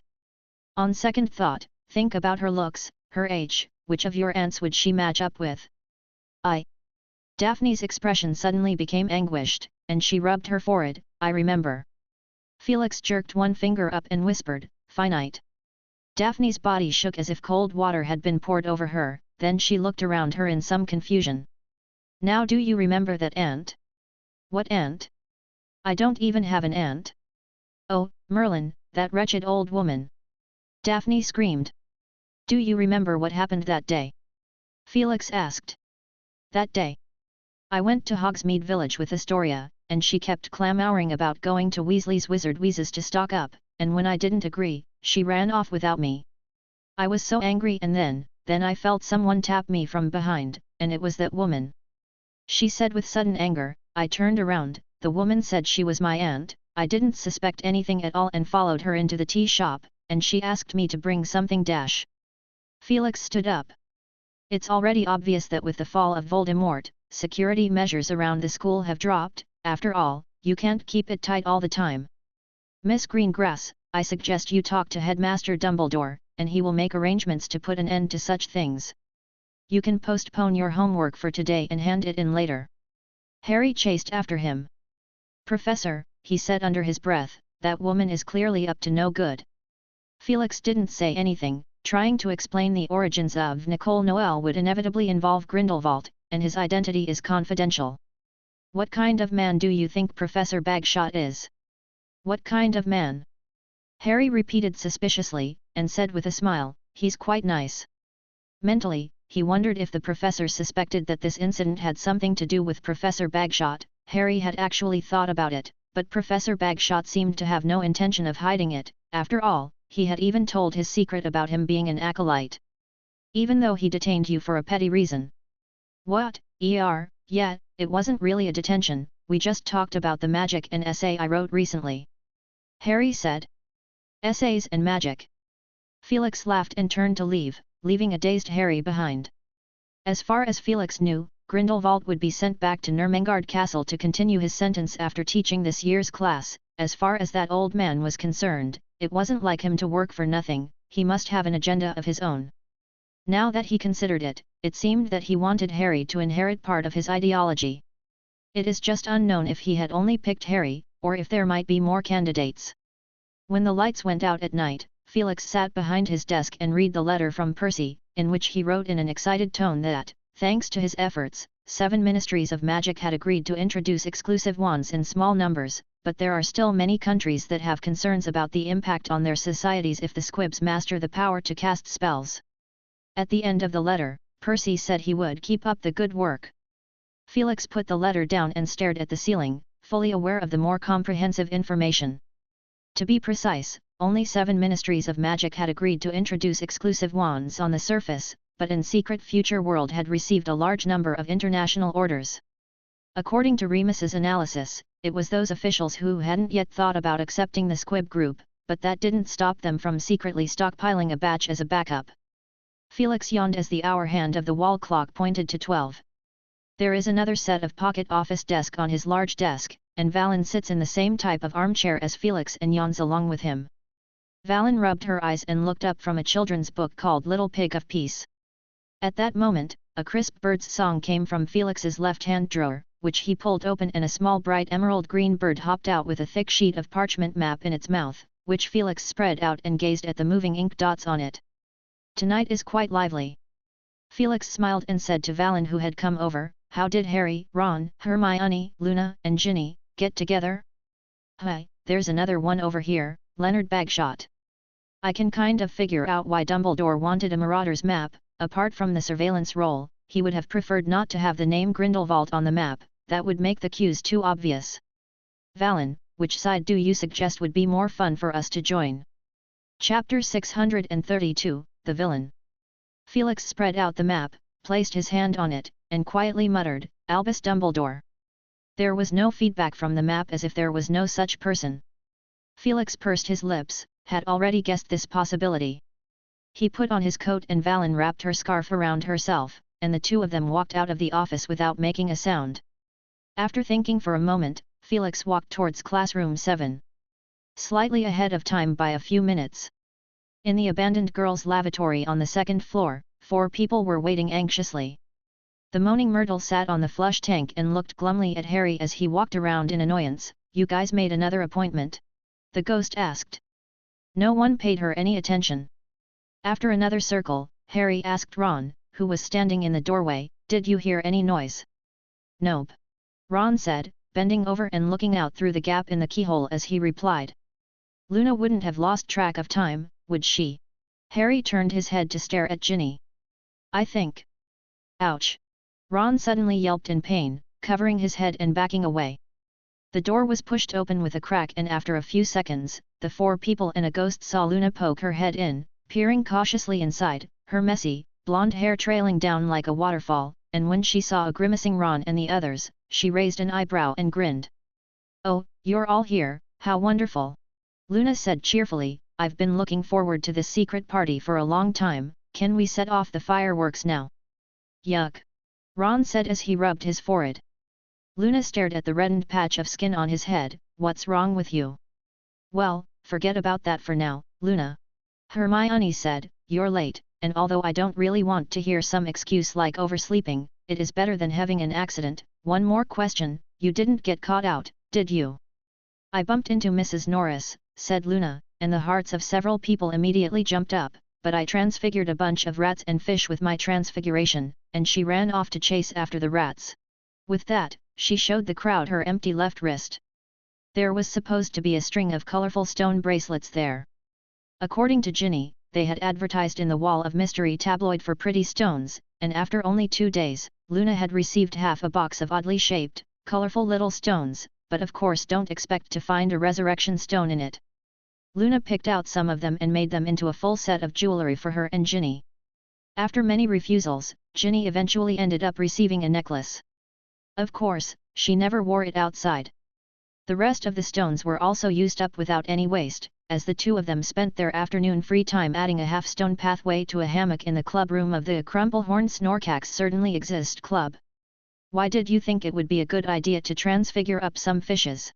Myrtle asked, with a pair of lowered eyebrows. She was rather interested, judging by the tone of her voice. Cat loves to eat fish, Luna said with certainty. But live fish don't just appear out of thin air on the floor, live fish, I assume? Hermione asked. Yeah, but the cat wouldn't care, Luna said.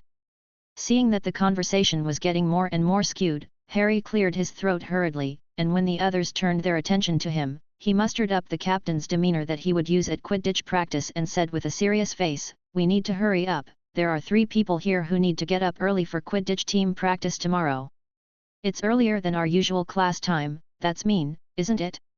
I wonder who sets the time," Ron quipped. Harry raised an eyebrow. "Are you guys going to be arguing here all night? Come on, Harry," Hermione urged. So Harry positioned his face directly in front of one of the sink's taps, the one with a small snake carved on its side of the tap. "I have a bad feeling," Ron said, trying to splash the cold water. "We should have gone back to the dormitory right away from the moment we came across that statue that appeared out of nowhere." "Oh, you just shut up," Ginny said angrily. "Is there anything wrong with what I said?" Ron yelled in a lowered voice. "You all also saw that statue that appeared out of nowhere. Hell, none of us had any impression of it before." "It's possible that it was moved over recently," Ginny calmly said. Ron squinted at her, with a look on his face that suggested that she couldn't be reasoned with. Harry ignored the bickering, even though a shadow was cast over his mind too. What the hell was going on with that statue? He mulled it over for a few seconds and shouted, "Open!" A strange hissing sound emanated from his mouth, a blinding white light flared from the tap, and then the sink began to move, slowly sinking to reveal a very wide and deep pipe. "Thank goodness the entrance wasn't blocked by the professors," Harry said with mixed emotions.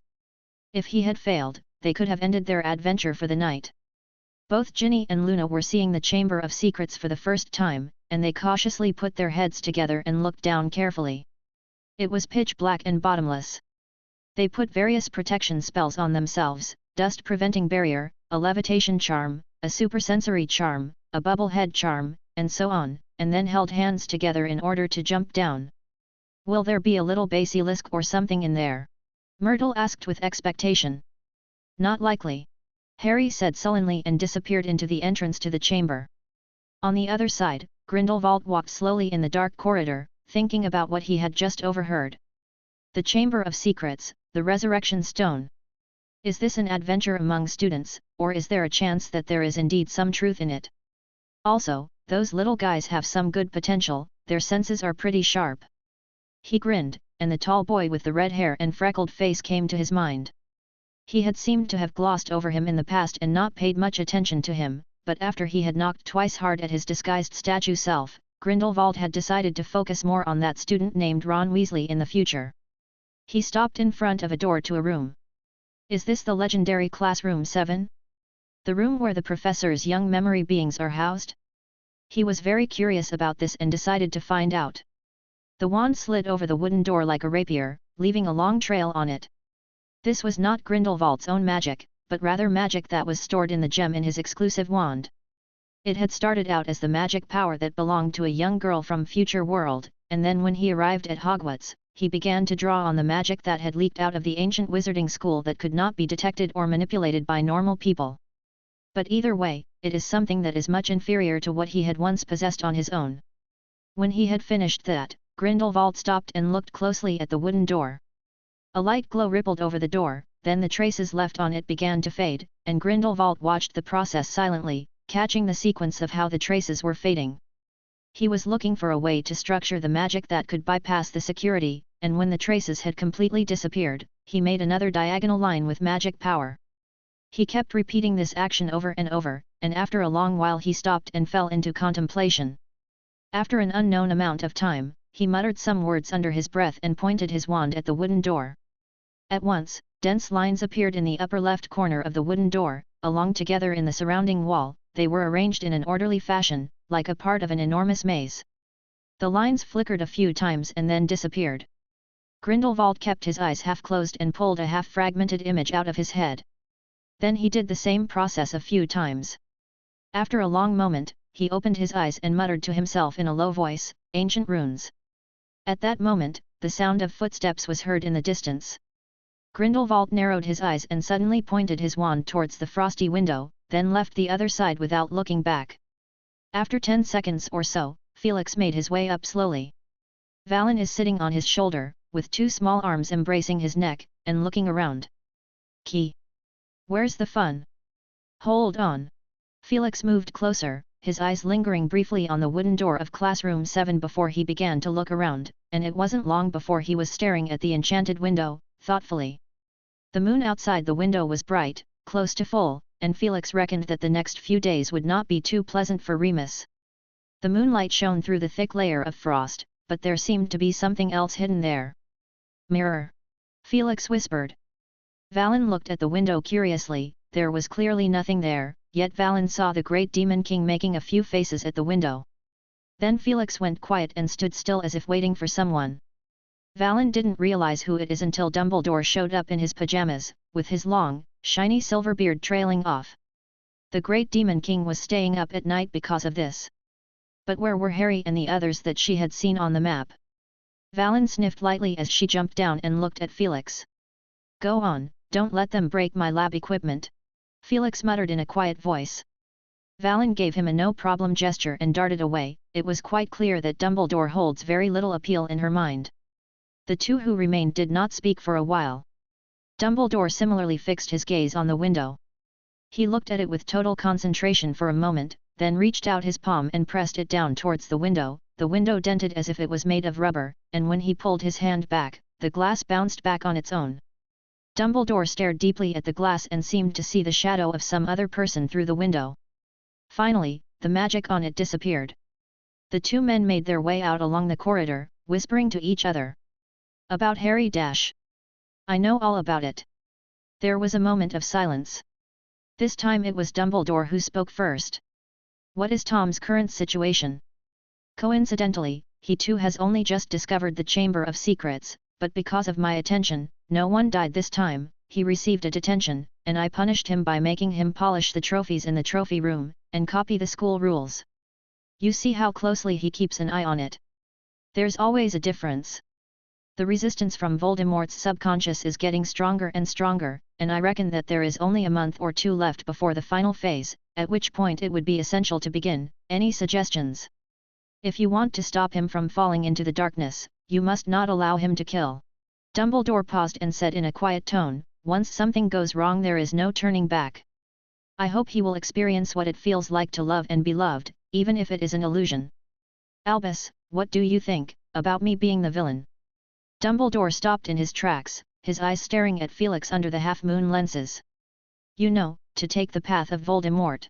Felix shrugged. Maybe it could even confuse the subconscious of the original self. Since a Dark Lord is meant to appear in any case, it'd be good for me to do it instead. Let Tom stop me, or compete with me. A very dangerous attempt. Dumbledore shook his head. Voldemort has no love in his heart. You will only hasten his plunge into darkness. Nah, he'll pretend and act for a while. Felix said, in a tone that filled with eagerness to try this fun, and in the meantime, I will find a bunch of helpers for him. That is a mess he can't shake off lightly. Dumbledore suddenly looked at him with an odd expression on his face. You seem to be planning something. What is it? Felix looked on guard. Dumbledore smiled. Just thought you had a point, about the mess you can't shake off lightly. Yes, that's it. But you have to be very careful. He murmured at the end. In the abandoned girls' lavatory, Moaning Myrtle floated around in midair. A niffler? A niffler? She asked with great interest. You're the one that Professor Hap has? I've seen you from a distance. She began to circle around Valen and said in a cheerful tone that didn't match her sad face, but I'm afraid to go near. I'm a bit afraid of him, and I have seen how he taught the Peeves a lesson. Valen looked at the moaning Myrtle suspiciously, and after thinking for a moment, she pulled a small jar out of her pocket containing a serving of ghost food. She screwed open the lid and Myrtle leaned in closer and asked incredulously, "For me?" After receiving an affirmative nod, she reached straight out with a chubby, transparent hand, and it passed through Valen's small hand and the jar, dragging out a bright silvery cloud of light. Valen shivered, her hand felt like it was submerged in ice water. I didn't think there would be a midnight snack. Myrtle said swooningly, the transparent acne on her face glowing slightly as she took small bites of her food, all the while speaking away with relish. Seriously, I have not felt much joy since I barged in on Olive Hornby's brother's wedding and was ordered by the Ministry of Magic to return to school. I'm the youngest one and have nothing to talk about with the other ghosts. Sometimes I have thought about killing myself, but then I realize I'm already dead. It's the ghost food that makes me feel alive, but this is just a matter of handshakes for Professor Hap. I guess he doesn't care, does he? Except for Bloody Baron and Ms. Grey, I have not seen him interact much with other ghosts, a cold and indifferent person. Valen pulled out a bottle of super bubble blowing liquid, puffed out her cheeks, and blew a huge bubble that wrapped around herself, then she turned and waved her hand at Myrtle. She floated and swooped into the Chamber of Secrets. Myrtle jumped in shock and plunged her head back into the flush tank. Myrtle floated out of the toilet and looked down at the Chamber of Secrets through the entrance, only to see a glowing light purple bubble getting smaller and smaller in her vision. Inside the Chamber of Secrets, Harry felt like he was wasting his time. They had been searching through the chamber for half an hour, as Ron was telling the time every 10 minutes, so he remembered perfectly well. And Luna thought Ron was helping, so every time he opened his mouth Luna thanked him. Now that some more time had passed without him chiming in, Harry wondered if Ron had become too embarrassed to take on this task again. Apart from not finding the resurrection stone, everything was going well. They went through the long tunnel and revisited this ancient chamber again. Harry introduced them to the place where the basilisk had molted. We were nearly scared to death.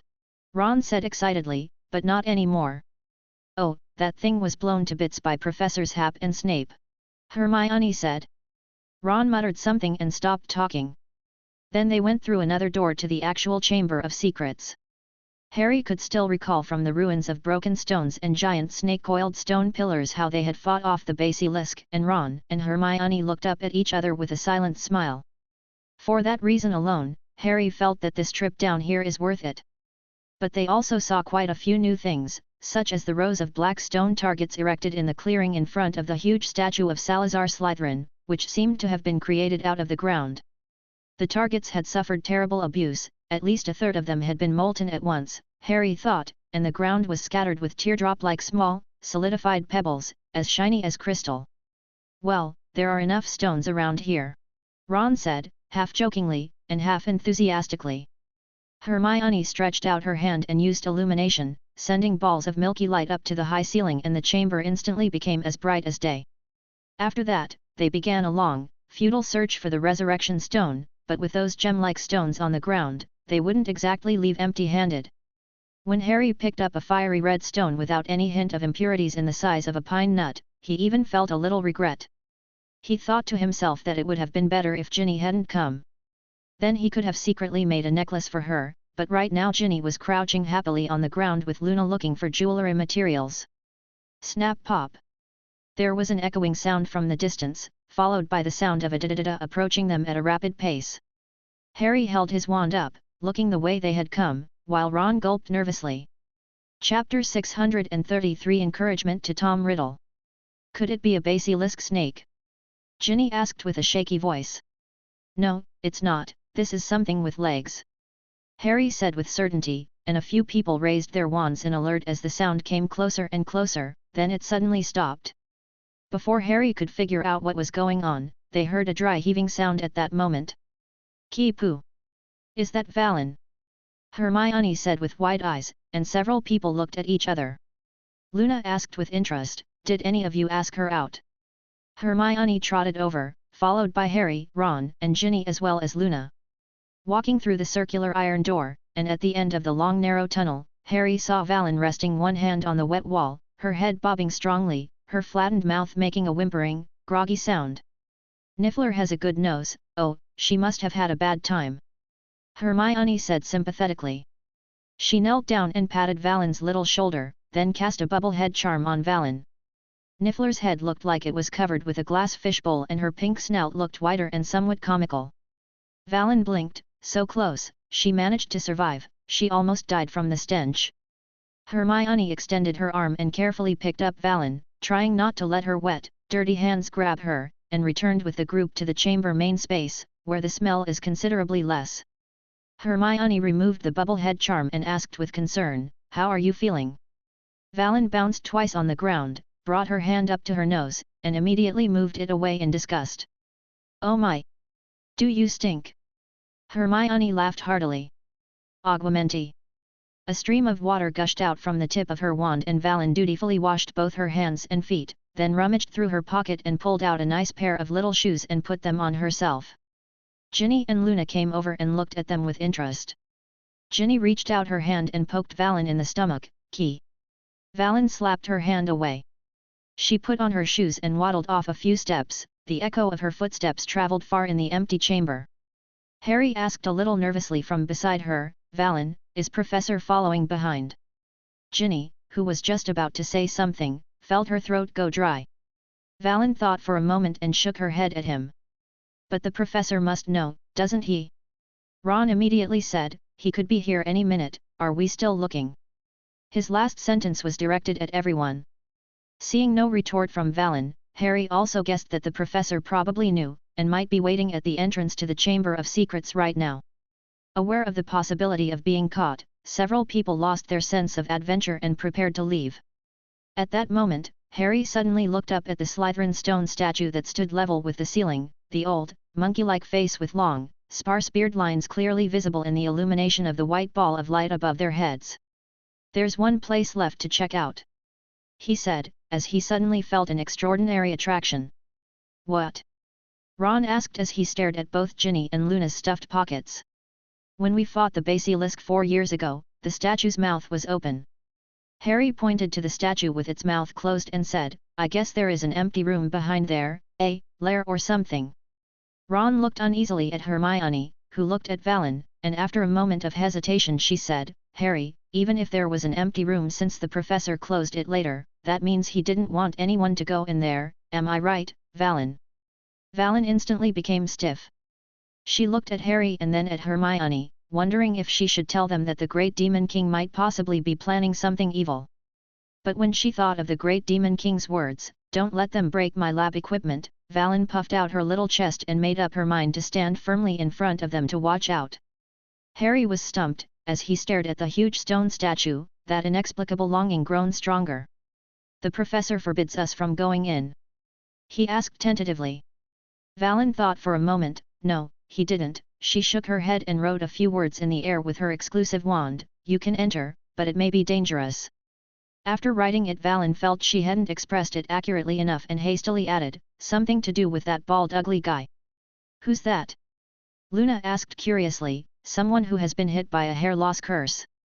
But Harry, Ron, and Hermione looked deeply at each other. The statue had something to do with Voldemort. But they also knew that Voldemort is now locked up in Classroom 7, not even conscious. Now the decision seemed to fall on Harry.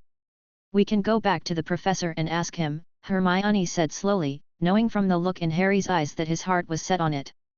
"No, the Professor has left the decision up to us," Harry said calmly. "Valen is here, which means he knows where we are, but he hasn't shown up until now. What does that mean?" "It means that he is okay with it too."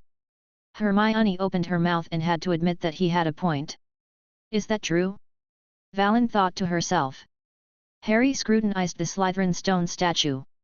He is having a wonderful time lately, but still, there is one hidden worry lingering on his mind. He is not sure exactly how well the Professor and Headmaster have prepared and how far along they have gotten in their plans. As time passed little by little, he was getting more and more nervous, and now that he had a chance to find out, and with the Professor's tacit approval, he didn't want to back out just like that. Harry walked up to the statue and said aloud in Parseltongue, "Open." The door didn't budge as he spoke. He could tell that Ron and Hermione were standing on either side of him, one left and one right, and he took a deep breath and didn't say anything. But when Ginny came over to him, he couldn't help but protest. "Go back, Ginny. What's the point of kicking people out now?" Ginny grunted, and said in a slightly bitter tone, "You don't think our lives are in danger at school, do you?" Harry was speechless. Now all he could think to do was try to speak in a Parseltongue, "Speak to me, Slytherin, greatest of the Hogwarts Four." This time, the huge stone face of Slytherin moved. Its mouth opened, wider and wider, and finally formed a huge black hole. The light from the illumination magic didn't seem to shine inside, but something glowing could be seen flashing past. "What is that monster?" Ron murmured nervously. "A crumple-horned Snorkax." Luna's eyes lit up. "Luna, don't mess around at this point," Hermione said pointedly. "No, it is definitely the crumple-horned Snorkax," Luna said confidently. "It looks exactly like the reference picture I once drew in my essay, it's just the colors aren't quite right, otherwise there's no difference." Harry didn't want to admit that he and Luna had seen the same vision, but he said it anyway, "I saw it too. The one with the long nose, isn't it?" "Yeah," Luna said happily.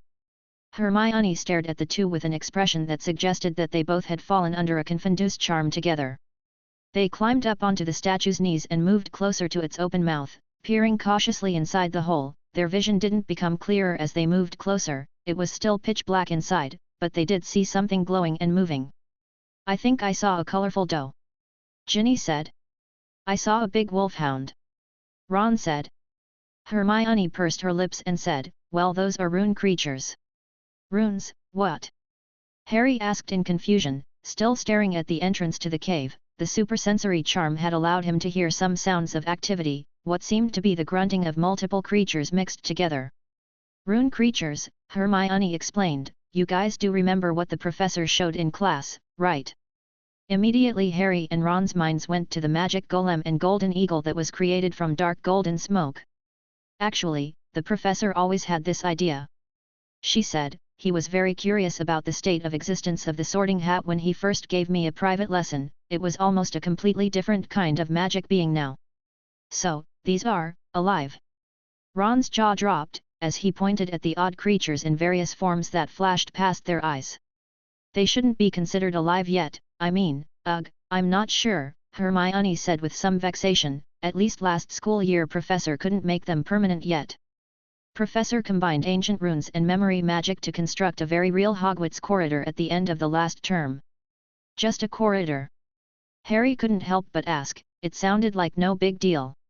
"If the professor can construct a corridor, he can use the same principles to construct creatures that exist only in the midst of fantasy."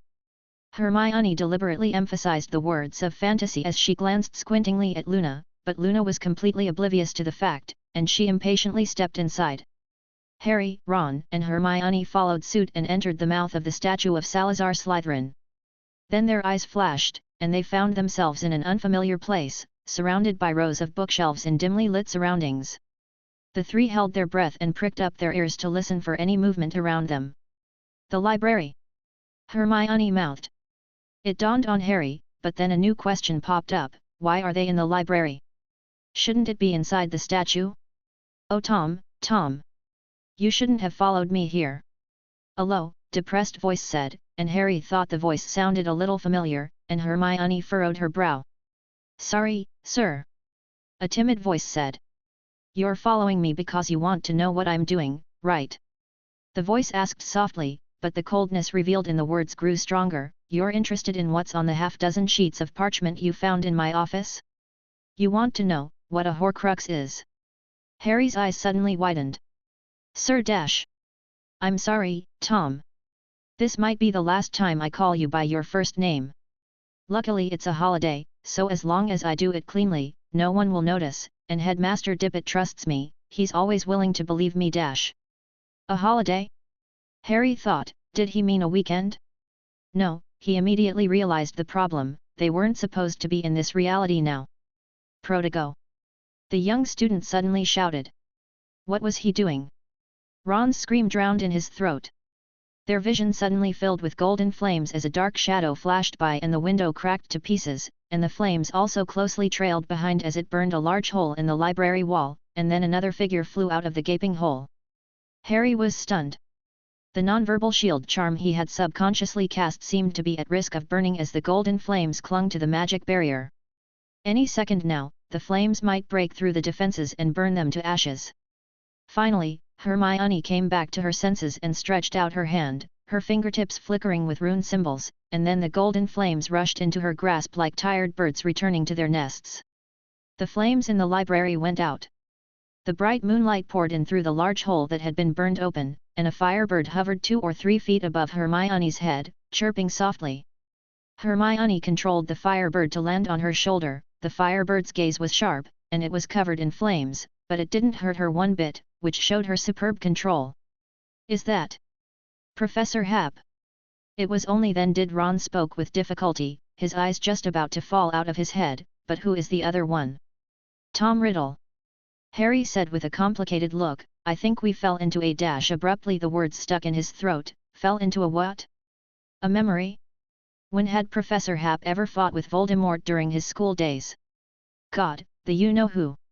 Ron was so surprised he almost bit his tongue off. "It's young you-know-who," Hermione corrected. "I know what we should do, follow me." She ran out from behind the bookshelf and stood by the wall peering into the distance, faintly seeing the arc of spells flashing outside as the two men engaged in a battle in front and behind. "What are we supposed to do?" Ron asked. "Fight, and then find the professor for clarification," Hermione said in annoyance. They ran through the sizzling, scorched wall, and used the spell to land lightly on the ground before running towards the fire. Harry gasped and caught up with Hermione. "Are we going to save the young Tom Riddle?" He understood her somewhat. "I guess so," Hermione said as she bit her lip. "The battlefield is far in sight." In Harry's mind, an image of Riddle just popped up, a tall, pale-skinned, with dark, shiny hair and black eyes. He had seen this appearance in Headmaster Dumbledore's Pensieve, a memory provided by Professor Slughorn. "Tom, I taught you all your magic," Felix said in a low voice as a powerful spell silently ploughed the ground with deep furrows that crisscrossed the ground, and the bushes and kapok that had been trimmed off transformed into a myriad of sharp, glinting daggers that obscured a small part of the sky. Tom Riddle watched the scene in awe. He never expected Dumbledore to hide so deep. He had even created a Horcrux. He personally only heard about it by chance, but he couldn't find any further records even after searching all over the library. Riddle thought through clenched teeth. It must have been taken away by Dumbledore. He wanted to stall for time. There are other professors in the school, as well as Headmaster Dippet. If he could just stall until they found out, he would survive. Riddle was very annoyed in his mind. Damn it, why did he shout and scream when he came up? Couldn't they have just talked? He would absolutely join the professor's side. But from the cold, stern, murderous eyes, Riddle didn't dare to have any extravagant hope at all. He braced a shield from the thin air and barely deflected the onslaught of thousands of daggers, but the immense force threw him high into the air. His right wrist snapped loose and his wand flew out. He lay on the ground and looked up at the man who had a cold smile curled up on his face. Avada Kedavra dash! A firebird descended from the sky and blocked the killing curse with its own body. The golden firebird let out a wail and turned green before quickly disappearing into thin air. Riddle gasped for breath. He had never felt death so close to him, and he did not want to die. He never realized this so clearly before. Horcrux! Damn it, he wanted to make a Horcrux too, not one, but many. But does he still have a chance? A twinge of despair washed over Riddle without any reason. Dumbledore had obviously destroyed all the knowledge related to this. At that moment, the Golden Trio had surrounded Felix. "Professor, I'm mad," Hermione said, puffing out her mouth.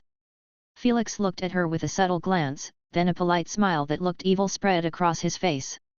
"Can you tell me where you guys are from? By your age, you must be students at the school? But I've never seen you guys. What about you, what's your name?" Harry asked, thinking he must be out of his mind to ask such a stupid question. "Albus Dumbledore," Felix said gently. "You're Dumbledore!" Ron exclaimed as his eyes bulged out. Thankfully he was currently had his back to Riddle, or Riddle could have possibly seen the flaw in his expression. but if you listened to the voice alone, it sounded like a question. Harry was also dumbfounded. Professor Hap, does Headmaster Dumbledore know that you're using someone else's name like this? Hermione rolled her eyes and said, you're the one we're looking for. Tom, run! She exclaimed as she stammered. Riddle was completely baffled. His mind is not as clear as it usually was after the major twist in his life he had just undergone. But he could tell that these three people seemed to be here for him, or is it for Dumbledore? What was going on? Again, there is no one to give him an explanation. The battle began. Harry, Ron, and Hermione cooperated well and showed strength and fighting qualities far beyond those of Voldemort's age, who after all is only in his 5th year. Although he is outstanding, it's still within reasonable limits, as he had not been baptized by war yet. During the battle, Felix's lips twitched slightly and Hermione looked at him as she nodded faintly. Then Felix shouted as if suddenly waking up, the time turner. You've come from the future using a time turner. That's right. Hermione shouted righteously, you can't succeed in your plot, Dumbledore. You can't kill Tom, he will be our leader in the future against your evil rule. Harry thought it was all too ridiculous, even if it is a dream. No, he didn't have this kind of otherworldly imagination. Harry, use the Patronus that Mr. Riddle taught you. Hermione shouted again. Ron almost fell over, he was completely numb, but he knew one thing, Hermione is the one who's most aware of the situation out of the three, Harry knows half of it, and he should not interrupt it. Harry gathered his emotions for a good while, then he managed to push down the awkward feeling in his mind and recited the incantation that he was too familiar with. Expecto Patronum. A creature that resembled a real stag emerged from the tip of the wand, and a huge pillar of silver light shot straight up into the sky, brighter than the moon, and half of Hogwarts Castle was bathed in a silvery blue glow that spread out like ripples in the sea, and everyone, including Tom Riddle, felt energized and motivated to fight. The commotion stirred by Harry's Patronus was so great that, in the castle, the lights turned on in one room after another.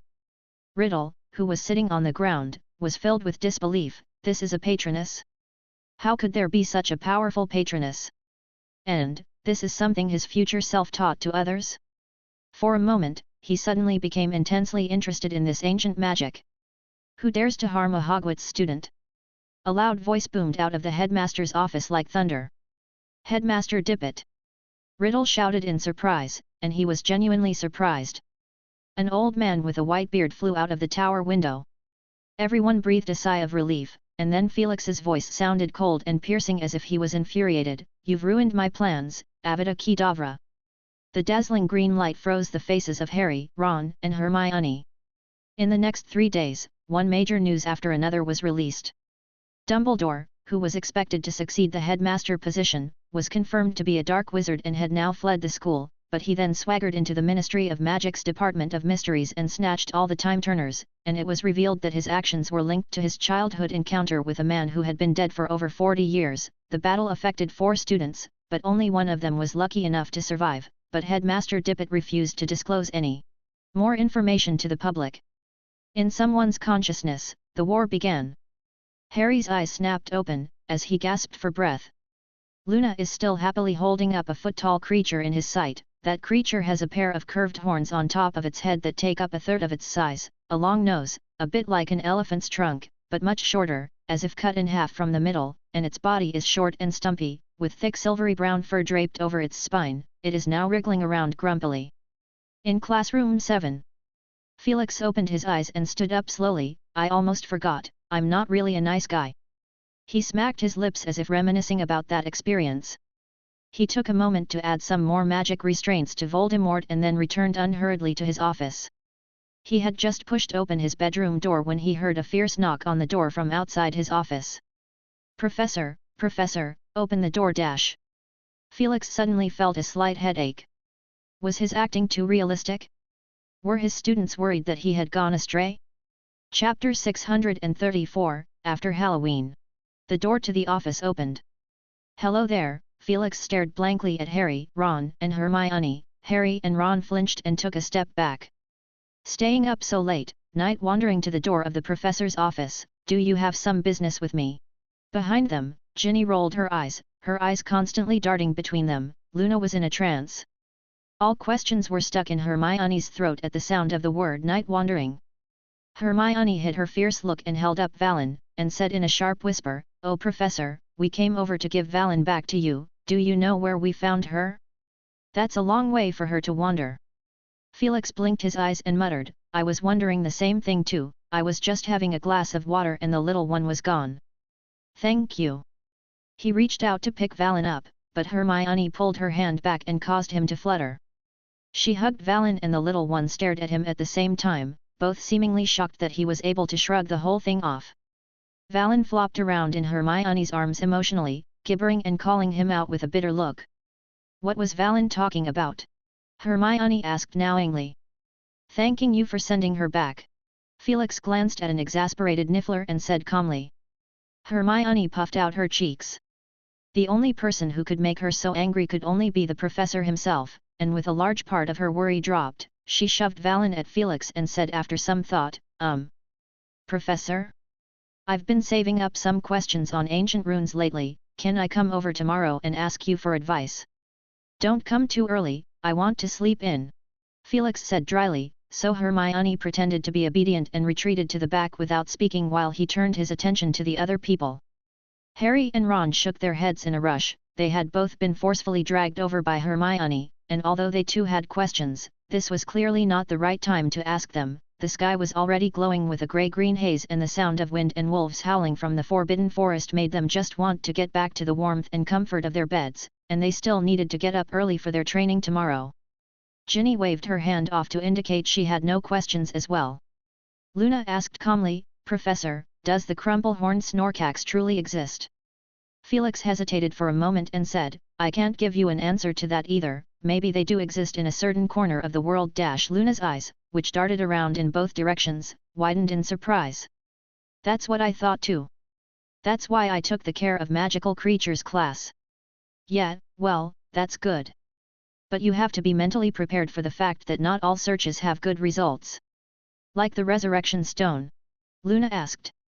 "Yes," Felix said slowly, "but it's not quite the same. I promised to keep an eye out for it for you, remember?" Luna beamed with a smile. "Oh, yes.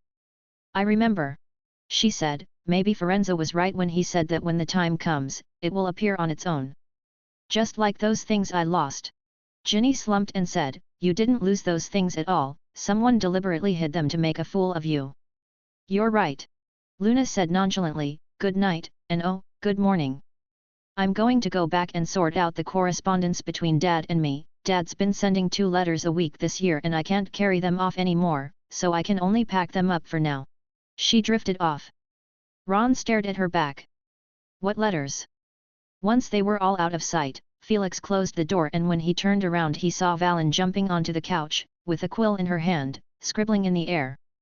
In the blink of an eye, she had written 2 lines and had absolutely no intention of stopping, as if she was preparing to give a long speech. Felix glanced at the word at the beginning, it was liar, and he walked over and grabbed Niffler up with a grin. "Gee, what's with the writing practice now, it's late, go to bed, go to bed." Valen watched in despair as the letter of accusation got further and further away from her. Bang! The bedroom door slammed shut and the magic lamp went out, only a few lines of crooked writing glowing in the darkness, proof that the night had not been a peaceful one. The castle became icy and snowy. It had snowed for 2 days in a row and the grounds were covered in a thick layer of knee-deep snow. Felix was curled up in a blanket, slouching on the sofa, and on the small table next to him lay a letter from Carlotta Pinkstone, in which the 74-year-old activist warmly addressed him as "my dear comrade in arms that I have never met," and it was clear that Carlotta thought it was possible to win Felix over to her side, for which she had probably spent the last few days brushing up on her knowledge, and tried her best to mention his contribution to the wizarding world in every context she could, and at the end, she mentioned that she deeply hoped to meet him. She also asked Felix to be discreet, saying that meeting her was not very convenient at present because the evil Ministry of Magic had sent 2 people to monitor her, one clumsy with a naive appearance that is overflowing with enthusiasm, the other with a cold tongue, full of aristocratic hypocrisy and superiority. Felix only thought for less than half a minute before picking up his quill and writing a brief letter to Tonks, asking how she was doing. The owl brought a reply in less than half an hour. Felix took out his map and searched for a while, and found the two names at the Three Broomsticks Inn in Hogsmeade Village, and, unexpectedly, he spotted the name, Collins Foley, though he couldn't quite connect her with the aristocratic hypocrisy and superiority. There was a knock on the door. Felix stared at the door with blank eyes as it opened on its own, and Hermione bounced in cheerfully. She had come over the very next day, on the grounds that she wanted to ask for advice on how to use the Book of Runes. But Felix had been waiting for her to ask about her misadventures on the Hogwarts campus that night in the 1940s. "Please sit down, Miss Granger." Felix stood up, bundled up in his blanket, and went to the bedroom to change, and returned with 2 cups of hot cocoa. "Thanks," Hermione said as she pointed at the letter on the table. "They were in Hogsmeade last weekend." "Oh, sorry, I accidentally saw it when I moved around the table." "Hogsmeade? Who are you talking about?" "Tonks, Collins, and Carlotta Pinkstone," Hermione said as she took a small sip of hot cocoa and narrowed her eyes in a happy mood. "When he went to Hogsmeade Village last weekend, Ron bumped into them." Felix nodded, without any intention of talking more about it. "Professor," Hermione inhaled softly, "if you're not going to make contact with her, it's best to tell her straight up." "Now is not the time," Felix muttered. After a brief pause and thought, he said, "You write her a letter back for me. Just say, well, I can't go against the Ministry of Magic and the rules are important. Yes, just tell her that." Hermione quickly wrote a short letter and handed it to him to read. Felix smiled, "Very good." As the owl flew out of the window, Hermione said, "She is certainly not going to let this go that easily." Felix shrugged. "But that's a matter for a later date." "Well, Miss Granger, let's move on to discuss about the Book of Runes. There are only 2 people in the world who have it at the moment, and the sample is so small that many conclusions can only be guessed and can only be verified later. What do you think? Do you think it is very helpful to you?" Felix wanted to know the effect of the Book of Runes on the normal people, that is, those who were not masters of runes. "I can't quite put it into words," Hermione pondered seriously. "I've been so busy filling in my understanding of the ancient runes for the past month or so that the feedback you mentioned was very minimal, but I do feel like my mastery of the ancient runes has improved. It got stronger. I just don't know if it's an illusion. The other students have improved quite a bit too." "How many ancient magics have you mastered?" "Counting the 2 taught in class, there are total of 5. Hermione held out a hand. Felix was lost in thought. "The results may not be visible in the short term. In the future, when you are looking at the Book of Rune, and I trust you will do so, if you suddenly feel that you have a fantastic idea, don't suppress it, and let your rational mind rest for a while by giving in to your inspiration. You might well get some unexpected surprises." "Okay, Professor." It was nearly noon when Valen walked out in a daze, wrapped in a small blanket that looked like a fur cloak. She walked over to him and gave a breathless grunt that passed for a greeting, and then she climbed onto the couch. Hermione scratched Valen's chin.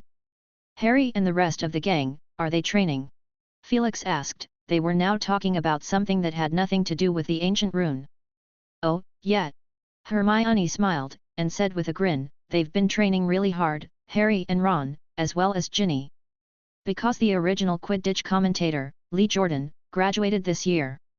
Now, Luna is preparing to apply for the role. No, she's already been chosen, by being the only candidate. Harry is freaking out." Felix blinked and smiled along. "As we all know, Luna is a very unique girl, and no one was sure about her hosting style, while given that she knew half of the Gryffindor players well, it would be only natural that Harry and the others would be the most impacted." "Professor? Ms. Bones recently gave me some information about the living conditions of other humanoid races, and I found the Halloween Eve party passed by without a hitch. Not much had changed from previous years, except for one student leading a 10-foot-tall dragon into the Great Hall, which scared the hell out of a bunch of young wizards. It was only later, when people calmed down, that it was discovered that the student had sneaked into the Transfiguration classroom and stolen a batch of Transfiguration smoke that Professor McGonagall had privately purchased. The atmosphere at the time was very lively. Despite the details of the fake dragon being slightly crude, it went well with the cheerful festive atmosphere and won all 4 houses' approval. It was just so well executed that even Professor McGonagall was surprised, and the students never saw that student at the dinner again after that. "Fred and George got a successor," Ron said with relief. "I don't know which house that student is from," Hermione asked in wonder. "I hope it's not Gryffindor." The chances are not slim. Harry said in a hushed voice. I heard a group of students in the common room discussing the traditional activities of the Swear to Defend School Rules Club when I came out, and someone mentioned about the dragon spewing fire. What is that about? A dragon? No, I am asking about traditional activities. You mean that one? Ron interjected with interest. No one knows for sure, but they say Fred and George left an invisible rule before they graduated, that every member had to play a part in bringing the school rules to a successful completion, so. In such a fashion. Hermione stared. Yeah, but at least in the next Halloween there won't be anyone leading a dragon and flaunting it around. It had snowed a few more days after Halloween and the snow outside the grounds is now a few feet deep, and the students would rather take a long detour than pass through the vegetable garden, where the uneven terrain makes it easy for some of the shorter students to step on the wrong place and get themselves buried. The festive Halloween decorations hadn't completely disappeared yet, and occasionally a few stray bats or pumpkin lamps with small candles in them could be seen floating around the hallway, which the professor and the students found very amusing, and no one bothered about them, letting the candlelight in the pumpkin lamps become more and more ghastly. It's bad luck to be in the same group with Malfoy in this class again, Ron said as he stared at the miserable green glowing candles. They had just come out of the Defense Against the Dark Arts classroom, and he couldn't wait to start whining as soon as he had the chance. Harry cast a sympathetic look. As the content of the subject deepened, Professor Bagshot was no longer satisfied with petty fights, and he made the students duel in pairs. It was just that the rules were somewhat different. One of the dueling partners had to close his eyes against his enemy. As for who exactly will perform this unappealing role, it will be decided by drawing lots. And Ron always drew the worst lot.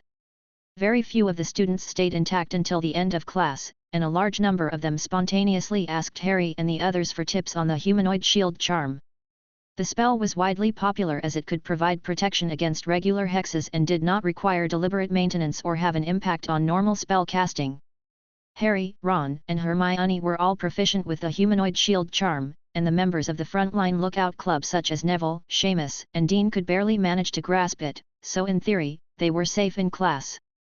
But there are exceptions to everything, and Draco Malfoy was that exception. As soon as Malfoy mastered the knockback jinx after a lot of effort, Ron had a bitter day.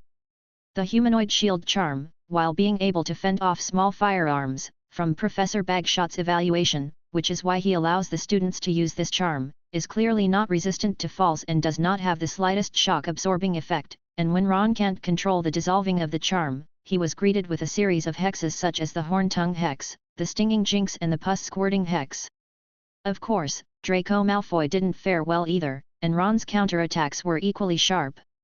But Draco had somehow mastered a fairly good handful of healing spells and carried a variety of potions with him, which made Ron's retaliation much less effective, and he was indignant about it. If I was only allowed to let loose, Ron described as he ate his lunch, waving his arm hard enough to make an undeclared pause, resulting in the sausage on his fork being flung far away and smashing on the Ravenclaw house dining table. Are you planning on treating him like an enemy? Hermione asked as her eyebrows knitted up tightly. Ron opened his mouth and stammered, how? I was joking. When Hermione got up to leave he whispered quietly to Harry, well, I would really like to do that, I know a lot of spells, but alas, what a pity. They followed Hermione to the staff room next to the Great Hall.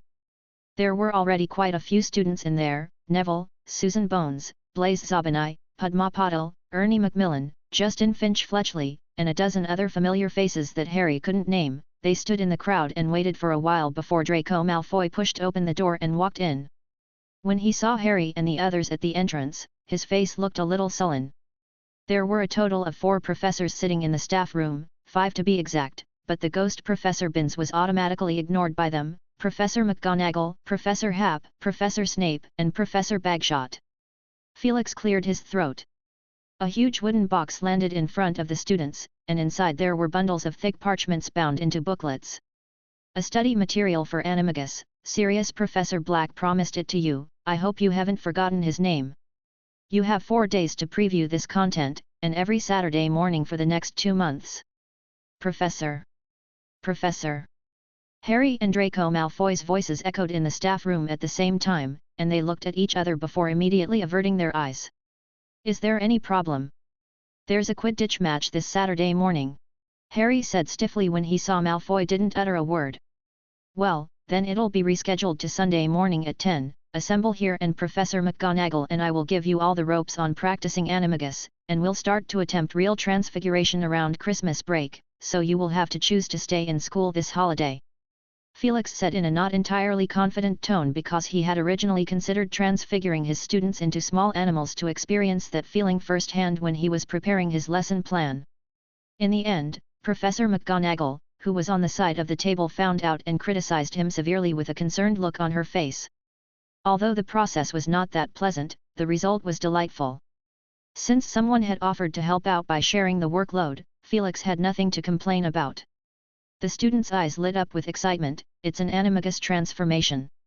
At least on the bright side, only 8 people, counting Rita Skeeter, had mastered it in this century, and if they could learn it, they would surely be written and featured in major books. But when they bent down to take out the full 3-inch thick material from the wooden box, the faces of these students began to turn pale and their bodies involuntarily wobbled. Professor McGonagall, who originally had a serious expression, nodded in satisfaction. Nearly 2/3 of this content had been added at her strong request. Well, Felix didn't raise any objections. Chapter 635, Discussion. The students left one by one, holding their materials. The last one to leave slammed the door behind them. Bang! Silence fell over the staff room, with only Professor Binns leaning against the fireplace making snoring noises in a tranquil mood. However, this silence was quickly broken as Felix leaned his body back in his chair. Would you like a cup of tea, everyone? Professor McGonagall, Snape, and Grindelwald looked up, with varying expressions. I wouldn't mind, Grindelwald said nonchalantly, the probation report can be written any time. Professor McGonagall's sharp gaze immediately moved away from Felix, as if she had found a new point of focus. I should remind you, Professor Bagshot, that you've been dragging this whole thing out for weeks. Thank you, Minerva, Grindelwald said politely and perfunctorily, I just have a new insight every time I think about it. It seems Mr. Bagshot is still a man of perfection, Snape said nonchalantly. I'm sorry I haven't heard of your reputation before. I haven't spent much time in England, it's too cramped and the weather is bad. Grindelwald said. Click. Several heads turned to Felix as he calmly bit off half of a crunchy biscuit. Just as they spoke, 3 plates of pastries, 2 kettles of hot tea, and 4 mugs had been placed on the table. I don't think we need to consider Professor Binns for now, unless any of you want him to join the chat. No one paid him any attention. Grindelwald poured himself a cup of honey tea. Snape stared at the pale glow at the surface of the table. A 4th plate was trying its best to break free from the table, and Felix pushed the iced jelly with the cat's smiling face painted on it over to Professor McGonagall's side, so he could make room for the fried jam donuts plate that is emerging. A kind of alternative food summoning spell? Snape asked. I invented it, Felix said. The secret is to pre-negotiate with the house elves. I added a special halo to make it look more magical. Professor McGonagall looked somewhat impressed. Felix, she said, pursing her lips as she looked at the soft, bouncy cat jelly for a moment, I need to communicate with you about the lesson plan. The animagus transformation is extremely dangerous. Minerva, I trust your eyesight, the 2 of us will be looking over it. Felix said, and I still stand by my opinion that the biggest obstacle for animagus is not the tedious prior preparation, rather it is about how to control the feral nature that bubbles up in our hearts during the first transformation. 90% of the danger occurs at this stage. I totally agree, Felix, Professor McGonagall said, and then asked, somewhat suspiciously, have you mastered animagus as well? She had thought that Felix had simply compiled the study notes passed down through the generations of the Black family and brought them to the students. Sort of. Sort of. Professor McGonagall huffed and knocked over the cup in front of her. She waved her wand and the cup was immediately restored to its original state. Without looking at it, she asked, what is your transfiguration form? A rain swallow. Felix said without thinking. I never saw your name in the announcement issued by the Animagus Registry. Professor McGonagall said seriously, so my teaching career has consisted of a succession of major blunders, with a total of 4 students who practiced and became illegal animagus under my nose. Ahem, to be precise. I don't know if I am actually an animagus or not. As for registering, Miss Granger has been too busy lately to be bothered too much. Felix began to make up nonsense. Professor McGonagall stared at Felix, her chest rising and falling rhythmically. Both Snape and Grindelwald were silent at this point, motionless and eavesdropping on the conversation between them. As far as Snape knew, Felix hadn't studied animagus during his school years, at least not at school. Because his mouth had never been idle, always asking questions, and he remembered that Felix had earned a nickname because of it, what it was, the Wandering Sphinx? But it was impossible to tell what he had done privately on holiday, or after graduation. It was entirely possible.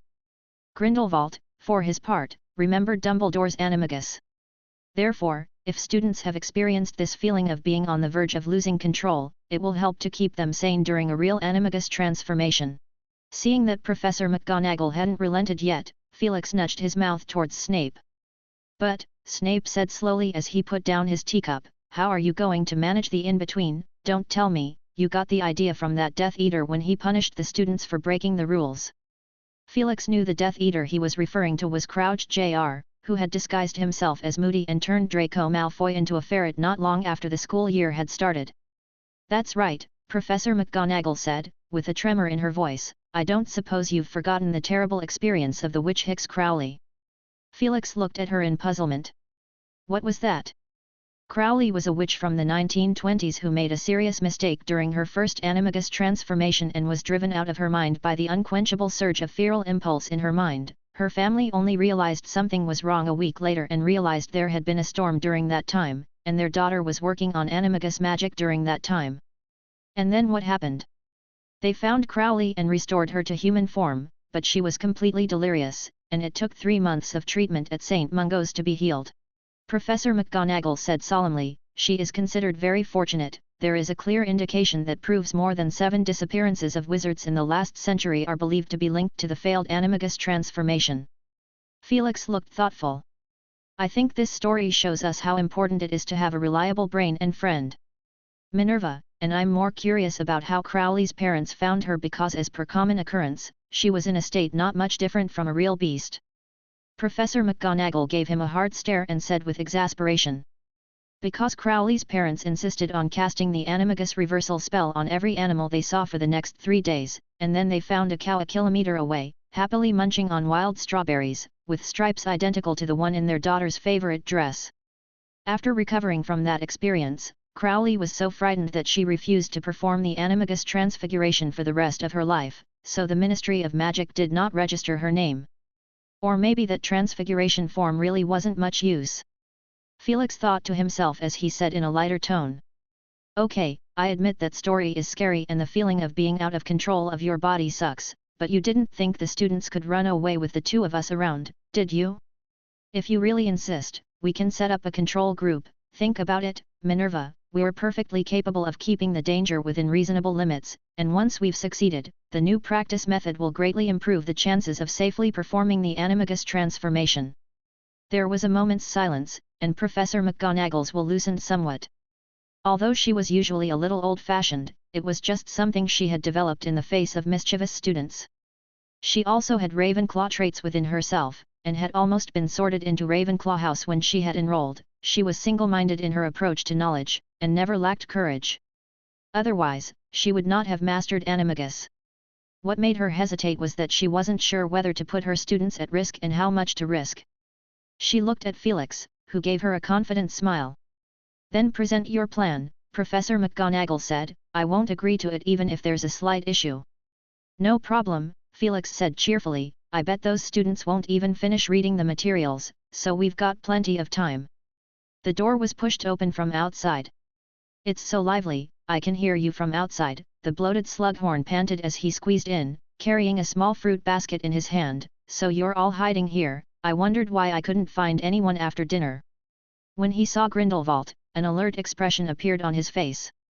"Horace," Professor McGonagall said, with a faint flush still on her face, "someone sent you to do something again." "Ugh, you can tell that." Slughorn, for the rare instance, did not boast about his connections, and fiddled with the buttons on his waistcoat uneasily, as he muttered in a small voice, "From Carlotta Pinkstone, I knew her when I was young, she wasn't this crazy, and stubborn back then." He placed the small gift basket on the table and tore open the wrapping paper to reveal the candy preserves inside. "Ah, they're my favorite." "You're welcome," he said, nimbly picking up a piece of dried pineapple sprinkled with sugar frosting with his chubby fingers and using his other free hand to pour himself a cup of tea, and looked down and sniffed gently, "Honey tea, what a perfect match. So, what you guys were talking about? If you don't mind, I'd like to introduce you to the small party I am preparing for Christmas, where quite a few famous people will be invited," he said as he stole a glance at Felix.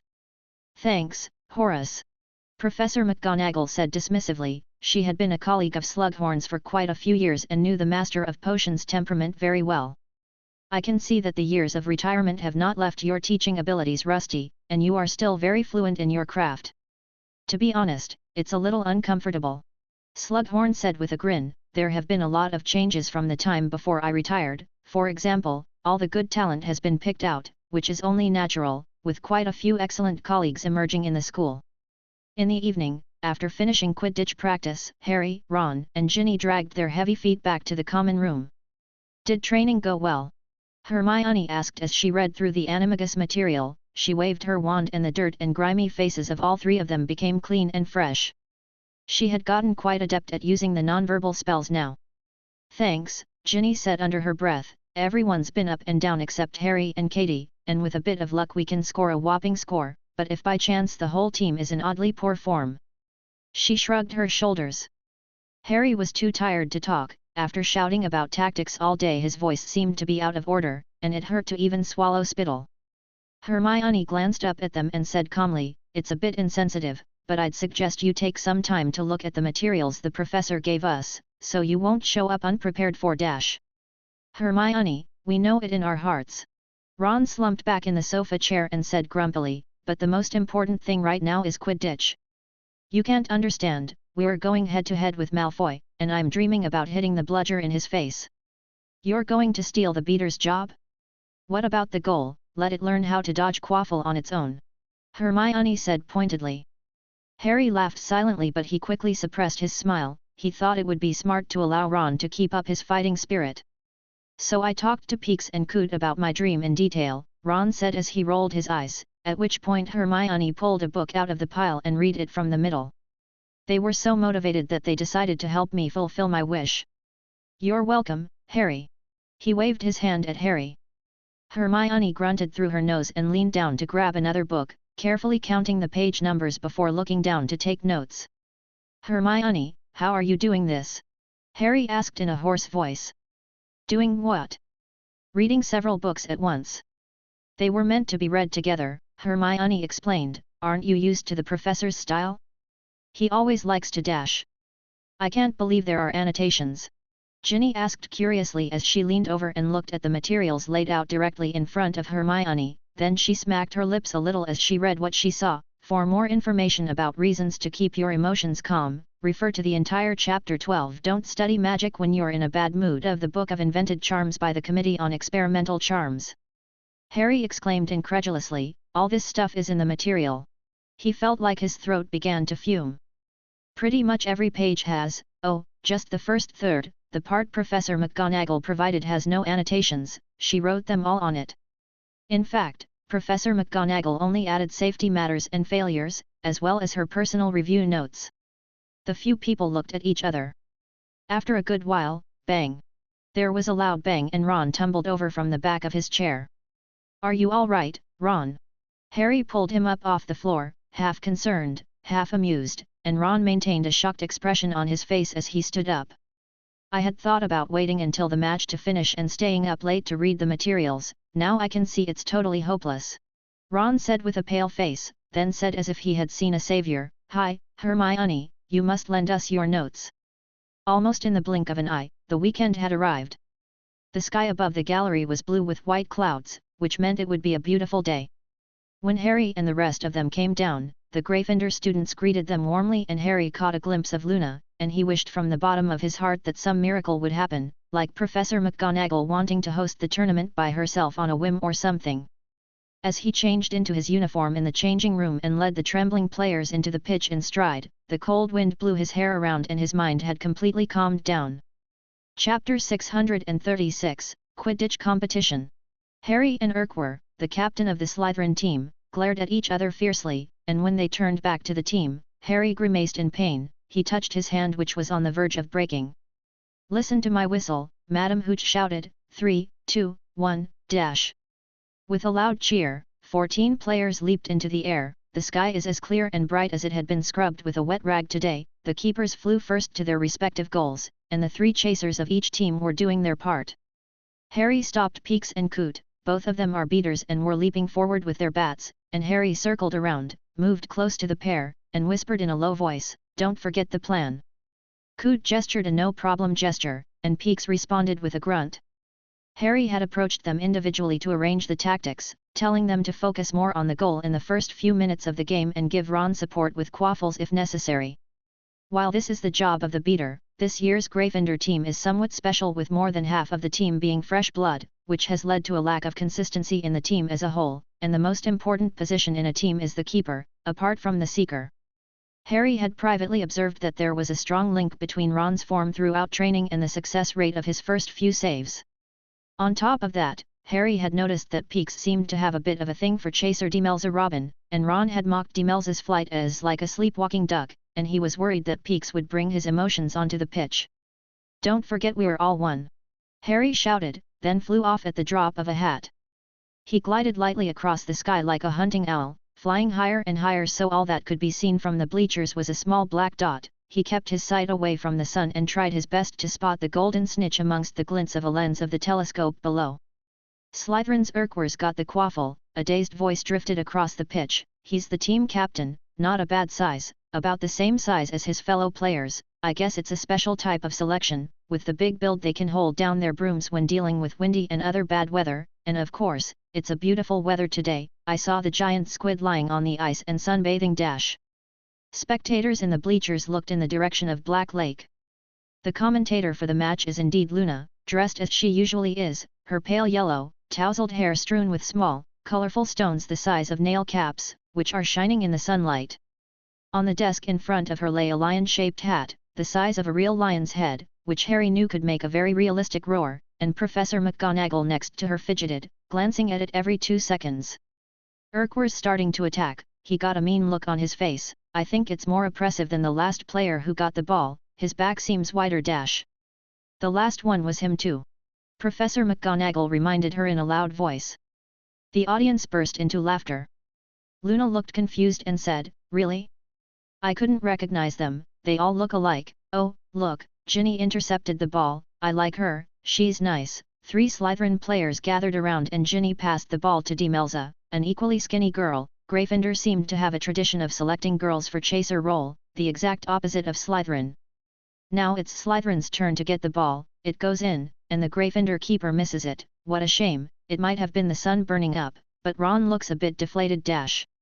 "Slytherins lead 10-0. Professor McGonagall shouted into Luna's microphone.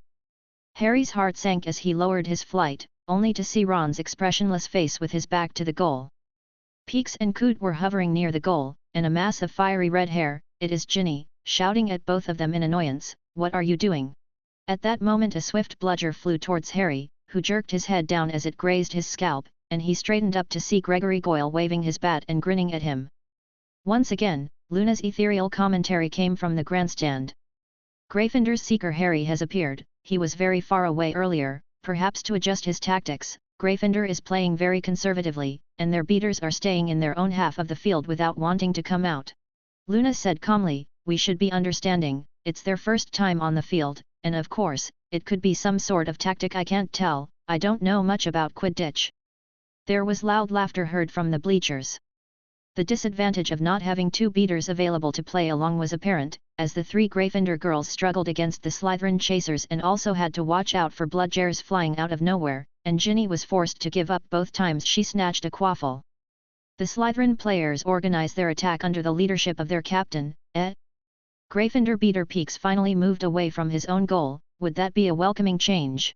Luna said, "But the other one is still circling in the same place. He looks like Ron's bodyguard, even though he's actually only 2/3 the size of Ron in terms of stature, but a wooden bat is still intimidating when you can't use your wand dash." "Oh, look! 3 of Slytherin's chasers have broken through halfway, and they are constantly passing the ball to each other. Are they indecisive about whom to let throw the ball? Now is not the time to hesitate dash." Slytherin is using the Thimblerig shuffle. Professor McGonagall interjected. Harry lowered his altitude nervously, his heart on the edge of his throat. A Thimblerig shuffle is when 3 chasers from one team approach the opposing team's goal at the same time, swapping quaffle at high speed until the last minute, when the one with the greatest positional advantage enters the scoring area to throw the ball, leaving the keeper on the defensive side unable to accurately determine who is going to take the lead and loses sight of the other side. Ron's face turned pale as the broom swayed back and forth between 3 large rings, a sign that he hadn't made up his mind. The beater, Coot, was flapping in the air helplessly, unable to do anything, when, bang! There was a loud bang and a tricky bludger slammed into the back of the head of the player in the silver and green jersey on the left, and he went tumbling off. It was Peeks. For a moment Harry thought he was going to give his order up as he went to help Ginny and the girls, but Peeks' powerful shot across half the field salvaged some of the situations, and then Ron finally made the right decision by lunging forward and narrowly deflecting Urquhart's throw with a 1 in 2 probability thrilling save. A cheer went up from the crowd. Good job! Harry shouted and a small smile appeared on Ron's face. Even though it was Peeks that Harry was complimenting, it didn't matter. Counterattack! Harry yelled, Coot, show them what you're made of. A wide grin spread across Coot's face as he caught the bludger that Peeks had hit and aimed at Urquhart with a backhand, and with a thud, Urquhart stumbled around on his broom, and straightened up as if nothing had happened, gesturing a rude finger at Coot. Then a timeout was called. That was a good shot, Grindelwald said from the bleachers, as he lowered his omnioculars. Dumbledore smirked and looked at the pitch without speaking. At that moment, Madame Hooch blew her whistle and Harry landed on his feet as the healers examined the Slytherin player who had been hit in the back of the head. He kept shaking his head and looked dazed, as if he had suffered a concussion. But when Madame Pomfrey fed him a large dose of the potion, he was able to return to the field again. The game started to get heated. That's a polite way of saying, to put it another way, doing whatever it takes to score, and to put it more bluntly, the game has become unsightly. Luna said regretfully. The Slytherin players seem to be uniformly suffering from clinginess, they're sticking close to people and the good Gryffindor girls aren't quite used to it. She really seemed to think so, and for the next 10 minutes, she focused her attention on more interesting things, like the oddly shaped clouds in the sky, the huge banner in the stand bearing the design of a small silvery green snake swallowing a lion with its gaping maw. I didn't see the bulge in the snake's stomach, Luna said seriously. Professor McGonagall, on one side of the seat, stood with a stern face, her fingers flexing as if trying to snatch the microphone out of her hands. Harry wasn't interested in the banner. He kept wandering over the field, occasionally glancing at the back of Draco Malfoy's head as it glistened in the sunlight, and Draco took the opposite strategy to Harry, gliding close to the grass. There were advantages and disadvantages to both approaches, and if Draco happened to spot the golden snitch nearby, the match would be a no-brainer, but his search was clearly less efficient than Harry's. But that couldn't be helped, as past matches had proven that when Harry was in good form he was always one step ahead of the others in spotting the flying snitch. Still, Harry is playing as captain for the first time, which made him always inevitably focus his attention on his own team's players. On the field, Slytherin's chaser Vizzy was in a favourable position by virtue of his size, constantly blocking Ginny's view, and the other 2 players kept Demelza dead in place, looking like 2 fat cabbages sandwiching a poor little tomato. They headed straight for the ground and Demelza couldn't break free either left or right and looked like she would hit the ground, but thanks to Coot's bludger she was able to get out of the situation. It is a style and tactic that Slytherin excelled at, one that is closer to a primitive form of Quidditch, an aerial collision, similar to a medieval horse justing, with the sole aim of knocking as many other players off their brooms as possible, leaving the last one as the winner.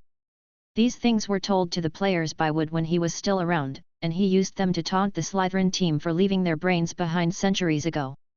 Harry later found a detailed version in the book Quidditch Through the Ages.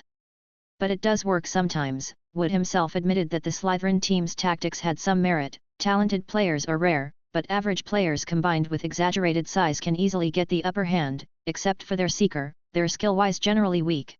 He told Harry in a reassuring tone. On the pitch, the commentary stand had been silent for 5 minutes as today's commentator seemed to have zoned out, completely absorbed in her own world. But Luna finally remembered her duty when the bleachers suddenly erupted with fierce shouts. Now it's Katie who has the ball, she's an older player with a lot of experience. She said briskly, Slytherin's 3 chasers are busy fouling, there's a straight path ahead, just be careful not to get hit by a bludger. Oh, wow, wow, she let out a series of exclamations, her eyes becoming more bulging. Katie's teammates have helped her clear the way, and she's going straight to the Slytherin keeper. Sorry, I forgot his name. Professor McGonagall huffed and grabbed the microphone, just about to say something when Luna's eyes suddenly widened. Look! There was a gasp from the crowd. Katie Bell seemed to have made a mistake she shouldn't have made. She had dived down with a quaffle in her arms. The opposing keeper was unblinkingly watching her movements, trying to see something, but he was presented with the same problem as Ron. The opponent was too fast, and by the time she revealed her true intentions it would be too late. He could only gauge a general direction and move towards her, leaving the goal wide open. At that moment, if Katie suddenly turned, which was easy, as she only weighed half as much as her opponent, she would be rewarded with an unguarded goal, but Katie gave in and voluntarily threw the quaffle in her hand, with a light movement, as if afraid her opponent wouldn't be able to catch it. The keeper caught the ball with ease. He froze, unable to believe his good fortune. There was a huge groan and boos from the stands. Madame Hooch, the referee, shoved her silver whistle in her mouth, ready to blow, after the clumsy match-fixing incident that had taken place in front of her, but she changed her mind immediately. Harry! Katie shouted. Harry followed her line of sight and saw a small golden orb hovering silently in the center of the Slytherin goal.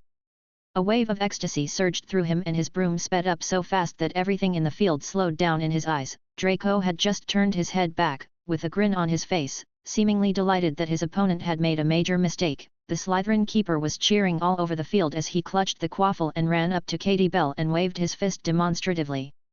This is the moment, Harry thought, leaning over like a golden red javelin and dashing past, brushing the top of the keeper's head. Harry could even see the teeth behind his wide grin, and then he reached out and grabbed it. Got it! Harry spun in the air and came to a stop just in front of the goal, his arms raised and the two narrow wings of the golden snitch poked out of his fingers. The bleachers froze for a couple of seconds, and it was Luna who was the first to react, or certainly because she didn't find anything wrong with it, and as the field fell silent, she concluded with almost the clearest voice she had spoken in the entire game. Harry has caught the golden snitch and the match is over.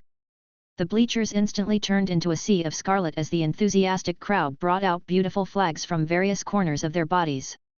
Cheers echoed through the cold sky, mingled with the roars and groans of the Slytherins. Slytherin Captain Urquhart rushed over towards Madame Hooch shouting and accusing Gryffindor of cheating, but even the harshest of referees couldn't pick a fault with the act of trading 10 points for 150 points, which is simply a huge profit. Katie Bell, Katie Bell, Katie Bell dash! It was the first time the name of another player was enthusiastically shouted when Harry caught the golden snitch, but Harry was unable to feel any semblance of jealousy in his heart, and he impatiently jumped off his broom and hugged Katie Bell tightly, calling her name along with the crowd on the field, after which more players rushed down and hugged each other. There was a slight mishap in the middle. Luna secretly put on her lion-headed hat when Professor McGonagall wasn't paying attention, and the roar from the lion carried throughout all the bleachers via the commentary stand's microphone, leaving everyone dazed and confused, and Harry suspected he was temporarily deaf when he saw Professor McGonagall's face stretched and her mouth open and close, but he couldn't hear a sound. There was no shortage of clever people in the audience, and one person took the lead as he pulled out his wand and fired fireworks into the sky, which then led to a mass of imitators. As Ginny's fiery red hair bounced around in front of him with her face flushed like a tempting sweet syrup-coated fruit tart, Harry finally couldn't resist the urge to kiss her.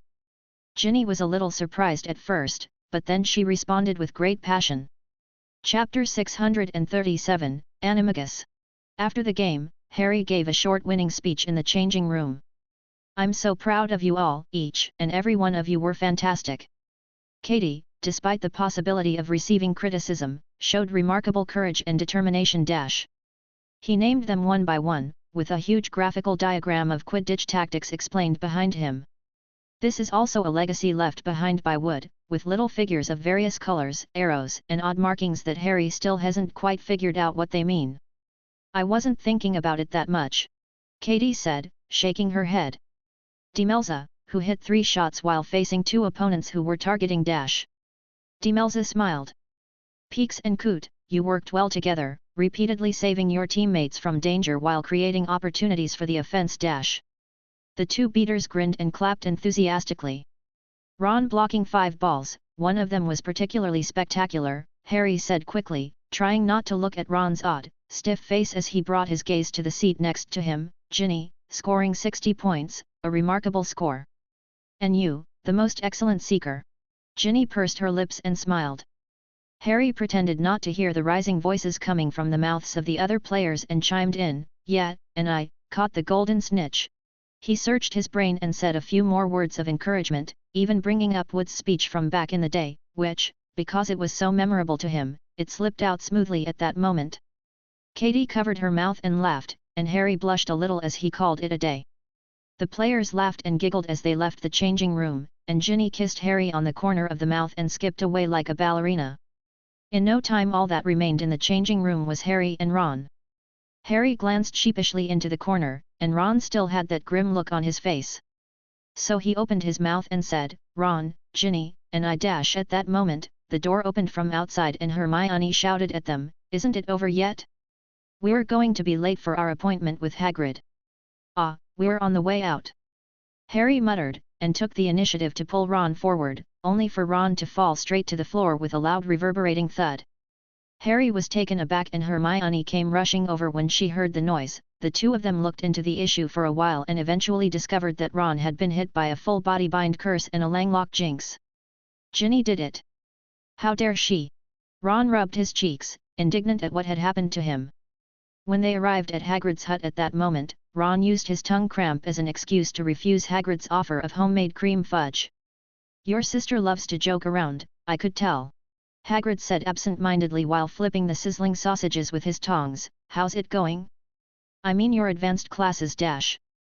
Harry immediately put down his tooth-marked fudge and joined Ron and Hermione in pouring out grievances to Hagrid about how strict the new professors were, as well as about how difficult and boring the classes were and how he regretted not continuing to take the care of magical creatures class and so on. Hagrid was happy to hear this.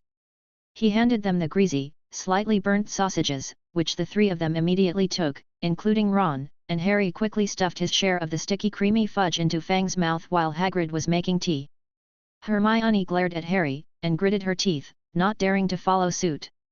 You guys are definitely exaggerating, trying to make me happy, Hagrid chuckled, as he filled his mug with boiling water and continued, Slughorn definitely has real skills, although I didn't learn anything from him, you know, I got expelled in 3rd grade.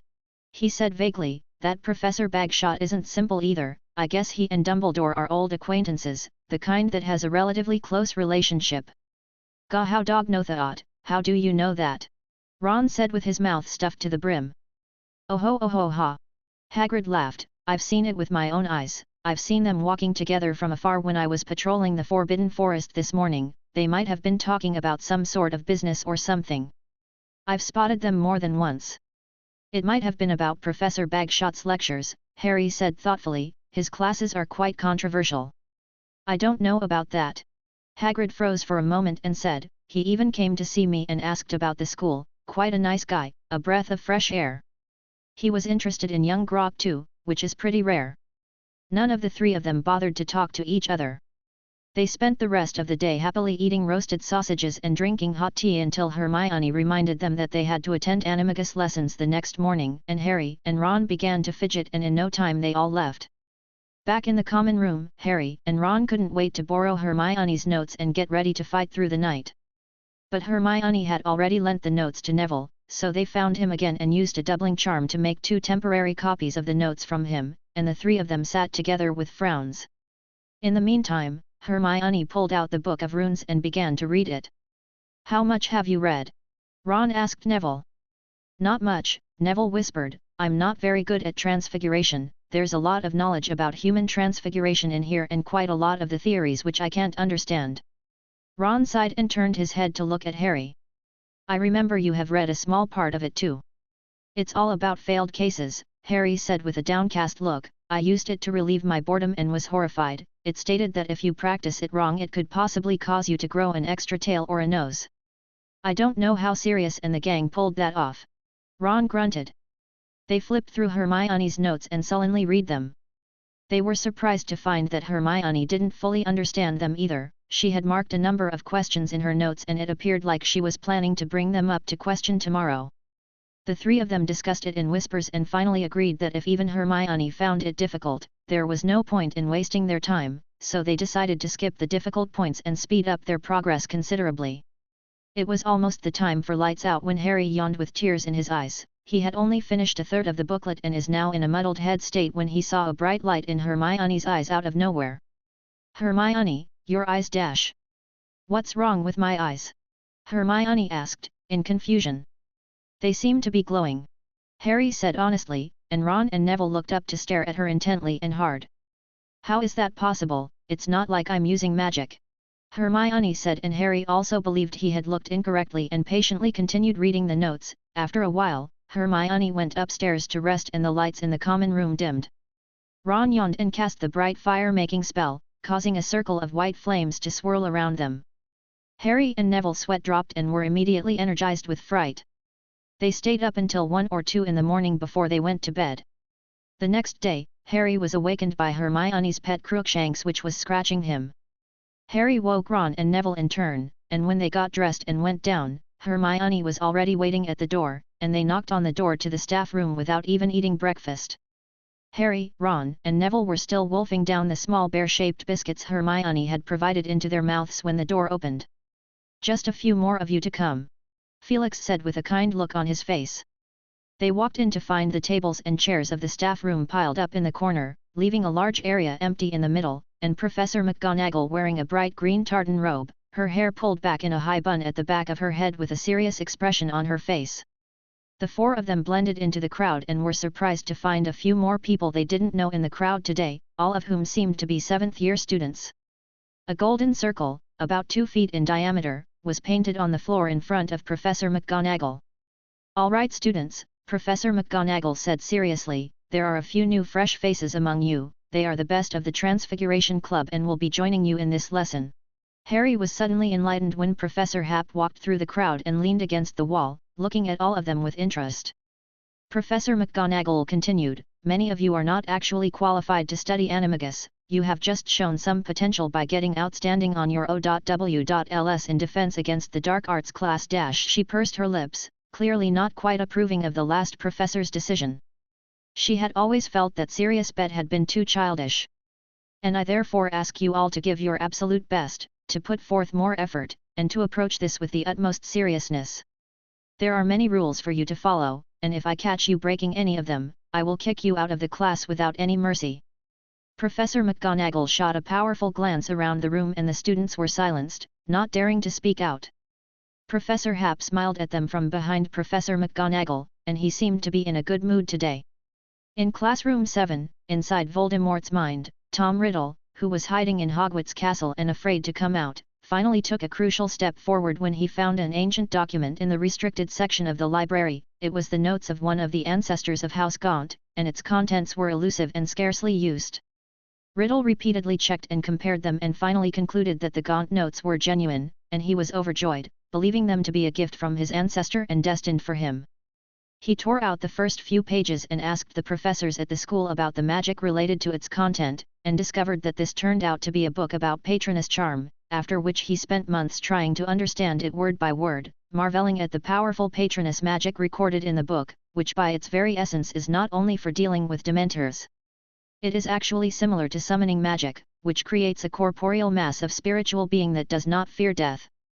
But unfortunately, the contents of the notes were incomplete, lacking detailed instructions on how to learn them, except only one hint that tickled Riddle's feverish heart: mobilize the power of the mind and call upon the emotions that touch your inner soul.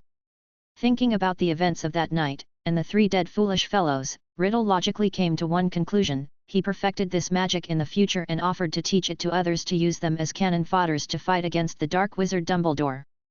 A brand new path appeared before Tom Riddle's eyes, as bright as it could be.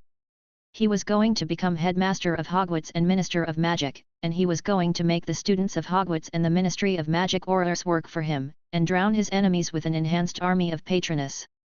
Thinking long and hard, at the very end of his 6th year, he approached Headmaster Dippet with the desire to stay on after graduation, even if it meant being an assistant professor.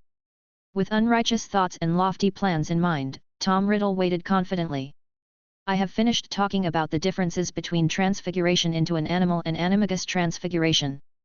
In summary, the former is passive and one cannot independently undo the effect of the spell after they get hit, the latter is an active choice and the wizard can decide for themselves when to return to their human form. It is important to note in particular that the former can result in the gradual loss of human sanity until the human being reduces to a beast, while the latter can maintain a lower degree of intelligence. The Uagatu school of magic in Africa is well advanced in this branch, and it is from there that some of the materials you have received have derived. Professor McGonagall said, "You will find that the training you are about to receive is not quite the same as what you might have read from a book before. If you actually had bothered to read the materials you have received, you might have found out." Her last sentence became stern and a number of students bowed their heads sheepishly. "Those elements are improvements that Professor Happ and I have made, and we will do our best to keep you safe, but if anyone wants to withdraw, they can do so now." The students' heads moved together, and they began to whisper quickly. What did Professor McGonagall mean? Ron asked Hermione in a whisper, and Harry pricked up his ears to listen, while he saw Susan Bones, along with Justin and Ernie, looking worried. In contrast, the members of the Transfiguration Club that Professor McGonagall had brought with her looked the same, obviously knowing this bit of information in advance. "Simply put, the learning steps will change," Hermione said briefly. Harry looked up at the ceiling, trying to remember what was in Hermione's notes, and he could clearly recall the initial steps, which require the caster to carry a leaf of mandrake in his/her mouth from the first full moon to the next full moon, without swallowing the leaf or taking it out of his/her mouth in between. At the end of this step, the saliva-soaked leaf must be placed in a small crystal vial at the full moon, in the pure rays of the moon with a piece of his/her own hair and a silver teaspoon of dew.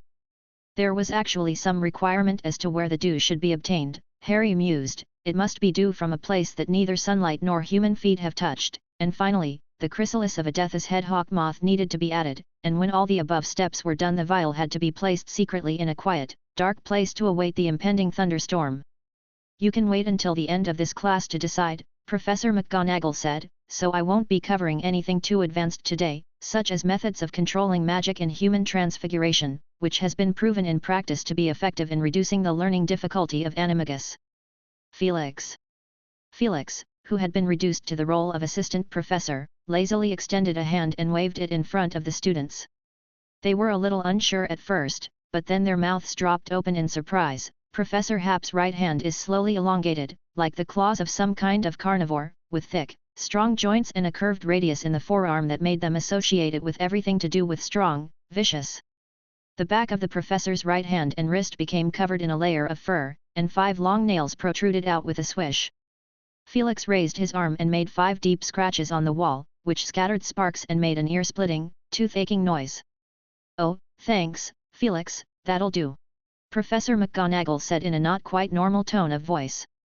Felix shook his hand lightly, the fur on his arm falling off as his arm turned back into its human form, but all the students present continued to stare at the skin on his arm in awe, desperate to know exactly which creature the professor had used as a template for his transfiguration. If he had taken the form of that biological creature fully, he could probably stomp them to death. "What you are seeing is a more advanced transfiguration, don't even bother to think about doing the same as Professor Happ now at your level," Professor McGonagall said with some anxiety. "Let's continue. Next we need a volunteer, who would like to cooperate with the demonstration." Several trembling arms were raised and Professor McGonagall finally selected Susan Bones. "Step into the circle in front of me and stand at attention." "Miss Bones," Professor McGonagall commanded, and Felix walked over to her, both of them staring at Susan Bones at the same time, which made her wince a little. "Don't worry," Professor McGonagall reassured, "it's just to provide an extra layer of insurance. I'll be watching the whole time and will call it off immediately if anything goes wrong." The other students gathered around the circle, their eyes shining with anticipation. "What do I need to do, Professor?" Susan Bones asked with a trembling voice. "Try to stay conscious," Felix said, and it sounded as if Susan is about to suffer some inhuman pain, and she took a step back with a wince. Even the other students thought the same thing. Felix cleared his throat and explained, "I will perform a transfiguration spell to turn you into a small animal. During that period you must do your best to remain calm in order to combat the feral urges that will grow stronger and stronger and to avoid being driven by instinct. Of course, Professor McGonagall and I will change you back before you lose control. This is just a demonstration. When we get to the actual practice, Minerva and I will slow this process down as much as possible to give you plenty of time to experience the subtle changes in the human body as it transforms. which will play a vital role in the real animagus transformation. One last question, Miss Bones, what animal do you like? I like unicorns. Susan whispered. No, I mean, ordinary animals. Maybe a bunny. Susan said uncertainly. A bunny? Very well, stand still. Felix pulled out his wand, which he no longer uses very often, from his pocket and pointed it at Susan, who disappeared with a bang, and in her place, there was a fluffy, grey-furred rabbit appeared. The rabbit squeaked and cowered in the golden circle. Everyone else please step back, don't scare her. Professor McGonagall said in a stern voice. The students who had gotten very close retreated back in a rush, but their eyes still looked at her fondly, and those who stood behind desperately stood on their tiptoes to get a better look. Felix crouched down and looked at the shivering grey rabbit in front of him. Calm down, Bones, your aunt and I are on good terms, and she'll come after me if I let you get hurt, so there's nothing to be afraid of. Felix said gently as the rabbit calmed down and looked around curiously. From this angle, her classmate looked taller than a giant. It made her feel a little fuzzy inside. How are you feeling now? Felix asked.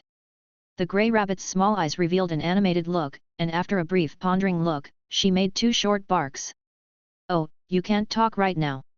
I will ask you questions next, you just need to nod or shake your head. Always remember that you are a witch, and the longer you keep your sanity the better you will remain. Do you like winter? The rabbit hesitated for a moment and nodded.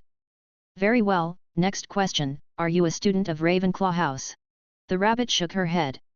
Do you like pink? The rabbit nodded. And this went on for nearly 10 minutes. It became crystal clear to the onlooking students that the rabbit's responses were getting slower and slower, laced with nervous abrupt glances and alert flicking of the ears.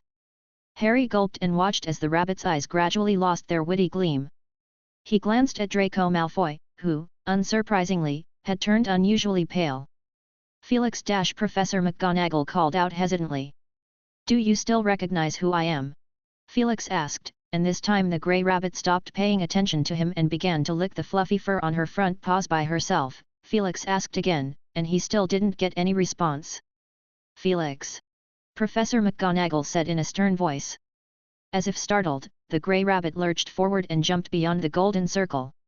Felix calmly raised his wand, and after a loud thud, Susan Bones returned to her original state.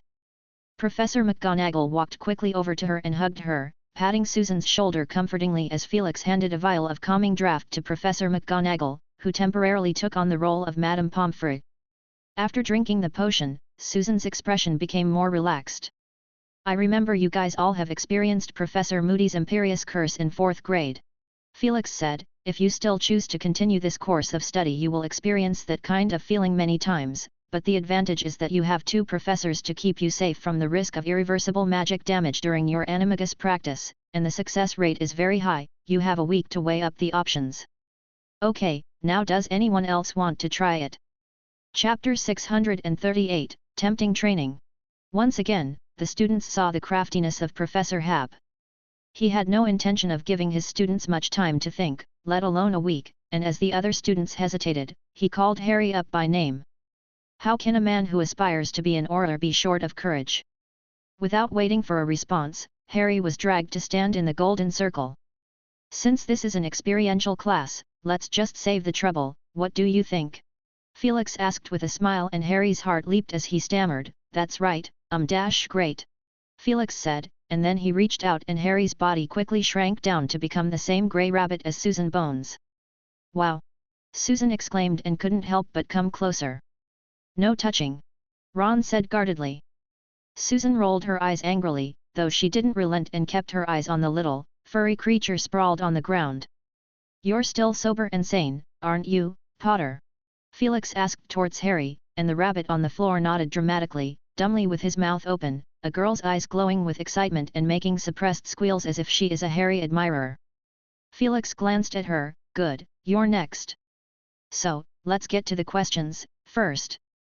Harry found himself in a strange state, his consciousness seemed to be crudely shoved into a small, cramped drawer that made him feel uncomfortable.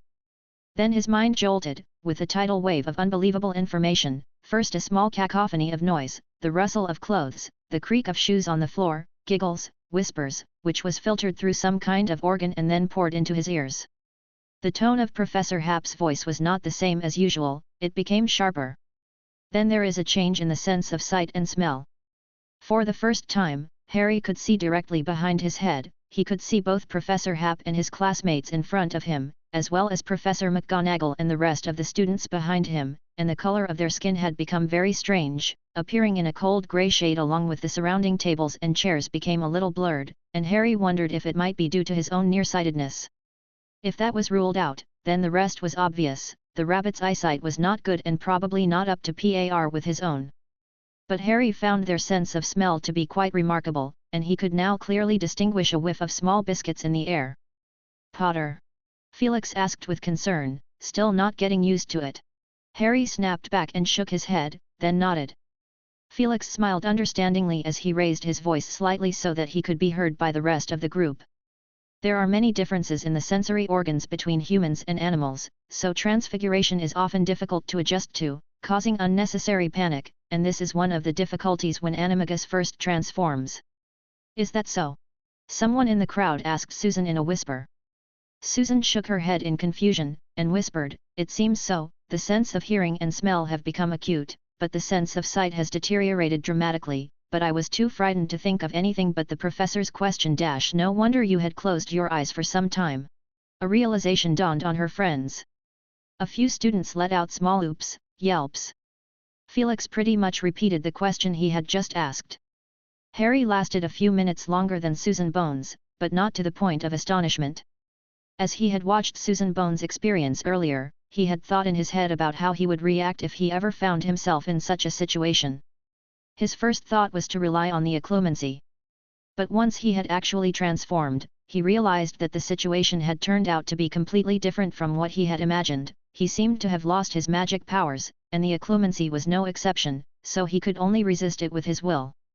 But living in the body of a beast, his mind inevitably became confused, his instincts began to emerge and gradually took over, and he found his mind growing heavier and heavier, fatigued as if a voice was asking him to sleep.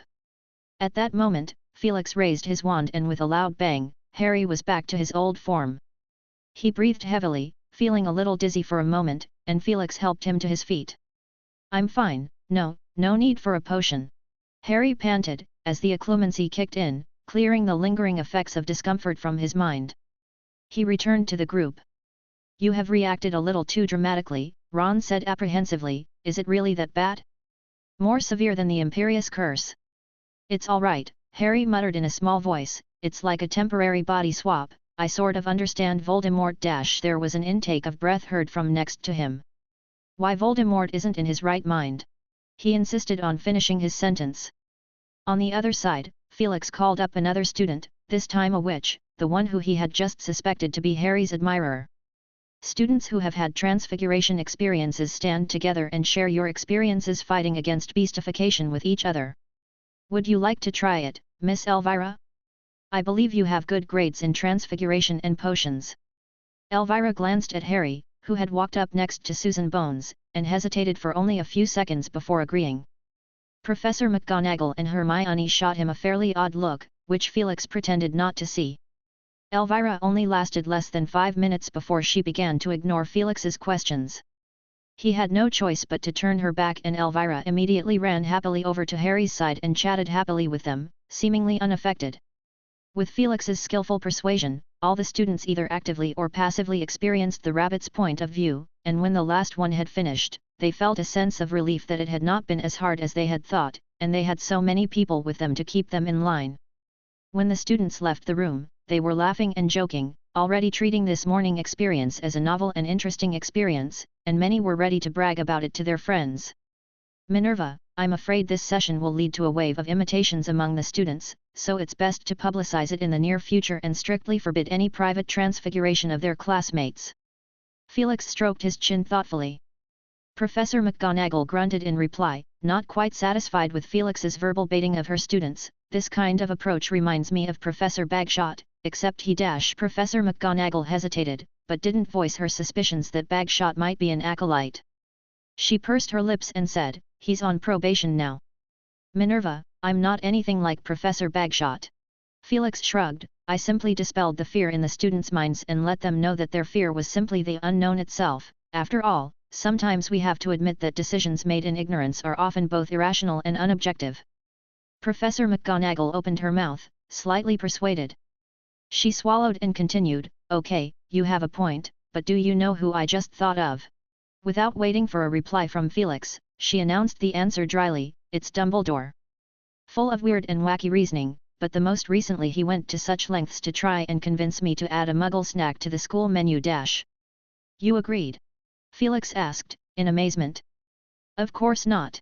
Professor McGonagall huffed as if she had been wronged. He's already unreliable enough, especially this term. I'm not, she whispered with considerable annoyance and ranted the suppressed emotion, which had obviously been on her mind for a long time, and Felix acted as a good listener, nodding and smiling now and then, and chiming in with short words. Is that true? That was a surprise to me too. It was really hard on you, Minerva. Professor McGonagall paused, her face flushing slightly as she readjusted her boxed glasses, feeling slightly embarrassed by her outburst, and she changed the subject stiffly. By the way, what's with your transformation? She glanced abruptly at his arm. Human transfiguration, I guess. Felix played dumb. Professor McGonagall said with some disdain, I'm a professor of transfiguration.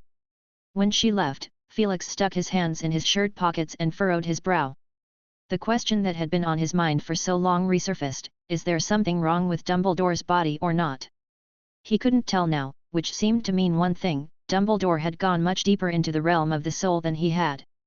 But Dumbledore didn't want to talk about it, and he got no response despite his several attempts to bring up that issue. Felix suddenly felt a little tricky. Time went by and the month of December approached.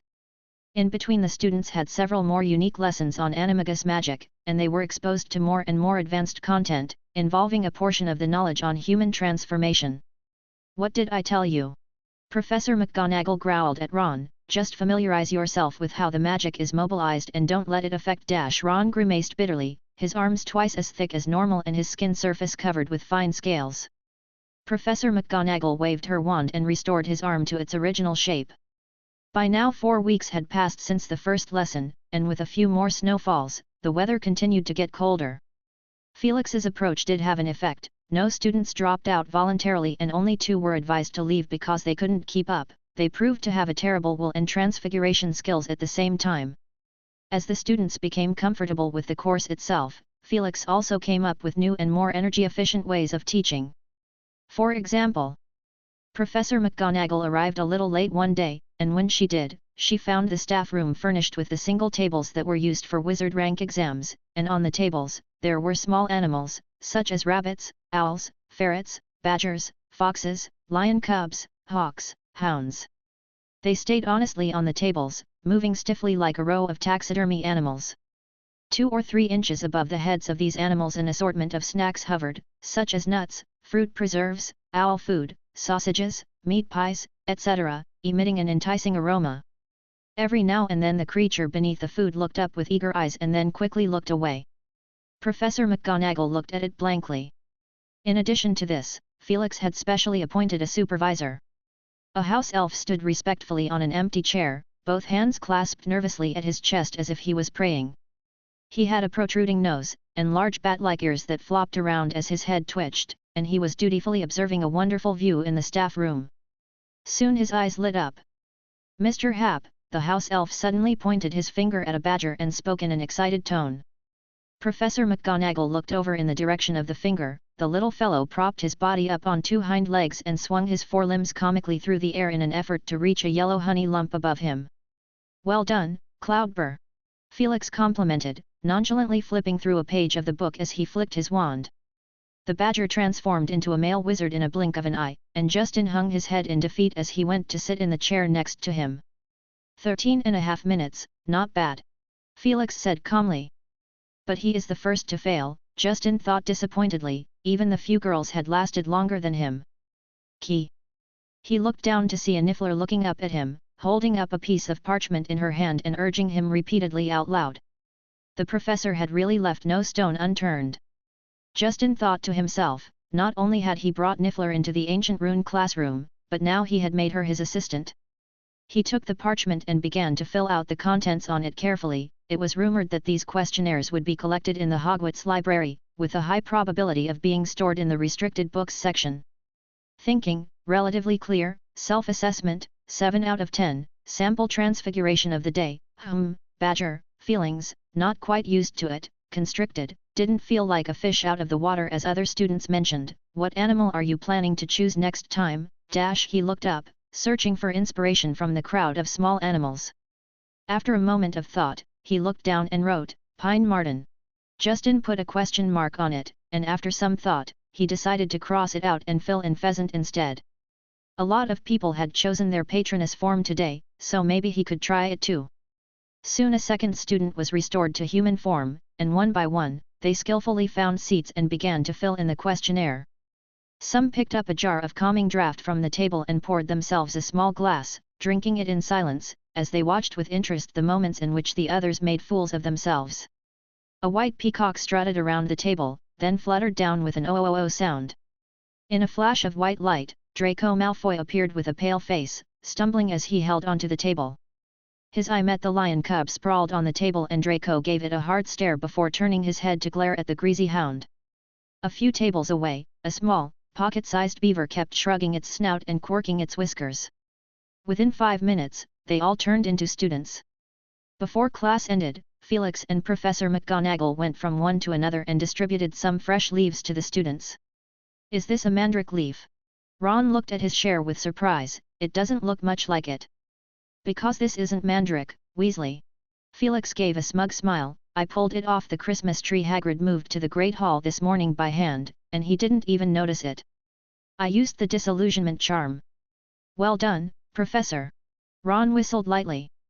Professor McGonagall ignored the silly talk between them as she cleared her throat and said to the crowd, there are still 2 weeks to go before Christmas, and it's about time, now that you've persevered this far, both me and Felix intend to give you gradual access to the preparations for Animagus, starting today. The leaf distributed to you is enchanted, and the next time we meet I want you to make sure it's still in your mouth. At that time I will hand out the real mandrake leaves. Chapter 639, Rita Skeeter in Action. As the Christmas season approached, there is a heavy festive atmosphere everywhere, whether it is Wizarding Society or Muggle Society, and people's faces are on the verge of overflowing with joy. And just as the people were preparing for the festive season, journalists from The Sun were sitting together in a conference room, deliberating on New Year's Day topics. Rita, a short, fat man asked, how's your article coming along? It's already complete, Rita Skeeter blurted out, pulling a stack of printouts from her crocodile bag, I've dug up an absolute slam dunk. She glanced at the others in the room and said triumphantly, there is evidence that the government is systematically covering up the damage done to the population by mad cow disease. Is that true? The short, fat executive said dryly, taking out a handkerchief to wipe his sweaty forehead as he accepted Rita's news article. He flipped through the pages absent-mindedly, looked at them, and then looked up and said in a deep voice, I'm sorry, Rita, but your article won't be published. Why? Rita Skeeter raised her voice, and the pen that kept spinning in her hand came to a sudden halt. There's no reason. I admit that you are very talented and have been on a winning streak for a while, but, the man moved his body uneasily and his chair made a heavy creaking sound. Rita Skeeter watched him carefully for a while. Oh, she stretched her voice, I understand. Well, I'll quit. The short, stocky man looked at her in both amazement and surprise. His impression of this woman is that she has always had a keen sense of smell, like a tireless hound chasing after its prey, brutal and ferocious. This was an overwhelming compliment. I thought Thought what? That I would hold on to it for dear life. Rita Skeeter scowled, I have confidence in my professional abilities, even if my efforts on the mad cow disease series went down the drain, I still have confidence that I can find new material. Unlike the rest of them. She glanced at the corner. At the long desk, several other journalists glared at her, but Rita Skeeter merely returned a contemptuous look. She had already figured out the routine, and now she is like a fish in water. Sure enough, the short, fat man showered her with compliments. That's wonderful, Rita. I dare to say that recruiting you was the best decision I've ever made, so let's see, what's the latest hot news? He struck while the iron was hot and was ready to give her a new assignment, what are you going to do for Christmas? Rita Skeeter thought for a moment and said, I think I'll take a few days off.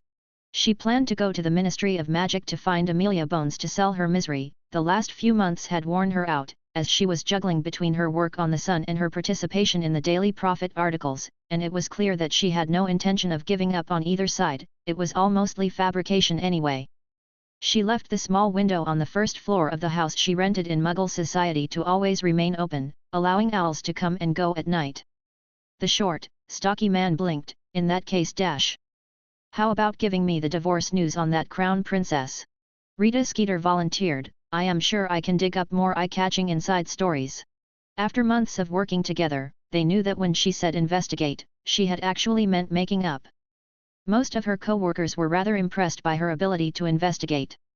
No. An exquisitely make-up-ed blonde snapped angrily, I've been in charge of this for a long period of time, and I can't just quit halfway. Oh, Melissa. Rita Skeeter looked at her with contempt in his eyes. After all this time you haven't produced any results, maybe you're not cut out for it. The Melissa glared at her furiously, grinding her teeth as if she is ready to swallow her whole and tear her apart.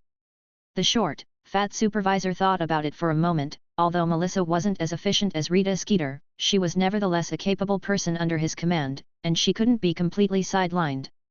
He neither wanted the relationship between the two to be too friendly nor did he want the conflict to become irreconcilable and interfere with their work. Tell you what, Rita, he said with a final pat on the back, you can follow up on the whole gun control bill thing.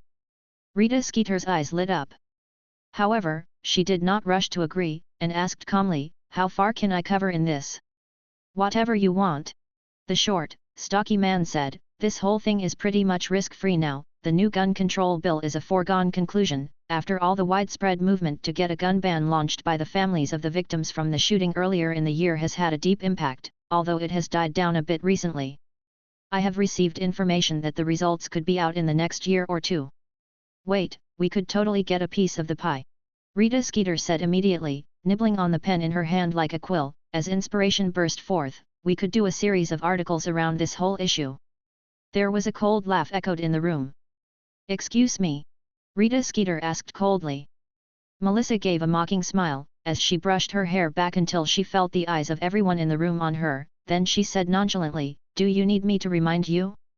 It's been 9 months since the school shooting, and every news media outlet has already discussed it from every angle, so it's not worth wasting our precious Christmas pages.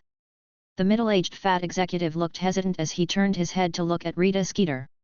Rita Skeeter slammed her pen down on the table and wrapped her arm in her other arm, her long, dazzling green fingernails prominently highlighted. That's why some people are only worthy of investigating low-level reports such as extramarital affairs, but still have not achieved anything until now. Use your head right now, this is an opportunity. The government is preparing a new bill, the people are busy with the new year, and although it hasn't been investigated yet, I dare to assert that the campaign to ban handguns will not receive much attention for the next month or two. If at this time, we can launch a series of exclusive articles over Christmas, linking peace and massacres, New Year and shootings, and making a big deal out of it, the buzz will be reignited. Hopefully, it will last until the new bill is introduced, at which point we can absolutely claim that the implementation of the new bill and our hard efforts are inextricably linked. She sneered twice at Melissa and looked over at the fat man. Why do we need to choose Christmas?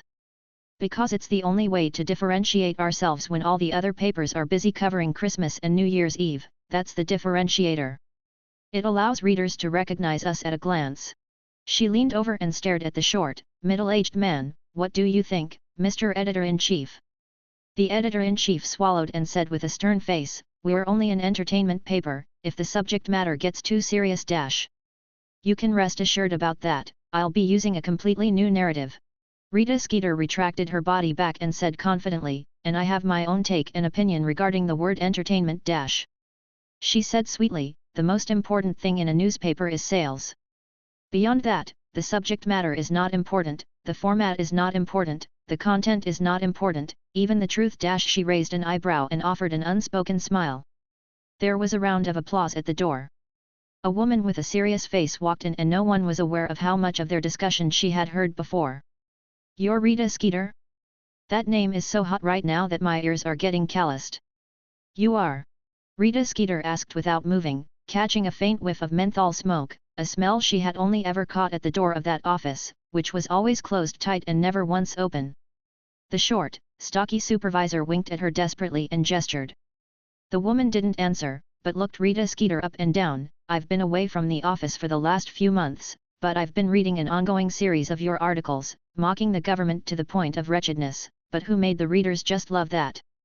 Rita Skeeter asked in a pleasant tone, so you're going to give me a promotion? The short, fat executive glared at her from behind, a shameful betrayal. But Rita Skeeter was ready to climb the corporate ladder, and she stared unblinkingly at the woman who had suddenly appeared, and laughed heartily. Why not? She looked at Rita Skeeter with indifference. My time is limited, so there is only one interview question. If I want to increase the sales of the newspaper by another 20,000 copies, what do you suggest I should do? Rita Skeeter clenched her fist. Raise the distinctiveness of the paper. Distinctiveness? Be specific. In that point, we're already ahead of the game, like the third page featuring the women's, but it's not nearly enough. We have to differentiate ourselves from other papers in every way. Even if it's wrong, it has to be the only one. We can sometimes even deliberately go against the flow of our readers, but of course, only a true expert can manage the subtle differences in between. The woman narrowed her eyes and asked with interest, you consider yourself as that true expert? Without a doubt. Rita Skeeter said cheekily. There was a moment of silence. The woman nodded towards her, you'll be one of our deputy chief editor from now on. Rita Skeeter, who had just been promoted, breezed back to her office and ordered her two assistants, get all the news that can be found on the Dunblane school mass shootings through this year, now. Including the list of victims, the philosophy and demands of the gun ban campaign groups, the pronouncements of government departments on the matter, the list of government drafters of the gun bill, and the rumors that were going around. I want all of them. And, buy me a train ticket to Scotland from the local station. 2 days later, Rita Skeeter arrived in the town where the shooting took place and personally convinced several of the victims' families to give interviews. She offered a good deal, the Sun sells enough copies to create hype, plus she promised to publish a series of articles to help them put pressure on the government, and the families agreed after little thought. They also used their connections to get Rita Skeeter to strut her weight around the campus where the shooting took place. Rita Skeeter interviewed a few random teachers and came up with no less than 10,000 words of spicy coverage in her head, but she still was not satisfied, wanting to find a tricky enough angle that would be shocking without seeming too out of place in the new year. As she walked, her stray gaze fixed on the students. She came up with a great idea. Hey, little guy! She greeted a boy with a fake kindness, what's your name? Andy Murray. The young boy who looked to be 8 or 9 years old said as she eyed him. Oh Andy, she repeated twice, pulling out her press pass and waving it in front of him, and asking in a pompous manner, can I interview you alone? I've got to go to tennis practice. Andy Murray said. Just in time, that's what I'm here for.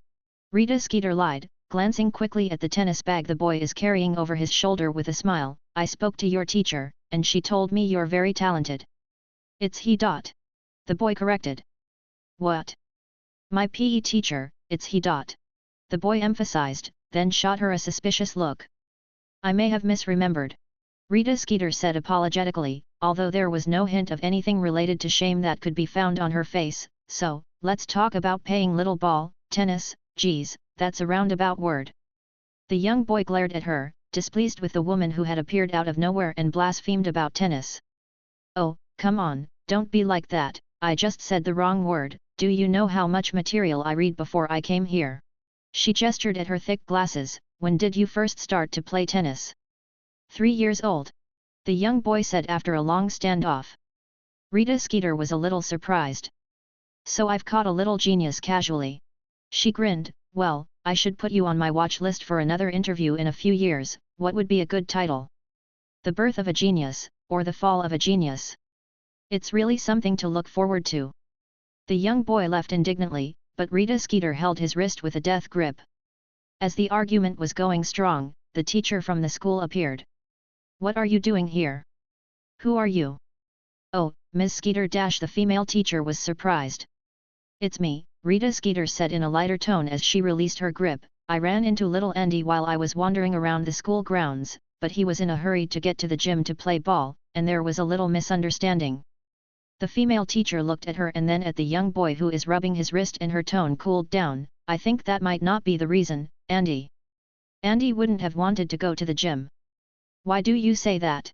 Rita Skeeter froze for a moment, she wasn't sure what had gone wrong, but she quickly thought of the crux of the matter, because that shooting happened in the gym. She looked at Andy with wide eyes and said in disbelief, "He was one of the people who happened to be there." "That's right," the female teacher said coldly, "since then Andy usually only goes to the playground to play tennis, and the school is planning to build a new sports center." Rita Skeeter cursed at her blunder in her mind. She opened her mouth in an attempt to remedy the situation. "I am sorry, Ms. Skeeter, but please leave the premises or I will have to call security," the female teacher said in a firm tone. Rita Skeeter's face turned blue and white for a moment, and she reached into her crocodile purse several times, but she gave up the idea of taking out her wand. Her wand had been retraced because she had been hired by the Ministry of Magic, and any magic she used during the year would be known to the woman sitting in the minister's office. "Damn it! Well, I'm sorry about that," she said with a shrug, turning to leave. As she walked out of the school, Rita Skeeter mentally pondered over various ideas. The information she had gotten so far was more or less the same, today was just an added bonus. But she always felt that there was something missing. What was it? She glanced back over her shoulder. The female teacher was crouching down to gently reassure the young boy, but the boy had a stubborn look on his face. "Tennis ball, little boy," she mused over it.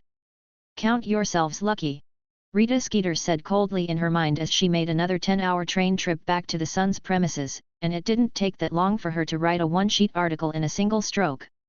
"Even after 9 months, my new friend Andy still can't get over his fear, and he cried bitterly in front of me, confessing his heartbreak at the loss of his playmate and revealing that they had agreed to play tennis together and be friends and rivals forever, but it all came to naught.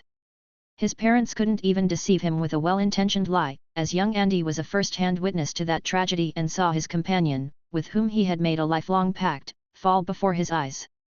I know some will mention the Hungerford shooting in 1987, and yes, that time the government responded swiftly by announcing a ban on semi-automatic rifles the following year and placing restrictions on the ownership of handguns, but it is far from enough. Are we really going to turn a blind eye to the tragedy that has once again returned after a mere 9 years, and this time it is even worse because 16 of the 17 people killed were children? The fact that the killer was in possession of 4 handguns issued and licensed by the government at the time of the murder means that there are still huge loopholes in the way we regulate firearms, and I implore government officials who are busy planning holidays or preparing for the New Year's Eve parade to divide their energy towards the victims and their families who should be celebrating the new year with as much enthusiasm as you are. Instead, their lives came to a permanent halt in March 1996. The only way we can make the right choice is by showing greater determination and courage, with a sense of responsibility. With the encouragement of the journalist, young Andy has regained his vigor once again and stated that he will never give up tennis. Ladies and gentlemen, a great star is rising, and his future is bright, with endless possibilities. But please don't forget that if we remain indifferent, little Andy will be under threat from guns for days and nights in the years to come. In an office, which had been quiet for some time, a lady's cigarette was burning quietly. "Well?" Rita Skeeter asked, narrowing her eyes. The woman who had a serious look on her face earlier tore off a piece of paper and scribbled quickly, and after a moment she pushed the note and the news release in front of Rita Skeeter. Then she took a deep puff on her cigarette and exhaled a minty smoke ring. "Your new office is ready." Chapter 640, Transformation of Illusory to Reality. The last Ancient Rune class for Grade 5 before the Christmas break was changed to a free period, where the students leafed through their Practical Rune for Beginners book and then chatted enthusiastically. Colin Creevy pulled out a list of names and swore that they were the animagus transformation forms of the students in animagus course. He read the names on the list aloud, glancing at Professor Happ as he read each one out, hoping to get a response. But Felix was too busy playing cards with a few students to see his darting eyes. Valen sat in his arms, looking at the same deck of cards as him, enthusiastically and constantly coming up with ideas. "Are you sure about this one?" Felix asked, looking down, and Valen nodded firmly, stretching out her fingers dexterously. "Yup, this is the one." "Expelliarmus," Felix said. The student opposite, Newman Bach, grinned broadly and flipped over an undercard that he had kept hidden for 3 rounds. "Humanoid shield charm, I used a nonverbal spell casting, so the defense worked," he said smugly, and then slammed a handful of cards together. "Incarcerus spell, Professor, you're restrained and can't counter, lightning spell. With a complementary conjunctivitis curse, another control card, and check this out, blazing golden fire. Felix watched sourly as the little figure that represented him burst into flames and turned to ashes due to the heat. Valen covered her eyes. Newman Bach celebrated it as he high-fived another student. On the other side, Creevy reached the end of the page. Draco Malfoy, the White Peacock, Elvira, the Fox, Harry Potter, the Lion, and for the record, I didn't feel a least bit surprised by this. Harry had drawn the Gryffindor sword in his second year, he said fervently. Fake news, Ginny whispered to Luna a few tables away. Harry told me he has a greater chance of transforming into a stag. Luna, who was building blocks with solid magic runes, and trying to piece them together in the shape of a trophy, looked up nonchalantly. Patronus. An interesting topic, isn't it? Ginny said with a toss of her hair. Too bad that there are too few samples. Animagus and Patronus charm are both extremely rare, and not many people in history have mastered them at the same time. A lot of people in the club can summon their Patronus. Luna said vaguely. We're special. Ginny said immediately and tactfully. There haven't been many stray dementors hurting people in the past few hundred years, not until the third year. She became furious. I blame that Umbridge woman. I heard the you-know-who destroyed her mind. What a great joy. Luna paused, and her expression became thoughtful. My dad said that the you-know-who had an unusual relationship with a Dementor and that he could have disguised himself as one when he was younger and followed a couple of them around to steal a few kisses. You know, a Dementor's kiss. Ginny froze for a moment and then giggled happily. Ouch! After a long while, she straightened her body, her face scrunched up, and she said seriously, you have a point, Luna. Why didn't I notice it before? It's amazing how much the you-know-who followers' clothes and Dementor cloak resemble so much, and even his body shape is. Maybe he misses those carefree days. There's also that nose and hair that could be used as confirmation, Luna said seriously, if you've ever noticed. Ginny's whole body shook from laughter, and she slumped over her desk, her shoulders flailing, and Luna gave her a curious look that held both confusion and incomprehension, but she nonetheless patted Ginny on the shoulder and went back to building the magic rune blocks. After the class ended, the students filed out, and many of them who were heading to their homes for the holidays greeted Felix in advance. See you next year, Professor Happ. See you next year. When everyone else had left, Felix breathed a long sigh of relief. After playing cards all morning, as his and Valen's thinking was diametrically opposite to one another, so mixing them up together resulted in more losses than wins. He decided to give Valen a separate spot in the afternoon, and they could work together to deal with the other students. Key. Valen climbed up to where Luna had been sitting before and curiously surveyed the trophy left on the table, which had been pieced together out of ancient runes. It was wobbly and the shadow of a goblet of fire could be seen faintly in its shape. Felix picked up the trophy and had an idea in mind. He had remembered Luna's thesis. The concept behind it was generally correct and had some similarities to the rune creature he had created, but it would not be easy for Luna to materialize that idea. There is simply too much knowledge involved. But that didn't stop Luna from receiving a talking trophy as a Christmas present. Half an hour later, a shiny trophy appeared in front of Felix, its body entirely made of ancient runes and blank memory fragments that could flexibly transform between the real and the virtual. It could normally be stored in the ring of the Ouroboros snake. He stared at the trophy, cleared his throat, and asked, what would Felix Happ prefer to receive as a Christmas present? A magic book, a unique insight, and a painting. Trophy replied. And what he wouldn't like to receive? A pumpkin mask, dirigible plum earrings, and a vine cape glued with glowing sequins. Excellent. Felix said with satisfaction and decided to hurry up and send it away as soon as possible. Valen listened on from the sidelines for some time, and sort of understood who had sent all those odd gifts to the Great Demon King. The Great Hall looked magnificent as they walked down the stairs, with 12 Christmas trees glittering with silver frost and tiny icicles, and if you got close enough you could hear the faint sound of singing between the ornaments made of mistletoe and holly. There are flower fairies dancing and fluttering around the ribbons and trees, with their transparent wings shedding a silvery glow. The ceiling background became different as well, and the enchanted snow fell in trickles, burrowing into the necks of the students and cooling them. The dining tables were as chaotic and lively as usual. But Felix keenly noticed the blank expression on the faces of some of the students, who happened to be attending the Animagus course. Neville sighed deeply as he looked at the table filled with beef pies, ribs, and vegetable soup, and grabbed a piece of dry bread, and tore into it in small bites. The look of resignation on his face brought back some vague flashbacks to the Gryffindor ghost nearly headless Nick. A few seats away, Harry couldn't eat either. Ron stared at the food in front of him, then with great determination he averted his eyes as if he had a grudge against them, and Hermione sipped her gruel carefully, chewing and swallowing slowly. "Hermione, try this, it's delicious." Lavender Brown gloated, munching on the creamy apple pie. She had been tempting Hermione with delicious food throughout the whole meal, and whenever Hermione sternly refused, she and Parvati would snuggle up and heckle. "I'd really love to turn her into a loud-mouthed frog," Hermione said, in annoyance when Lavender left.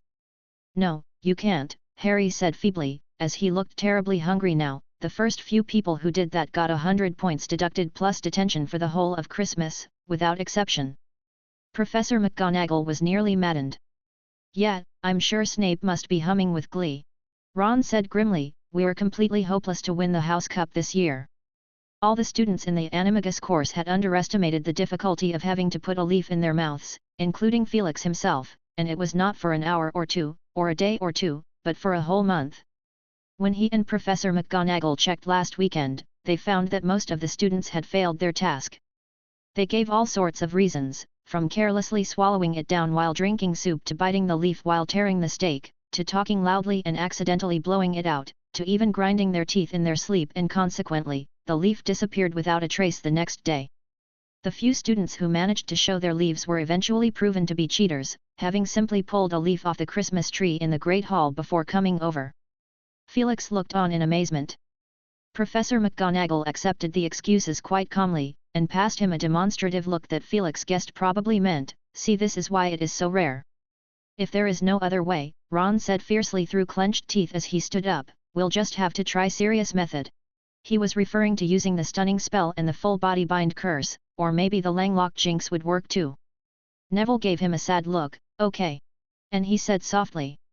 What they both had in common was that they snored a lot, and when they woke up the morning before, Ron and Neville both found the blade of leaf missing from their mouths at the same time. The former had found the innocent blade on his pillow, and the latter could only glimpse some green remains through his teeth. Harry was in a slightly better position than them, at least he didn't snore much, so he woke up with the leaf still in his mouth, only it was broken in two in the middle, with a neat break. He is still investigating the cause. Out of them all, Hermione was the only one who refused to reveal anything about her leaf, but Harry thought that, since Hermione had stopped volunteering to raise her hand to answer questions for the past few days, was a good indication of the seriousness of the problem. As they left the Great Hall, Ron plucked a Christmas tree twig by hand, saying pessimistically, "It'll come in handy sooner or later." Hermione didn't raise any objections. In the afternoon, Felix appeared in the greenhouse of the herbology class. Professor Sprout is still dressed in the same sloppy and unkempt manner, with a patched hat tilted over her flowing grey hair and a lot of mud on her clothes, in a word, a stark contrast to the well-organized greenhouse.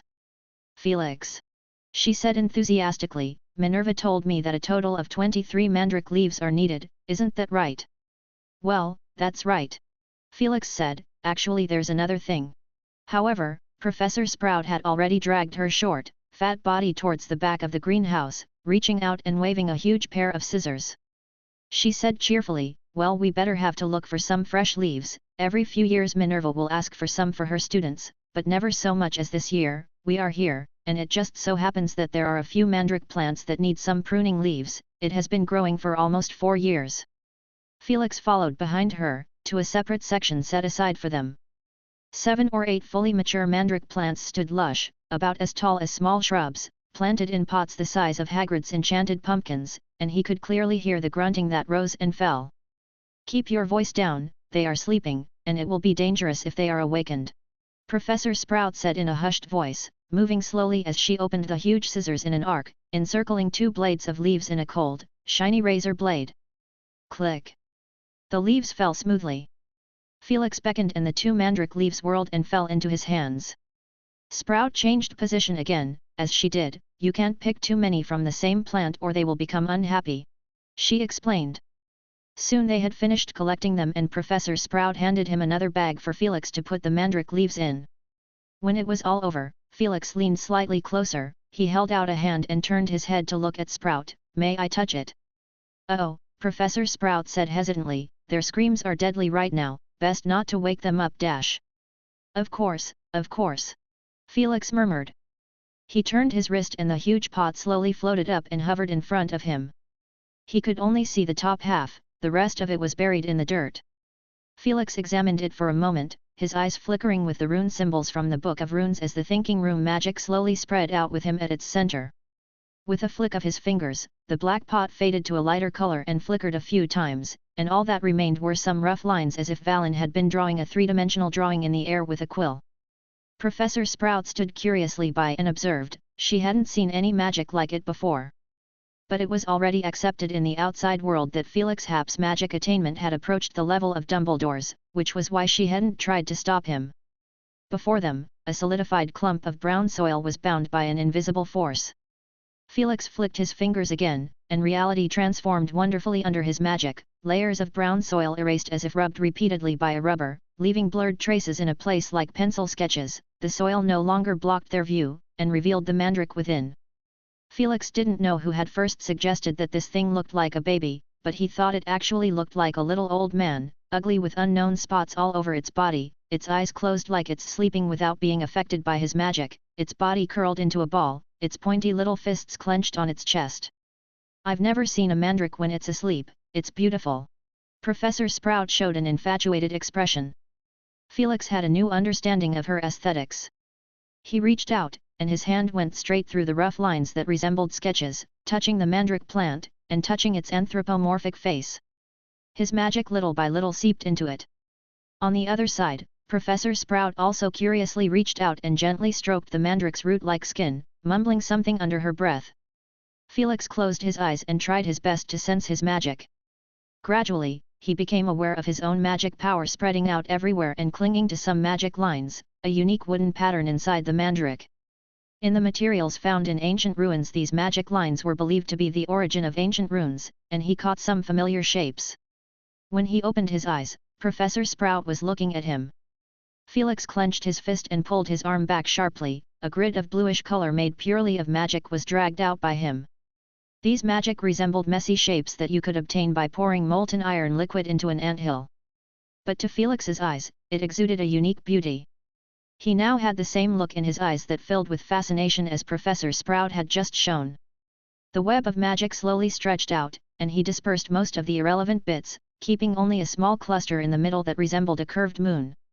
Under his subtle control, the magic changed subtly from its original rough appearance to what looked like a clear crystal cluster, and soon one of the crystal branches fell off and turned into a shimmering ancient magic rune. Sprout's eyes widened. Thanks to Felix's 4 years of relentless promotion, most of the professors are now no longer strangers to the basics of ancient runes, and right now all she can think of is one word: ancient magic, the ancient magic of the deadly cry of the mandrake. More and more rune symbols gradually took shape, shedding from the main body and falling like weary birds into Felix's other hand, and gradually piecing together to create a shape similar to a curved moon, like the magic lines from before. But even Professor Sprout knew that these two are completely different. She became increasingly nervous inside. When only 1/3 of the magic power was left in the air, it suddenly disintegrated on its own, collapsing into a smoky mass of magic. Professor Sprout, who was watching from the sidelines, unexpectedly breathed a quiet sigh of relief, unaware of the cold sweat that broke out on her forehead. "Doesn't seem to be working too well," Felix said with a smile.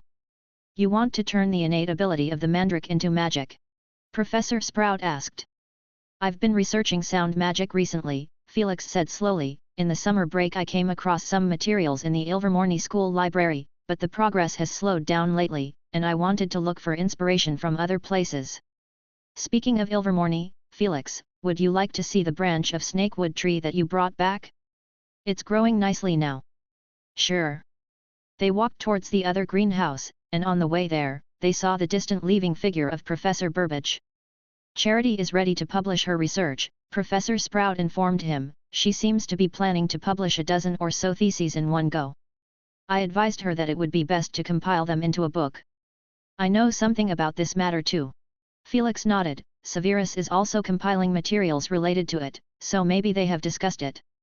The snakewood branch had grown well, already wrist-thick and 3 or 4 feet tall. Felix stayed for a while and then left after saying goodbye.